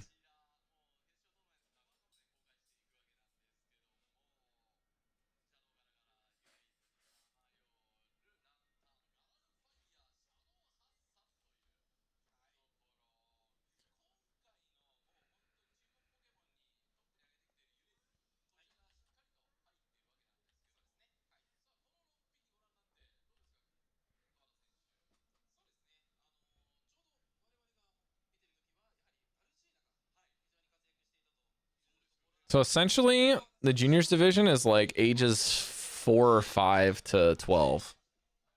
That's crazy. Very, very young.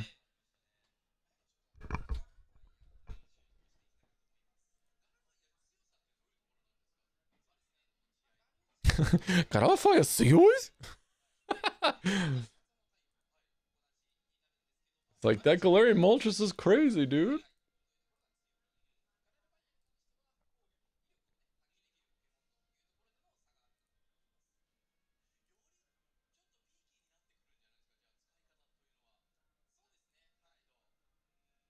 Mm.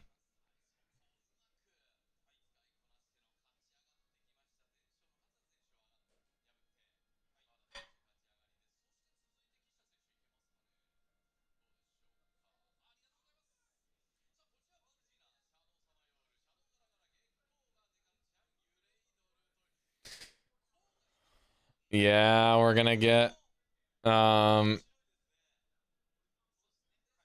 Kishida is running Greninja, Mandy, Shadow Whack,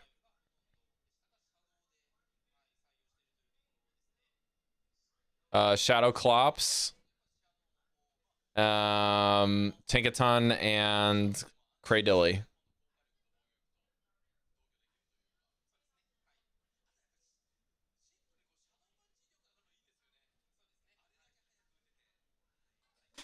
They're hyping this guy up a lot. Shadow Punch, Lethal Punch.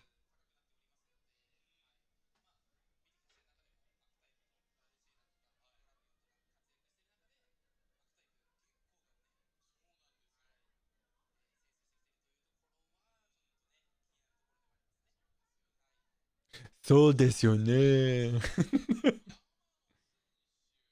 Yamano Seishu. Shadow Kaidu. Yeah, Shadow Dragonite is the craziest team. I'm so glad they're putting this guy on broadcast. So Shadow D-Knight, Galarian Weezing, Shadow Caesar, Dusclops, Shadow Quag, and Diggersby. Wild, am I right?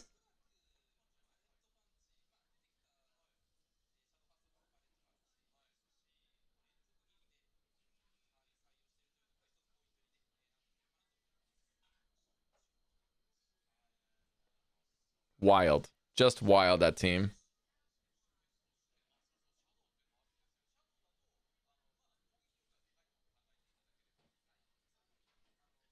Like, his wheezing is gonna basically just be able to pop off, I think.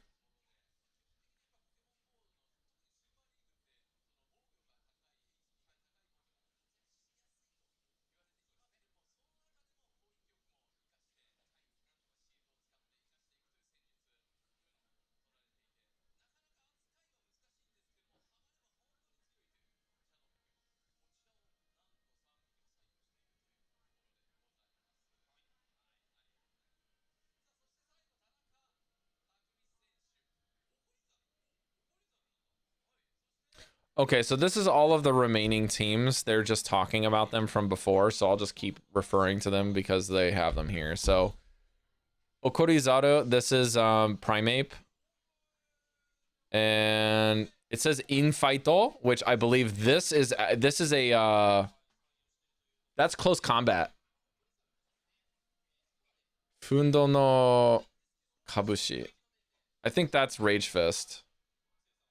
And then this is Purified Cradilly. Stunfisk, Azumarill, Shadow Caesar, and Mandibuzz with Dark Pulse. No. With Foul Play.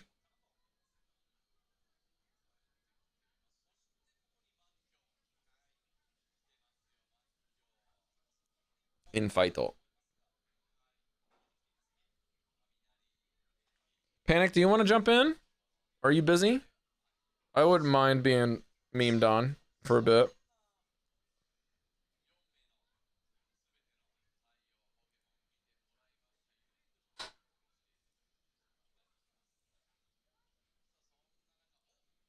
Oh, we have an update.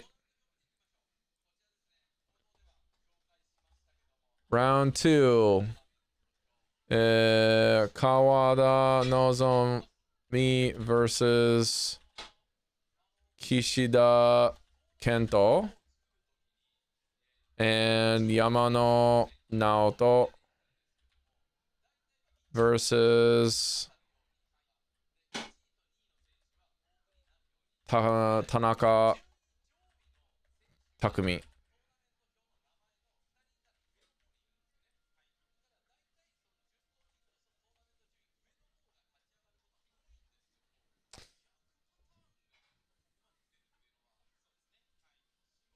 So if that means Kasarn is out. Kasarn finished at top 8. And if in the other 2 matches, Watanabe-san, Junya, or Katsura Ryoma. I think Katsura Ryoma is the guy that we just watched. So if Watanabe-san or the other gentleman in the bottom bracket is Pokemichi, then you're playing draft. Okay. Do you have rights to everything? Just let me know if you need to get it in the channel. If it's stuck, I can probably see if I can remedy that ahead of time.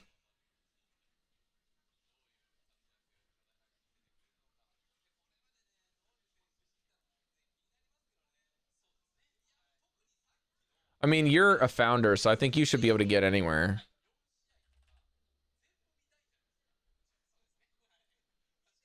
Yeah, you've got the role. You're good. You shouldn't have any issues. Founders have priorities for most things, so.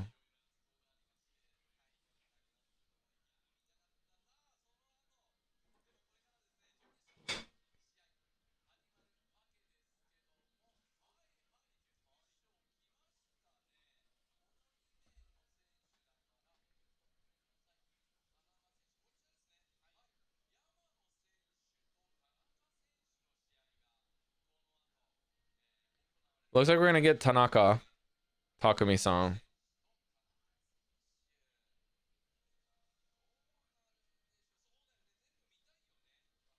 I want to watch them all. That's what he said. I want to watch all the games.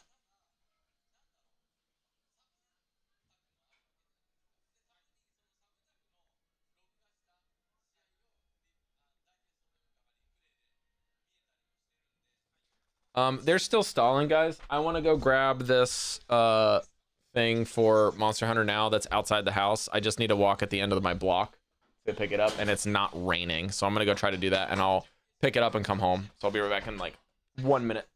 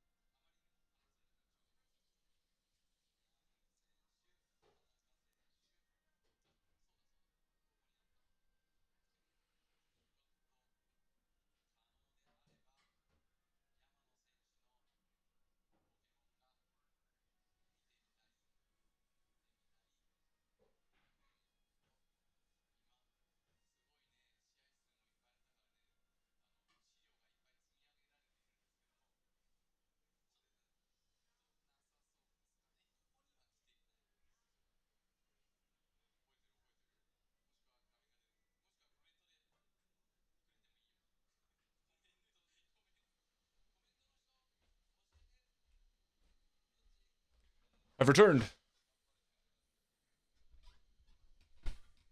Monster has been killed. Order has been restored to the environment.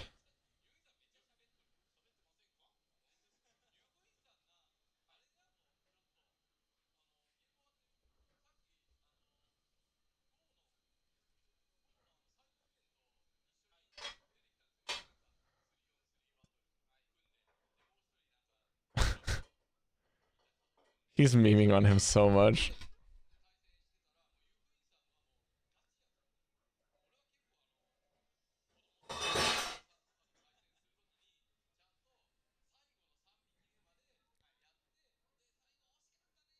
I mean, they have a lot more dedicated resources for it, Potsy. You run a bunch of more promotions than one a year and have them look better than this. The production has had like years worth of continually collecting things and recording videos and having things to help the casters and more options for casters and everything in the native language of English. And it's really the only people doing it in Japanese in Japan for Japanese players. They do it once a year. Take the budget and the resources and the teams and you cut them all in like a very, very small percentage. And this is what happens. Very, very good production for a fraction of the cost. No one's really trying to compare them. The fact that they have a production at all once a year for a large event like this is quite great. So, not one to compare and for the sake of complaining. But I'm not saying that's what you're doing. I'm just saying that's kind of what I'm getting at. Good morning, Trip.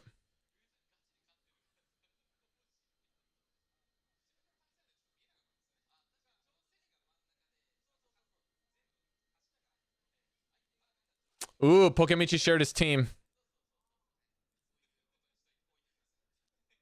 He's running Cradilly, Shadowclops, Fortress, Lapras, Shadow Quag, and Mandy.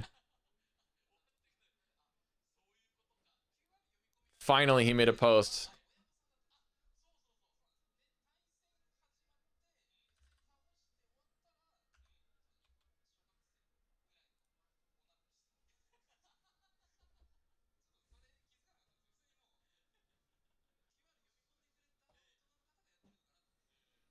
Well, this is kind of like the perfect story for Pokemichi because he made Worlds and then did not make for 2023. Did pretty okay in the brackets for day one. Got knocked out.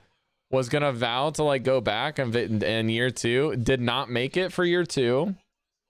And had like when he went, it was like he was kind of similar to like today, where there was just a ton of people actually that ended up going like 5-1 or something, and he didn't make it on a technicality with the caliber of pro players that he beat or something. So he missed Worlds that year, and that was like last year, I think. And then he made it this year. But 2 years ago, Pokemichi went 9-0, including Swiss, and like only dropped like 1 or 2 games for the entirety of the day. Like, he's a machine. Actually, a machine.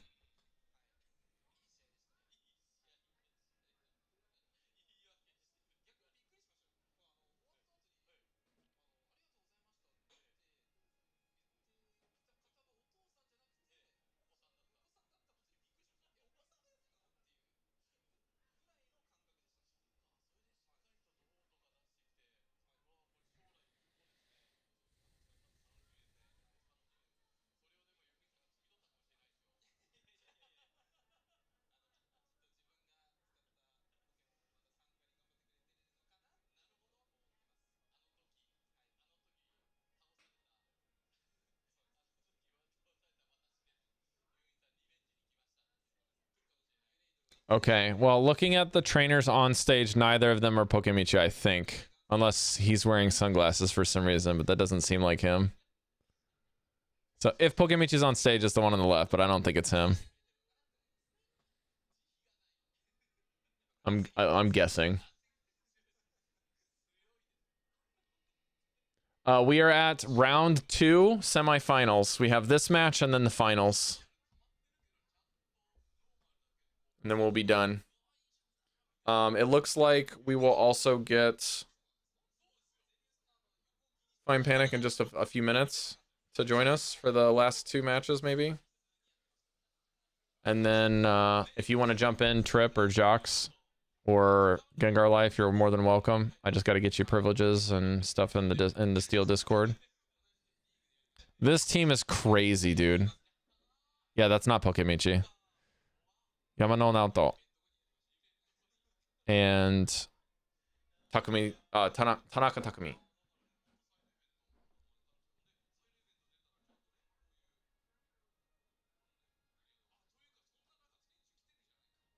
This team is crazy, dude. This Shadow Dragonite is such a huge meta call. Like, I can't even believe it. It's that crazy.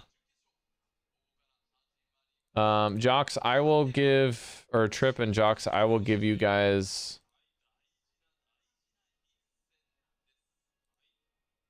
access here. Hang on. Nope, not that one. This one. As long as you're in the Discord, I can distribute roles. Triptondo. Yep, there you are. All right, Trip, you've got access. Jox, you are in the clear as well. So if you change your mind in the next hour or 2, you have access to the channels if you'd like them.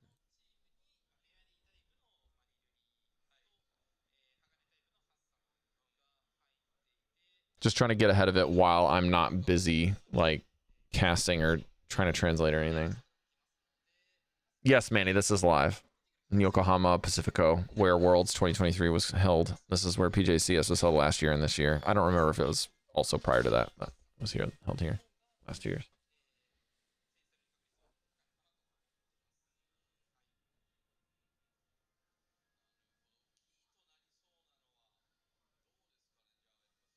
Man, I think this Sandslash looks, or the Caesar looks so good. Hello. Yo, welcome in. Well, yeah, How you doing, Panic? I'm doing great. I'm still waiting for my Hando Jangmo. I got a Shundo for the first time ever on a community day. It was awesome. That's amazing. Yeah. I'm doing all the tricks and still no hundo. I actually have 3 hundos of this thing. Caught one in Come on. Osaka because I was with Lost Heart actually. And we found one that got reported on one of them got reported when we were playing in not Namba, what's the other area? Sorry, my mouse is freaking out. Yeah, anyways, it got reported on Campfire. Oh, that's nice. Yeah. All right. Well, no camera from the Penguin VTuber, but I mean, I can be. I've got it there in case you turn it on now. Okay, hold up. So whenever you're ready and or comfortable. We can do that. Honestly, outside of the Sand Slash, and well, I mean, the Wheezing isn't terrible here. As long True. as Takumi or Tanaka doesn't bring both Caesar and Stunfisk, it's still 4 out of 6 super good. Mm-hmm. Yeah. Very good. It's Now, good, I didn't bench. actually check For sure. if it's overheat, but I don't think you can run overheat in this meta. Yeah, it's kind of awkward. Slash is a must, right? Mm-hmm. So, And then you almost need Brutal or Play Rough for your second option. yeah. Brutal Swing Yeah, just I helps you get those timers going quick. Yeah. I mean, we'll see. Maybe he fancy like Weezing as a closer. I guess that's fine with the overheat. Yeah. But other than that, yeah. I really Kinda like tough. the idea of leading Wheezing with Caesar as a safe swap against him, against Tanaka's team. That seems really, really powerful. And then you can kind of just pick your third.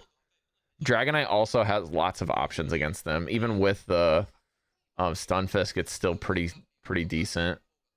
Sand Slash's bullet Yeah. punches are no joke against Shadow Dragonite though. But this is the only guy with Shadow Dragonite.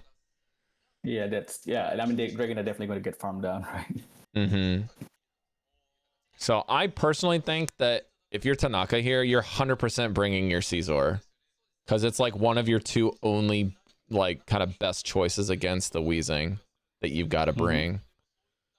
Yeah. And then I you would got to agree. bring Kraydilly for a soft answer to Wheezing and a pretty good answer to the rest of the roster. So it's just a matter of what third do you bring and where. Mhm. Yamano's like literally his whole team is options. So like he's swimming in ideas that he could run.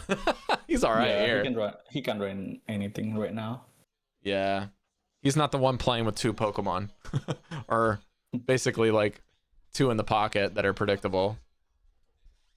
At least for game 1. Yeah. Oh, yeah, we'll see. Now if it's a lot of players, they're the typical guys that are gonna go out there and run a double they'll run their safe teams first.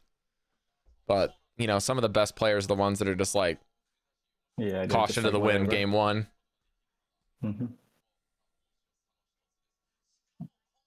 I think ABA Kraydilly Caesar's fine too. Caesar's not I terrible don't into hate it. Quag either, right? Yeah, it's not the worst. Especially if you have like slight energy advantage, it is scary. It's a shadow too, right? So Mm-hmm. Shadow Quack is not the tankiest one. So do you just go next level as Yamano and not bring your Wheezing? Yeah, I mean, I don't mind that being a bench pressure. Because you could just bring Diggersby Caesar and just sweep. Whole ERPS. Which is great. Well, I mean, as long as you're banking on the opponent to have, well, I mean, Scissor Double Dark, yeah. I mean, no, it's not a bad. Scissor Double Ground is not a bad idea, to be honest. it kind of just depends if he really wants to use this Shadow D Knight. Like, how badly do you want to open with this? Mm-hmm. Yeah, dude, I will. If I'm playing against the Shadow D Knight, I'll be wary too. That thing is annoying. Like, just because you're running Shadow D Knight, I feel like that alone on the team is like Shadow D Knight plus Wheezing. I keep having the Japanese names in my head now. Oh, no. The Wheezing and the Shadow D Knight alone are just like, you got to bring Caesar game 1 against Yeah. him.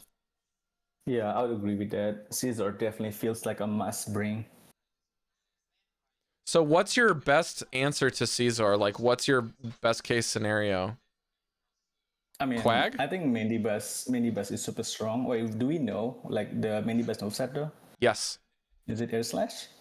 They're all I think everything in top 8's air slash. I didn't even bother checking. Yes. I haven't seen a single non-air slash Mandy today. Yeah, so I think that it makes sense to bring Mandibus every time. Hugo, welcome in. Like, to be honest, bringing Azu is like very safe too. Yeah. You can guarantee a shield As long as against the Wheezing Caesar is too. not getting boosted. Yeah, right. I mean, boosted Caesar like literally beats everything, right? So Takumi has, I didn't have any notes. I really want to watch the guy that has clanging scales, but I think he got knocked out. But someone brought Como with the move today. Oh boy, yeah, I saw that. Interesting name. So in the most Japanese. interesting thing today for movesets has been foul play Mandibuzzes Foul and play. bullet seed over acid for Credilles. That's really been the only 2 things. And then there was like one player on broadcast that had Ice Beam Lapras, and I think it was Ishikawa Boy. Oh. And then there's the guy in the first round of top 8 had Sand Tomb, Rock Tomb, Fortress. Yeah, he won too, right? Yep.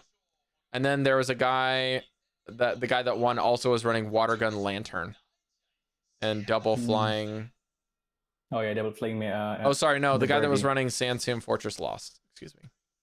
Oh yeah, the Mandibus, not the Mandibus, Here we go. the Moltres guy. Oh, let's go.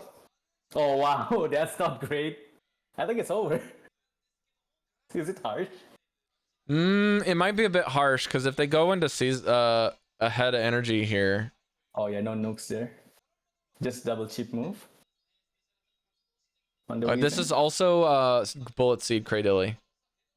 Yeah, I like that.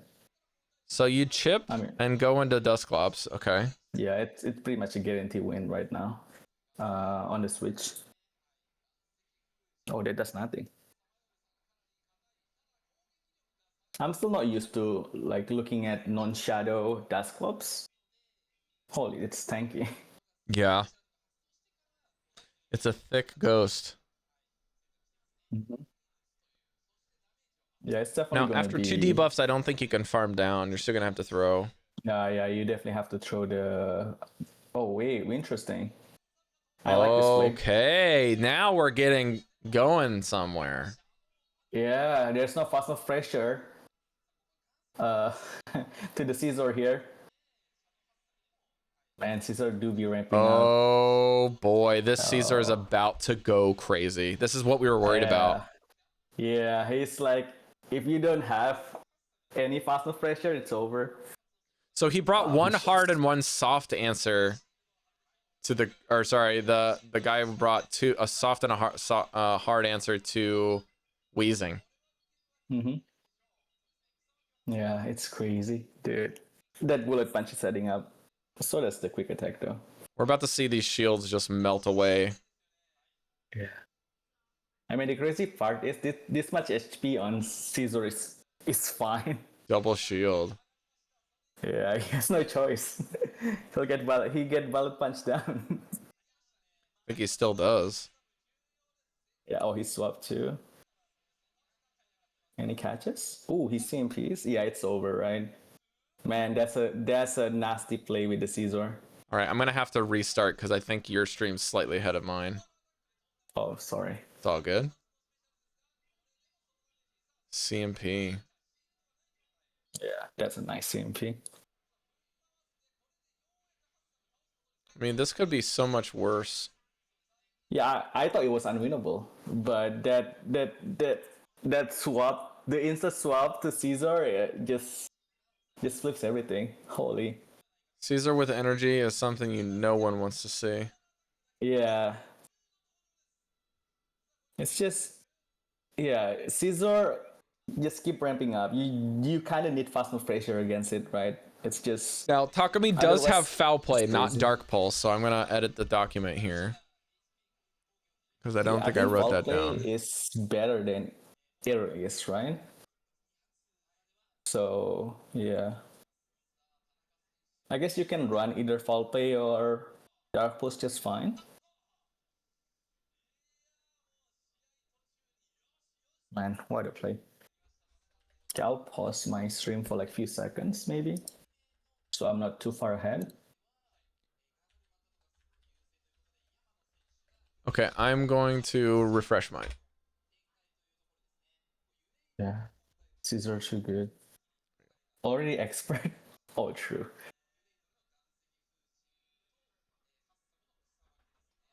Thanks, Prasad. Appreciate it. I do all of the JP. Just kidding. I do all of the PJCS stream myself from my own home. I'm just telling people what to do on the side. Better than the fake ones? Yeah, I'm not faking. I have a real broadcast talent here with me. Cat, Detective Cat. Yes.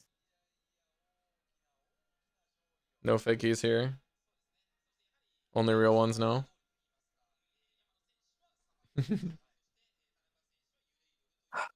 Pretty good, Max. How you doing? Haven't seen you in a while. Oh boy. So Takumi is 1 win away from a paid trip to Worlds Anaheim 2025. Man.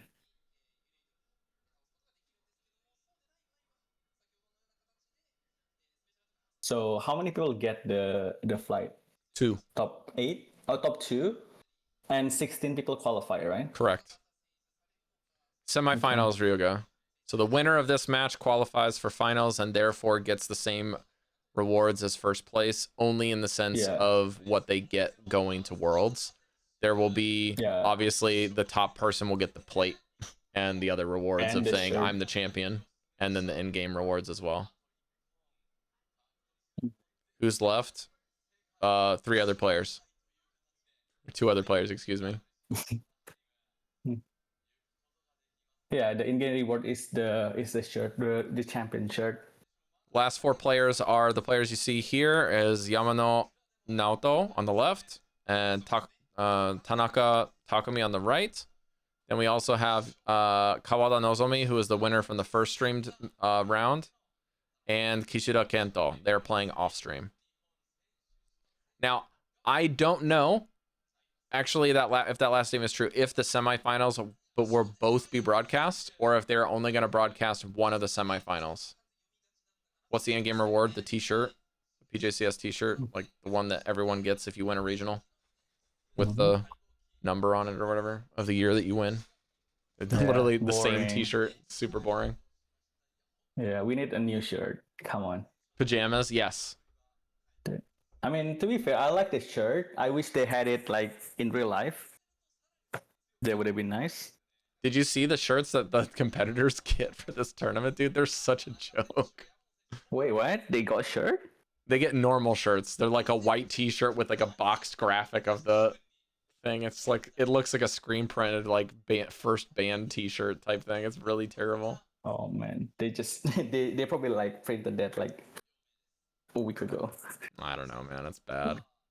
But like the hats are so clean. It's like a fully stitched in patch, and then the underbill is the like year logo of PJCS, which looks clean. Yeah, I want that. I mean, I really want to be in like PJCS, like be there actually. That's like looks fun. Hey Carrie, I'm gonna post a hunt if you want to do it. How dare you? All right, here we go. We got a match. Let's go.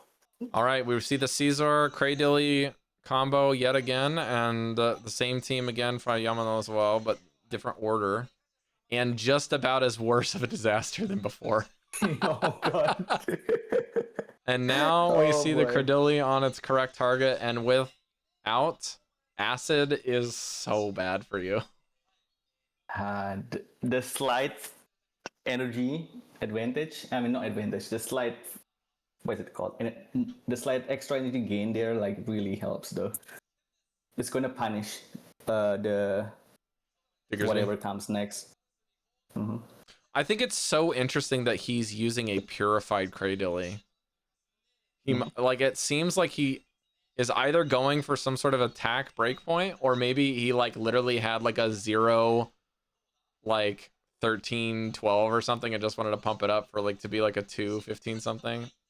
I mean, to be fair, Cradily is not cheap to build, right? Yeah, well, it is for Great League, but not if you don't play the game. Yeah. Oh man, I'm not expecting the shield there. Yeah, I don't think like shield is better for. Yeah, what Yama? I keep want to say like Yamato no Orochi for some reason. Yama no. Yamano. Okay. Yeah, Or Yamano double Naoto. shielding is kind of crazy. It's kind of crazy here.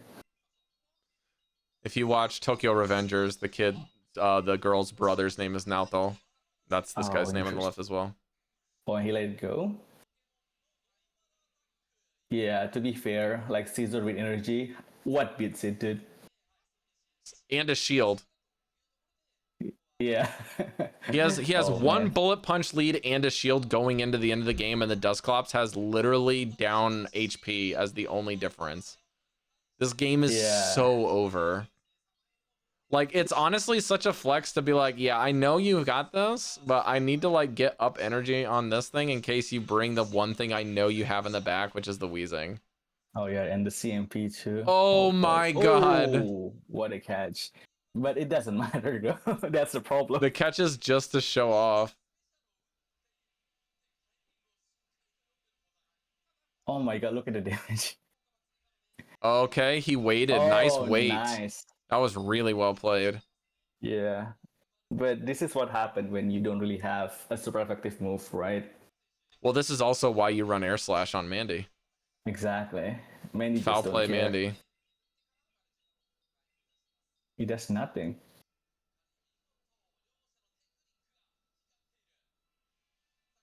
Shadow Pluff falling out of the meth because of the big buff. Pluff doesn't really have, like, look at these teams. What do you see that Pluff wants to see? Exactly. The only thing that you really want to see here is maybe the Diggersby and the Primeape? Yeah. Quag, maybe? But it's like, there's just not enough. Yeah, you kind of need a cheaper, good grass move to make like Pluff like somewhat playable. Tanaka Takumi, welcome to Worlds Anaheim and punched a ticket. My man does not have to work overtime to make his trip happen. Yeah. Let's go. Congratulations. Yeah, look how Tanaka-san. happy he is.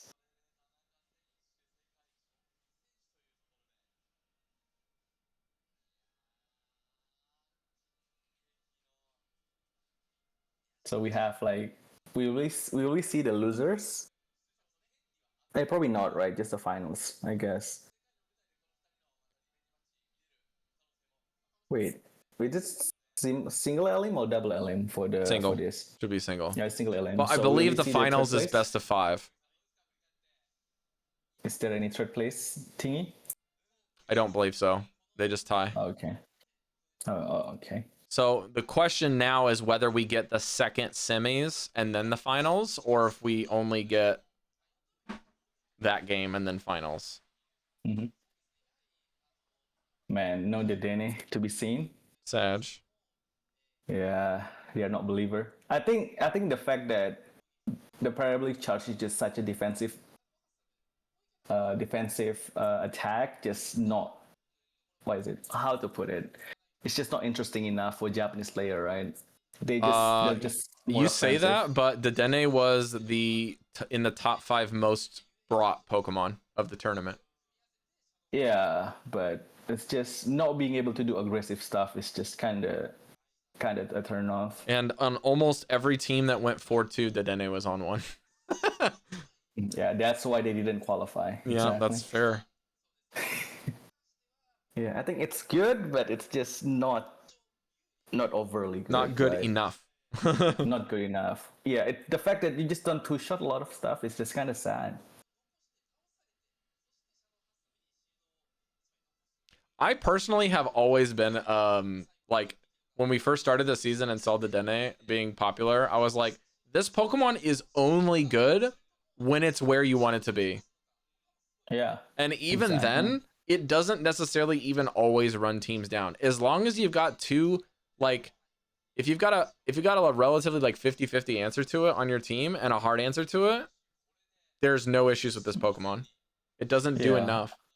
Yeah, I agree. Like, look at Scizor, right? When Scizor boosts, it can literally sweep the entire opponent team. But you cannot say the same. We did it in. We did it. Yeah. I agree wholeheartedly. I do not believe in Dedenne, man. It is not a Pokemon I think is good enough. Oh, we got an interview. Oh, let's go. Yeah, it is meta defining, Max, but it's just, I don't know. I think the playstyle just doesn't suit me.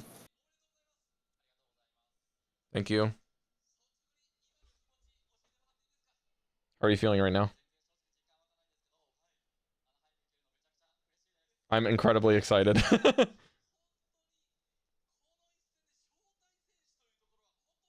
What a crazy match.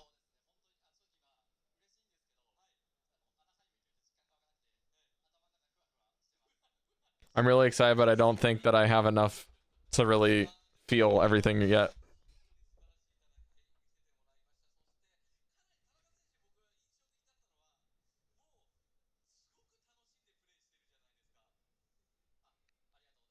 It looked like you're having a lot of fun.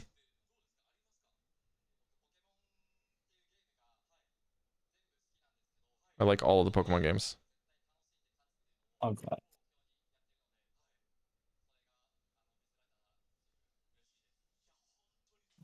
He's really trying hard not to cry right now. He's super happy.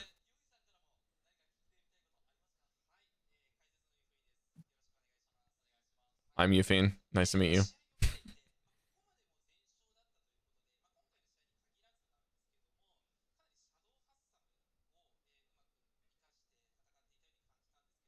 The Shadow Caesar was crazy. More or less.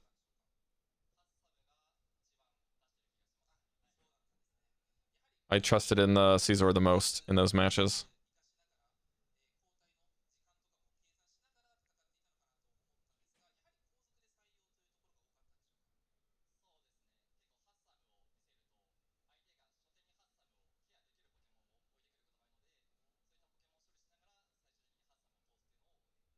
You're talking a lot about Caesar. I just don't understand everything.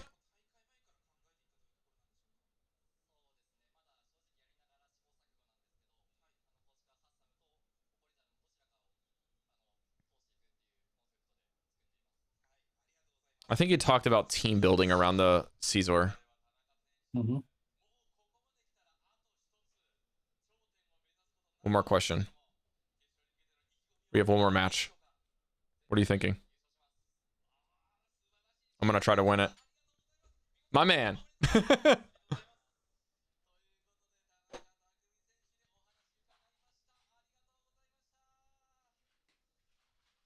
He's super happy because you only need to get here to go to Worlds on a paid ticket. So he's like, bro, who cares about the plate? Yeah, he just saved like $2,000. Maybe more than that. Yeah, more than that. If it covers, well, like, I don't know what it covers. Like, does it cover the plane ticket? Does it cover that, like the other expenses? Should be plane and hotels. Yeah, should be plane and hotels, and that's it. Yeah, I mean, I can tell you right now that the plane ticket's gonna be $2,000 alone. So. Wait, really? Yeah. From Japan? Mm-hmm. Oh God. It's also $2,000 from here, I think.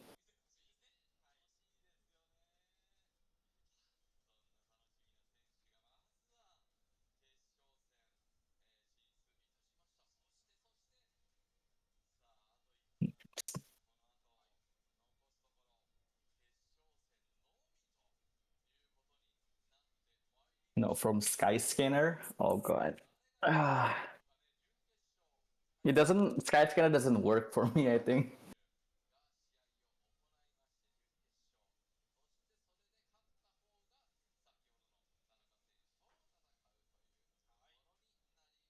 They're telling us who won, but I'm not listening very well, so I think the other final. I think we're going to the finals now. Mm-hmm.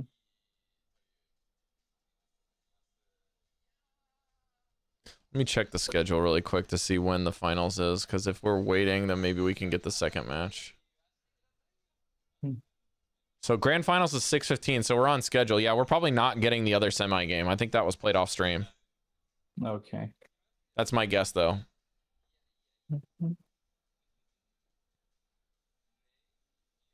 It is 6:15 right now, right? Yeah, it's 6:15 right now. Let's go.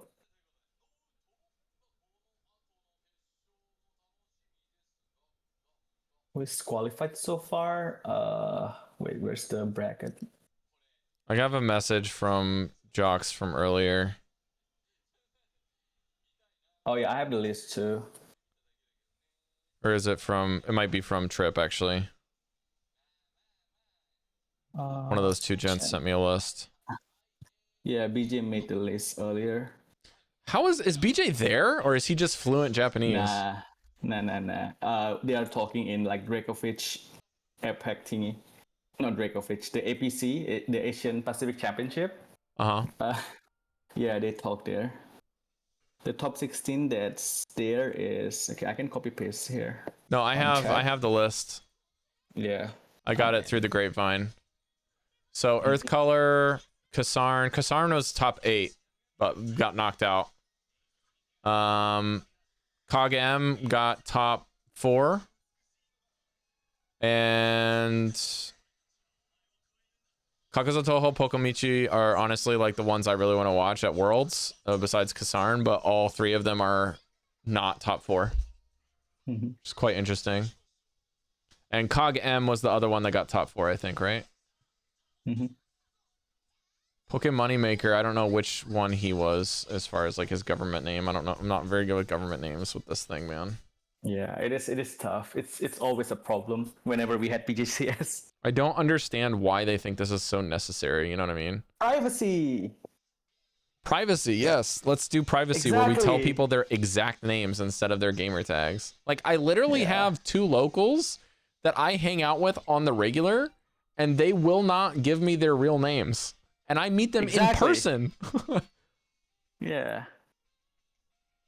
We also have like privacy issue here, but whenever we chat, we use WhatsApp with our real phone number. Also, big privacy right there. Yeah, but like, I'm really happy that Kakuzu Toho made it and Pokemichi made it, because Pokemichi got robbed last time from a technicality. But Ishikawa Boy said that he went 4-2 and went 4 straight to start. And then I think there was another trainer. Is it Kujira maybe? Or another really strong trainer went 4-2, but he went 0-2 to start. So he was never making it with a 4-2 record like that. Yep, Crescent Angels went 4-2. I can't remember who else went 4-2. Oh, Anya went 4-2.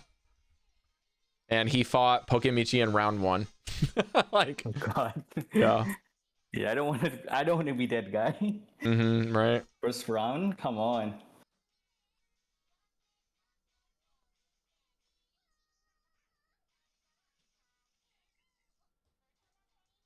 Like, I think I saw the trainer name on the the qualifier form. I think it said that like it's recommended to not use Pokemon name, Pokemon Go account name for some reason, due to privacy concern. Yeah, it's weird. I don't get it, man. I hate it. Yeah.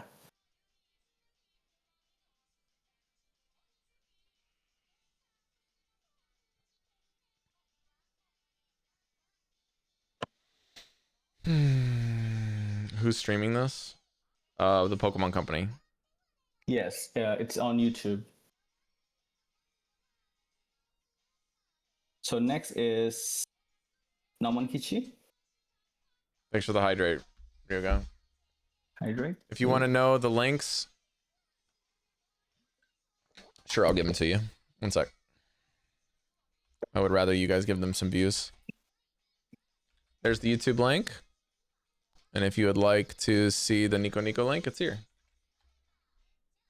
So Nico Nico has 7,000 concurrent viewers, but they do not show live viewership numbers for whatever reason. I might be wrong. They might get live viewership numbers if you log in. But that's 7,000 unique viewers basically.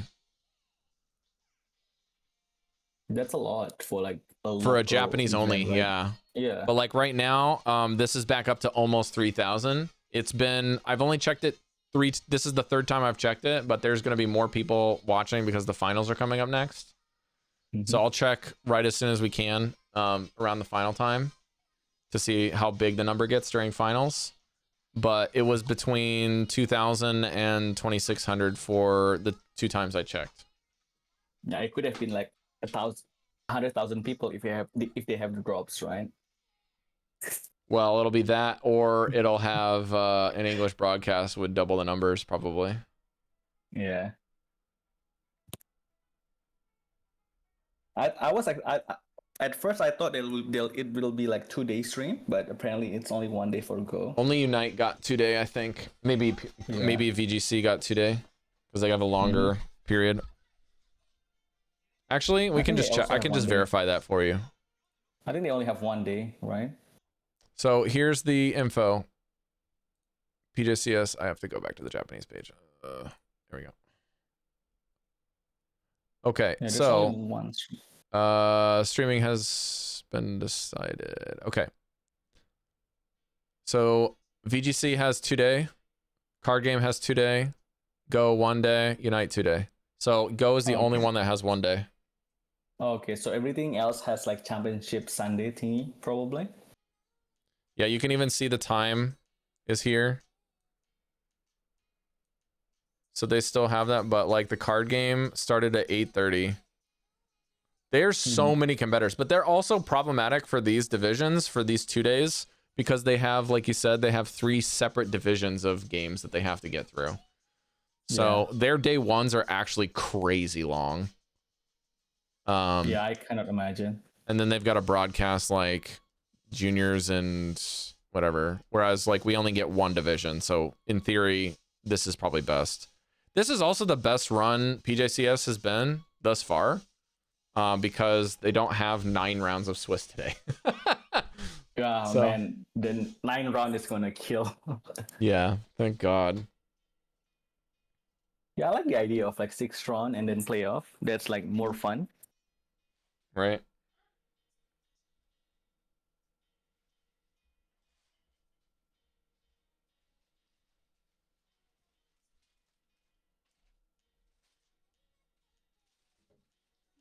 Yes, ma'am. What do you mean? Oh, left? Great question. Wish I could tell you. We're in the we're about ready to go to the finals, yes. Oh fuck, this thing killed me. God damn it. Let's wait for my own.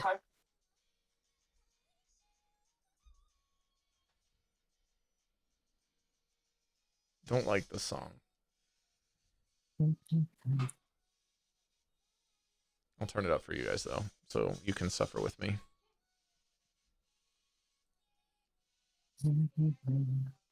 Carrie. Oh god, I hate that. Do not like that. Vocaloids at high frequencies do not sound good. I'm sorry.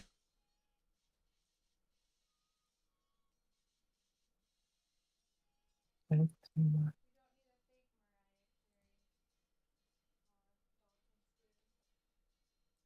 you say fake dolphins?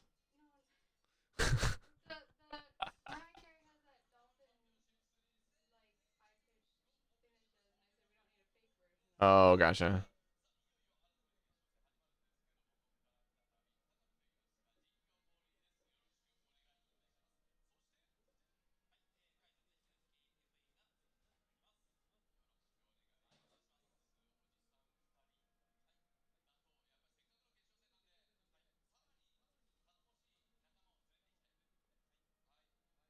So for the finals, they're gonna do a little bit of fanfare to get them there, and it looks like all 4 of these casters are gonna be on the desk. Either that or they're putting all 4 of their stalling engines together on the same desk. I'm not sure. Oh, not another stall.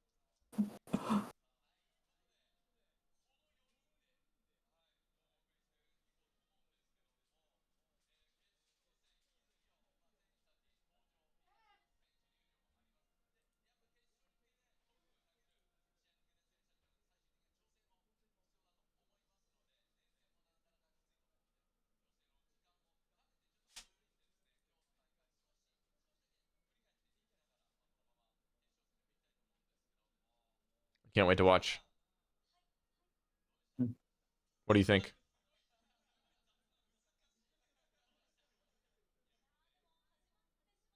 It's my first time.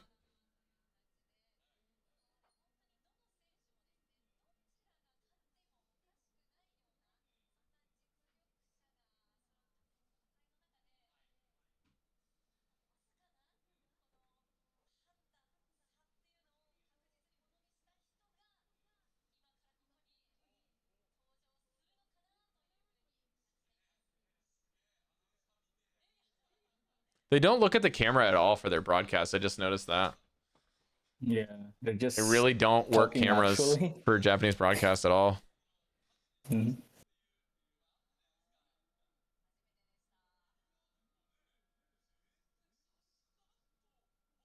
I mean, Enjoy Ride does.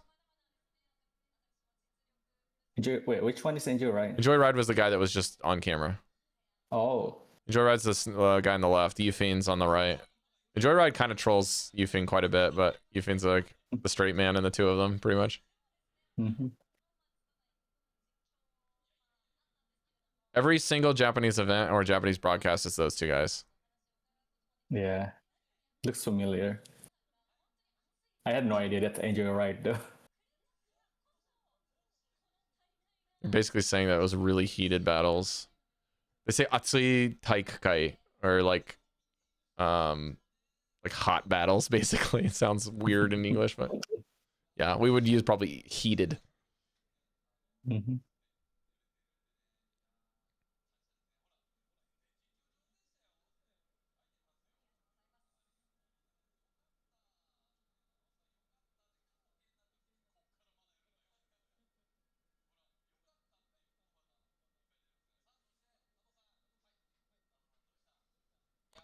They did actually pull all 4 of them just so they could stall.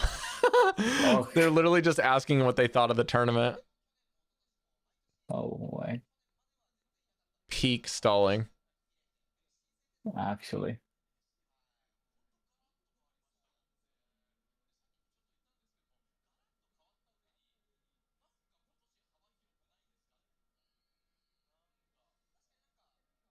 It's really interesting that Enjoy Ride is literally posing all of the questions to them and they're just answering him. Mm-hmm. They don't really seem to be passing a banter back and forth. It's very much like an interview style broadcast here for some odd reason. Yeah, I get it. Yeah.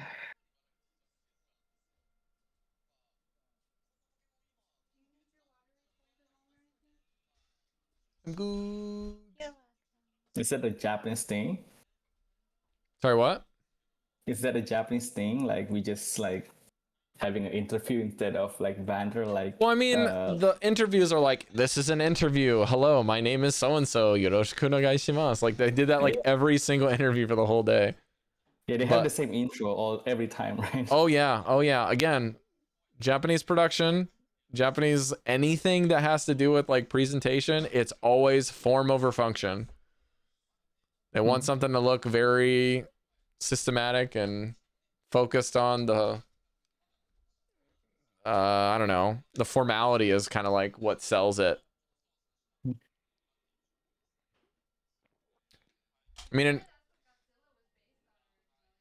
yeah, they've got like literally like these crazy big venues and like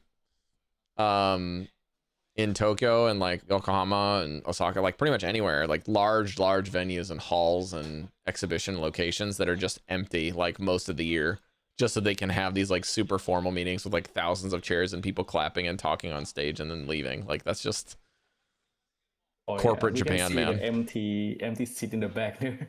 There's a lot like that they're hiding, and I think the left side might be VGC. I don't know. Mhm. I can't get over just how thin those screens are. Like you saw that brand of the PJCS right there. Yeah. This is a screen that the people are looking at behind them. That's like the official broadcast screen. It's so small, like thin wise. Yeah. Just find it. Carrie, should we order dinner before the finals start? Okay. It's probably going to take like an hour. Well, we live in the city, so it doesn't always take an hour. Sometimes it takes 30 minutes. No, the finals is an hour, I think. Oh, well, it's supposed to start now or 15 minutes ago. What do you want, Carrie? Yeah.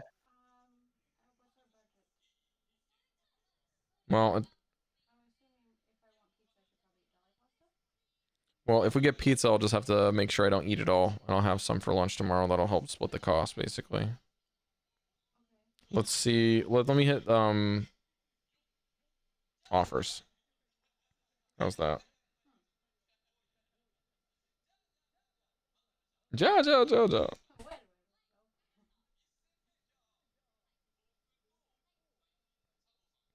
Ooh, they have 50% off deals for some pizzas. Oof.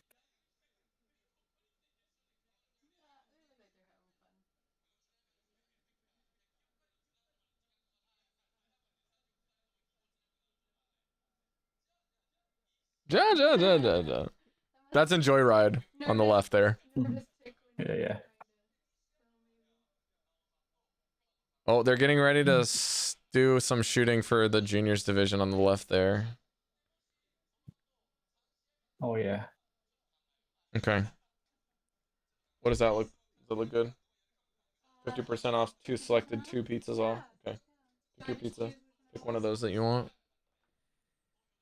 Just be conscious that the costs do go up for some of them. Okay. Pizza. Mm.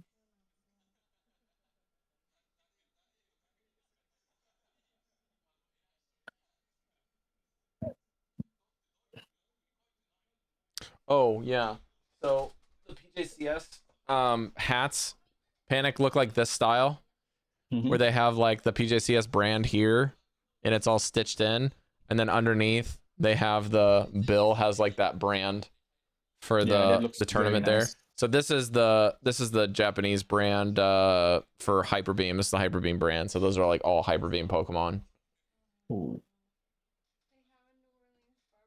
Looks good. Yes, I know. Yeah. What do you want? What's the works one? Like the deluxe is probably what I like, but that's 500. But again, I'm intending on eating it in 2 nights.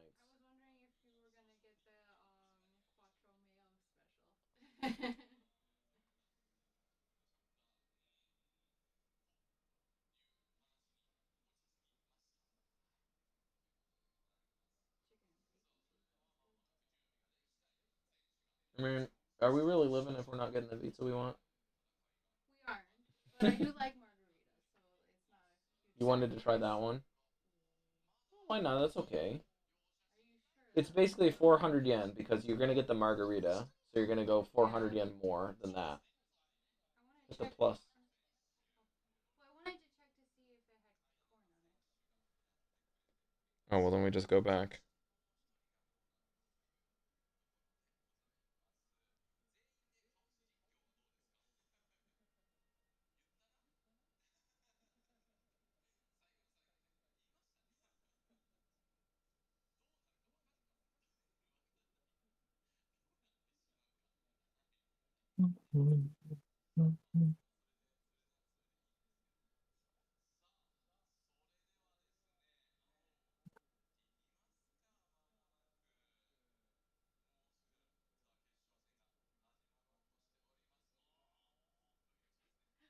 It does have chicken, corn on it. Okay, well then I'll get the margarita. Okay.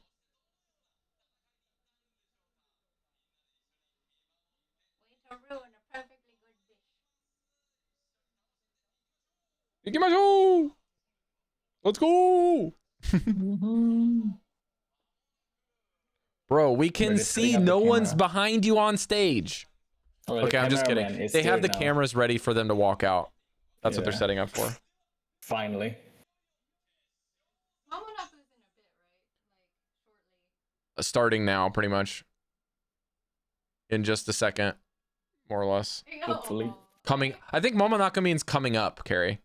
That's what I said. Okay. Like, Okay, we Yeah. had Okay, so they gassed up the stage. yeah. Actual Oh, look at production. this. Look at this action shot. While we were talking, I could see the smoke. Oh, I thought he was rapping at first. They are rapping, Carrie. Always. Anytime we speak, you're rapping. What size? M size is what we did, right? Before? I don't know. I'll take M and then the flat. They both brought Also 2 crispy. plushies. The double Grookster. And what's the other one there?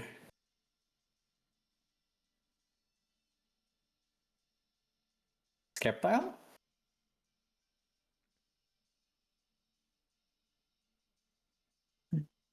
Is that The guy that we Trevenant? just watched. Is that Skeptile and Trevenant?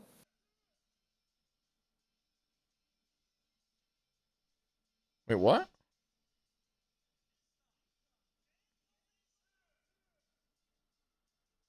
Katsuda Kento. Second one. Oh, Pentam. Okay.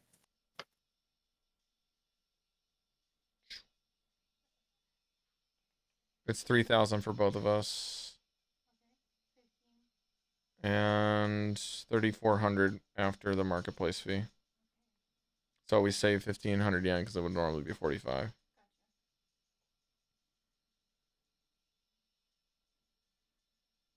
Place order. Oh, it looks like they had him take the labels off the drinks. That makes sense. Okay, I'll get pizza too then.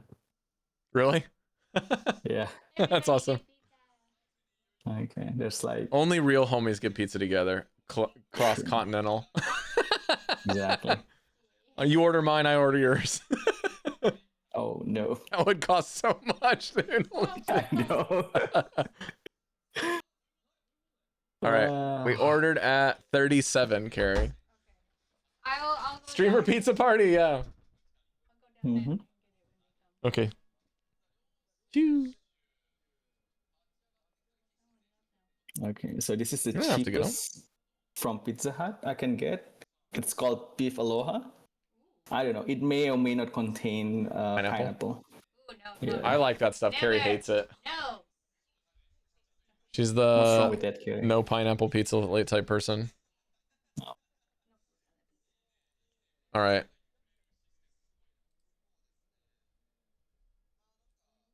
All right, tuna? this is the link of the final qualifying streamers if you guys want them. I'll just leave that there for a second while I move it over to the channel.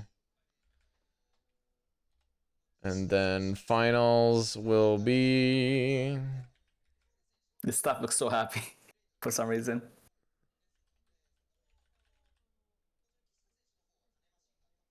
Okay. Wait, have we seen the guy on the left? Looks familiar. No, maybe I haven't seen Greninja though.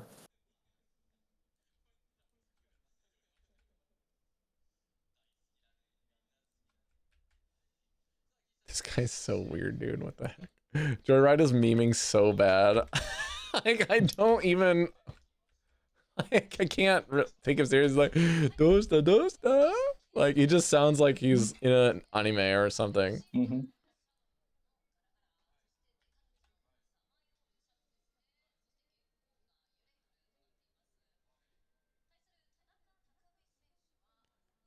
So, is that Earth Colors or Poke Moneymaker?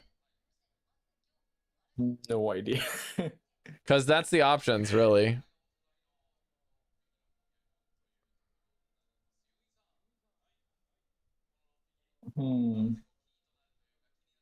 Also, the Yeah, list that I got has 15 players on it. Like, number 3 is missing. Tuna, good morning. Really? Oh, sorry. I have a different list now. The one that you posted is updated from the one I got earlier Mm-hmm. from Jocks. Yeah.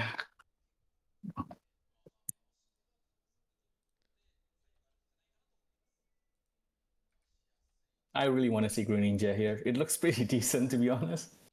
Like, as long as there's not a bug biter or a fury cutter, it's so clear. Like, very clean to use.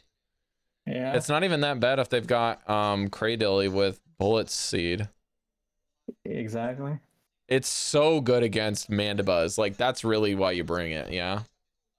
Yeah. I love it. Primeape It's looks too okay cheap. here. Yeah, Primeape looks good. It hits everything. And I want to keep this in mind, guys. This Primeape ain't got no Ice Punch. This thing's full fighter. It's running the business. It's running what's it called? Crush Shop? No. I don't think it's running Cross Shop. It's running Close Combat. Mm-hmm. Let me see.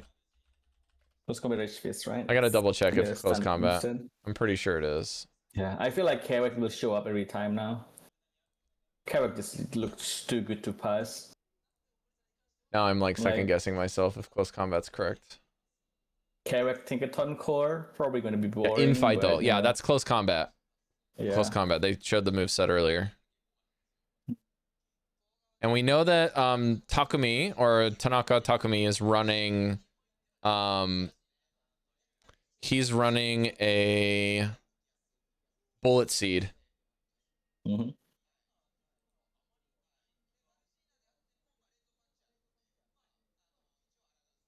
I think I heard someone say that, Ryuga. Someone's saying that they were running a Pataman team.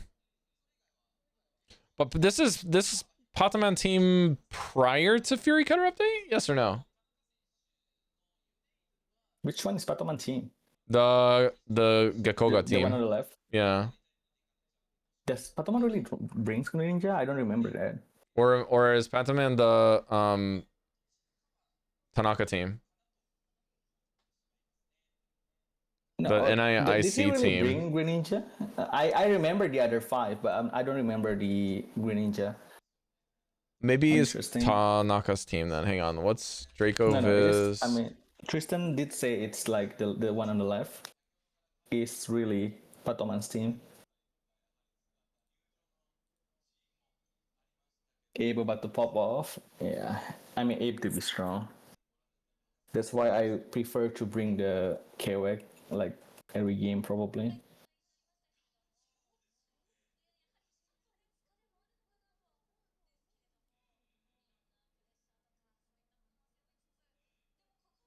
Yes, okay. Is it Baltimore? Was that NIC or no? And I see. Pataman is not on Baltimore. Oh, he is?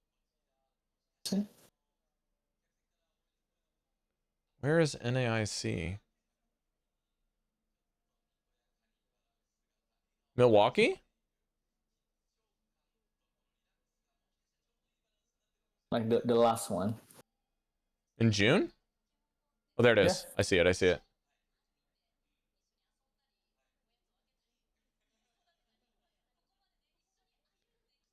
Yeah, Patamon team is Zimmerel, Greninja. So no, it's not Patamon team. You're welcome. Not quite. Okay. Yeah, I was saying the same thing, Tom. I think that this ape is gonna go bat crazy.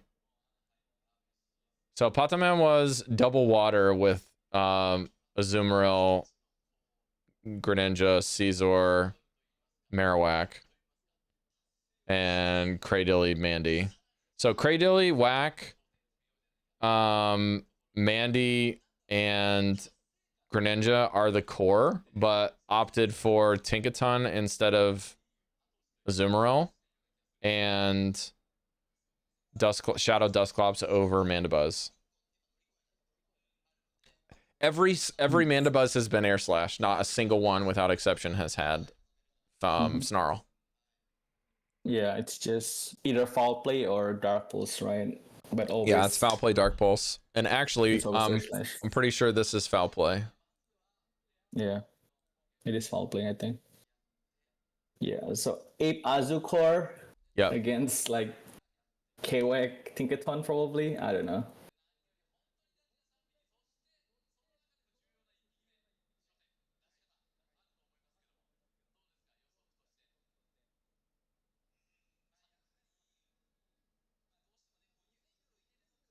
So right now they're fighting for the plate and t-shirt, right? They're playing for the in-game rewards and the Yeah. trophy. Mm-hmm. And nothing else. I need to check the site because I don't actually know what to tell you. I can check. Let's see here.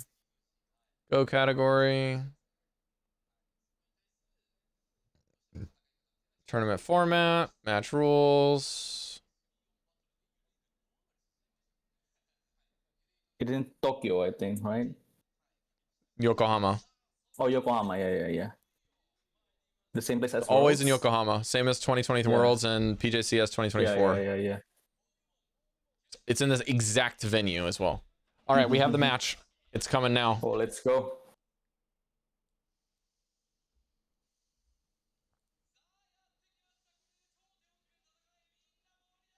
Kentosaurus insulted Koji. Final two. Okay, Insulted that's a Koji. great Okay. matchup because this is the Bullet Seed one. Oh, yeah. I mean, Carrick still win this, right? But he has to drop So two you shields. just throw this and then a single mud slap and catch on tank. No ape. He paused. Great pause there. Yeah. Okay, so you see if they're gonna bait or not, and then maybe go tank.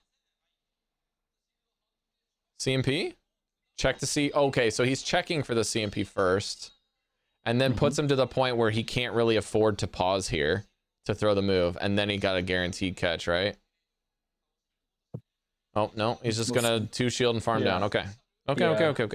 I This think is a that's safer safe play. right? Yeah. It's a safe play.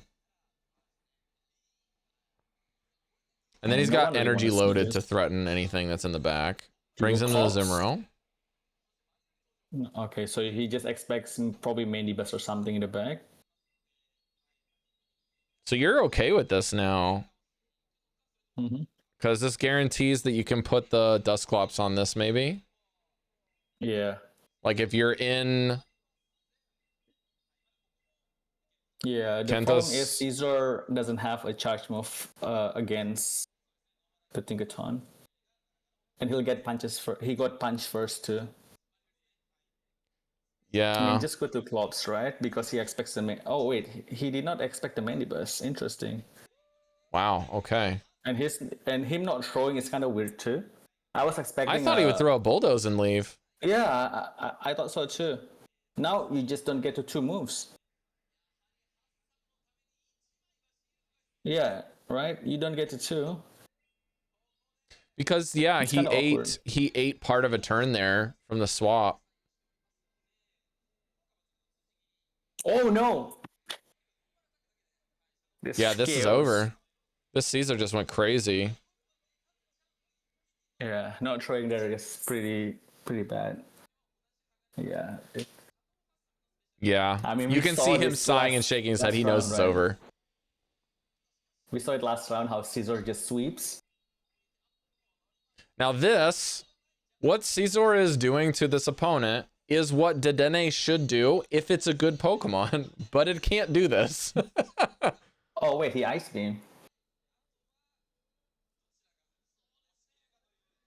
Wait, You still need a what? player off, right? Why would you Ice Beam? Yeah, I Oh, guess. so you can get to a play rough. Okay. No, it's still 11. They're both 11. So double player off is the same as Ice Beam player off, energy wise. Okay. Yeah. So then it was a misplay.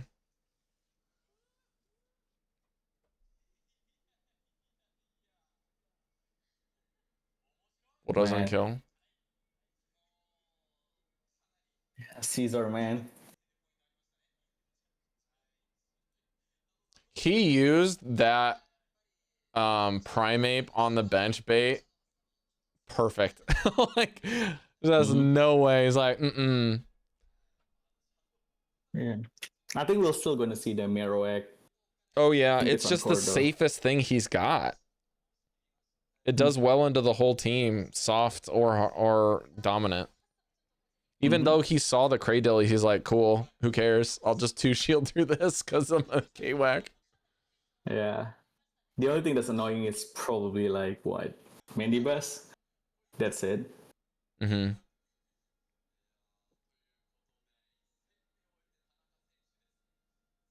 He might have been Caesar overly ran. afraid of the Greninja to lead the Mandy and the Tinkaton for that matter. And now that he brought the Tinkaton last game, it's also a little sketch, right? What's up, Earth? Welcome in. No, this is the finals, grand finals, Arceus.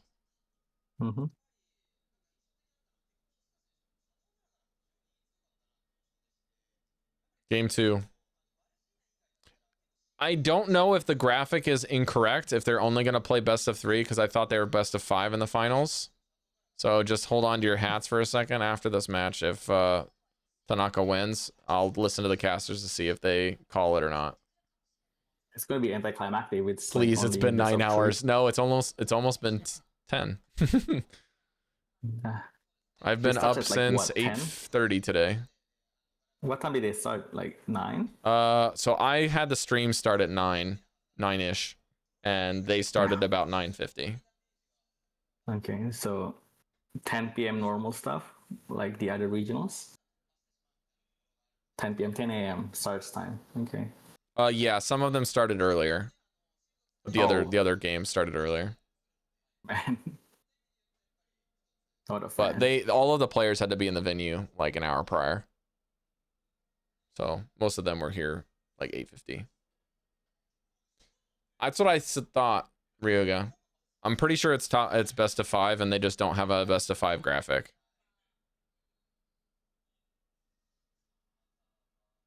But if it's single lemon best of 3 for every match, it would be consistent. But you know, grand finals are always best of 5 in American region or English speaking regions. Yeah, I think it's been best of 5 in every regionals now. Even the other Apex one are best of 5. Wait, is it best of 3 with the no, it was best of 3 with the resets. Wait, what? I don't even know.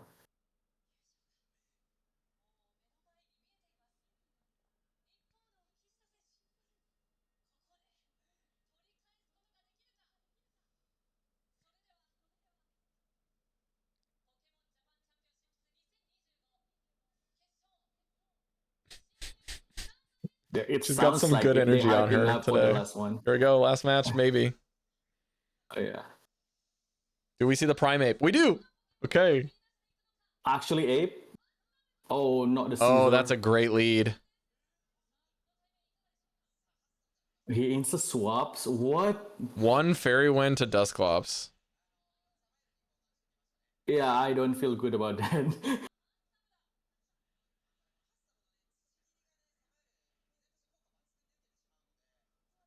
Immediate swap to Mariduri. Yeah. I mean, you strip a shield. I guess. And then you can just tank everything. And then, like, what does your opponent have that the Caesar doesn't like seeing? You know what I mean? Besides, like, the Mandibuzz. Yeah, true.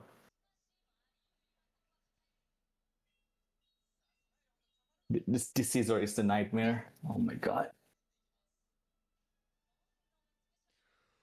Like, the Dusclops was up energy. Like, I don't know if you need that to be pointed out, but the Dusclops was up energy going into this. Doesn't look like it. As it is strong.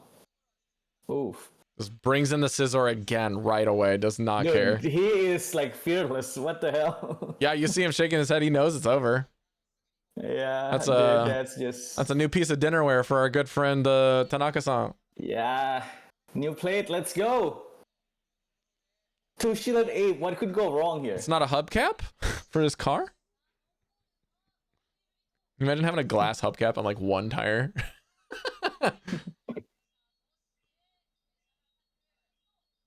Yeah, it just two shields the Cadillac. Yeah, this is hopeless.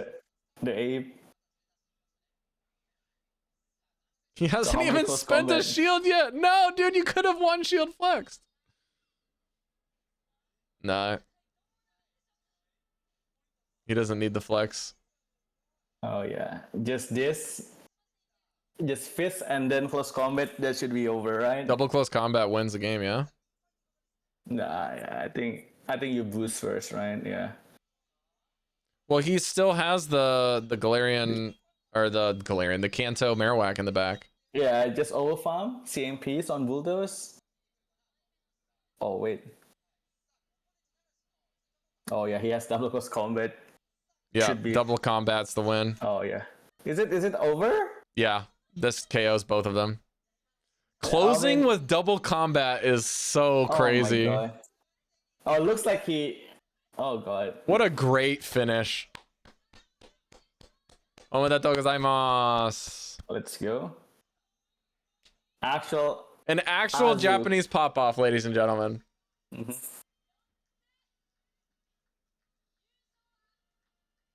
That's all. It's over. What the hell? Okay, well, they're calling him the champion. No best of fives. Come on. I mean, well deserved though. Let's just have the interview and then tell him that it's a best of five. Look at disbelief there. He's like, oh man, the Caesar is too much. Got trailblazed.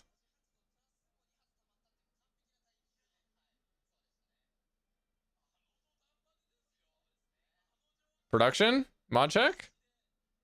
Nothing happened? Imagine this. You go 8-0. 6-0 in Swiss. Or 5-1 in Swiss, one of the two. And then you get to the finals and you get 2-0'd. Oh. Yeah. Oof. Also, imagine that this is actually not a best of five. How many trainers have gone through loser bracket ones and gone down 0-2 and then went, 5-0 in the Yeah, finals for the win? That's not going to happen. It feels underwhelming there. All right, they are discussing happened some here? things. Also, it looks like the stage to the right has the oft their disc to a player.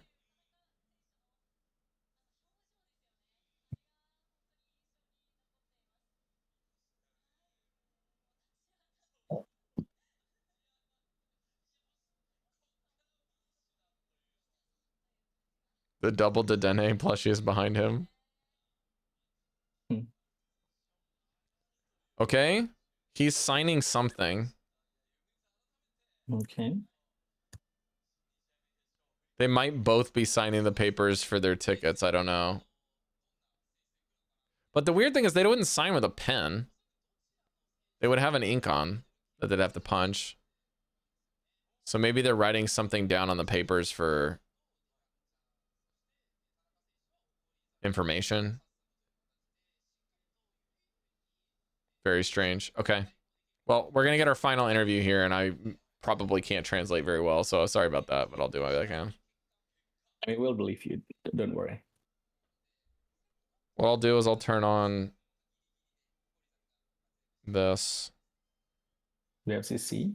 There's no CC on the stream. Yeah, they don't have closed captions. Okay, I'll turn up the volume on my iPad and then try to get a speaking thing on my app. Okay, here we go. Interview preparations are complete. Here we go. Interview. Oh man, it's actually over.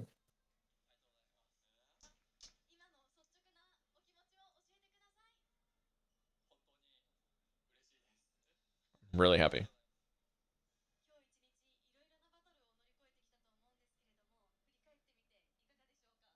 What are your impressions?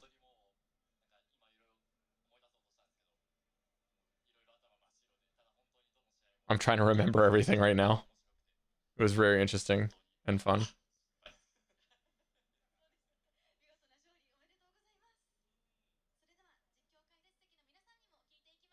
My man wants the Trevenant meta back.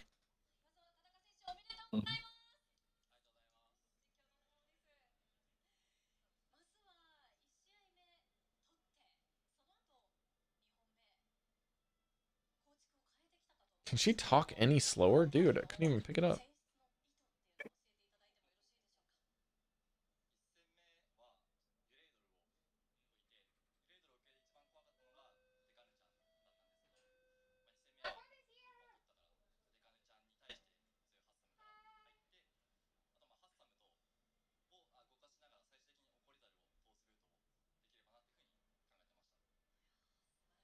He talked about his team comp a lot there.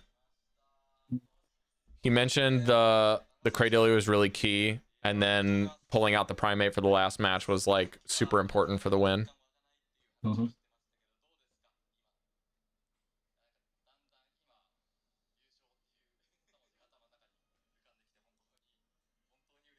I fought hard today, and I'm really happy with the results.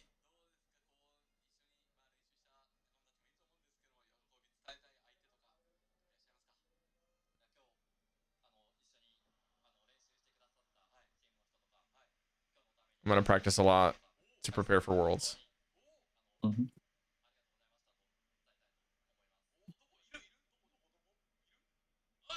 Oh, he's pointing out his practice partners and saying thank you to some friends and family that came to watch.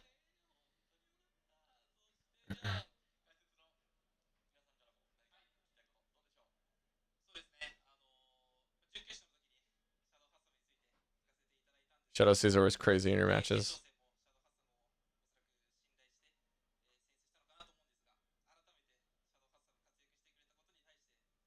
It was a key in your win, but what do you think? It was my last Pokemon to consider, but yeah, it was super strong. I think he was talking about also being his MVP.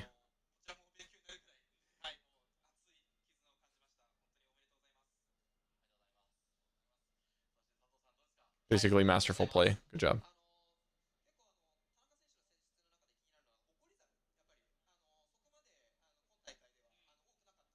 Can you talk about your Primate? With the fighting types, what are you thinking about it?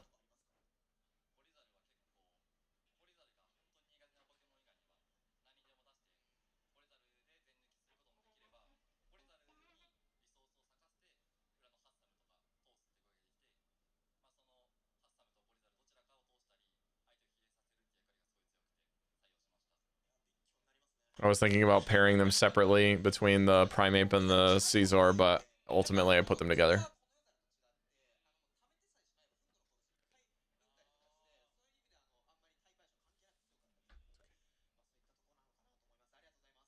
Thank you very much for your battles.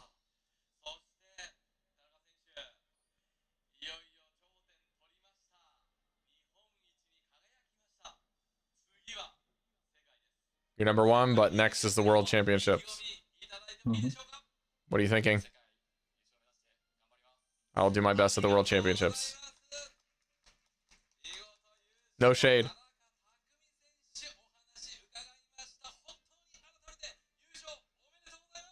Undisputed PJCS champion. Mm-hmm. Thank you for hosting.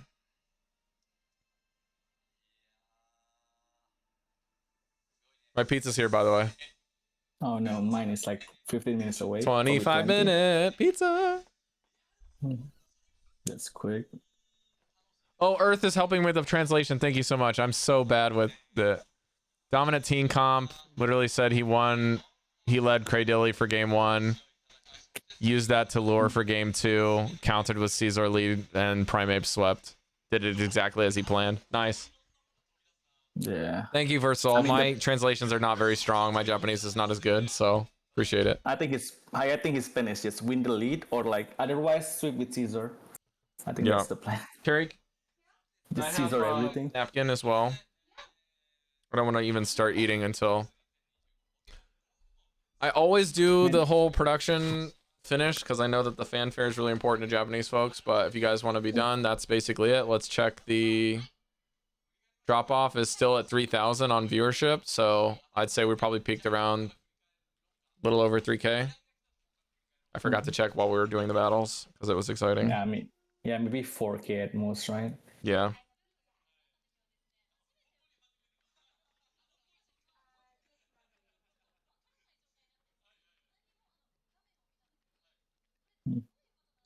Real-time interpretations. Well, I'm kind of going off of vibes because I can't understand everything that they're saying.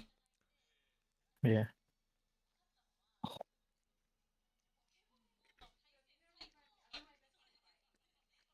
This event was the best. Thanks for having me.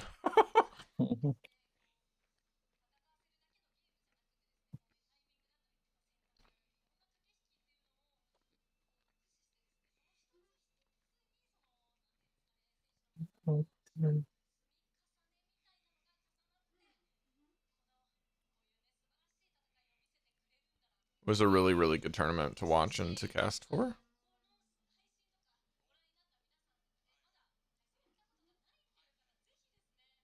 I don't think I could do it. I think that's what she said. These players are really good, something like that.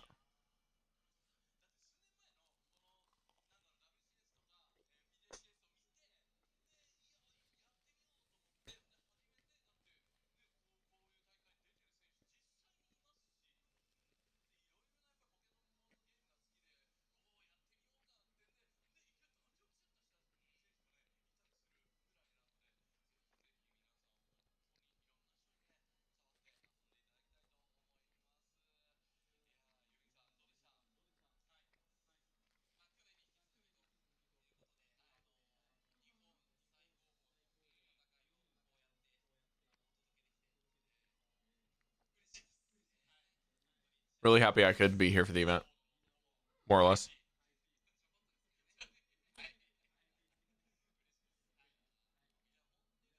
This is like the most Japanese thing.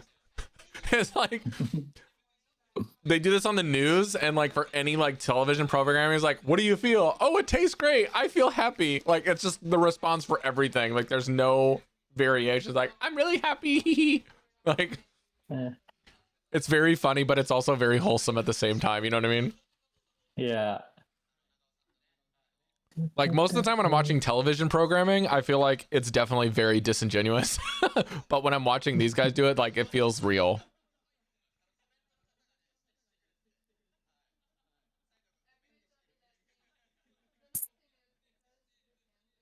Oh, I think Sato was making fun of her.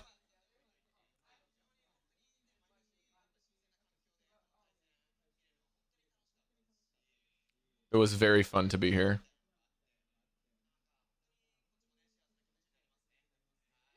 I want to practice more too, I think is what he was saying. I don't know if he's referring to the game itself, like learning the game, playing the game, or like to compete, or if he's talking about practicing and casting. I don't know if it was intentionally vague or if I was missing some info.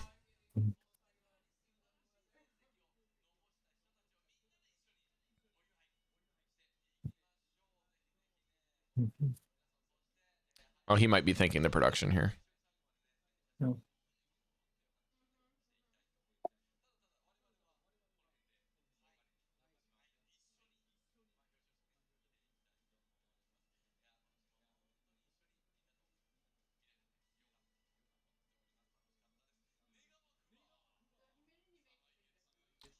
Something about like, great, we're happy that and appreciative. Excuse me, appreciative that we had a great turnout. Which camera am I supposed to look at?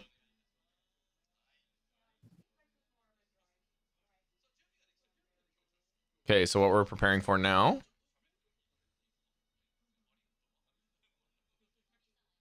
I'll tell you.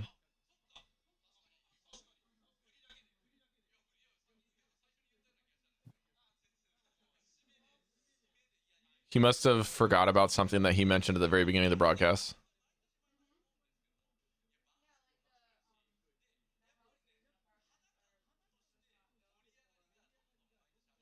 The clothes?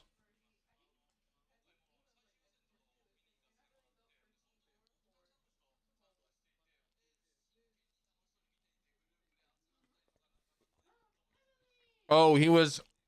I see. He said that the analyst was explaining that the chat pointed out that the caster's plushie fell down. That was funny.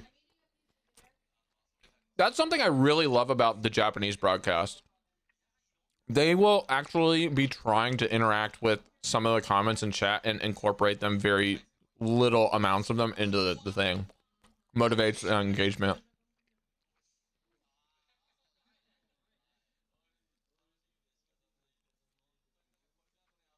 No, I didn't watch enough of the English broadcast this year, but I think that Speedy and the European broadcasters are trying to do some of that.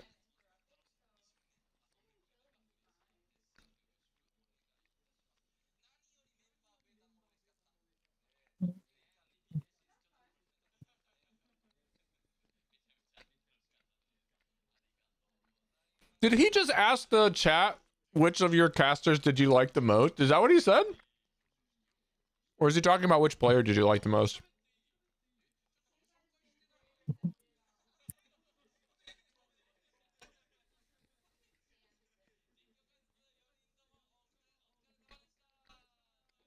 He just read a comment that said, thanks for your hard work, casters. He's reading more of the comment now. Thank you. So we're stalling for the, what is it called? Celebration? I don't know. Closing ceremony. Closing ceremony. There we go. So far, I think this is a little bit better made than last time because they were doing closing ceremonies all together combined before at one point, and now I think they're doing them all separate. Like, look, they're prepped in the back right now with the gloves for the presentation. Yeah. Feels better for sure. And I think last time we don't really see the player names too whenever they're logged in, right? Now we can see their trainer names. when they're logged Sometimes. in the team. Sometimes. Yeah. Yeah. Sometimes. I think we see none of those, at least on the first one. The first one literally we starts when the battle starts.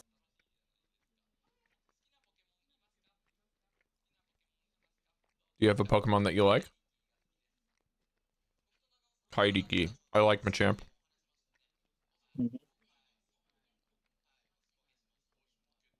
Akko-san's like, I like this one. And she like picks up the plushie.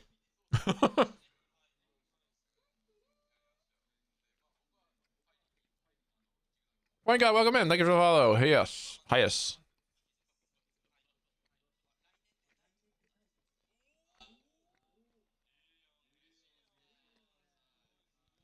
Something like, I'm going to try for the title next year? Someone in chat? Or is he saying that?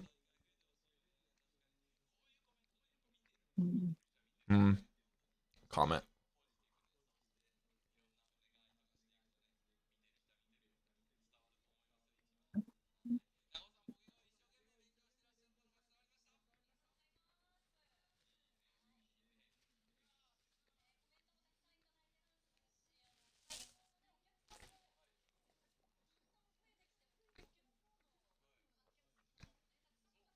Wow. Look at all like 30 people watching this.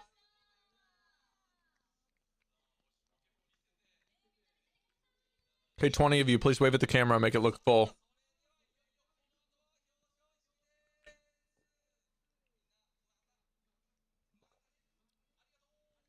We'll see you guys next time. We're going to pass it to the main stream or main. I think they're going to pass it to the front. Yeah, here's the presentation. Da da da da da da da da. Sorry.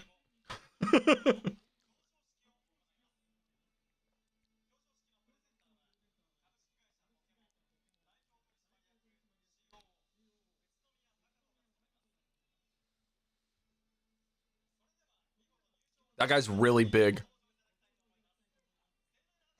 He does these handoffs for the rewards every time. And any idea who he is? They just said who he is. I'll have to go back and translate it, but I think he's like a Pokemon guy, like an employee. TBC guy, yeah. Yeah.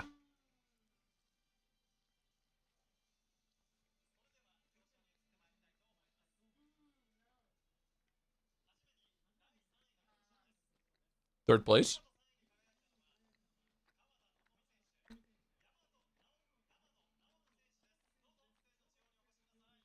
I'm tied for My third. stream is laggy.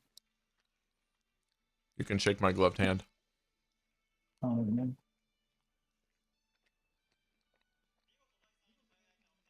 My man. Here's your salad plate. Mm-hmm. You may also shake my gloved hand.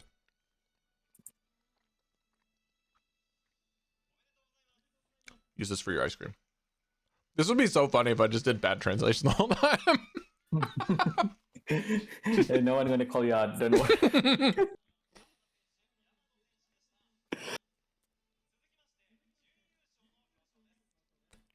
Please cover your belly buttons with these.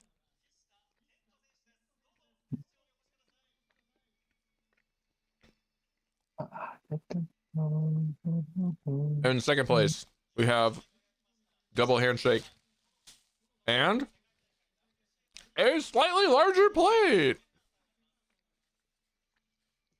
He's already wearing the tournament shirt. That's the shirts I was telling you about that are like a joke. Yeah, kind of sad. They're so sad. They even got the official like tag on them and everything. It's like official worthlessness. Ugh. Here's our champion. I can't see anything. Holy. Official my stream Pogo is streams laggy. are more of a TV variety shows just because the Go casters have careers more related to it than average esports casters, but I could be wrong.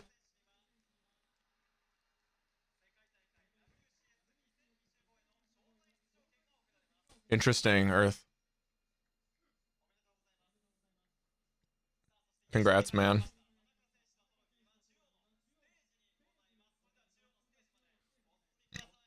Please run up the stage quickly like a child. That's an exact translation, by the way. I can confirm. Please make out with this plate. Mm-hmm. Please lift it up if you can. Sorry. We spent $6 grand on these pyrotechnics. Let's go. Then We shoved a camera in your face. Congrats, man. All jokes aside, very well played. Spectacular gameplay. Well deserved. Yeah, great display of Caesar. Love it. Yeah. Also very happy to see other stuff. Thank you guys so much for watching the stream. We have 69 viewers. This is the best time to end. Oh yeah. I really wish we could have had more viewership for this, but I understand that times are tough for time zones are tough for most folks. Yeah. And we have something to be happy about, which is that this is like usually when PJCS is going around, I don't see very many people trying to stream it. This time we had Steve, Axon, and Marto all streaming in English and in Spanish for PJCS this year. So I'm very, very happy with all of this stuff. I really appreciate people that decided to spend their time here instead of elsewhere, and giving those other streamers some love as well. Really appreciate all of you guys. I'm going to find someone to raid if I can. I believe that it's probably going to be a race between me and Steve to see who raids each other. Oh, Steve is done. Okay, Steve just went off broadcast. We're going to send you to a stream. Thank you, Riza. Who is somebody that I don't really recognize, but is Theodora3126. Oh, wait, she streams? Yeah. Looks like they're on a partner push. So make sure you guys refresh when you get there. Follow the raid, hit the refresh button right away. Thank you guys so much. This is really great. Hanging out with some friends. I don't really get to do that very often. With Rise and with ZZ and with Panic. We haven't duoed in a while, so it's been fun for a little bit. Thanks for everyone that popped in for a little bit as well. Really appreciate all of you guys. And please support Japanese battlers even more if you can. Obviously, this is really our only stream, so if you showed up, good on you. We'll see you guys at the World Championships. Good luck to everyone from Japan competing. Good luck to all of the rest of the people that are not in top 2 on financing their trips, especially Pokemichi and Kakazutoho. So we'll see how that goes. And Panic, any Indonesian battlers we need to look out for? I mean, we only have one that's coming, so Mini Coke, Okay. the only one. Yeah. Well, I hope to see them on broadcast. Oh yeah, he's very spicy, so hopefully he brings something fun. Okay, sounds good. Good night, good morning, good day, everyone. See you later.